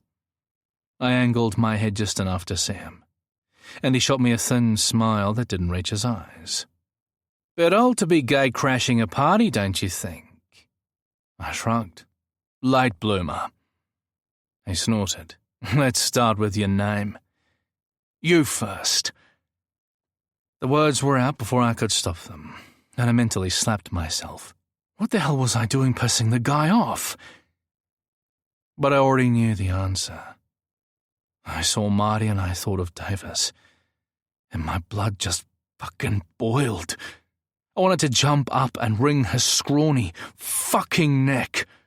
I wanted to see the life drain out of his body, watch his eyes go dark as I'd watched Davis, and to hell with the consequences. I didn't want to play his stupid game, but damn it all, I needed to. Because this was exactly what Mads had talked about. I wasn't that guy. I wasn't my father. I had more to think about. There was a bigger picture. Gaza, Mads, Samuel, Lizzie, Jerry, Shirley, all of them. I needed to shut the fuck up and do whatever was needed. A boot landed between my shoulders and shoved me flat on my stomach. "Give me an excuse, please."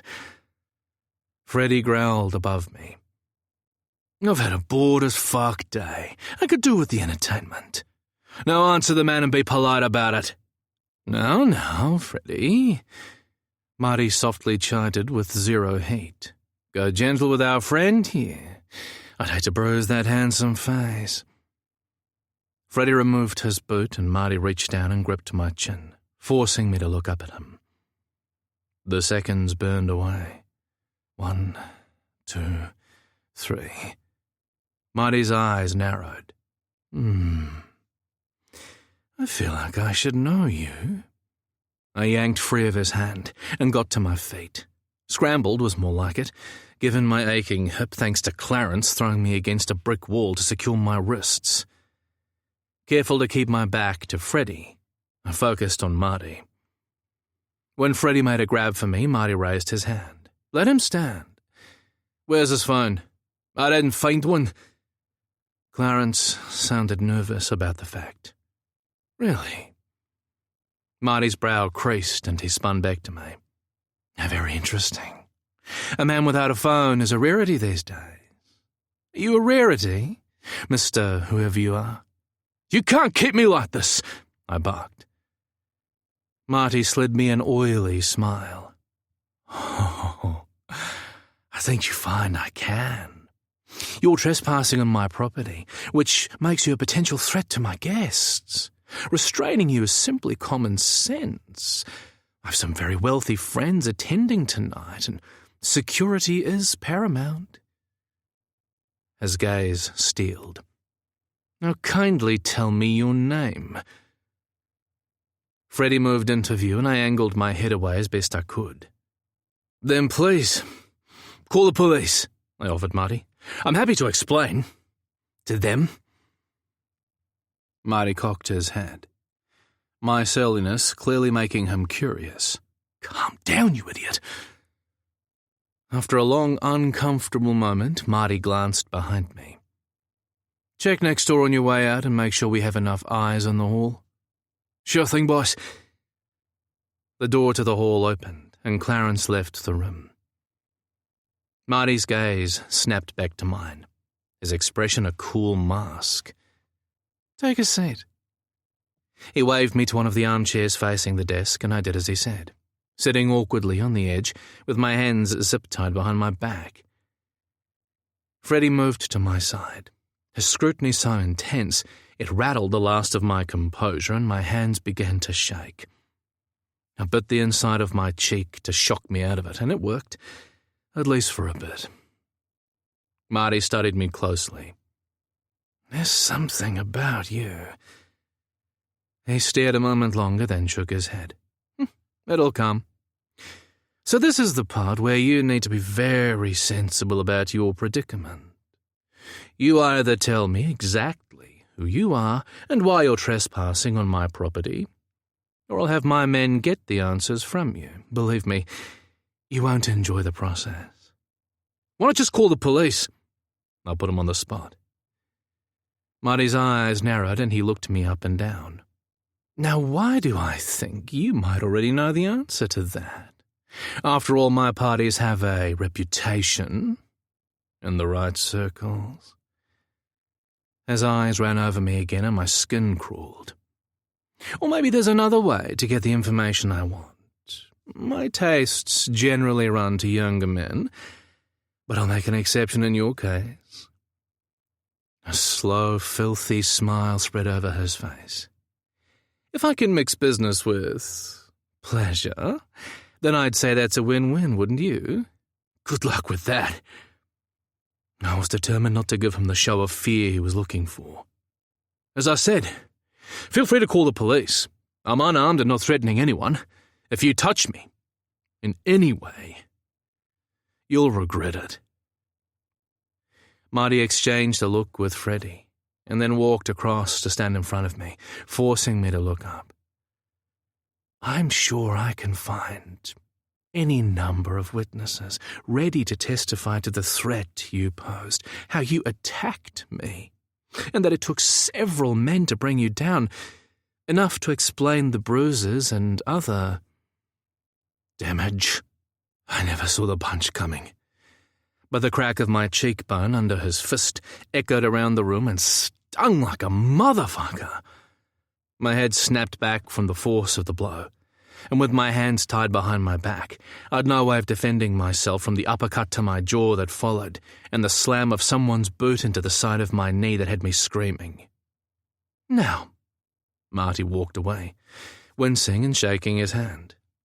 I'm done being patient. I have a guest to get back to, so I want a name, and I want it now. I know exactly who he is. Freddie suddenly piped up, and my gaze snapped to his cruel smile. It took me a bit, and he's made some changes to throw us off, but I'm sure now. This is Nick Fisher. Marty's head jerked up. Nick Fisher, the husband of Davis Minton. Yes. Freddie finished for him. Marty couldn't have looked more stunned as he did a slow turn back to me. What the fuck is he doing here? He grabbed a hold of my hair and yanked my head up to scrutinize my face. And you're sure? Marty's gaze flicked back to Freddie. Freddie scrolled through his phone, then held the screen next to my face. It's the hair. Jesus fucking Christ! Marty shoved my head away and started to pace. How the hell did this happen? He glared pointedly at Freddie. Freddie shrugged. I told you he was tenacious. Him and his mates were a pain in my fucking ass from start to finish. He turned to me, starting with this one's dearly departed husband. A spectacular crash, I have to say. Blood froze in my veins. So it really was you that day, chasing Davis? And it was you on the boat too, wasn't it? A slow smile spread over Freddie's face. I can't deny it. Some of my finest work. Shut up! Marty pushed Freddie aside, then glared at me. Why are you here? But before I could answer, read lie, his eyes widened. Shit! He crossed the room in a flash and pulled open a door nestled between the floor-to-ceiling bookcases. Rather than go in, he turned to Freddie. Bring him through and then get busy on your phone. I want to know what the fuck is going on here, and if anyone else is involved. No more surprises, understand? And find out if our other friend in there checked his phone at the front door. Everyone was wanted for one, right? If it's there, I want to see it. I figured he meant Gaz's phone, which explained a lot. Something else we hadn't counted on. We were such fucking amateurs. Marty handed Freddie a key fob that looked an awful lot like Gaz's, and my heart sank. He had this in his pocket, Marty told him. I want his car off my property. I'm not liking any of this. Too many fucking coincidences. Done. Freddie dragged me to my feet and then shoved me toward the open door after Marty. I stumbled as my injured knee refused to take my weight, and Freddie shoved me again. I lurched forward and practically fell into the next room, saved by the asshole's grip on my shirt. I couldn't focus, my mind spiraling out of control. Did moving Gaz's car mean that Marty suspected our connection? Or was he just being careful? Either way, it screwed our closest means of transport, which only left Mads. And with no way to alert Mads to what was happening, all I could do was hope he had Samuel on board and wait for the cavalry. If there was any cavalry to wait for. And if they got here in time. Too many ifs. The second room was much bigger than Marty's office.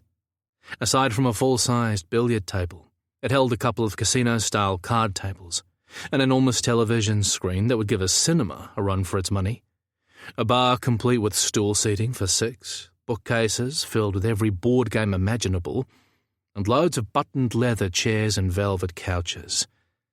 It was the swankiest games room I'd ever seen. "Gray, my darling." Marty strolled across my line of sight, and there was a sharp intake of breath somewhere to my right. "Look who dropped by to pay us a visit." I followed the gasp and found Lee, staring bug-eyed at me from a blue armchair in the center of the room. Gray was clearly a pet name Marty used for Graham, Lee's old name. In my head, he would always be Lee. But Lee wasn't the only person in the room. Face down on a blue velvet couch with his head turned to the side, beads of sweat running down his pale face and one arm hanging to the floor. Lee Gaza. My stomach dropped. He was far too still. Those gorgeous brown eyes closed in what I hoped was sleep. His mouth slack and drooling. And peeking out from under the bottom of her scarf was the vague outline of a tattoo, partially buried by concealer. And oh shit! We were in deep fucking trouble. My heart climbed into my throat and I had to quash the urge to run and check on Gaza. Marty watched me like a hawk. I couldn't react. I couldn't let on that I knew who Gaza was. I dragged my attention back to Lee, whose alabaster skin glowed even paler than usual. He appeared alert and apparently unhurt. Our eyes met, but his expression remained blank, which I took as a good sign. He clearly wasn't about to confess that he recognized me from the supermarket, at least not right away. Freddie steered me to an armchair and pushed me down. "Don't move." Then with Gaz's keys in hand, he crossed the room and left through a door to what I presumed was the hallway, based on the glimpse I got of a guard standing outside. Lee's gaze shifted from me to Marty. "Who the fuck is this guy? And where's Aaron? If that slimebag has touched him, I swear I—" His head snapped back as Marty's hand connected with his face. "Did I say you could talk?" Marty followed the strike with an almost tender ruffle of Lee's hair and a slimy grin that made me want to gouge his fucking eyes out. Or do I need to remind you how we do things here? Anger tinged with fear flashed in Lee's eyes, and he shut his mouth. "Oh, look, you do remember." Marty patted Lee's cheek, then took a seat at the far end of the couch and casually laid his hands on Gaza's thigh like he had any right to. If steam wasn't coming out of my ears, I'd have been amazed. Marty must have seen something in my face, because his frown turned into a smirk, and I wanted to slap it off his stupid face. The smile broadened like he'd read my mind, and he called to the man in the hallway. "Hey, Jack." The door creaked open. "Yes, boss?" "Send someone to check where our birthday boy took young Aaron. apologize and explain that an intermission is necessary while we sort this mess out. Yes, boss. The door closed and Marty turned his cool eyes on Lee. Don't say I never do anything for you. Freddie returned through the study and closed the door. They'll let me know what they find. Marty nodded and Freddie crossed to the far side of the billiard table, where he watched as he talked quietly on his phone. Marty strolled casually to the bar like he didn't have a care in the world and poured himself a glass of whiskey. That disconcerting calmness and surety he projected was fucking with my head. Like I was missing something. Like I wasn't seeing the whole picture. With his gaze fixed on me, Marty took a long swallow of whiskey. Refusing to be intimidated, I tipped my head toward the couch. What's wrong with him? Marty said nothing for a minute. Those cool eyes scrutinizing me like we were playing some dangerous game of chicken. A guest who can't hold his liquor, he eventually answered almost fondly. For some reason it occurred to me that you two might know each other. I carefully schooled my expression and shook my head. Why on earth would I know him? I don't even live in this country.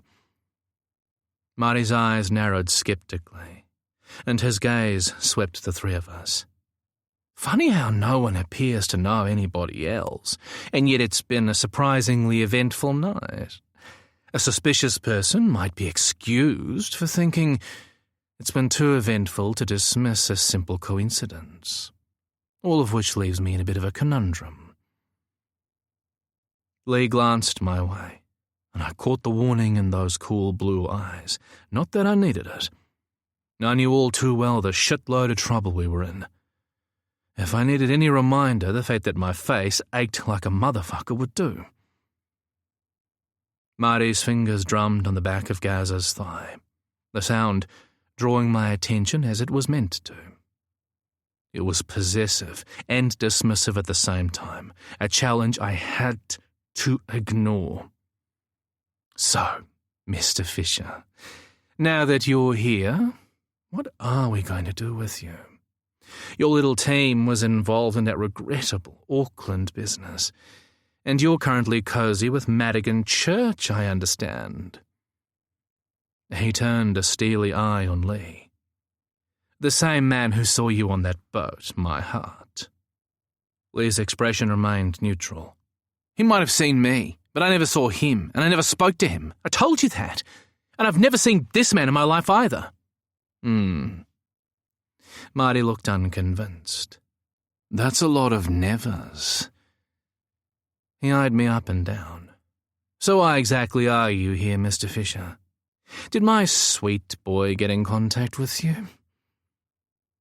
A number of responses circled my brain.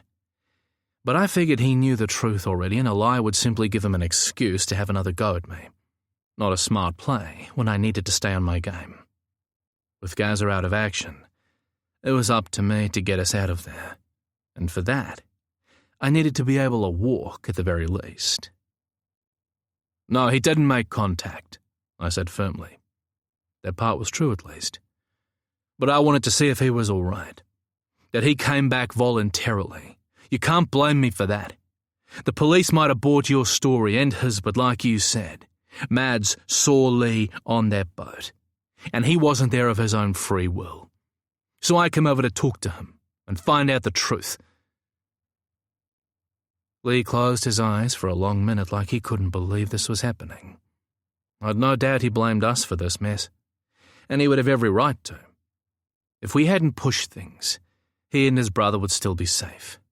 But, wait a minute, that wasn't true. Aaron had been in danger before I'd even been caught. Staying away wouldn't have stopped that. In fact, we might have even saved his brother for now, at least. Gray. Marty corrected my use of Lee's new name. Not Lee. I shrugged. Fine, Gray. Anyway, when I heard there was a party planned for tonight, I decided to crash it and see if I could talk to Gray on his own. Marty's eyes snapped to Lee, who sat statue-like in his chair. his steely gaze glued to my face. "And did you talk to Gray?" "No," I answered quickly. "I was discovered before I could get to him." Marty faced me again. "So, you came to rescue my love. How very gallant of you. And what about your boyfriend? Where is he? You two seemed glued to each other's sides." Fear fisted in my chest, and I knew I needed to be very, very careful how I answered. "Madigan is still in New Zealand." Marty cocked an eyebrow. "Forgive me for not taking your word about that." "It's the truth," I insisted. "He's still recovering from the kidnapping, thanks to your men, PTSD and all that. But he was worried about Lee, so I said I'd come over and check." Marty fired me a withering look. "And you thought trespassing on my property in the middle of a party was better than simply knocking on my front door?" Lee sat in stony silence, clearly hanging on my answer, which made sense since it wouldn't go well for him if I admitted to seeing him in the supermarket. I huffed. "If Lee Gray was really in trouble, knocking on your front door would hardly be the smart thing to do, would it? I was trying to fly under the radar. The party seemed to be a good opportunity, that's all." Marty snorted. "And how's that working out for you?" His hand continued to caress Gaz's calf, which I figured was deliberate.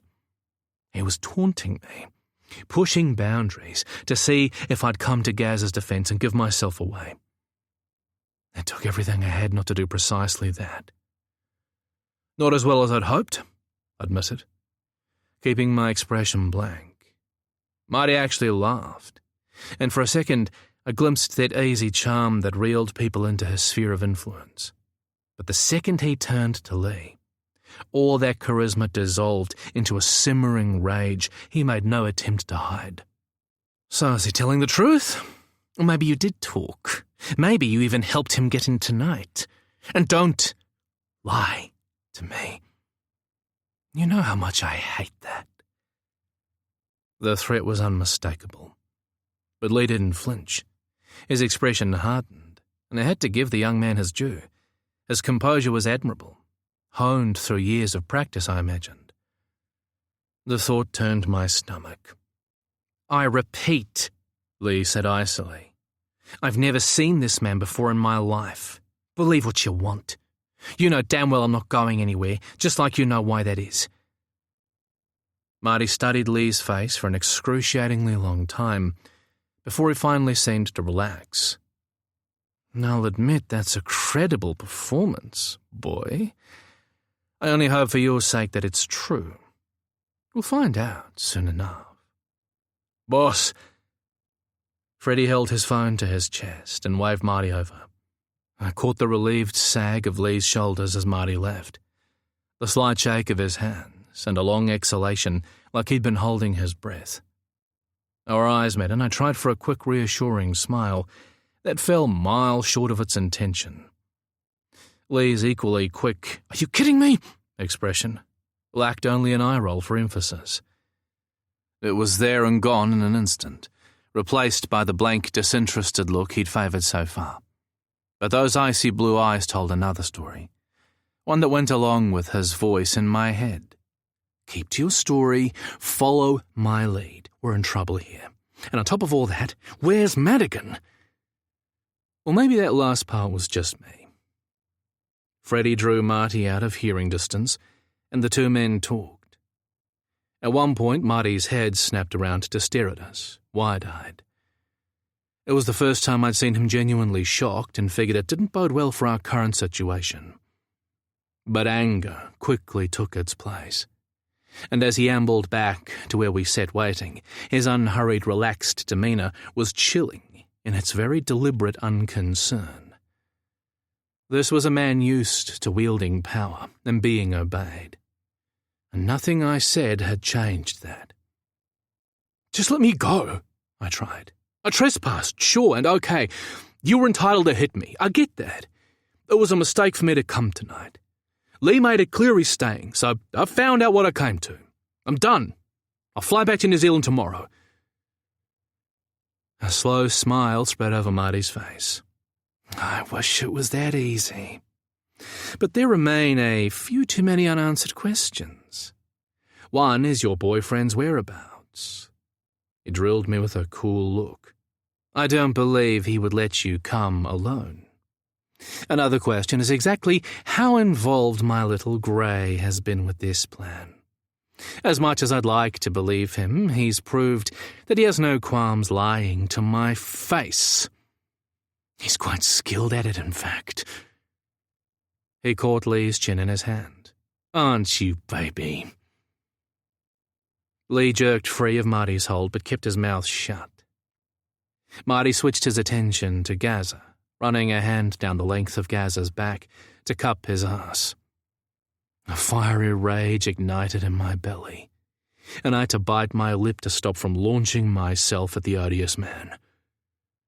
It must have shown because Marty grinned salaciously. Another little niggle is our sleepy boy here. I was genuinely looking forward to the two of us getting better acquainted. He's quite the beauty, isn't he? But alas, he's proven to be a bit of a disappointment. Marty glanced toward Freddie and my heart took a dive. Something was definitely up. Marty turned back to me, his expression stormy. It's just come to my attention that young Carey is driving a rental car that is apparently registered in Victoria. Not a crime in itself, of course, but definitely curious. It paused for effect, and it worked. As is the fact that he happens to be booked into the motel room next to yours. The proprietor also mentioned that there were two men in that second room, you and, shall we guess? He left the bombshell hanging in the silent room. Oh, shit. How in the hell? It's a small town, Mr. Fisher. Marty shot me an amused look. I bring in a lot of business, and people owe me favours. What can I say? But it shines a whole new light on this evening's events, don't you think? He leaned down and licked a deliberate stripe up the side of Gaza's slack face. I almost vomited on the spot and jerked forward on my seat. Amused at my revulsion, Marty's mouth tipped up in a lewd grin. I was gonna fucking kill the man if it was the last thing I did. But then he straightened and the grin was wiped clean, cold, calculating anger taking its place. Talk, Mr. Fisher. Yes, a friend came with me, I blurted. A Melbourne friend. He picked me up at the airport. He knows where I came tonight. I somehow doubt that. Marty's hand reached almost in slow motion to Gaza's neck. He pulled the scarf free and rubbed some of the concealer off Gaza's tattoo. Then he looked to Freddie. A match? Freddie nodded. The hair colour is different and the dress, all of it. I wouldn't have picked him if it wasn't for that. Gary, or Gaza, they call him. He's Madigan Church's apprentice. Marty studied Gaza for a few seconds and sighed. Such a waste. He dropped the scarf on the floor and stood. You can appreciate my dilemma then. 2 out of the 3 of you who came here are now in my house. It's no stretch of the imagination to guess the 3rd is somewhere close. Our little book restorer, no doubt. That is who I spoke to on the phone, isn't it? Nothing else makes sense. It was a good little act he put on, but pointless, as it turns out. He'll have called the police, I blurted. Marty sighed. No doubt. Which is why we got his car off the property. He indicated Gaza. No car, no Carey, no you. They all left, officer. It was a large party. Can't expect me to keep an eye on everyone. My men will vouch for me. My guests as well. That'll slow them down and give me time to figure out how to solve this mess. That wouldn't be smart, I said. The police will be here any minute. Marty shot me a slightly disappointed look, like I'd let him down. Somehow I doubt that. You were all adults, which means the police aren't going to leap up to look for you. They'll give you at least until the morning to turn up. Plus, you, Nick Fisher, are trespassing on my property, something frowned upon by the local police, an organisation I like to support whenever I get the opportunity. Marty didn't need to clarify. But he also didn't know about Angela, our ace in the hole. Or so I hoped. Instead, he clapped his hands and Lee and I both jumped. So, here's what's going to happen. He looked between us. Freddie is going to take you all somewhere safe until I decide what's to be done with you. What about Aaron? Lee demanded, his desperation showing for the first time. Marty's lips met in a thin line, his anger apparent. Aaron, too.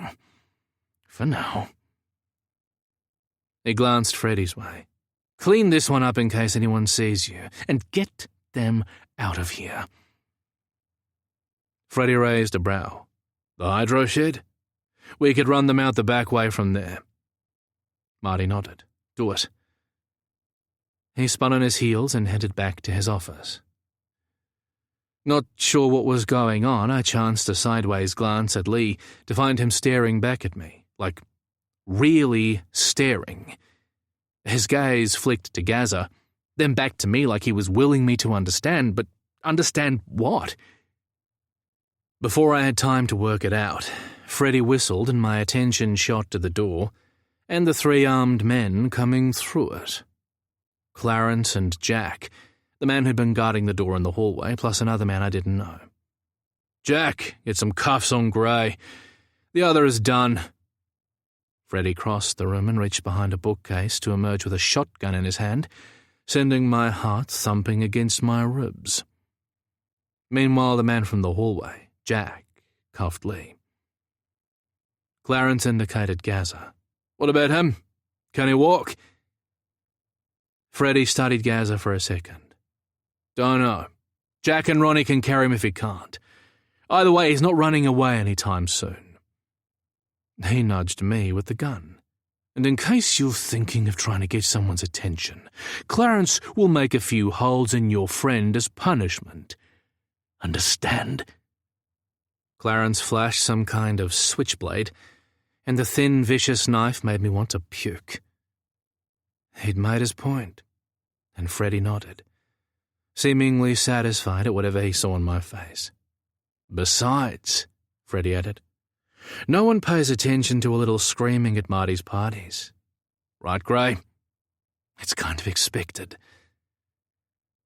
There was something in the way Freddie looked at Lee, like he wasn't making a general point, like it was personal, for Lee at least.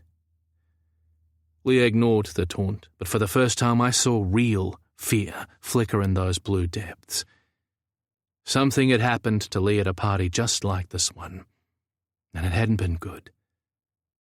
Lee swallowed hard and said to me, Marty's parties have a reputation of being intense.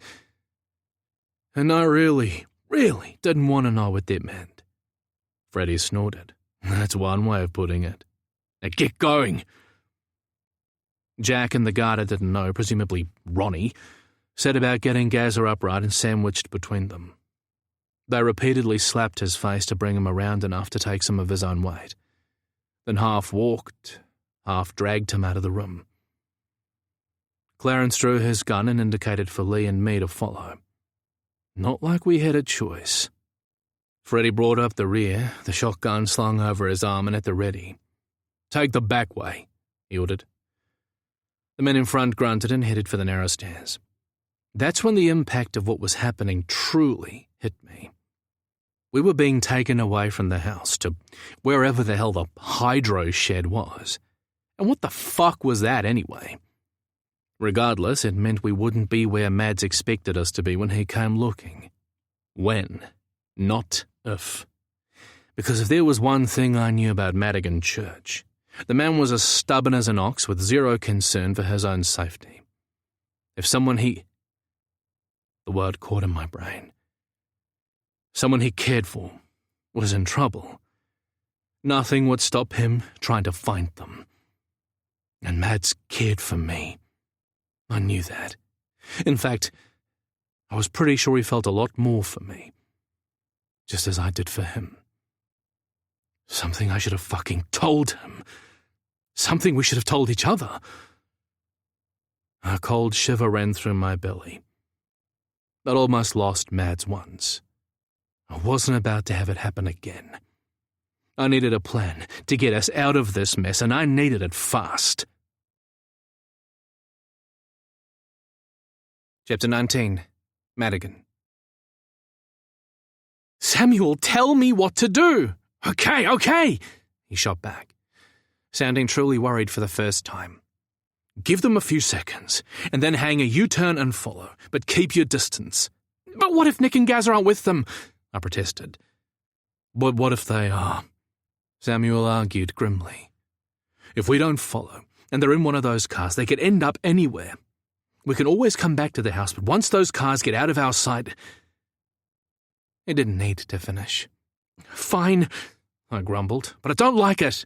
"Like I'd give a shit," he snapped. "How about you just do as I say for once, while I talk to Angela, who, need I remind you, isn't at all happy about the shit show? You're messing in her backyard."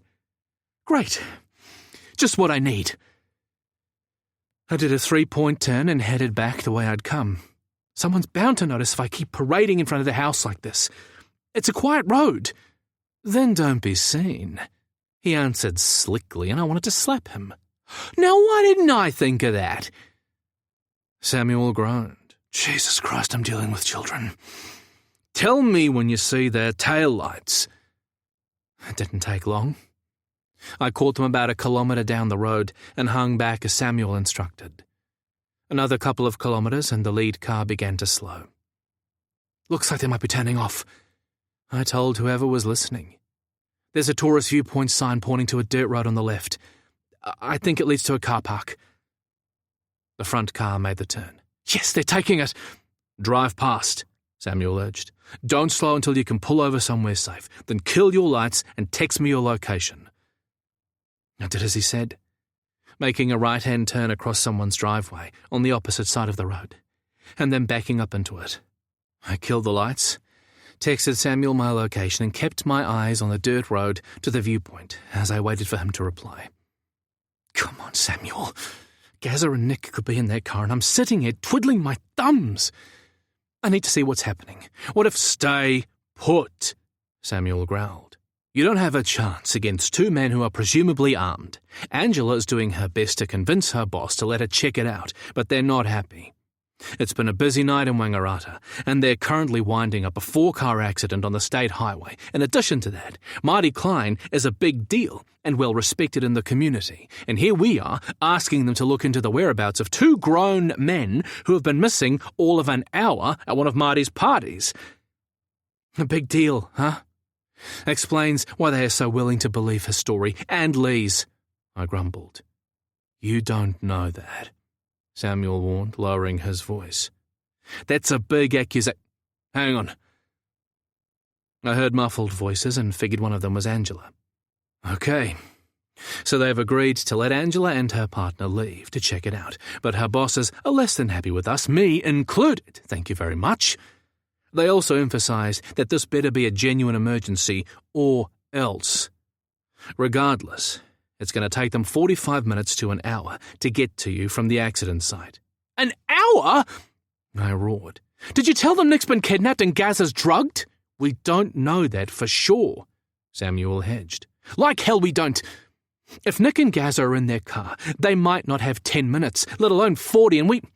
Oh, fuck, one of the cars is coming back toward the main road." I leaned forward to peer through the windscreen. "It's the big SUV, not Gazza's. It's turning right into the main road and heading back toward Marty's. I'm going back." "No, it's too risky," Samuel pleaded. I flipped on my lights and headed for the main road. "I'm going to search their car park for Gazza's car, and nothing you say is going to stop me. I'll call when I find it. Madigan, don't..." I cut Samuel off before he could finish and accelerated down the road. I took the turn off at speed and almost drifted off the dirt road into a thick stand of gums. Recovering just in time, my heart banged against my ribs like a crazy motherfucker, and I didn't blame it one bit. Entering the sizable car park, designed for around 60 or so vehicles, I slowed and did a full loop. The viewpoint sat above a deep valley which, even at night, under a canopy of stars and a half moon, was pretty damn spectacular. Picnic tables and public barbecues were dotted along the valley lip. Restrooms sat at the exit end, and tourist boards indicating various tracks and walks for the adventurous sat at either end. But there was no sign of Gaz's BMW. My heart dropped as one possibility occurred to me. I glanced toward the steep drop-off and swallowed my panic. But a safety barrier sat between the parking lot and the lip of a bluff, unpassable except for one car-sized gap at the far end. I stared at the spot, licking my lips, persuading myself that there hadn't been enough time for them to roll a vehicle over the edge. They'd been in and out too quickly. Hadn't they? Shit! I fumbled with my seatbelt and popped the lock. I had to see. I had to know. I had the door half open when the side mirror caught the flash of something parked in the shadows on the far side of the restrooms. I slammed the door shut and drove back across the lot, my headlights illuminating a newer model black BMW backed into the bush. I reached for my phone, my hands shaking. "I found it!" I blurted before Samuel had a chance to say a word. "It looks empty, but I'm going to take a look." "Fuck!" Samuel's voice caught in his throat. "Just be careful, okay? And keep the line open." I popped the flashlight on my phone and headed for the BMW. "Front seats are empty," I told him, barely recognizing my own voice. It was shaking so hard. "The back too. And the keys are on the console." I tested the door. "It's unlocked." "Don't touch anything if you don't have to," Samuel warned. "Use your shirt or something." "Shit, I hadn't even thought of that." When I didn't reply, Samuel checked. "Are you okay?" "No, I'm fucking not," I snapped. "Now are you going to keep asking stupid questions, or are you going to let me finish?" Samuel sighed. "Jeez, okay, go on." I walked around to the boot and stared at it for far too long before finally popping it open with my shirt covering my fingers. It was empty. The air whooshed out of my lungs and my knees turned to jelly. "Madigan, talk to me, damn it, please!" He sounded panicked. "It's empty," I told him. "There's nothing, no blood, no clothes, nothing. I'm going to walk the rest of the car park just to check." But they weren't here long enough to do much other than dump the car. Or so I hoped.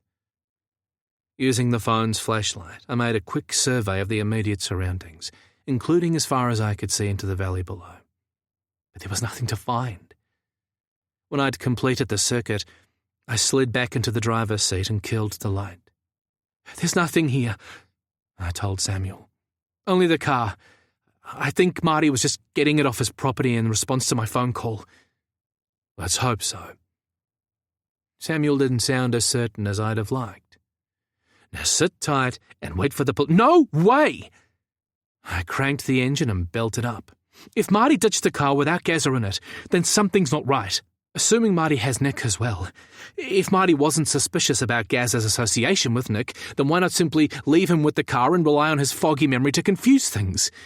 That might even have been the original plan.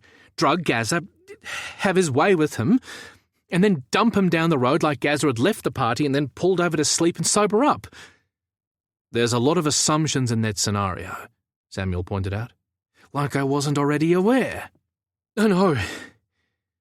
I headed for the main road, talking as I drove. "But it makes sense, right?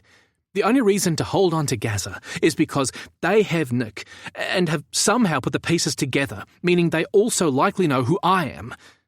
"Shit," Samuel hissed. "This is turning into a fucking nightmare. You're the one who pointed out what a control freak Marty is, remember?" I put him on the spot.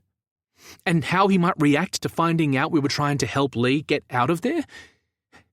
Tell me that getting Gaz's car off the property without him doesn't mean they're cleaning up their mess. That it doesn't mean they're covering their bases and keeping their options open just in case.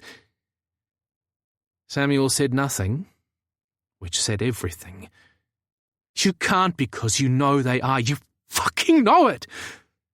My voice rose in challenge. Just like I do. I hit the main road and whirled the steering wheel to the right. The car thudded over a tree branch and almost spun out. Slow the fuck down, Samuel ordered. They'll hear you coming a mile off if you don't kill yourself first. He was right, and I eased my foot off the gas. They're in this mess because I wanted to come here, Samuel. Me. Not you, me. And I'm not going to sit in a fucking car park with my finger up my ass while God knows what is happening to the man I love. The words were out before they even registered in my brain, and I slammed my hand on the steering wheel. God damn it, Samuel! Now look what you made me do! He doesn't even know that yet! Nick should have been the first person to hear those words. And he would have been if I hadn't been too much of a chicken shit to say them when I had the chance. Madigan, I don't! We haven't got time for that! I was practically shouting. Because this is Nick we're talking about, Samuel. Your fucking brother-in-law. If I wait for the police, they'll only tell me I can't go on the property without a warrant. Just like you did. They might even arrest me to make sure that I don't. They'll want to organise backup and a search warrant and everything that we don't have any time for. Just let me ask you one thing. If this was Jerry, what would you do? The line fell silent just as Marty's mansion came into view in the distance. I could almost hear the cogs turning in Samuel's brain before he finally said, "That's fucking low." I huffed. Of course it bloody is. Now talk to me. I'm almost back at the fire road. Pull in, he said crisply. If you're going to do this, then you can't just bowl up the driveway unannounced. They'll be on the lookout and you won't get past the front door, if you even make it that far. They could toss your sorry ass out onto the road and they'd be fully within their rights to do so. I slowed and turned onto the fire road. The stud has a separate service road that leads to the stables and business end of the operation. I pulled into the same sheltered spot I'd left 20 to 30 minutes earlier. It's 150 metres or so this side of the house. We drove up it yesterday, while all the party deliveries were happening. You what? Samuel growled before muttering, Never mind. Go on. The service road has a turnaround at the top of the hill, with a path back down to the house. There's not a lot of cover on the main road for me to reach it without being noticed, but there's just enough moonlight for me to pick my way across the fields and get to it that way. Once I'm on it, if I stick close to the post and rail fencing, I should hopefully make it up to the turnaround unseen. Samuel sighed. Hopefully, huh? I'll move like a cat, I promise. Another sigh. I can't believe I'm saying this, but okay, do it your way. What's your plan once you get to the house itself? 'Cause I'm betting you don't have a clue, and sweet Jesus, please tell me you're not thinking of just waltzing on in there. It's not a terrible idea, I tried. You tell the police what I'm doing, and that you couldn't stop me, and all I really have to do is stall for time until they get there. Samuel groaned. Give me strength. Getting caught is the best idea you can come up with? Have you lost your fucking mind? Wait a sec. I dimmed the screen on my phone to its lowest setting and set about hiding the key fob in a nearby bush. If we needed to leave in a hurry, then losing the fob on the property or having it taken from me wasn't an option. Okay, I'm back, and heading for the neighbour's field. I can move along the shelter belt in this one, but the next is kind of exposed. And if you can come up with a better plan, I'm all ears. I'm banking on me turning up will throw a spanner in the works. They can't just disappear all three of us, not with the connection to what happened in Auckland. Samuel muttered something I didn't quite catch, and figured that was for the best. I reached the other side of the road, scaled the wire fence, and stumbled my way along the line of eucalyptus and wattles. Dust erupted off the baked earth, and clumps of dead grass and tree root caught on my boots and threatened to send me flying. Look, Samuel, I know you aren't happy about it, but what else can we do? The cops are ages away. When I appear from nowhere, it should at least slow down whatever is happening inside that house. They'll recognise me because I'll fucking tell them if I have to. And then they'll have to figure out what to do. All of that takes time. Hopefully enough for the police to come knocking, right? With the first field crossed, I picked my way over another wire fence into the second, leaving the only cover I had behind me. Reaching the ground on the other side, I took one step, caught my foot on something, and face planted on the dirt, my phone flying out of my hand. A small flock of sheep grazing the paddock thundered their way to the far corner of the field where they stood watching. I froze in case Marty's security had picked up on the commotion. But when all remained quiet, I scrambled to my feet and retrieved my phone. "What happened?" Samuel demanded. "Nothing," I snapped. "I just tripped. What is wrong with these people? Fucking barbed wire, really? And I've ripped a hole in my jeans." "Move like a cat, huh?" Samuel mocked. "Fuck you." I set off again. "I'm going to have to go soon. I'm getting too close to the service road." "Okay, I have an idea," Samuel proposed. "Shoot me a text just before you head down to the house. Say you're being held against your will and where. Give details. That should be enough to get the police inside to have a look around without needing a warrant. And send a map with your real-time location running, and maybe a photo. It'll all help. Hide the phone before you get seen." It was a great idea. I knew we needed you for something. I puffed to a stop at the post and rail fence of the service road and tried to catch my breath. And remind me to get back on the treadmill. My lungs are dead. I'm a book conservator, not Usain fucking Bolt. I gulped some air and continued. But I'm here and the party's still going strong. I'll sign off. So watch for my texts in the next 5 minutes. A phone rang in the background and Jerry called out. "It's Angela." "Go," I told him. "And make sure she doesn't leave us hanging." "Madigan, wait." Samuel's voice softened. "Be careful, yeah? And for God's sake, don't do anything to aggravate them." Like I needed a reminder. Hey, this is me you're talking to. I'm the least aggravating person I know. He snorted.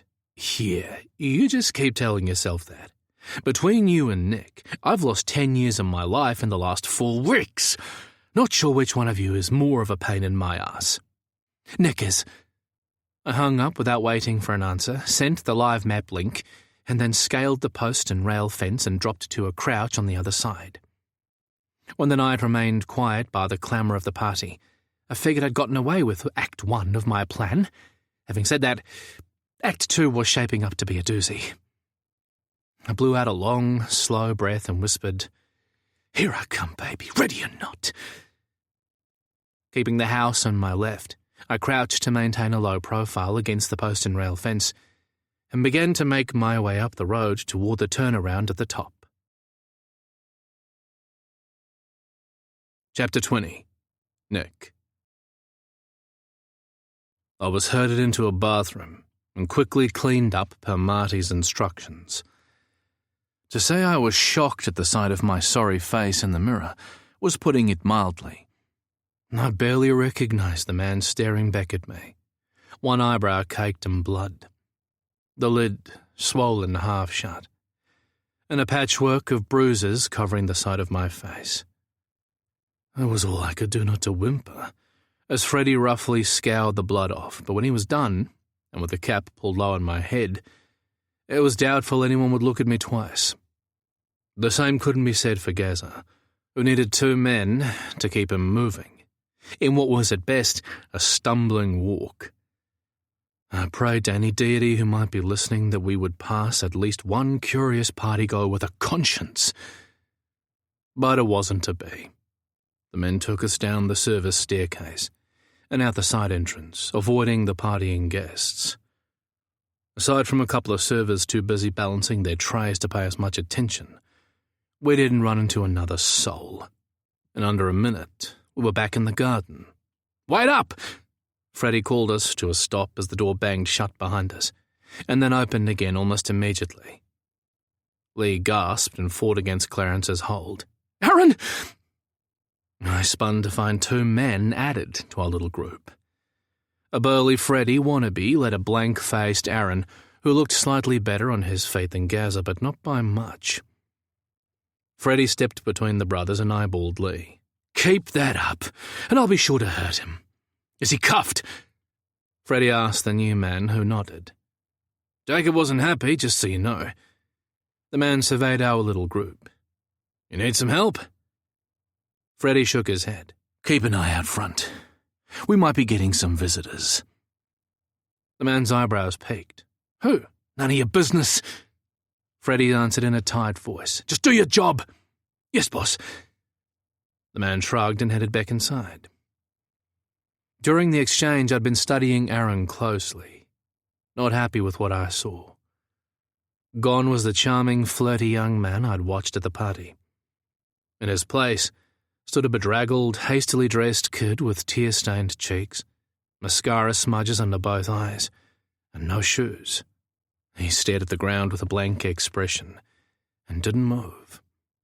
I suppressed the fury that surged in my chest and whipped my attention to an ashen Lee, who was staring at Aaron with an unholy rage simmering in those blue eyes. What the fuck did that bastard do to him? Lee slipped free of Clarence's hold and headed for his brother. Aaron, talk to me! Aaron lifted his head, eyes vacant, a vapid smile hovering on his lips. I'm okay. An obvious lie. Aaron! Lee spun, fighting Clarence's attempt to pull him away, until Freddie stepped in and fisted his shirt, pulling Lee up on his toes until they were face to face. Shut your fucking mouth! Freddie barked. If you don't, I'll send your precious brother back to Jacob to finish the job. I knew it was a mistake to bring you back, but he wouldn't listen, would he? He's so besotted with you that he's blind to the cunt you really are. Fucked if I know why. You've been nothing but trouble since the first day you arrived. Lee stopped struggling and huffed out a laugh. He looked Freddie in the eye and smirked. Aw, what happened, Freddie Frog? The contemptuous tone was accompanied by a cruel smile, and shit, I didn't like that look one bit. For whatever reason, these two men did more than hate each other. They loathed and despised one another. But aggravating Marty's PA wasn't going to help us one little bit. And my gaze flitted nervously between them as Lee foolishly continued to taunt the other man. Did you finally come to realize that Marty has never fancied you in the slightest, even after I was gone? Lee tut-tutted. It really couldn't have come as any surprise, though. I mean, Marty's never once looked at you the way he does me. And he's had plenty of opportunity over the last few years, right? Marty takes lots of men to his bed. Lee studied the other man with a pitying look. But never you, Freddie. Never you. Do you know Marty and I used to laugh about your little crush behind your back? Freddie stiffened, as Adam's apple bobbing up and down, which only goaded Lee further. It must suck to know you never made the grade. And you never will. Lee added in gleeful wickedness. Because you've got it bad, don't you, Freddie? You really love the old fucker, right? All the way down to your tippy toes. I couldn't stop the groan that rumbled from my throat because one look at Freddie's thunderous expression and I knew Lee was right. Freddie was in love with Marty Klein, and Lee was poking a bear we couldn't fucking afford to. Freddie loosened his grip on Lee's shirt and shoved him against the house, his meaty hand around Lee's throat, just tight enough to hold him in place. Then he handed his shotgun off to Clarence, who looked at him questioningly, then shook his head and stepped away. Things were escalating fast, and a quick sweep of the other guards revealed a mix of shock and amusement, likely reflecting those who knew about Freddie's little crush and those who didn't. But clearly, no one was keen to get involved. I tried to catch Lee's attention, signal for him to calm down, but he only had eyes for his nemesis. And as for Freddie, the giant of a man looked ready to twist Lee's head from her shoulders. Lee was either immune to that look or he didn't care. Either way, he was on a roll. Yeah, I saw you watching us, he croaked through the hold Freddie had on him. Wishing it was you in his bed and not me. You on his arm, you that he showered with gifts, you that he fawned and obsessed about. you that he wanted to fuck him and... Oh! A shit-eating grin stole over Lee's face. You didn't know he liked to be fucked, did you? Huh. Maybe that was because Marty didn't tape those sessions. Shut your mouth, Freddie ground out. The light they were standing under highlighting a dark stain creeping up his neck. His hold on Lee's throat tightened. Things were escalating and the guards glanced uneasily between them. Their concern mirrored that of Aaron's, who was groggily watching his brother with something between confusion and awe on his face. Oh, what? Lee sneered in response. There's not much you can do to me that he hasn't done already, and a lot worse.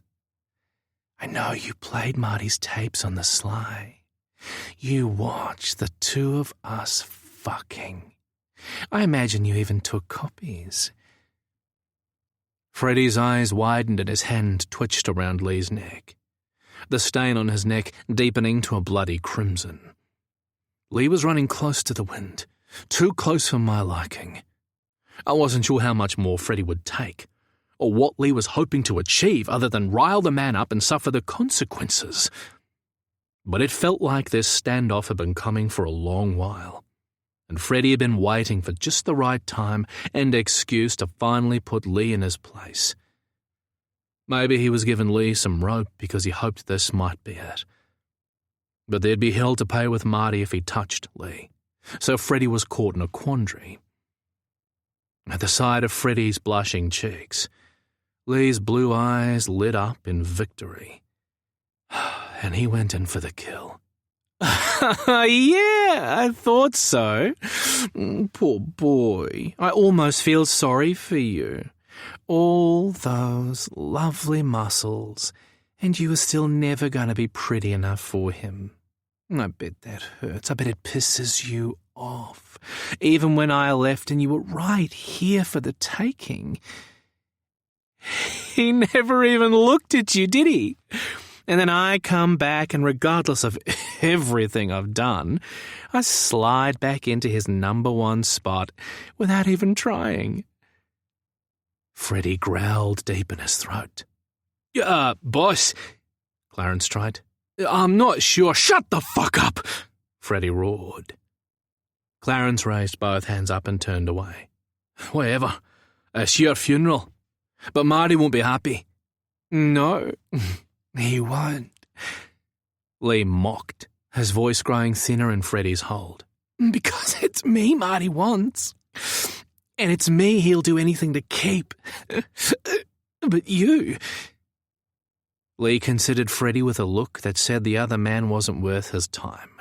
Marty can replace you any time he wants, and feel nothing but a slight inconvenience. You're faded wallpaper in his life, Freddie. That's all. You'll never be the main attraction. That's my spot. And the irony of it all is, I don't even want him. The crack of skin on skin split the air, as Freddie's hand connected with Lee's face in a blistering slap. Lee grunted, his eyes rolling back in his head, but he quickly recovered, regarding Freddie with a smug smile. Naughty, naughty, Freddie Frog. Marty's not going to like this. You better hope you don't leave marks, damaging the goods without his say-so. Lee tut-tutted. You should know better than that. No one touches me without Marty's say-so, especially not you, asshole. Freddie's hand lifted to repeat the strike, but then his eyes flicked up to the second floor and he dropped it again. Lee's warning had been enough to pull him back from the edge. Uncertainty clouded his expression, along with a lick of fear. His hold on Lee's throat eased and he stepped away. Lee snorted. Fucking boot-licking coward! Black hatred filled those icy blue eyes, enough to make me wonder exactly what fueled it. What Freddie had done to Lee in the past, and likely under Marty's instructions. Nothing good, I knew that much. They stared at each other for a long moment, before Freddie's shoulders finally relaxed, and he was back in control. He reached into his pocket and threw a roll of duct tape Clarence's way. "Tape his fucking mouth. I don't care if anyone sees him, and if Marty asks about the marks, you all say I had to stop Lee making a break for it. If you don't, I'll make sure you're gone by tomorrow. Understand?" The guards nodded. Lee, on the other hand, looked about to offer a comment, which was no doubt incendiary, but Clarence was quick to silence him with a round of tape. I can't say I wasn't grateful, but that haughty look continued to convey Lee's disdain. And when he finally looked my way, I narrowed my eyes and gave him a tiny shake of my head. Translation, shut the fuck up. If we were going to get out of this mess in one piece, the last thing we needed was another incident like that. Next time might not end so well. At my glare, Lee's eyes danced. He was clearly pleased with his job of humiliating the PA. And the part of me that could only imagine what he'd suffered in that house thought, good for you, mate. The other part that wanted to get back to Mads alive just wanted him to shut the fuck up. Clarence reached for his flashlight and led the group across the small patch of lawn to a narrow path that disappeared up into the garden. It was hardly wide enough for one person to pass, let alone the men supporting Gaza, and the guards swore under their breath as stray branches scraped their faces. About 15 metres in, we paused at the junction with a much broader path. Laughter and music rose up from our left, so the right had to lead up to the turnaround, the same path used for deliveries the day before. When Clarence was happy the path was clear, he waved us right, and pretty soon we were filing out of the garden and into the same dusty turnaround that Mads and I had circled the day before. A Jeep and a Land Rover were parked along the hedgerow, the only vehicles in sight. "Jack, load Aaron into the Jeep. He and Fisher come with me. Clarence, you and Ronnie can take the other two." Freddie propelled me toward the front door of the Jeep while Aaron was pushed to the rear. Clarence, Lee, and the men hauling Gaza peeled off toward the Land Rover, but hadn't taken more than a couple of steps when Gaza abruptly vomited a load of bile onto Ronnie's boots. The guards swore and tried to scrape it clean on the dirt, while his mate watched on, laughing. Clarence threw them a towel. "That's the second time tonight. Don't let him spew in the car as well."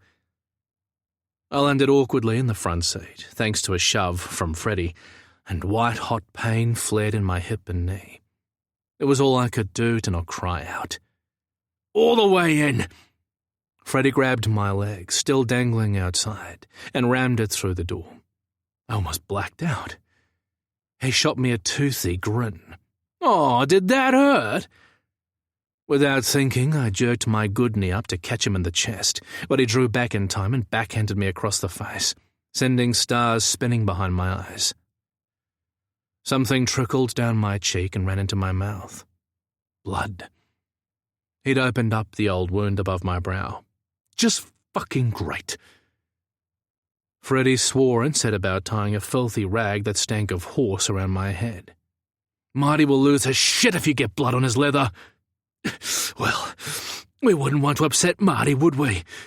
I tensed, expecting another strike, but Freddie only laughed. The interior lights blazed in the Land Rover parked next door, and when I turned to check, Lee was staring back at me from the front passenger seat, and Gaza was in the back, propped next to the guard. And Clarence took the wheel and began to reverse. Those old self-defense lessons came back to me. Never let them get you in a car and never let them move you somewhere else. I failed on both accounts. Then again, I'm sure those rules weren't aimed at idiots who trespassed on a psychopath's sex party and got caught trying to steal his favourite boy. Any chance we had of getting away from these jerks was looking less likely by the minute. As Freddie followed Clarence out of the turnaround, I let my thoughts run to Mads. Where was he? Had he convinced the police to get involved? Had Samuel? How would they find us? I prayed Mads wasn't doing something stupid, while at the same time knowing the odds of that were pretty fucking dismal. That big, beautiful brain wasn't built for patience. Mads was a problem solver, and the problem of my sudden radio silence wasn't one he'd ignore or wait for others to solve. We were alike in that regard. No. Mads would be coming for me, I just fucking knew it.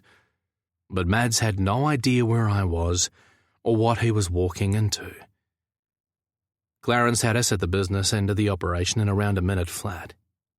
Machinery sheds, horse floats, balers, hay barns, transport trucks and the like lined both sides of the track all the way into the stable complex itself, which was a lot bigger than it had looked from a distance. 2 long buildings faced each other across a wide expanse of cobblestone paving peppered with open drains. The ground level of each building was dedicated to stabling, 30 or so on each side. Tack and equipment rooms dotted at intervals along the way. Lights shone in a few rooms above the stables, and I remembered Lee saying his brother lived down there. The far end of one stable block was given over to what looked like a communal kitchen, which led into a covered patio with barbecues and a ton of outdoor furniture. Through the open door, I could see a group of people playing cards. The sound of our vehicles garnered a few curious looks that quickly turned to smiles and waves when the card players recognized the vehicles. Beyond the stables, the night closed in on the road once again, but we kept moving. As I stared out into the darkness, it hit me all too clearly. We were deep in Marty's land here, and even if I somehow got free, how the hell was I going to get Gazza all the way back to the main road? He needed 2 men just to stay upright. We'd be caught before we got anywhere close to safety. The reality of our situation sent a cold dread up my spine, and for the first time, I wondered if, maybe, we weren't going to get out of this unscathed. Or maybe even at all. The vehicles made a wide circle around the back of the stables, the headlights picking up 2 more barn-like structures in the distance. Freddie parked in front of the closest one, a concrete block building with clear panel roofing. It was roughly the size of an indoor basketball court and maybe 2 stories high. The only entrance appeared to be a set of steel barn doors straight ahead. Clarence pulled in alongside. "We get out here." Freddie exited the Jeep and circled around to open my door before dragging me out by the collar. He steered me toward a small steel door and set into one of the larger ones and shoved me inside. I plunged across the threshold into a shadowy interior, lit by the grey light of the moon coming through the clear roof. Rippled patterns played across the walls. The stink of chlorine hung in the humid air. The distant thrum of a filtration pump and extractor fans breaking an otherwise eerie stillness. Then someone hit the lights, and the equine hydro pool was revealed in all its glory. The exercise pool was shaped like a musical note and filled most of the large interior.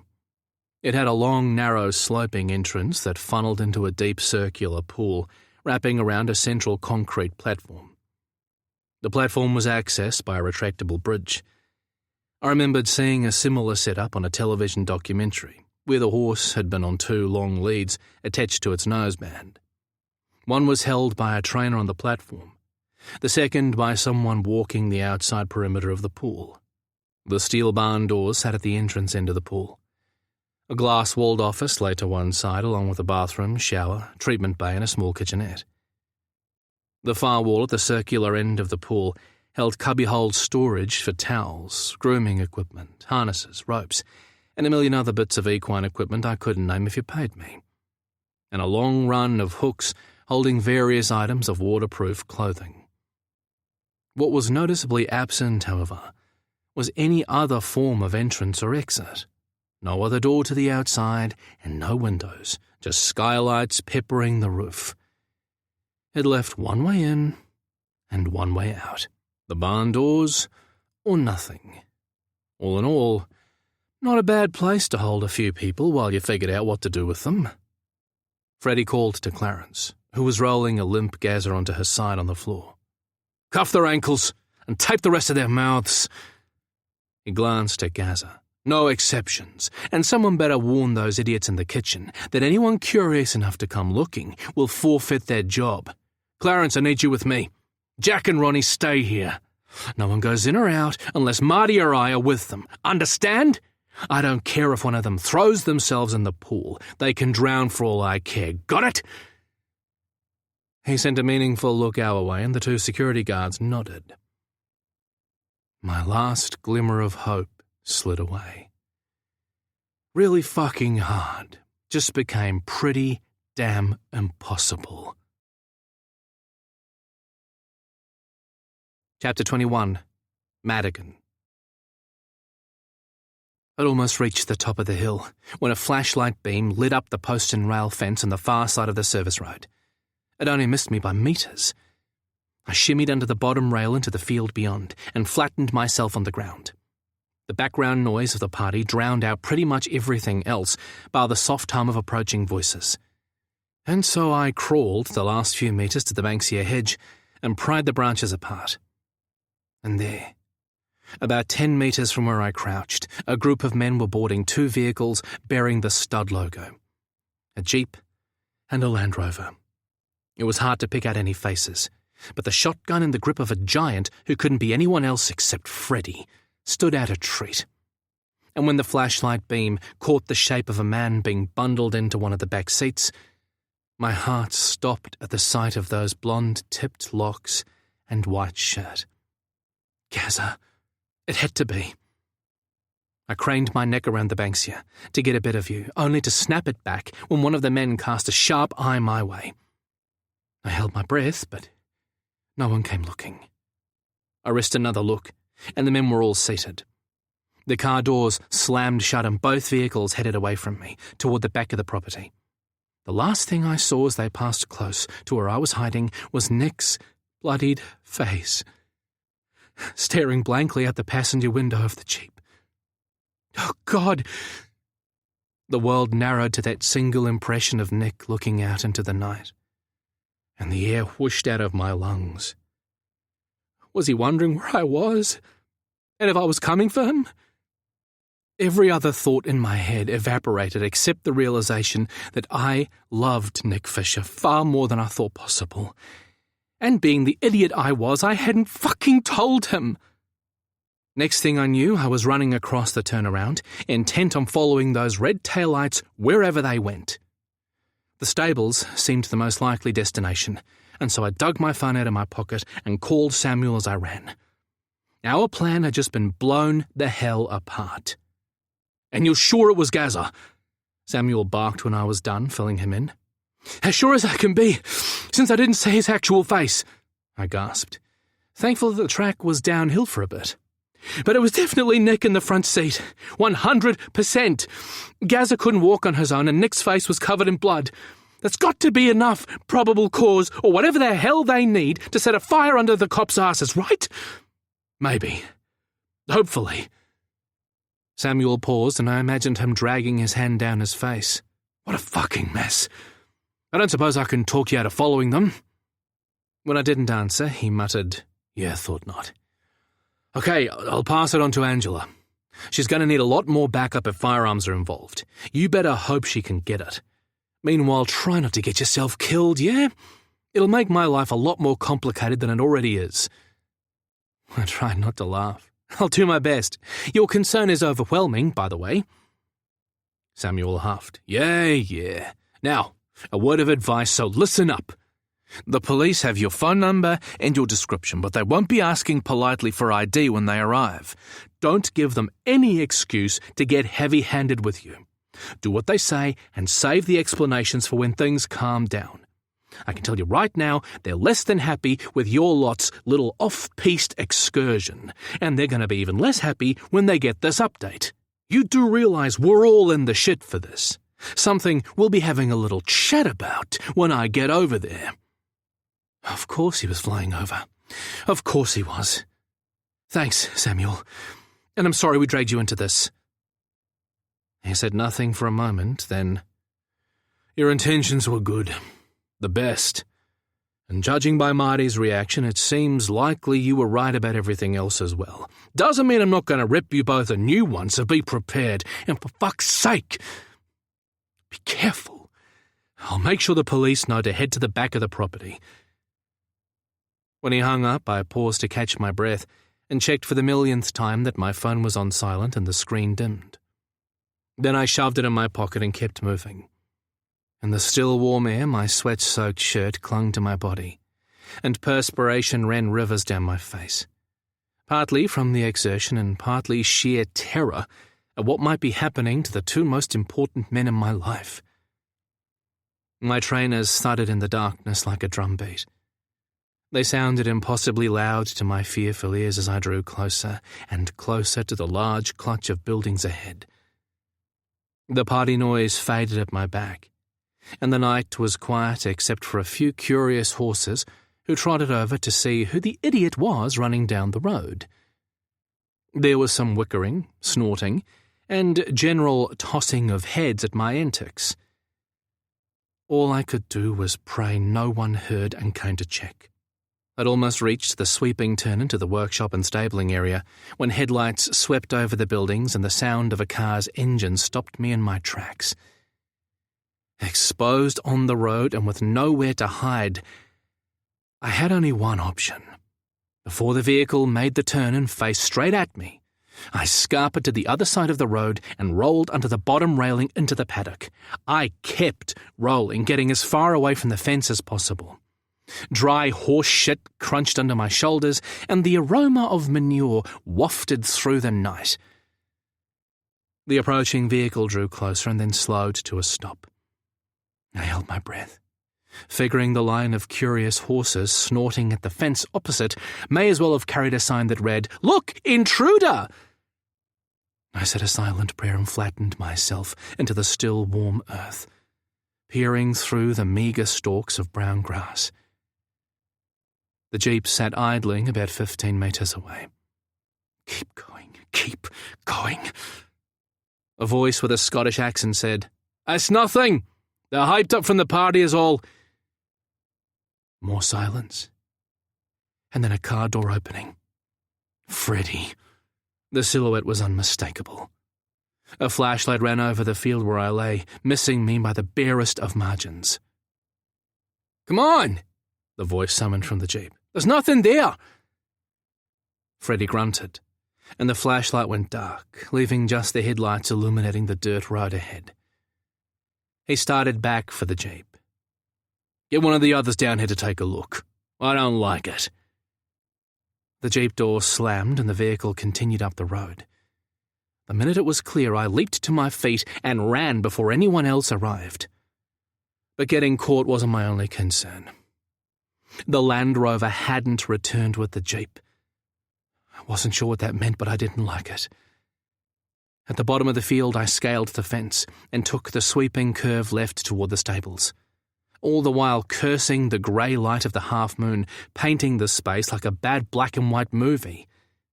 At the first opportunity, I abandoned the road and made my way along the back of the buildings instead. A few second-floor windows still glowed a soft yellow, their inhabitants not yet asleep. And at the far end of one of the stable blocks, laughter bled from a brightly lit kitchen.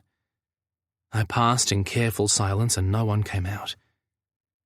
But with no sign of the Land Rover, I started to panic. Had I been wrong about the jeep returning from this direction? Were Gazza and Nick already gone? Having no other option, I kept following the rough road, past the kitchen and into the open field beyond. The second I was free of the stable buildings, I saw it. Another barn.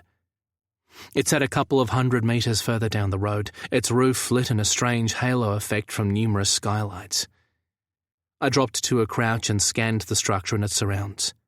A yellow glow spilled through a small door at the front, highlighting a familiar Land Rover parked outside, but otherwise the area was clear. No people and no other vehicles. I stopped just long enough to catch my breath and decide on the best course of action. The breathing part was barely sufficient to keep my legs moving in the same direction.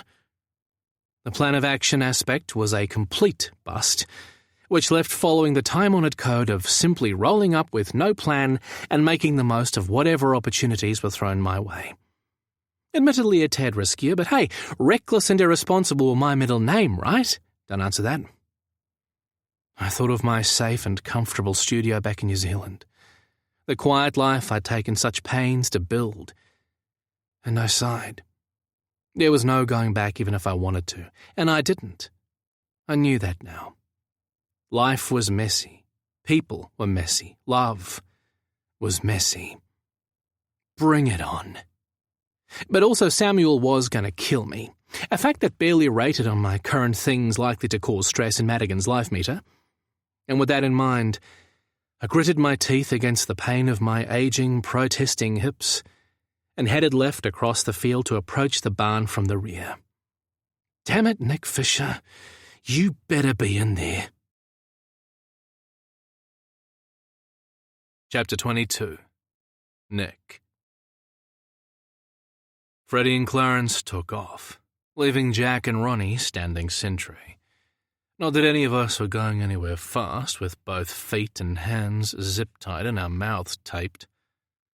The guards argued over what to do about Gaza, caught between obeying Freddie's instructions and obvious concern about Gaza vomiting and choking on their watch. Since I was definitely not a fan of the latter, I breathed a huge sigh of relief when they opted to leave Gaza cable-tied but untaped. That done, they disappeared outside for a smoke, leaving the door open to keep an eye on us. Gaza faced me with his back to the open door. He hadn't moved a muscle since they'd first laid him down, and that worried me more than anything. A crusty line of dry drool tracked from one corner of his mouth to the concrete floor, and he looked paler than when I'd first seen him in the games room. I worried that whatever they'd given him might be fucking with his diabetes, but there wasn't much I could do about it. I was still watching when Gaza's eyes opened and met mine. Holy shit, I almost leaped out of my skin. Gaza shot me a slow wink and whispered, "Surprise." What the fuck? I blinked and blinked again, my gaze shooting over his shoulder to where the guards were still talking and smoking their cigarettes. My attention flipped back to Gaza, now smiling at Lee, who looked anything but surprised by Gaza's sudden recovery, his blue eyes all but twinkling. What the hell was going on? Had Gaza been awake the whole time? No, it wasn't possible. He'd definitely been under the influence of something when he'd been led inside, but maybe not as much as I'd thought at the time. Had part of it been an act? I hadn't been watching him the whole time, after all. Once Lee arrived, I barely glanced at Gaza, too consumed by the ensuing argument, just like everyone else. Had Gaza realized what was happening and used that distraction to ditch some of his drink? Or had his bouts of vomiting helped clear his system? Regardless, whatever happened with Gaza, Lee was clearly in on it, which meant they must have talked while alone in the games room. I remembered that intense look Lee gave me before we were herded out of there, like he was trying to tell me something. He'd definitely known Gaza was more awake than he was letting on, and they'd cooked up this plan between them. My brain was still struggling to catch up when I saw Lee and Gaza begin wriggling toward each other. Shit. My gaze shot again to the open door, but the guards remained unaware. Aaron whimpered. With his terrified eyes intent on his brother, he made a vain attempt to kick Lee on the shin, presumably to stop him. Lee silenced Aaron with a look which I followed with a grunted warning. Whatever Lee and Gaza had in mind, it had to be better than just sitting here waiting for our fate to be decided by Marty fucking Klein. These two men had become our one shining hope. I just prayed they knew what they were doing. I flicked my head at Aaron, indicating he should shimmy sideways to cover the gaping hole left by Gaza, and he did his best. They'd left Aaron and me the only ones in full view of the guards, with Gaza and Lee slightly off to one side, their legs exposed but their torsos hopefully out of sight. Whatever they were planning, it needed to happen fast, before the guards clocked our change or simply decided to check on us. I watched Gazza and Lee draw closer to each other until they were almost face to face. I wasn't sure what I was expecting, but it certainly wasn't Gazza putting his mouth on Lee's neck. Or more specifically, around his choker. What the hell? He jerked his head back a couple of times and I caught the glint of silver in his mouth. What the fuck was he doing? It looked like he'd removed one of the large decorative pieces dangling from Lee's leather choker. One final tug and Gazza pulled away, a small blade flashing between his teeth, its silver cover still attached to Lee's choker. Sweet Jesus! Gazza spat the blade onto the floor. You're a goddamn miracle, he whispered to Lee, his gaze curiously soft. Lee waggled his eyebrows, blue eyes dancing. Then, to my astonishment, he leaned forward and pressed his taped mouth to Gazza's lips, shocking him into a furious blush, no mean feat with all that glorious olive skin. I'd never seen Gazza so befuddled, and I might have found it funny if we weren't playing with fire. Any moment, Jack or Ronnie could decide to check in on us, and we'd be screwed. One hidden razor blade did not an escape make. I grunted my disapproval and gave them my best "cut it the fuck out" glare. Gazza quickly nodded, but Lee simply looked amused. With the guards still leaning on the Land Rover chatting, I indicated for Gazza to get on with getting us free. He rolled to his other side and shuffled up the floor until his fingers brushed the discarded blade and he picked it up. Then it was Lee's turn to roll and get in position, where Gazza could work on Lee's cable ties.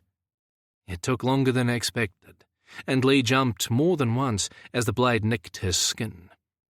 By the time his hands were finally free, a trail of blood ran down one of them to the concrete floor, and I was shitting bricks. The process had taken far too long, and we were really pushing our luck. Lee ripped the tape from his mouth, cut his ankle ties, and set to work releasing Gazza's hands and feet. That done, he started shuffling our direction.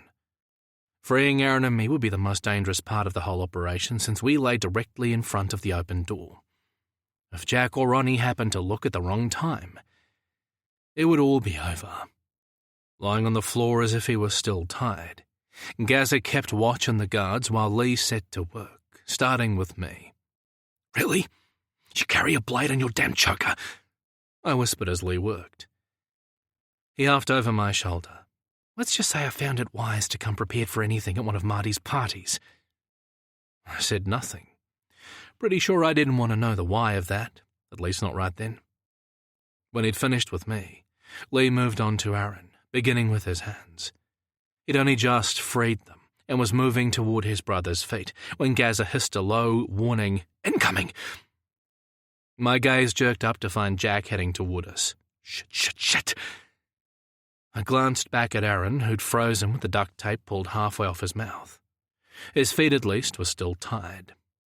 I signaled for him to press the tape back in place, then used my feet to slide a discarded piece of tape Lee's way.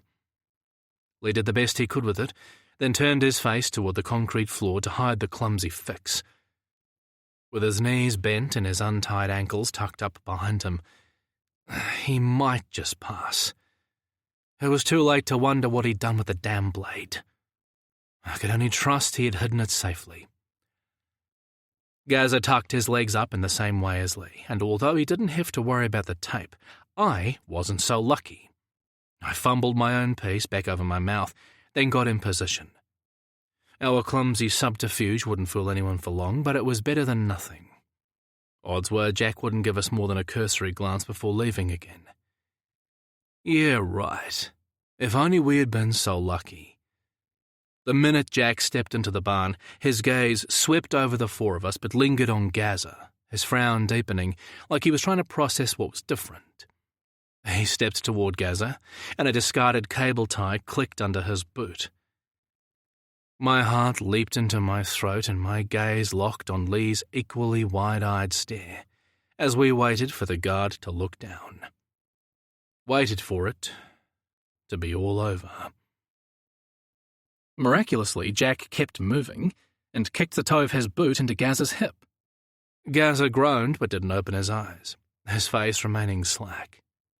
Another kick, but Gazza absorbed the second blow as well. The guy was a fucking hero. The guard grunted, gave us another once-over, and then headed for Lee, who was lying awkwardly on his side with his face turned toward the floor. Dropping to a crouch, Jack ran the muzzle of his gun down the front of Lee's colourful shirt to his groin, where it came to a stop. I held my breath. So fucking pretty. Jack licked his lips. Maybe Marty will hand you over to us when he's done. He pushed the barrel hard into Lee's tight white trousers and Lee winced. Let us have a little fun with you. Don't react. I sent a silent message to Lee. Whatever you're thinking, don't do it. Jack leaned closer to Lee's face, and Lee turned his head toward the floor, his platinum hair falling over the side of his face to effectively hide the messy tape. But the move put him almost on his stomach, threatening to expose the missing ties around his hands and feet. Thankfully, Jack was on a roll, ignoring Lee's body to focus on the side of his mostly hidden face. He grinned lasciviously. Cat got your tongue, motherfucker. He ran the barrel of the gun back up Lee's chest to his throat, to the choker. Marty's all about recycling around here, and I'm sure you've got some life in you yet. When Lee offered no reaction at all, Jack paused, cocking his head, his frown deepening. Then he peered closer. What the...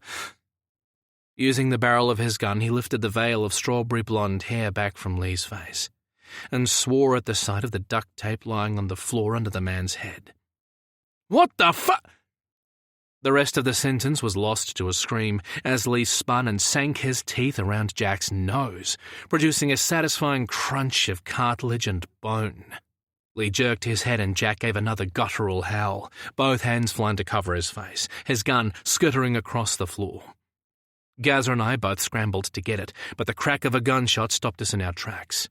Put your fucking hands where I can see them! Ronnie swung his gun over the four of us, a disbelieving frown settling on his face, when he spotted Gazza crouched on the floor, very much awake. Jesus Christ!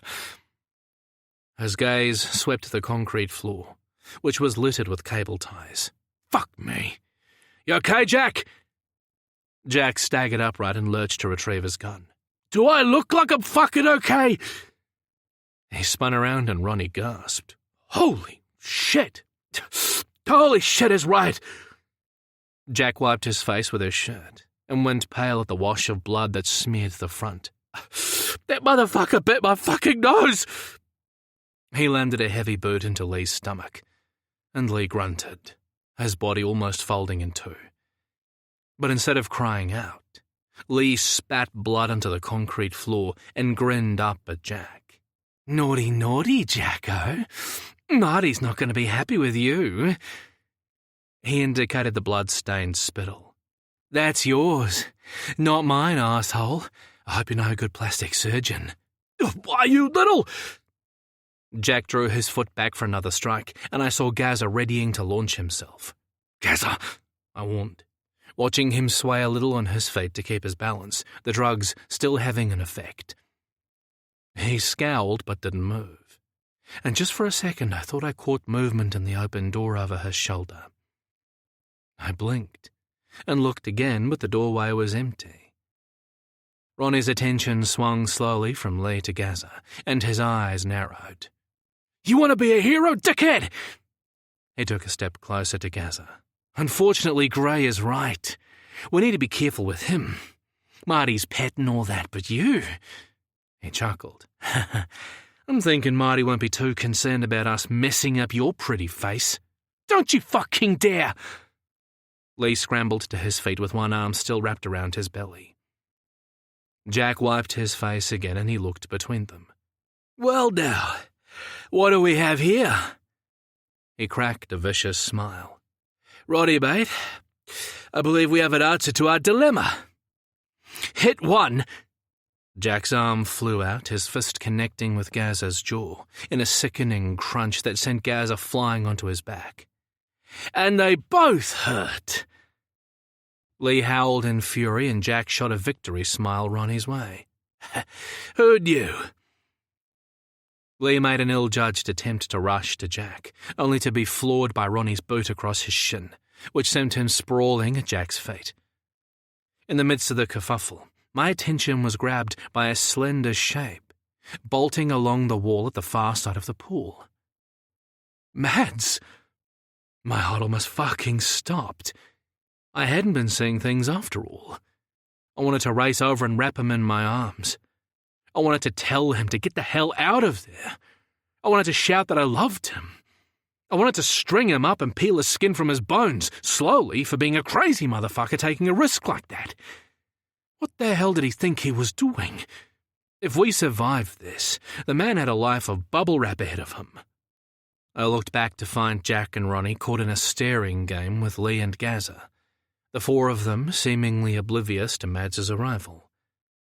But Aaron sent me a wide-eyed nod that told me he'd seen what I had, even though he'd have no idea who it was. "Get up!" Jack waved his gun wildly at Gaza's head, blood coursing down his face from the partially severed flap of tissue clinging to his nose. "I'm not done with... shit!" He spun at the sound of a vehicle racing down the road. "Watch them!" He headed for the door and I breathed a sigh of relief at the idea we'd somehow bought a little more time. But it wasn't enough. Jack returned through the door a few seconds later. He grabbed a grubby cloth hanging from a hook and pressed it to his nose. "It's Freddy's Jeep, and he's in a hurry." He stabbed a finger at Lee. "Your history, you hear me? When this is all done, you're mine. I don't fucking care what anyone says." Lee huffed in disgust at whatever he saw on Jack's face. "Not in a million years. You lot are all a bunch of fucking pussies. We'll see about that." Jack advanced menacingly on Lee.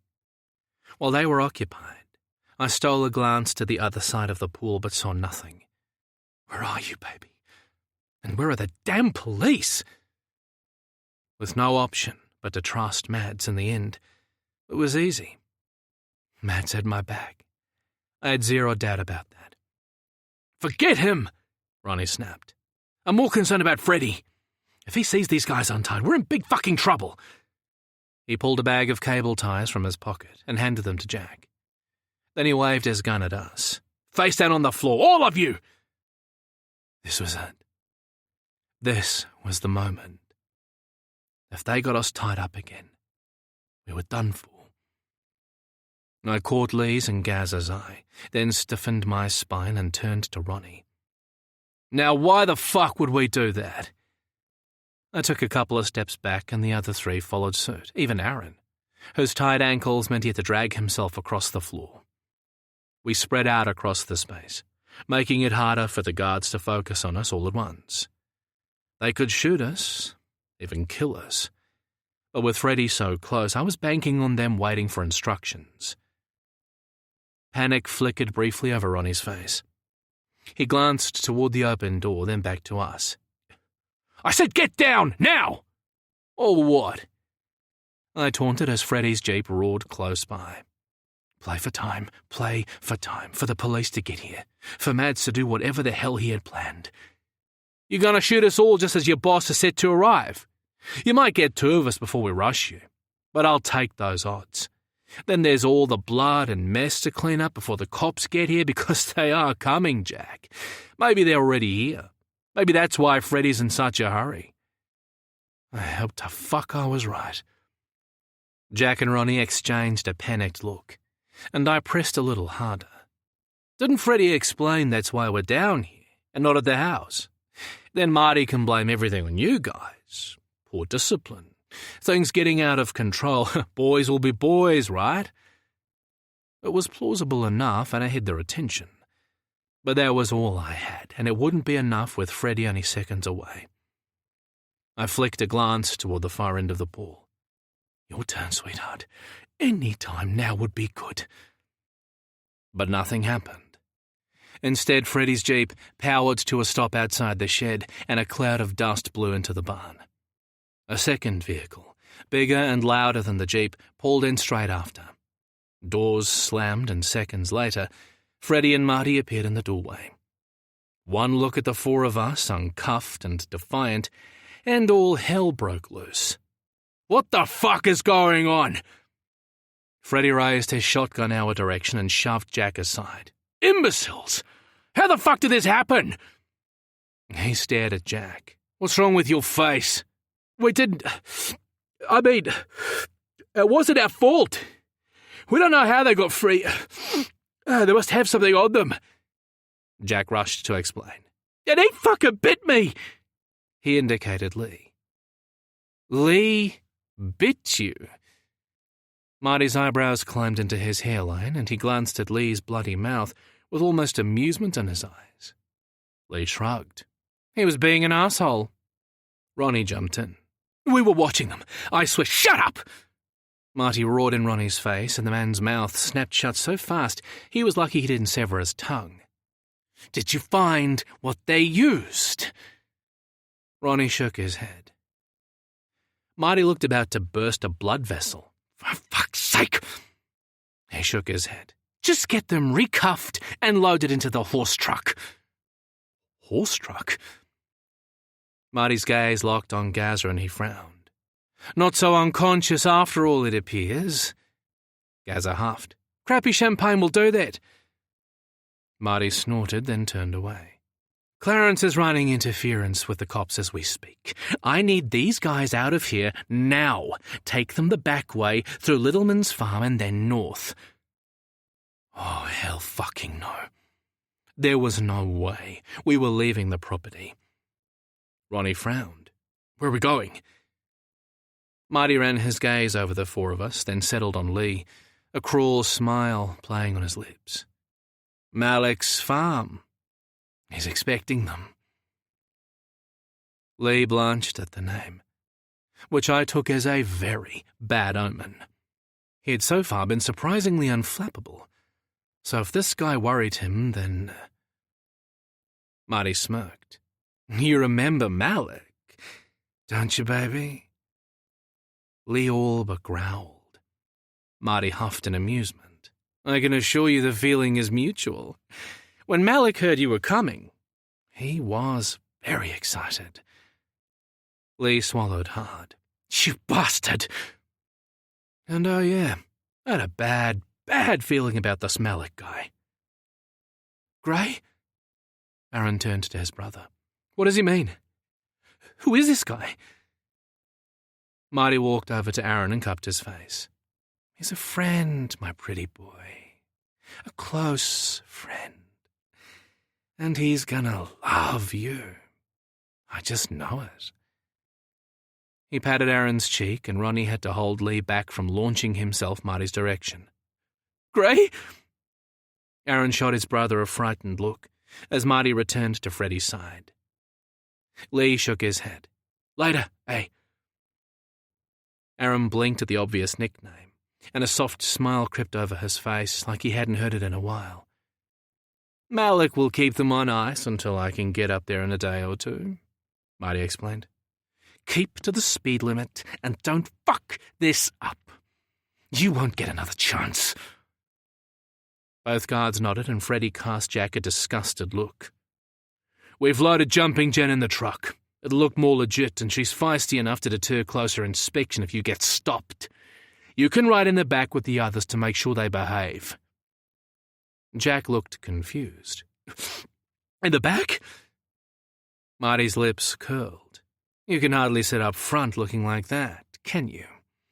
Now get going before I change my mind about your usefulness." Jack paled and left without another word. Freddie waved Ronnie over. "Get them cuffed and search them head to toe. I want no more surprises. Understand?" Ronnie hauled Aaron to his feet and spun him to face the wall. But with his feet still tied, Aaron lost his balance and fell back into Ronnie, sending the cable ties flying. "Jesus Christ!" Marty growled, turning to Freddie. "Where the fuck did you get these guys? Keep an eye on the rest of them. I'll handle Lee." But Lee had other plans. The second Marty tried to shove him against the wall, Lee lunged to the side, his arm slicing through the air in front of Marty's face.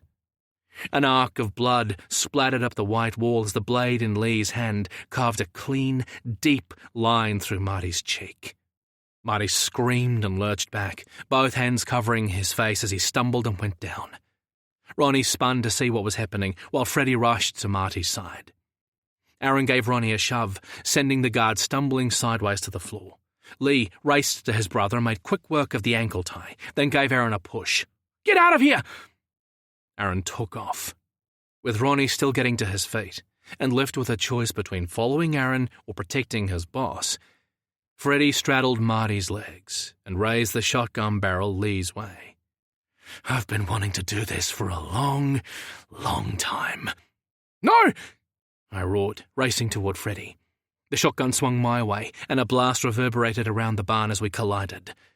Somebody cried out, and I hoped like hell it wasn't me.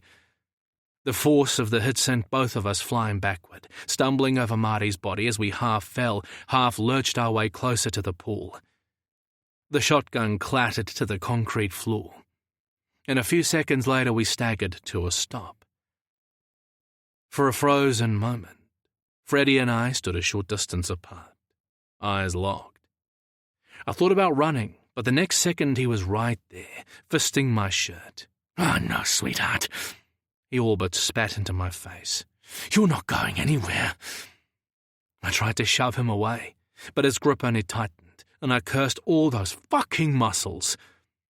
He yanked me closer, his sour breath washing over my face. "Stupid, stupid man! Why didn't you just let it go?" He released my shirt and wrapped his huge hands around my throat. I bucked in his hold, clawing at his hands as he continued to growl. "Your husband's dead, you idiot!" His dark eyes hovered just centimetres from mine. Was he really worth all of this? "Yes," I managed, my words hoarse and broken. I had to distract him. It was my only chance.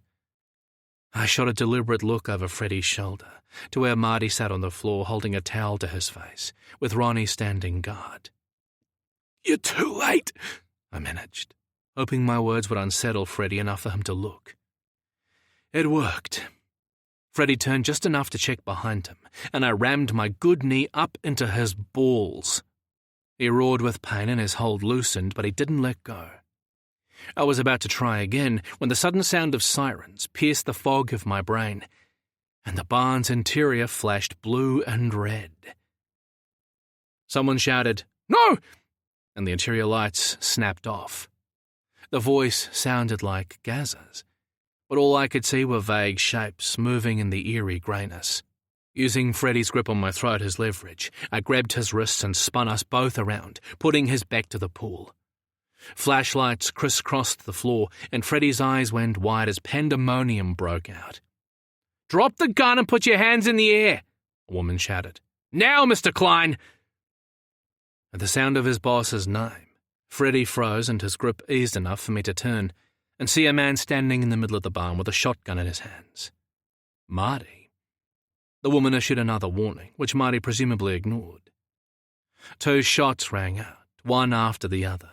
The shotgun and a second, smaller weapon. My heart tumbled in my chest. Silence followed the rounds, and then the lights flicked back on, blinding me to the chaos erupting around us. Freddie's grip on my throat tightened. "Let him go!" the woman ordered, but Freddie only smiled. Then the ground disappeared from under my feet as he fell back into the pool and dragged me under. Chapter 23. Madigan. If my blood pressure survived the night, it would be a fucking miracle. Pressed against the far outside wall of the barn, I waited for either the police to arrive or the security men to leave so that I could creep forward and see what was happening inside. Nick had to be in there, Gaza too, and likely Lee. Nothing else made sense. But as I waited and waited, my patience started to run out. 40 minutes had passed an age ago. Where were the cops? Where was Angela? I'd risked calling Samuel once I was sure about the barn, and he'd assured me the police were almost there and more were on their way. Paramedics as well. But it was taking too long. I was desperate to know if Nick was okay so that I could set about planning his excruciating death for putting me through this whole fucking nightmare. But the guards seemed like they'd settled in, smoking and chatting like they had all the time in the fucking world. Unfortunately, they didn't, but it was taking far too long for them to be made aware of that miscalculation. 5 minutes later and I was done with waiting around. Any one of them could be bleeding out inside that barn while I sat outside doing fuck all. I had to at least try to see what was happening inside. I grabbed a fence post I'd taken from a pile next to the barn and started a wide circle around the back of the Land Rover. What I thought I was going to do with it, who the hell knew, but holding it made me feel better. I'd made it about halfway when one of the guards threw his cigarette to the ground, stamped on it, and then headed for the barn. I froze, waiting to see if the second guard followed. He didn't, not at first. But when a scream came from inside, he pushed off the Land Rover and ran for the door. A few seconds later, a shot rang out and my world stopped. Oh, God. Not Nick, please, not Nick. I dropped the fence post, clumsy weapon that it was. Knowing my luck, I'd hit the steel doors with it and give myself away. Then I sprinted for the barn, flattening myself against the steel panel just to the side of the open door. With my heart thundering in my chest, I counted to 3 and then peeked around the jam. The 2 guards stood with their backs to me, their guns drawn on 4 men. Lee, Gaza, someone who had to be Aaron, and Nick. Oh, God, Nick. I blinked back the tears. He was alive. They were all alive. But there was no time to celebrate the fact. They needed me. The man I loved needed me. The shorter guard put his hand to his face a couple of times and then wiped it on his shirt. In between, he barked angrily at Lee, who was clearly provoking him, although I couldn't catch the actual words. Then the guard slammed a heavy kick into Lee's stomach, and it was all I could do not to race inside and rip his fucking face off. At first glance, I'd thought Nick and the others had been bound and gagged, but on closer examination, I realised that wasn't the case. Cable ties littered the floor, and the duct tape was hardly secure. Had they been working themselves free? Had they made a run at the guard? Was that what this was all about? When the guard readied to launch another kick at Lee and Gaza rocked unsteadily on his feet like he was going to try and stop him, Nick hissed a warning Gaza's way. It was the first time I'd seen Nick's face full on, beaten and bloodied, and it ripped the air from my lungs. What the fuck had they done to him? But the panic quickly subsided to be replaced by a raw fury, the likes of which I'd never felt, propelling me forward. I slipped through the door and slid along the wall of the barn away from the others. Angry shouts and threats echoed in the space, but I couldn't afford to look. Keep going. Just keep going. As I crept toward the far corner of the barn behind the pool, I raged. How dare they touch him? How fucking dare they harm that precious man? It had taken me 55 years to find him, to fall in love for the first time, to get the opportunity to share my life, and no one was going to steal that future from me. Clearly not these assholes. I skirted around some kind of pool and continued to the furthest corner from the man. A few towels and coats beckoned from a long peg rack, and I slipped behind them, flattening myself against the wall. And then I waited. Again. Waited as the guard continued to rail at Gaza and Lee. Waited through all Nick's taunting and back chat. What the hell was the man thinking? We were going to have a strongly worded conversation the minute I got that stupid, gorgeous man alone. Waited as vehicles pulled up outside the barn and Marty and Freddie started dishing out orders. Waited as they laid out their plan while I prayed for the sound of sirens. Waited as one of the guards was sent off. Waited and waited and waited until that astonishing moment when Marty screamed and staggered back, his blood spraying an arc across the wall behind Lee's head, a small blade flashing in Lee's hand. Holy fucking shit! From there, everything moved in slow motion. Freddie shifted to cover his boss. Aaron pushed the remaining guard onto the floor. Lee cut Aaron's ankle tie and sent his brother running. Freddie took aim at Lee. And I readied myself, because this was it. That singular moment when plans went out the window and you had to choose between going all in or doing nothing at all. Because it hit me clear as a bell in that half second. There was only one way Marty was getting out of this mess. He had to pass the buck, claim self-defense or blame his men. And the only way that worked was if there was only his and Freddie's version on the table. Freddie's in order to back Marty up. It was the only solution. Everyone else had to go. The guards, Nick, Lee, Aaron, Gaza, everyone. I stepped out from under the coat, intent on a distraction, something to slow things down. But just as I did, Nick, stupid, wonderful Nick, shouted, "No!" and made a run at Freddie. But Freddie heard him coming and the shotgun turned. Seconds before Nick struck, a blast filled the barn. My heart stopped in my chest and the world went into freefall. The two men tumbled toward me, but I couldn't see anything in the confusion of tangled limbs and jumbled bodies. Had Nick been shot? Was he hurt? I had no fucking idea. Frozen in fear and caught out in the open for anyone to see, I watched in horror as Freddie grabbed Nick around the throat and shouted right into his face. Nick bucked and fought Freddie's hold, but the giant of a man was too strong. Then he said something to Freddie that I couldn't catch, and Freddie looked toward Marty. "Attaboy, Nick, you clever, clever man." With Freddie distracted, Nick's knee shot up into Freddie's balls and the man buckled, but he didn't let go. And before Nick could try a second time, sirens suddenly pulsed outside and red and blue lights lit up the barn. Everything changed in an instant. Doors slammed and shouts rang out. The lights snapped off and the room became awash of shadowy strobe-like movement, lit by moonlight, police light bars, and jerky flashlight beams. "No!" Gaz's desperate tone drew my attention, and I could just make him out, lunging toward Marty as the older man reached for something on the floor. But Gaza was too slow, and Marty got to his feet, the outline of a shotgun in his hand. He lifted the weapon and made a slow turn toward Lee. "Drop the gun and put your hands in the air," a woman shouted. "Now, Mr. Klein!" A shot rang out with another fast on its heels, but I couldn't get the order in my head. My panicked gaze swept the confusion. Then someone hit the lights and the barn's interior lit up like a Christmas tree. Nick. Where the fuck was Nick? And then I saw them. Freddie with his hands still around Nick's throat. I watched helplessly as Freddie fell back into the pool, pulling Nick with him, a wall of water erupting around them as Freddie dragged Nick under. Like hell! I ignored the shouts of Gaza and Lee and what sounded like a dozen other voices I couldn't identify and didn't give a fuck about. With eyes only for Nick, who was still writhing under the water in Freddie's grip, I kicked off my trainers and dived into the pool.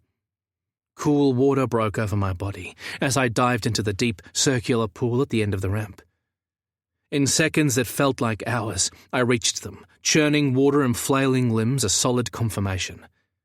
I broke the surface and caught Nick's gaze, just seconds before a huge body rose between us and forced him back under. That familiar rage returned and I gulped a lung full of air. "Not on my watch, asshole. You took his husband. You are not taking Nick." I wrapped my arm around Freddie's bulky neck, hoping for a chokehold that would force him to release Nick. I had zero idea if I was doing it right, and as it turned out, I wasn't. Freddie shook me off like an annoying pest and pushed Nick back under. The shouting grew louder behind me, like people were gathered around the edge of the pool, but I wasn't about to give up. I tried again with Freddie, this time using the pool wall at my back for leverage so I could pull him against me. I must have done something right, because he immediately began to struggle, letting go of Nick to try to wrench my arm from his throat. Nick kicked free and relief flooded my heart. But the moment's distraction was all it took for Freddie to free himself and spin me around, reversing our positions. He forced my arm up behind my back and tilted my body forward, pressing my face under the water. The bitter taste of chlorine burned my throat as water surged up my nose. I fought and bucked to get free, but Freddie was too strong. Then my feet brushed the concrete wall in front and managed to get some purchase. I bent my knees and put everything I had into thrusting up and back, slamming my head into Freddie's face. He cried out but didn't let go, forcing my head back down into the red-stained water. I wondered if this was it.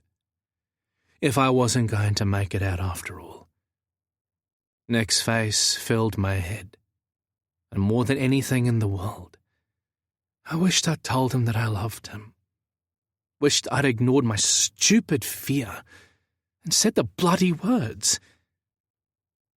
And then, just like that, Freddie was gone and I could breathe again, coughing and spluttering as my arms flailed to find the edge of the pool. "Madigan, here!" Hands reached down to help me out. "Nick, let him go!" an unfamiliar voice demanded from above. I looked up to find a police officer ready to jump into the pool. Before she could, Lee beat her to it, hitting the lip at a run. I spun to follow his progress only to see Nick holding Freddie's barely struggling body against the central wall of the pool.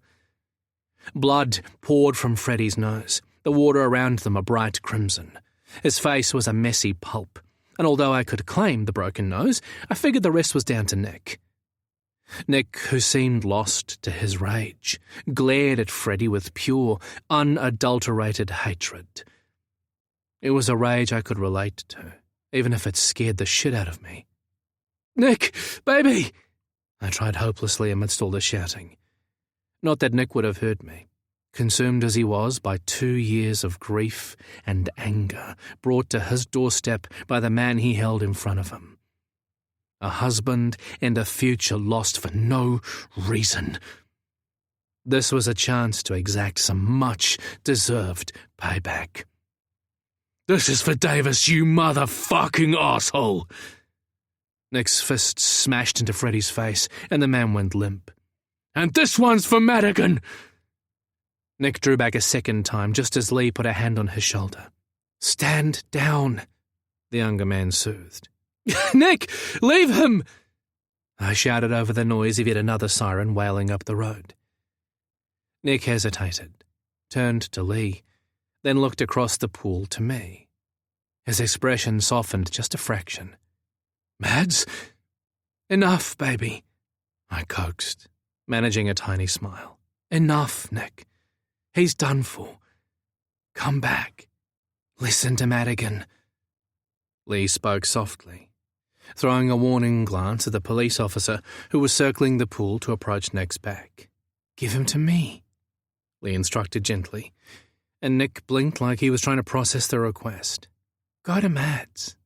He's waiting."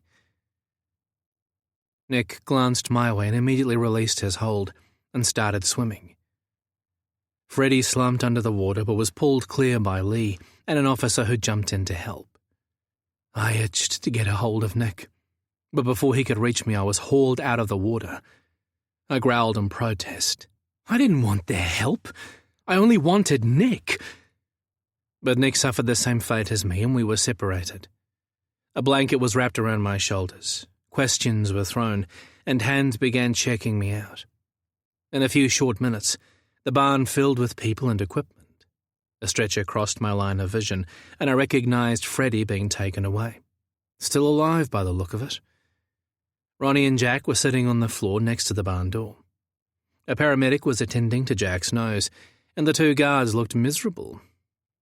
When the police and medics finally left me alone, I scanned the interior for everyone else and found them one by one. Aaron was sitting on a chair on the far side of the barn. He looked to be in one piece, although his expression was worryingly blank. Not far from Aaron, Gaza stood eating some kind of food bar while speaking to a police officer who was busy taking notes. A few meters away, Lee was sitting with yet another cop. He was drawing something on a piece of paper and gesticulating madly with his hands. In the middle of the barn, a paramedic got to his feet and said something to an officer before they both walked away. The lifeless body of Marty Klein, left lying on the floor with a hole in his chest. I stared at the man who'd been the cause of so much heartache. Not sure how to feel about his death. Not sure if I even cared. I was still staring when a male voice offered me a bottle of water. It broke through the fugue in my head, and my attention crystallized. Nick. Where was Nick? I needed to see him. I needed to touch him. I needed to know he was okay. I needed him to yell at me, patronize me, frustrate and infuriate me. I needed everything he was and nothing less. Nick! I jumped to my feet and spun to face the man, detective, whoever it was, and his ridiculous bottle of water. Where's Nick? You can't talk to him just yet, the man soothed. He's answering. Let him go. An authoritative voice broke in, and I turned to see a gentle smile and a kind face. Hi, I'm Angela, the woman said. Nice to finally meet you, Madigan. You boys have had a busy night. I could have kissed her. No, thank you, I managed in a hoarse voice. We could be dead if it weren't for you. She smiled. You're most welcome. I have to admit, I was a little miffed at first when I heard what you guys were up to, but from what I've seen and heard so far, it seems like you've exposed a bit of a hornet's nest. Enough to save your bacon, possibly. She amended with a smile. I huffed. I'd almost given up on you getting here in time when I didn't hear the sirens. She winced. Sorry about that. The obvious runaround we were getting at the house set everyone's alarm bells ringing. We knew we were being stalled for time, so we split up and 2 cars headed down here, where you told Samuel you'd seen Nick been taken. There were 2 reasons for the stealth approach. One was to avoid scaring the horses and causing even more of an uproar. The other was to ensure Marty didn't simply skedaddle and leave his men to take the blame. She looked me over. There's a lot still to talk about, but I think there's more than enough time for you to check on your friend first. Her twinkling eyes said it all. I muttered a heartfelt thank you and headed in the direction Angela had indicated to where Nick was lying on the concrete floor, still breathing hard. A barely out of his teens officer was sitting on a chair next to him taking notes. He looked totally out of his depth, and I had no doubt everyone was still trying to ascertain exactly what had happened and who to arrest. Thank God for Angela running interference for us. We owed Samuel a huge thank you for that, and I owed him an even bigger apology. I only made it halfway to Nick before Lee appeared at my side and asked how I was doing. I told him I'd been better, and he grinned. Then, remembering my manners, I managed a quick thank you for what he'd done for Nick. Lee answered with a smile. I'm not saying Freddie doesn't deserve to die, especially after what he did to Davis, but not at Nick's expense. Killing someone is a hard thing for a good man to live with. We locked eyes, and the pain I saw in those icy blue depths rocked me. Lee wasn't including himself in the good man part of that statement.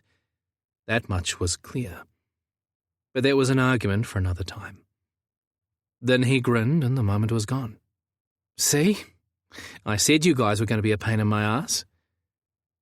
I didn't know what to say, so I just said, I'm sorry. Don't be. His expression softened. I'm grateful, I really am. No one has ever had my back like that before. No one cared. I won't forget it.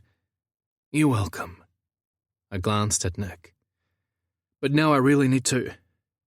My departure was foiled by the arrival of Gaza towing an officer in his wake. I sighed and took stock of my apprentice. He looked surprisingly calm. Gaza grinned and kissed my cheek. Well, you sure took your time saving us. Fuck off. I kissed him back.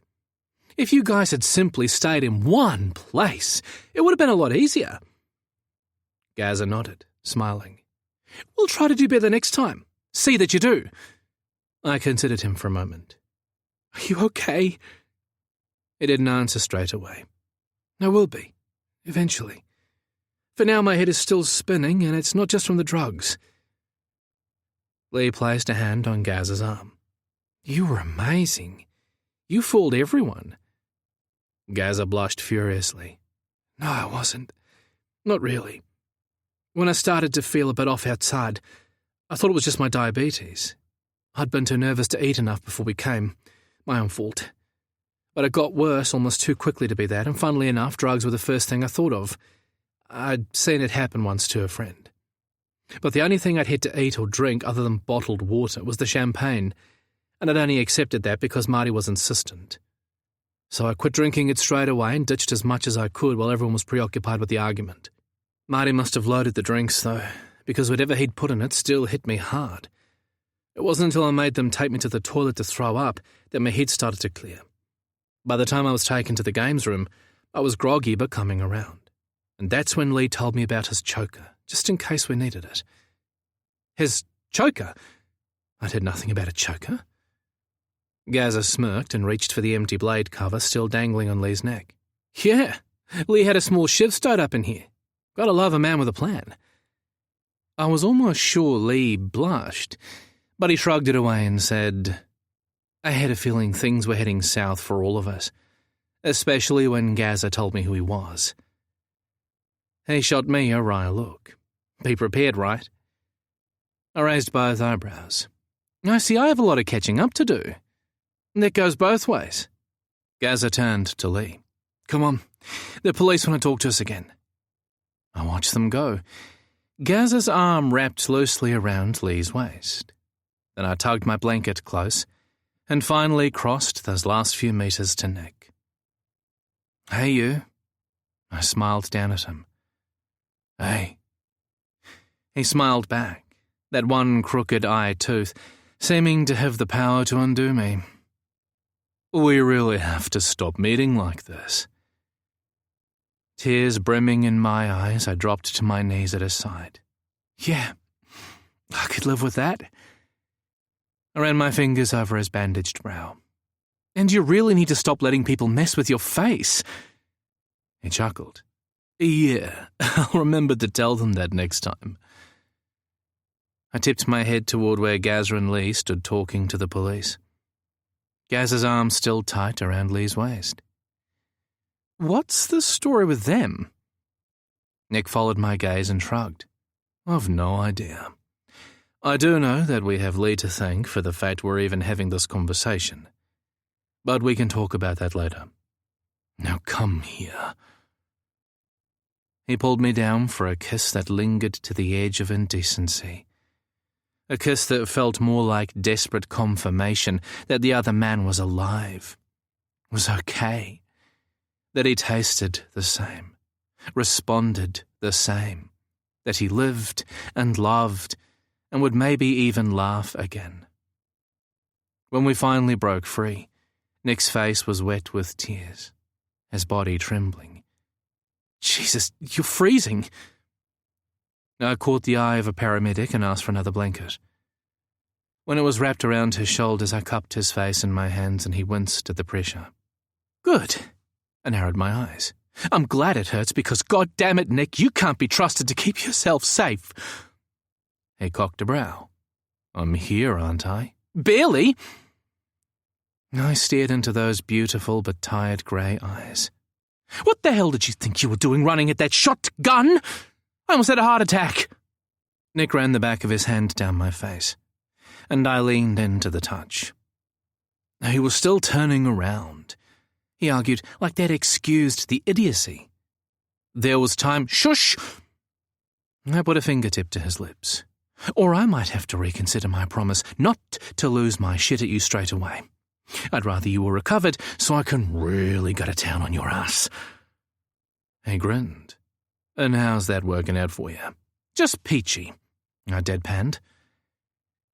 He slid a hand around my neck and pulled me down for another kiss. Sweeter this time, unhurried, like we could finally lean into the promise of a future together. When he finally pulled away, Nick eyed me with a devilish grin. Can I take a rain check on the whole going to town on my ass part? 'Cause that sounds like something I wouldn't want to miss. Dick. I flicked him on the forehead, only remembering his injury once the damage was done. Oops! Sorry. I smiled sweetly and insincerely. And the answer to that last part is yes. He grinned. Then I forgive you. His gaze settled on mine, the activity in the barn disappearing behind a singular shared look, an understanding of what we'd almost lost. We'd been lucky when others hadn't. It might not happen again. There were no guarantees. In the real world, happy ever afters held no promise beyond the moment. Life could fuck up the best of plans, the best of intentions, the best of relationships. Nick knew that better than most. And now, I did too. All you could do is hold on for the ride, work your ass off to make it happen, and leave nothing unsaid. I swallowed hard and took a breath. This was a first for me. Nick, I hesitated, raising my fingers to the troubled lines crossing his brow. I love you, Mads, he blurted, flushing a deep red as he reached for my hand and brought my fingertips to his lips, kissing each one in turn. I blinked, confused because, God damn it, he'd gotten there first. Come here. He pulled me down onto my side and lifted his leg over mine, caging me in. Then he tipped my chin up with his fingers, until we were staring into each other's eyes. Bastard! I slid my hand under his damp shirt and over the owl on his heart. How could you? His eyes popped and his brow furrowed. Ah, okay. I have to admit I saw this playing out a little differently in my head, as in, I say I love you, you look all delighted and shit, and then you immediately say it back, and we all live happily ever after. I winced. Sorry. Then I frowned. Delighted and shit? He grinned and kissed me. Is it so hard to believe? Should I be offended? It's okay if you don't say it back. I mean, I'd hope to, of course, but never mind. Would you like me to say it again? Give it another try? I swallowed a smile and tried to settle my heart. Yes, I mean, no, it's not hard to believe, but yes, let's try it again. Heat flared in my cheeks. It's, well, it's a first for me, you know. Stupid, right?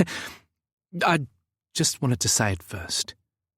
Oh, God, I'm sorry. And it's not stupid at all. He held my face in his hands, his grey eyes glittering with tears as he whispered against my lips. I love you, Madigan Delaney Church, with every single part of me.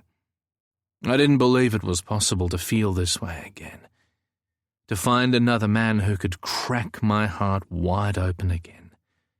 I still don't know how the fuck it happened. All I know is that I'm the luckiest man in the world. I'm in love with you, and I want us to build a life together. If that's something you want to. The biggest smile known to humanity split my face, and I prodded his chest with my finger. Yes, I do believe that's something I could live with. He laughed. There appears to be something missing, and I think it starts with the letter L. I traced his lips with my finger. It's not missing. It's been there for a while now, and I should have told you sooner. Nick Fisher, with no middle name. I love your strength, and your story and your courage, although the latter could do with a little micromanagement, which we will have a conversation about at a later date. Nick snorted and cupped his ear. Still waiting. I smirked. But most of all, I love the way you make me feel. Like I'm more than I ever imagined I could be. I've always felt enough on my own, like I didn't need anyone else in my life. And to a degree, I still feel that way. I know I can survive on my own. But for the first time, I don't want to. You changed that. You made me want to share my life because I know the quiet, safe place I crave is with you. Regardless of what's happening around us, I'm safe with you. My heart is quiet with you. And I love you, love you, love you, you crazy, wonderful man. Now, for the love of God, just kiss me, will you? My pleasure. He pressed his lips to mine, and the world disappeared as I drank in the taste of his promise. Lucas, he murmured as our lips parted. I frowned, wondering what he meant. Lucas? Nick grinned. My middle name. Just in case you need to full name me sometime in those future discussions you keep mentioning. I bit back a smile and nodded sagely. Noted. I only hope it's up to the challenge because there are a lot of things to be discussed on that list. A lot. He grinned and moved to kiss me again. But a shadow fell on our faces and we looked up. Sorry to interrupt. A young police officer stood holding his phone out for Nick to take. Angela said you might want to take this call. Nick frowned. Who is it? The officer grinned. He says his name is Samuel Minton, and he's very insistent that he talk to you. Chapter 24. 5 weeks later. Nick. Sunlight striped the covers over our tangled limbs, making me smile. I wasn't sure I'd ever get used to waking up with Mads in my arms, knowing he was mine, and that I wasn't going anywhere. We weren't going anywhere. I tightened my grip around his waist and pressed my nose into his silvering hair, breathing him in. He smelled of his favourite body wash, late-night sex, sour morning breath, and old books. It shouldn't be as sexy as it was. Through the window over her shoulder, I watched the magnolias sway gently in the breeze, their skeleton shapes dark against the bright morning sky. Autumn had hit hard and fast in the upper North Island, a recent cyclone stripping even the hardiest trees bare in a day. I drew the covers over my shoulders and hunkered down, Mads's warm body flush against mine. This was our house now, our bedroom, our bed. I couldn't have been happier, but it hadn't been easy. I'd finished moving in only a week before, 2 weeks after we returned to New Zealand. Mads had been both shocked and thrilled when I'd first raised the idea. I could still picture his face as he tried and failed to hide just how overjoyed he truly was. It was all the reassurance I'd needed that I was doing the right thing. I wanted this man. I wanted to build a life with him. Case closed. But that was only the beginning. Every decision about what to bring with me, what to put in storage, what to throw out, and what to leave in the house for a potential future tenant was fraught with emotion. Letting go of the life I'd shared with Davis was a process that I figured would always hurt in some way, and that was okay. It didn't mean I wasn't ready to start building a new life. My therapist agreed, although I hadn't needed her approval. I'd already known the truth of it in my heart. And so the skip arrived and the clean-out began. Some days I managed on my own. Some days I needed Mads or Samuel to get me through. Once Samuel started talking to me again, much the same predicament Mads faced with his own brother who was a week away from arriving on our doorsteps to rip Mads a new one. Regardless, I was finally done. The important threads of one life carefully preserved with another just beginning. I'd cried and raged and laughed. But what I hadn't done was question my decision, not even once. It felt strange, seeing Davis's and my things in Mads's house, in our house. It would take time, I knew, but every day felt a little more comfortable. At first, I stored most of the items in our bedroom or in the large hallway closet, not wanting to intrude on Mads's carefully curated life. There were pieces of art, mostly Davis's, but ones I liked, small pieces of furniture, and favourite knickknacks. Yet somehow, over the last week, many of the items had miraculously migrated into the living area, including a photo of Davis's and my wedding day, the sight of which brought me to tears. There was only one person to thank, and that was Mads. He'd also changed 2 of his artworks for 2 of ours. The fruit basket on the kitchen island was swapped to one I'd bought on impulse from a market while holidaying with Davis in Fiji, and Mads's bedside tables were switched out for mine as well. It meant the world.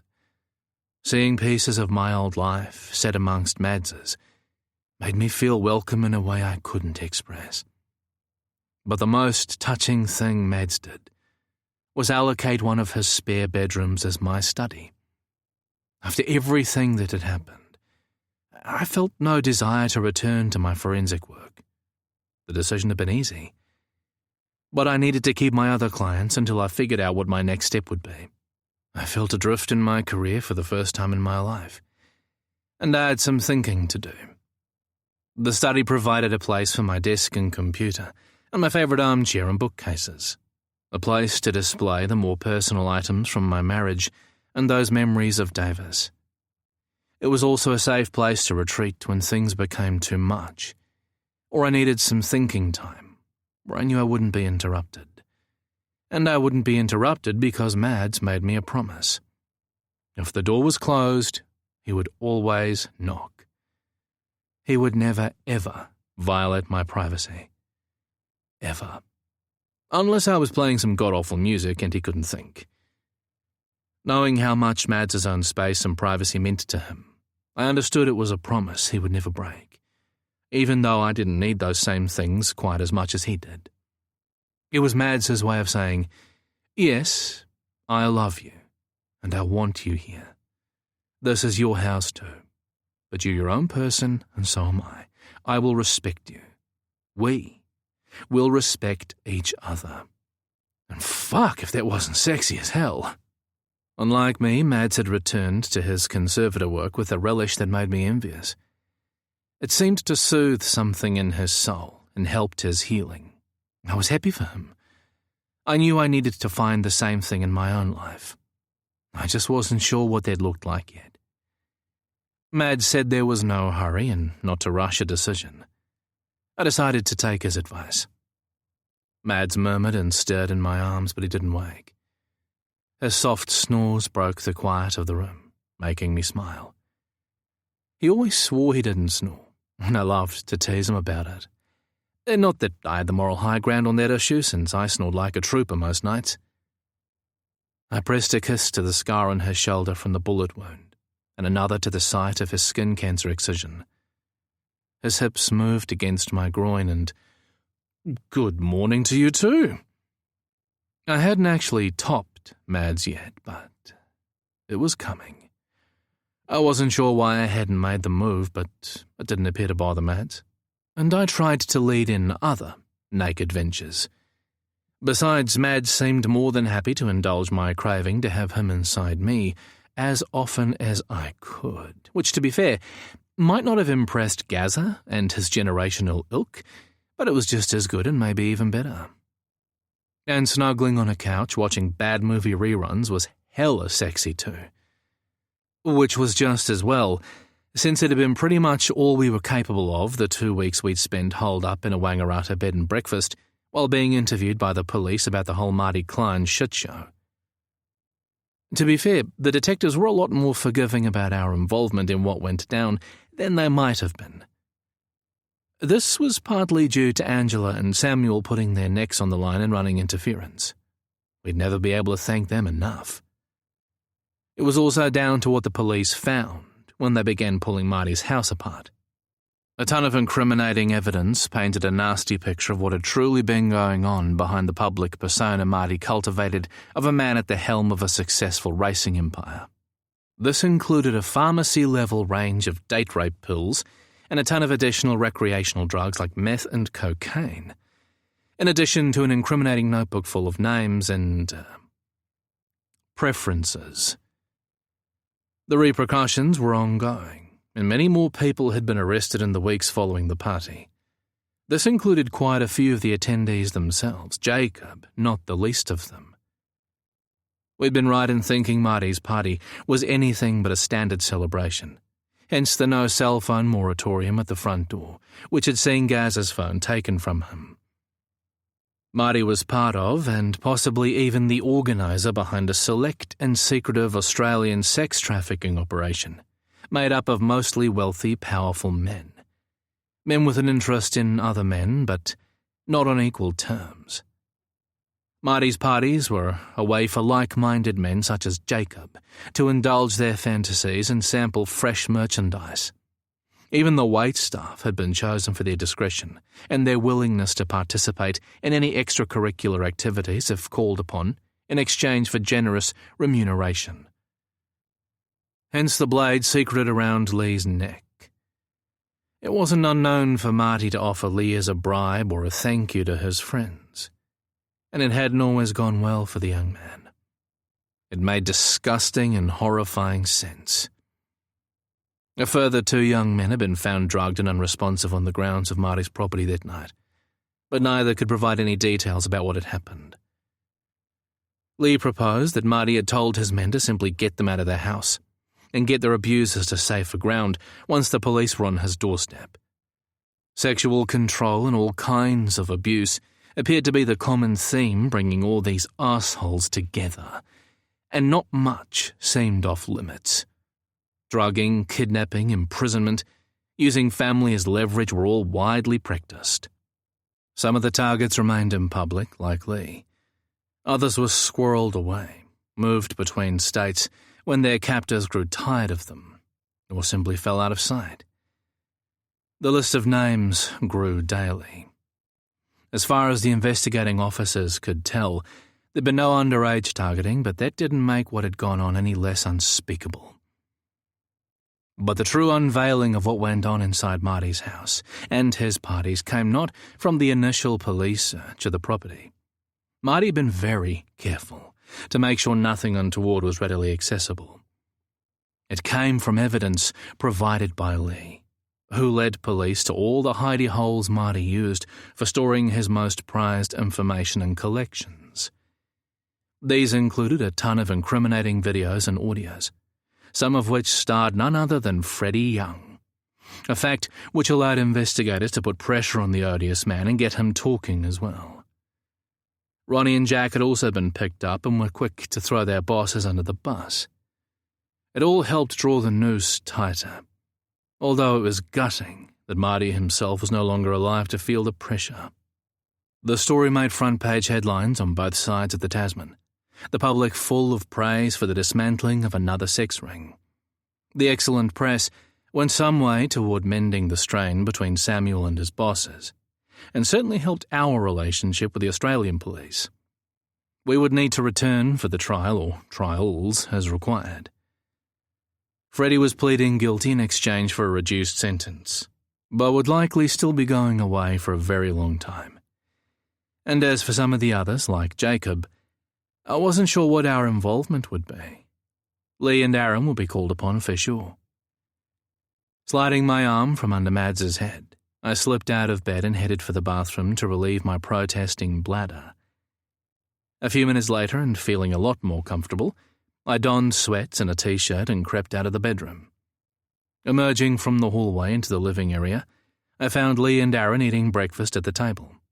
It was early for them to be up, which meant Aaron must have had another bad night. Dark circles framed his pretty hazel eyes, and he looked drawn and pale in direct contrast to his brother, who appeared disgustingly fresh and raring to go most mornings. I would have been envious if I hadn't regularly seen him sitting on Mads's back deck, staring across the fields looking troubled and even tearful. Lee remained pretty closed-lipped about his life with Marty, much like his brother who refused to talk about the sexual assault charge on Jacob with anyone other than the police and Lee, which was perfectly fine. We knew the rape kit had been negative, but that really didn't mean much. All we knew was Aaron had been plagued by nightmares and guilt ever since it happened, blaming himself for Lee's decision to stay. I'd mentioned my therapist to Lee as a possibility for Aaron. He'd leaped on the suggestion, and Aaron's first session was coming up in a week. In the meantime, Lee wasn't letting Aaron out of his sight, to the point of sharing a bedroom with Aaron so Lee would be there when Aaron's nightmares came knocking. I'd tentatively suggested to Lee that maybe he could do with someone to talk to as well, but he'd scoffed at the idea, saying he'd been fine leaving Marty the first time and he'd survive again. I wasn't so sure about that, but I didn't push. "Morning, all." I made my way past the two men and into the pantry, moaning appreciatively at the sight of the already warm and ready espresso machine. "Thank you, thank you, thank you. Have I said how much I love you guys?" Lee chuckled. "No, and let's keep it that way." I poured myself a mug and carried it to the table to watch them eat their breakfast. The Australian police had allowed the brothers to leave Australia as long as they made themselves available as needed. Lee's false identity had been a bit of a hurdle, and he was facing possible charges on that in both countries, but no one expected them to come to much, everything considered. Lee relinquished the passport he held in his new name and got an updated one with his original. When the dust finally settled on the case, he intended to legally change his name back to Lee, but keep the Cunningham surname, like his brother. In the meantime, we all called him Lee as he wished. And so there we all were, breakfasting together in our house. The introvert king and the knave of grouch. Go fucking figure. No one had been more surprised than me when Mads had offered the brothers a place to stay while they decided what they wanted to do. I hadn't even known they wanted to return to New Zealand. Then again, maybe they didn't. Maybe this was just a safe place for them to crash while they decided. It was fine with me either way. But Mads was incredibly protective about his privacy and quiet time, and quite frankly, I'd been gobsmacked.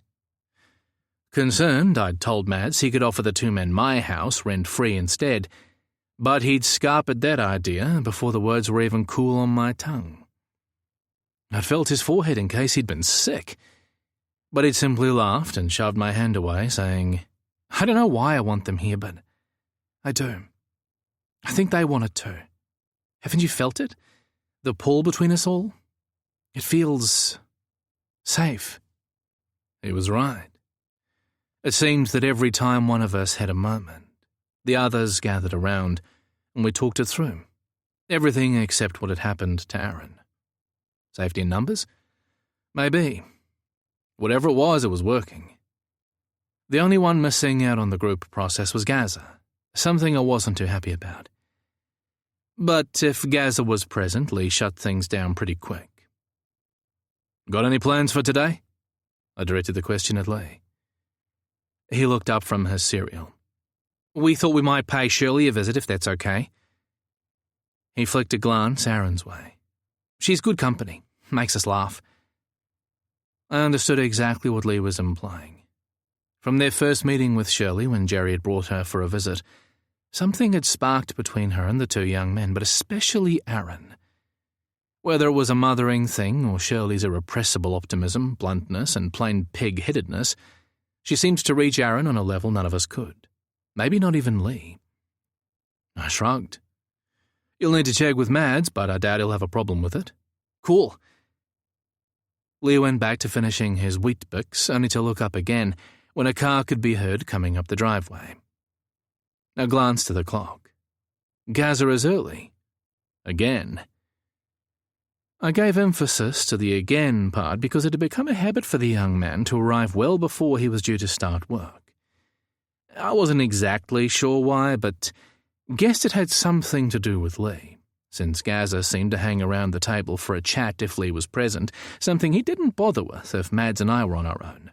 Speaking of which, the man himself suddenly appeared, wandering through the lounge and looking deliciously fresh from bed, hair mussed and extremely fuckable.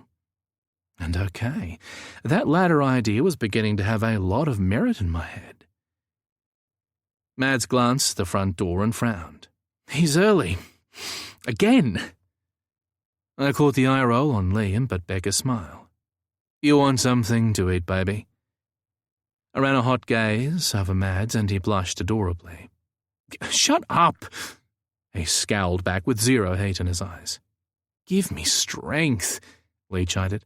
Honestly, you two are worse than a couple of horny kids. Mads whacked Lee up the back of the head as he passed, saying, And your point? Lee chuckled. Only that I hope I'm as bad when I get to your age. Great save. I held up my hand for a high five. Lee obliged, then turned to watch Mads slump his way into the pantry. The poor man was moving on autopilot, the general state of affairs until he was suitably caffeinated. Lee shook his head. The guy won't touch a mango if it's been sullied by too many air miles, and yet he can't survive without his morning hit of Brazilian coffee beans. I heard that. Mads grumbled from the depths of the pantry, while Lee and I shared another high five, just as the front door opened and Gaza walked in. The second he clocked Lee and Aaron at the table, he detoured our direction and took a seat at the table. You want coffee? Mads called out to him from the pantry. Thanks, Gaza answered, then looked to Lee. How you guys doing? Lee shrugged and pushed his chair back. We're fine. Thought we might go visit Shirley today. He stood and walked his plate to the dishwasher. Gaza watched his retreat with greedy eyes, and I shook my head. The UST between those two was off the charts, but if anyone knew what the fuck was going on between them, it sure as hell wasn't me. Sounds a plan, Gaza said, adding warily, You want some company? The hesitation on Lee's face was there and gone in an instant, but Gaza caught it all the same, a smile disappearing. No, we're fine, Lee answered, but thanks for the offer.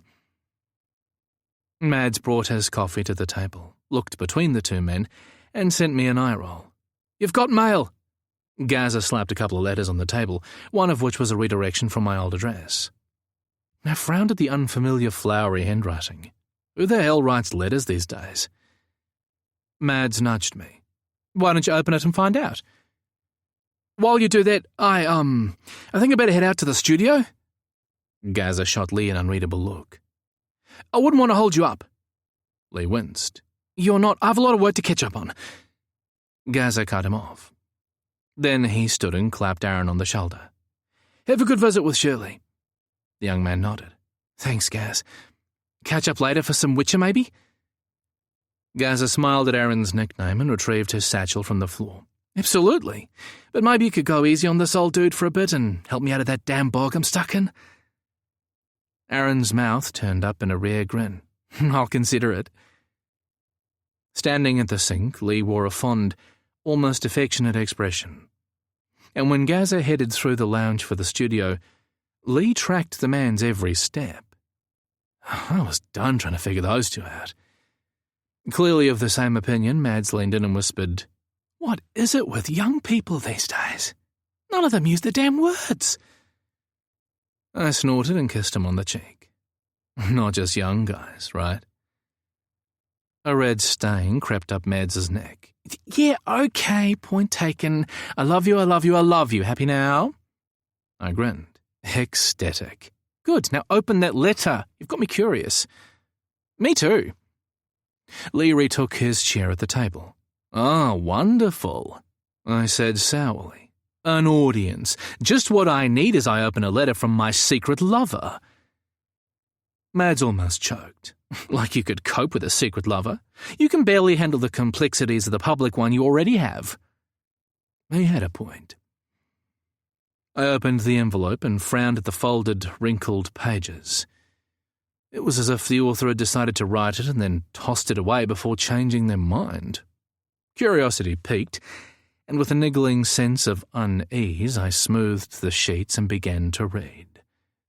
At the opening words, my heart dropped into my stomach. Then it stopped altogether once I'd read the first few lines.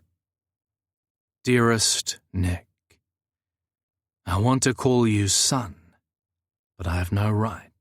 I know that. Especially after what I did.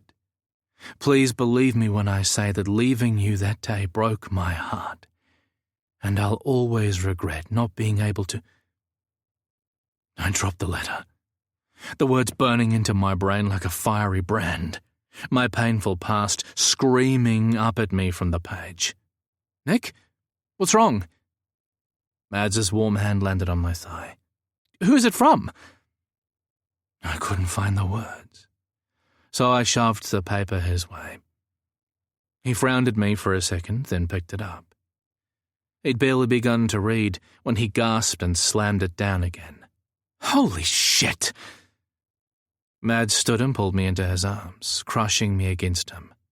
"Lee, Aaron, we need some time, please." His commanding voice brooked no argument, and the brothers left the room without a word. A minute, an hour. I couldn't say how long Mads rocked me in his arms, but I never wanted to leave. It felt the only safe place in the world at that moment, the one true thing I could rely on. Too soon, Mads leaned back and scrutinized my face, his concern etched in every line on his beautiful face. "Come on, baby." He kissed me softly on the lips and steered me back into the chair. "How about we read it together?" I nodded wordlessly, numbness creeping up my body, my tongue lying fat and useless in my mouth. Mads held out the letter for me to take, but I shook my head. "You read it." "I can't." Mads frowned. "Are you sure?" I nodded. "Please."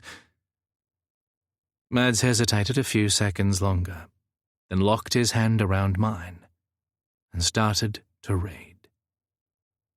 The end. Thank you for listening to The Question of Us, Fisher and Church, Book 2, by J. Hogan. Narrated by Gary Furlong. Copyright 2025 by J. Hogan. Production copyright by J. Hogan.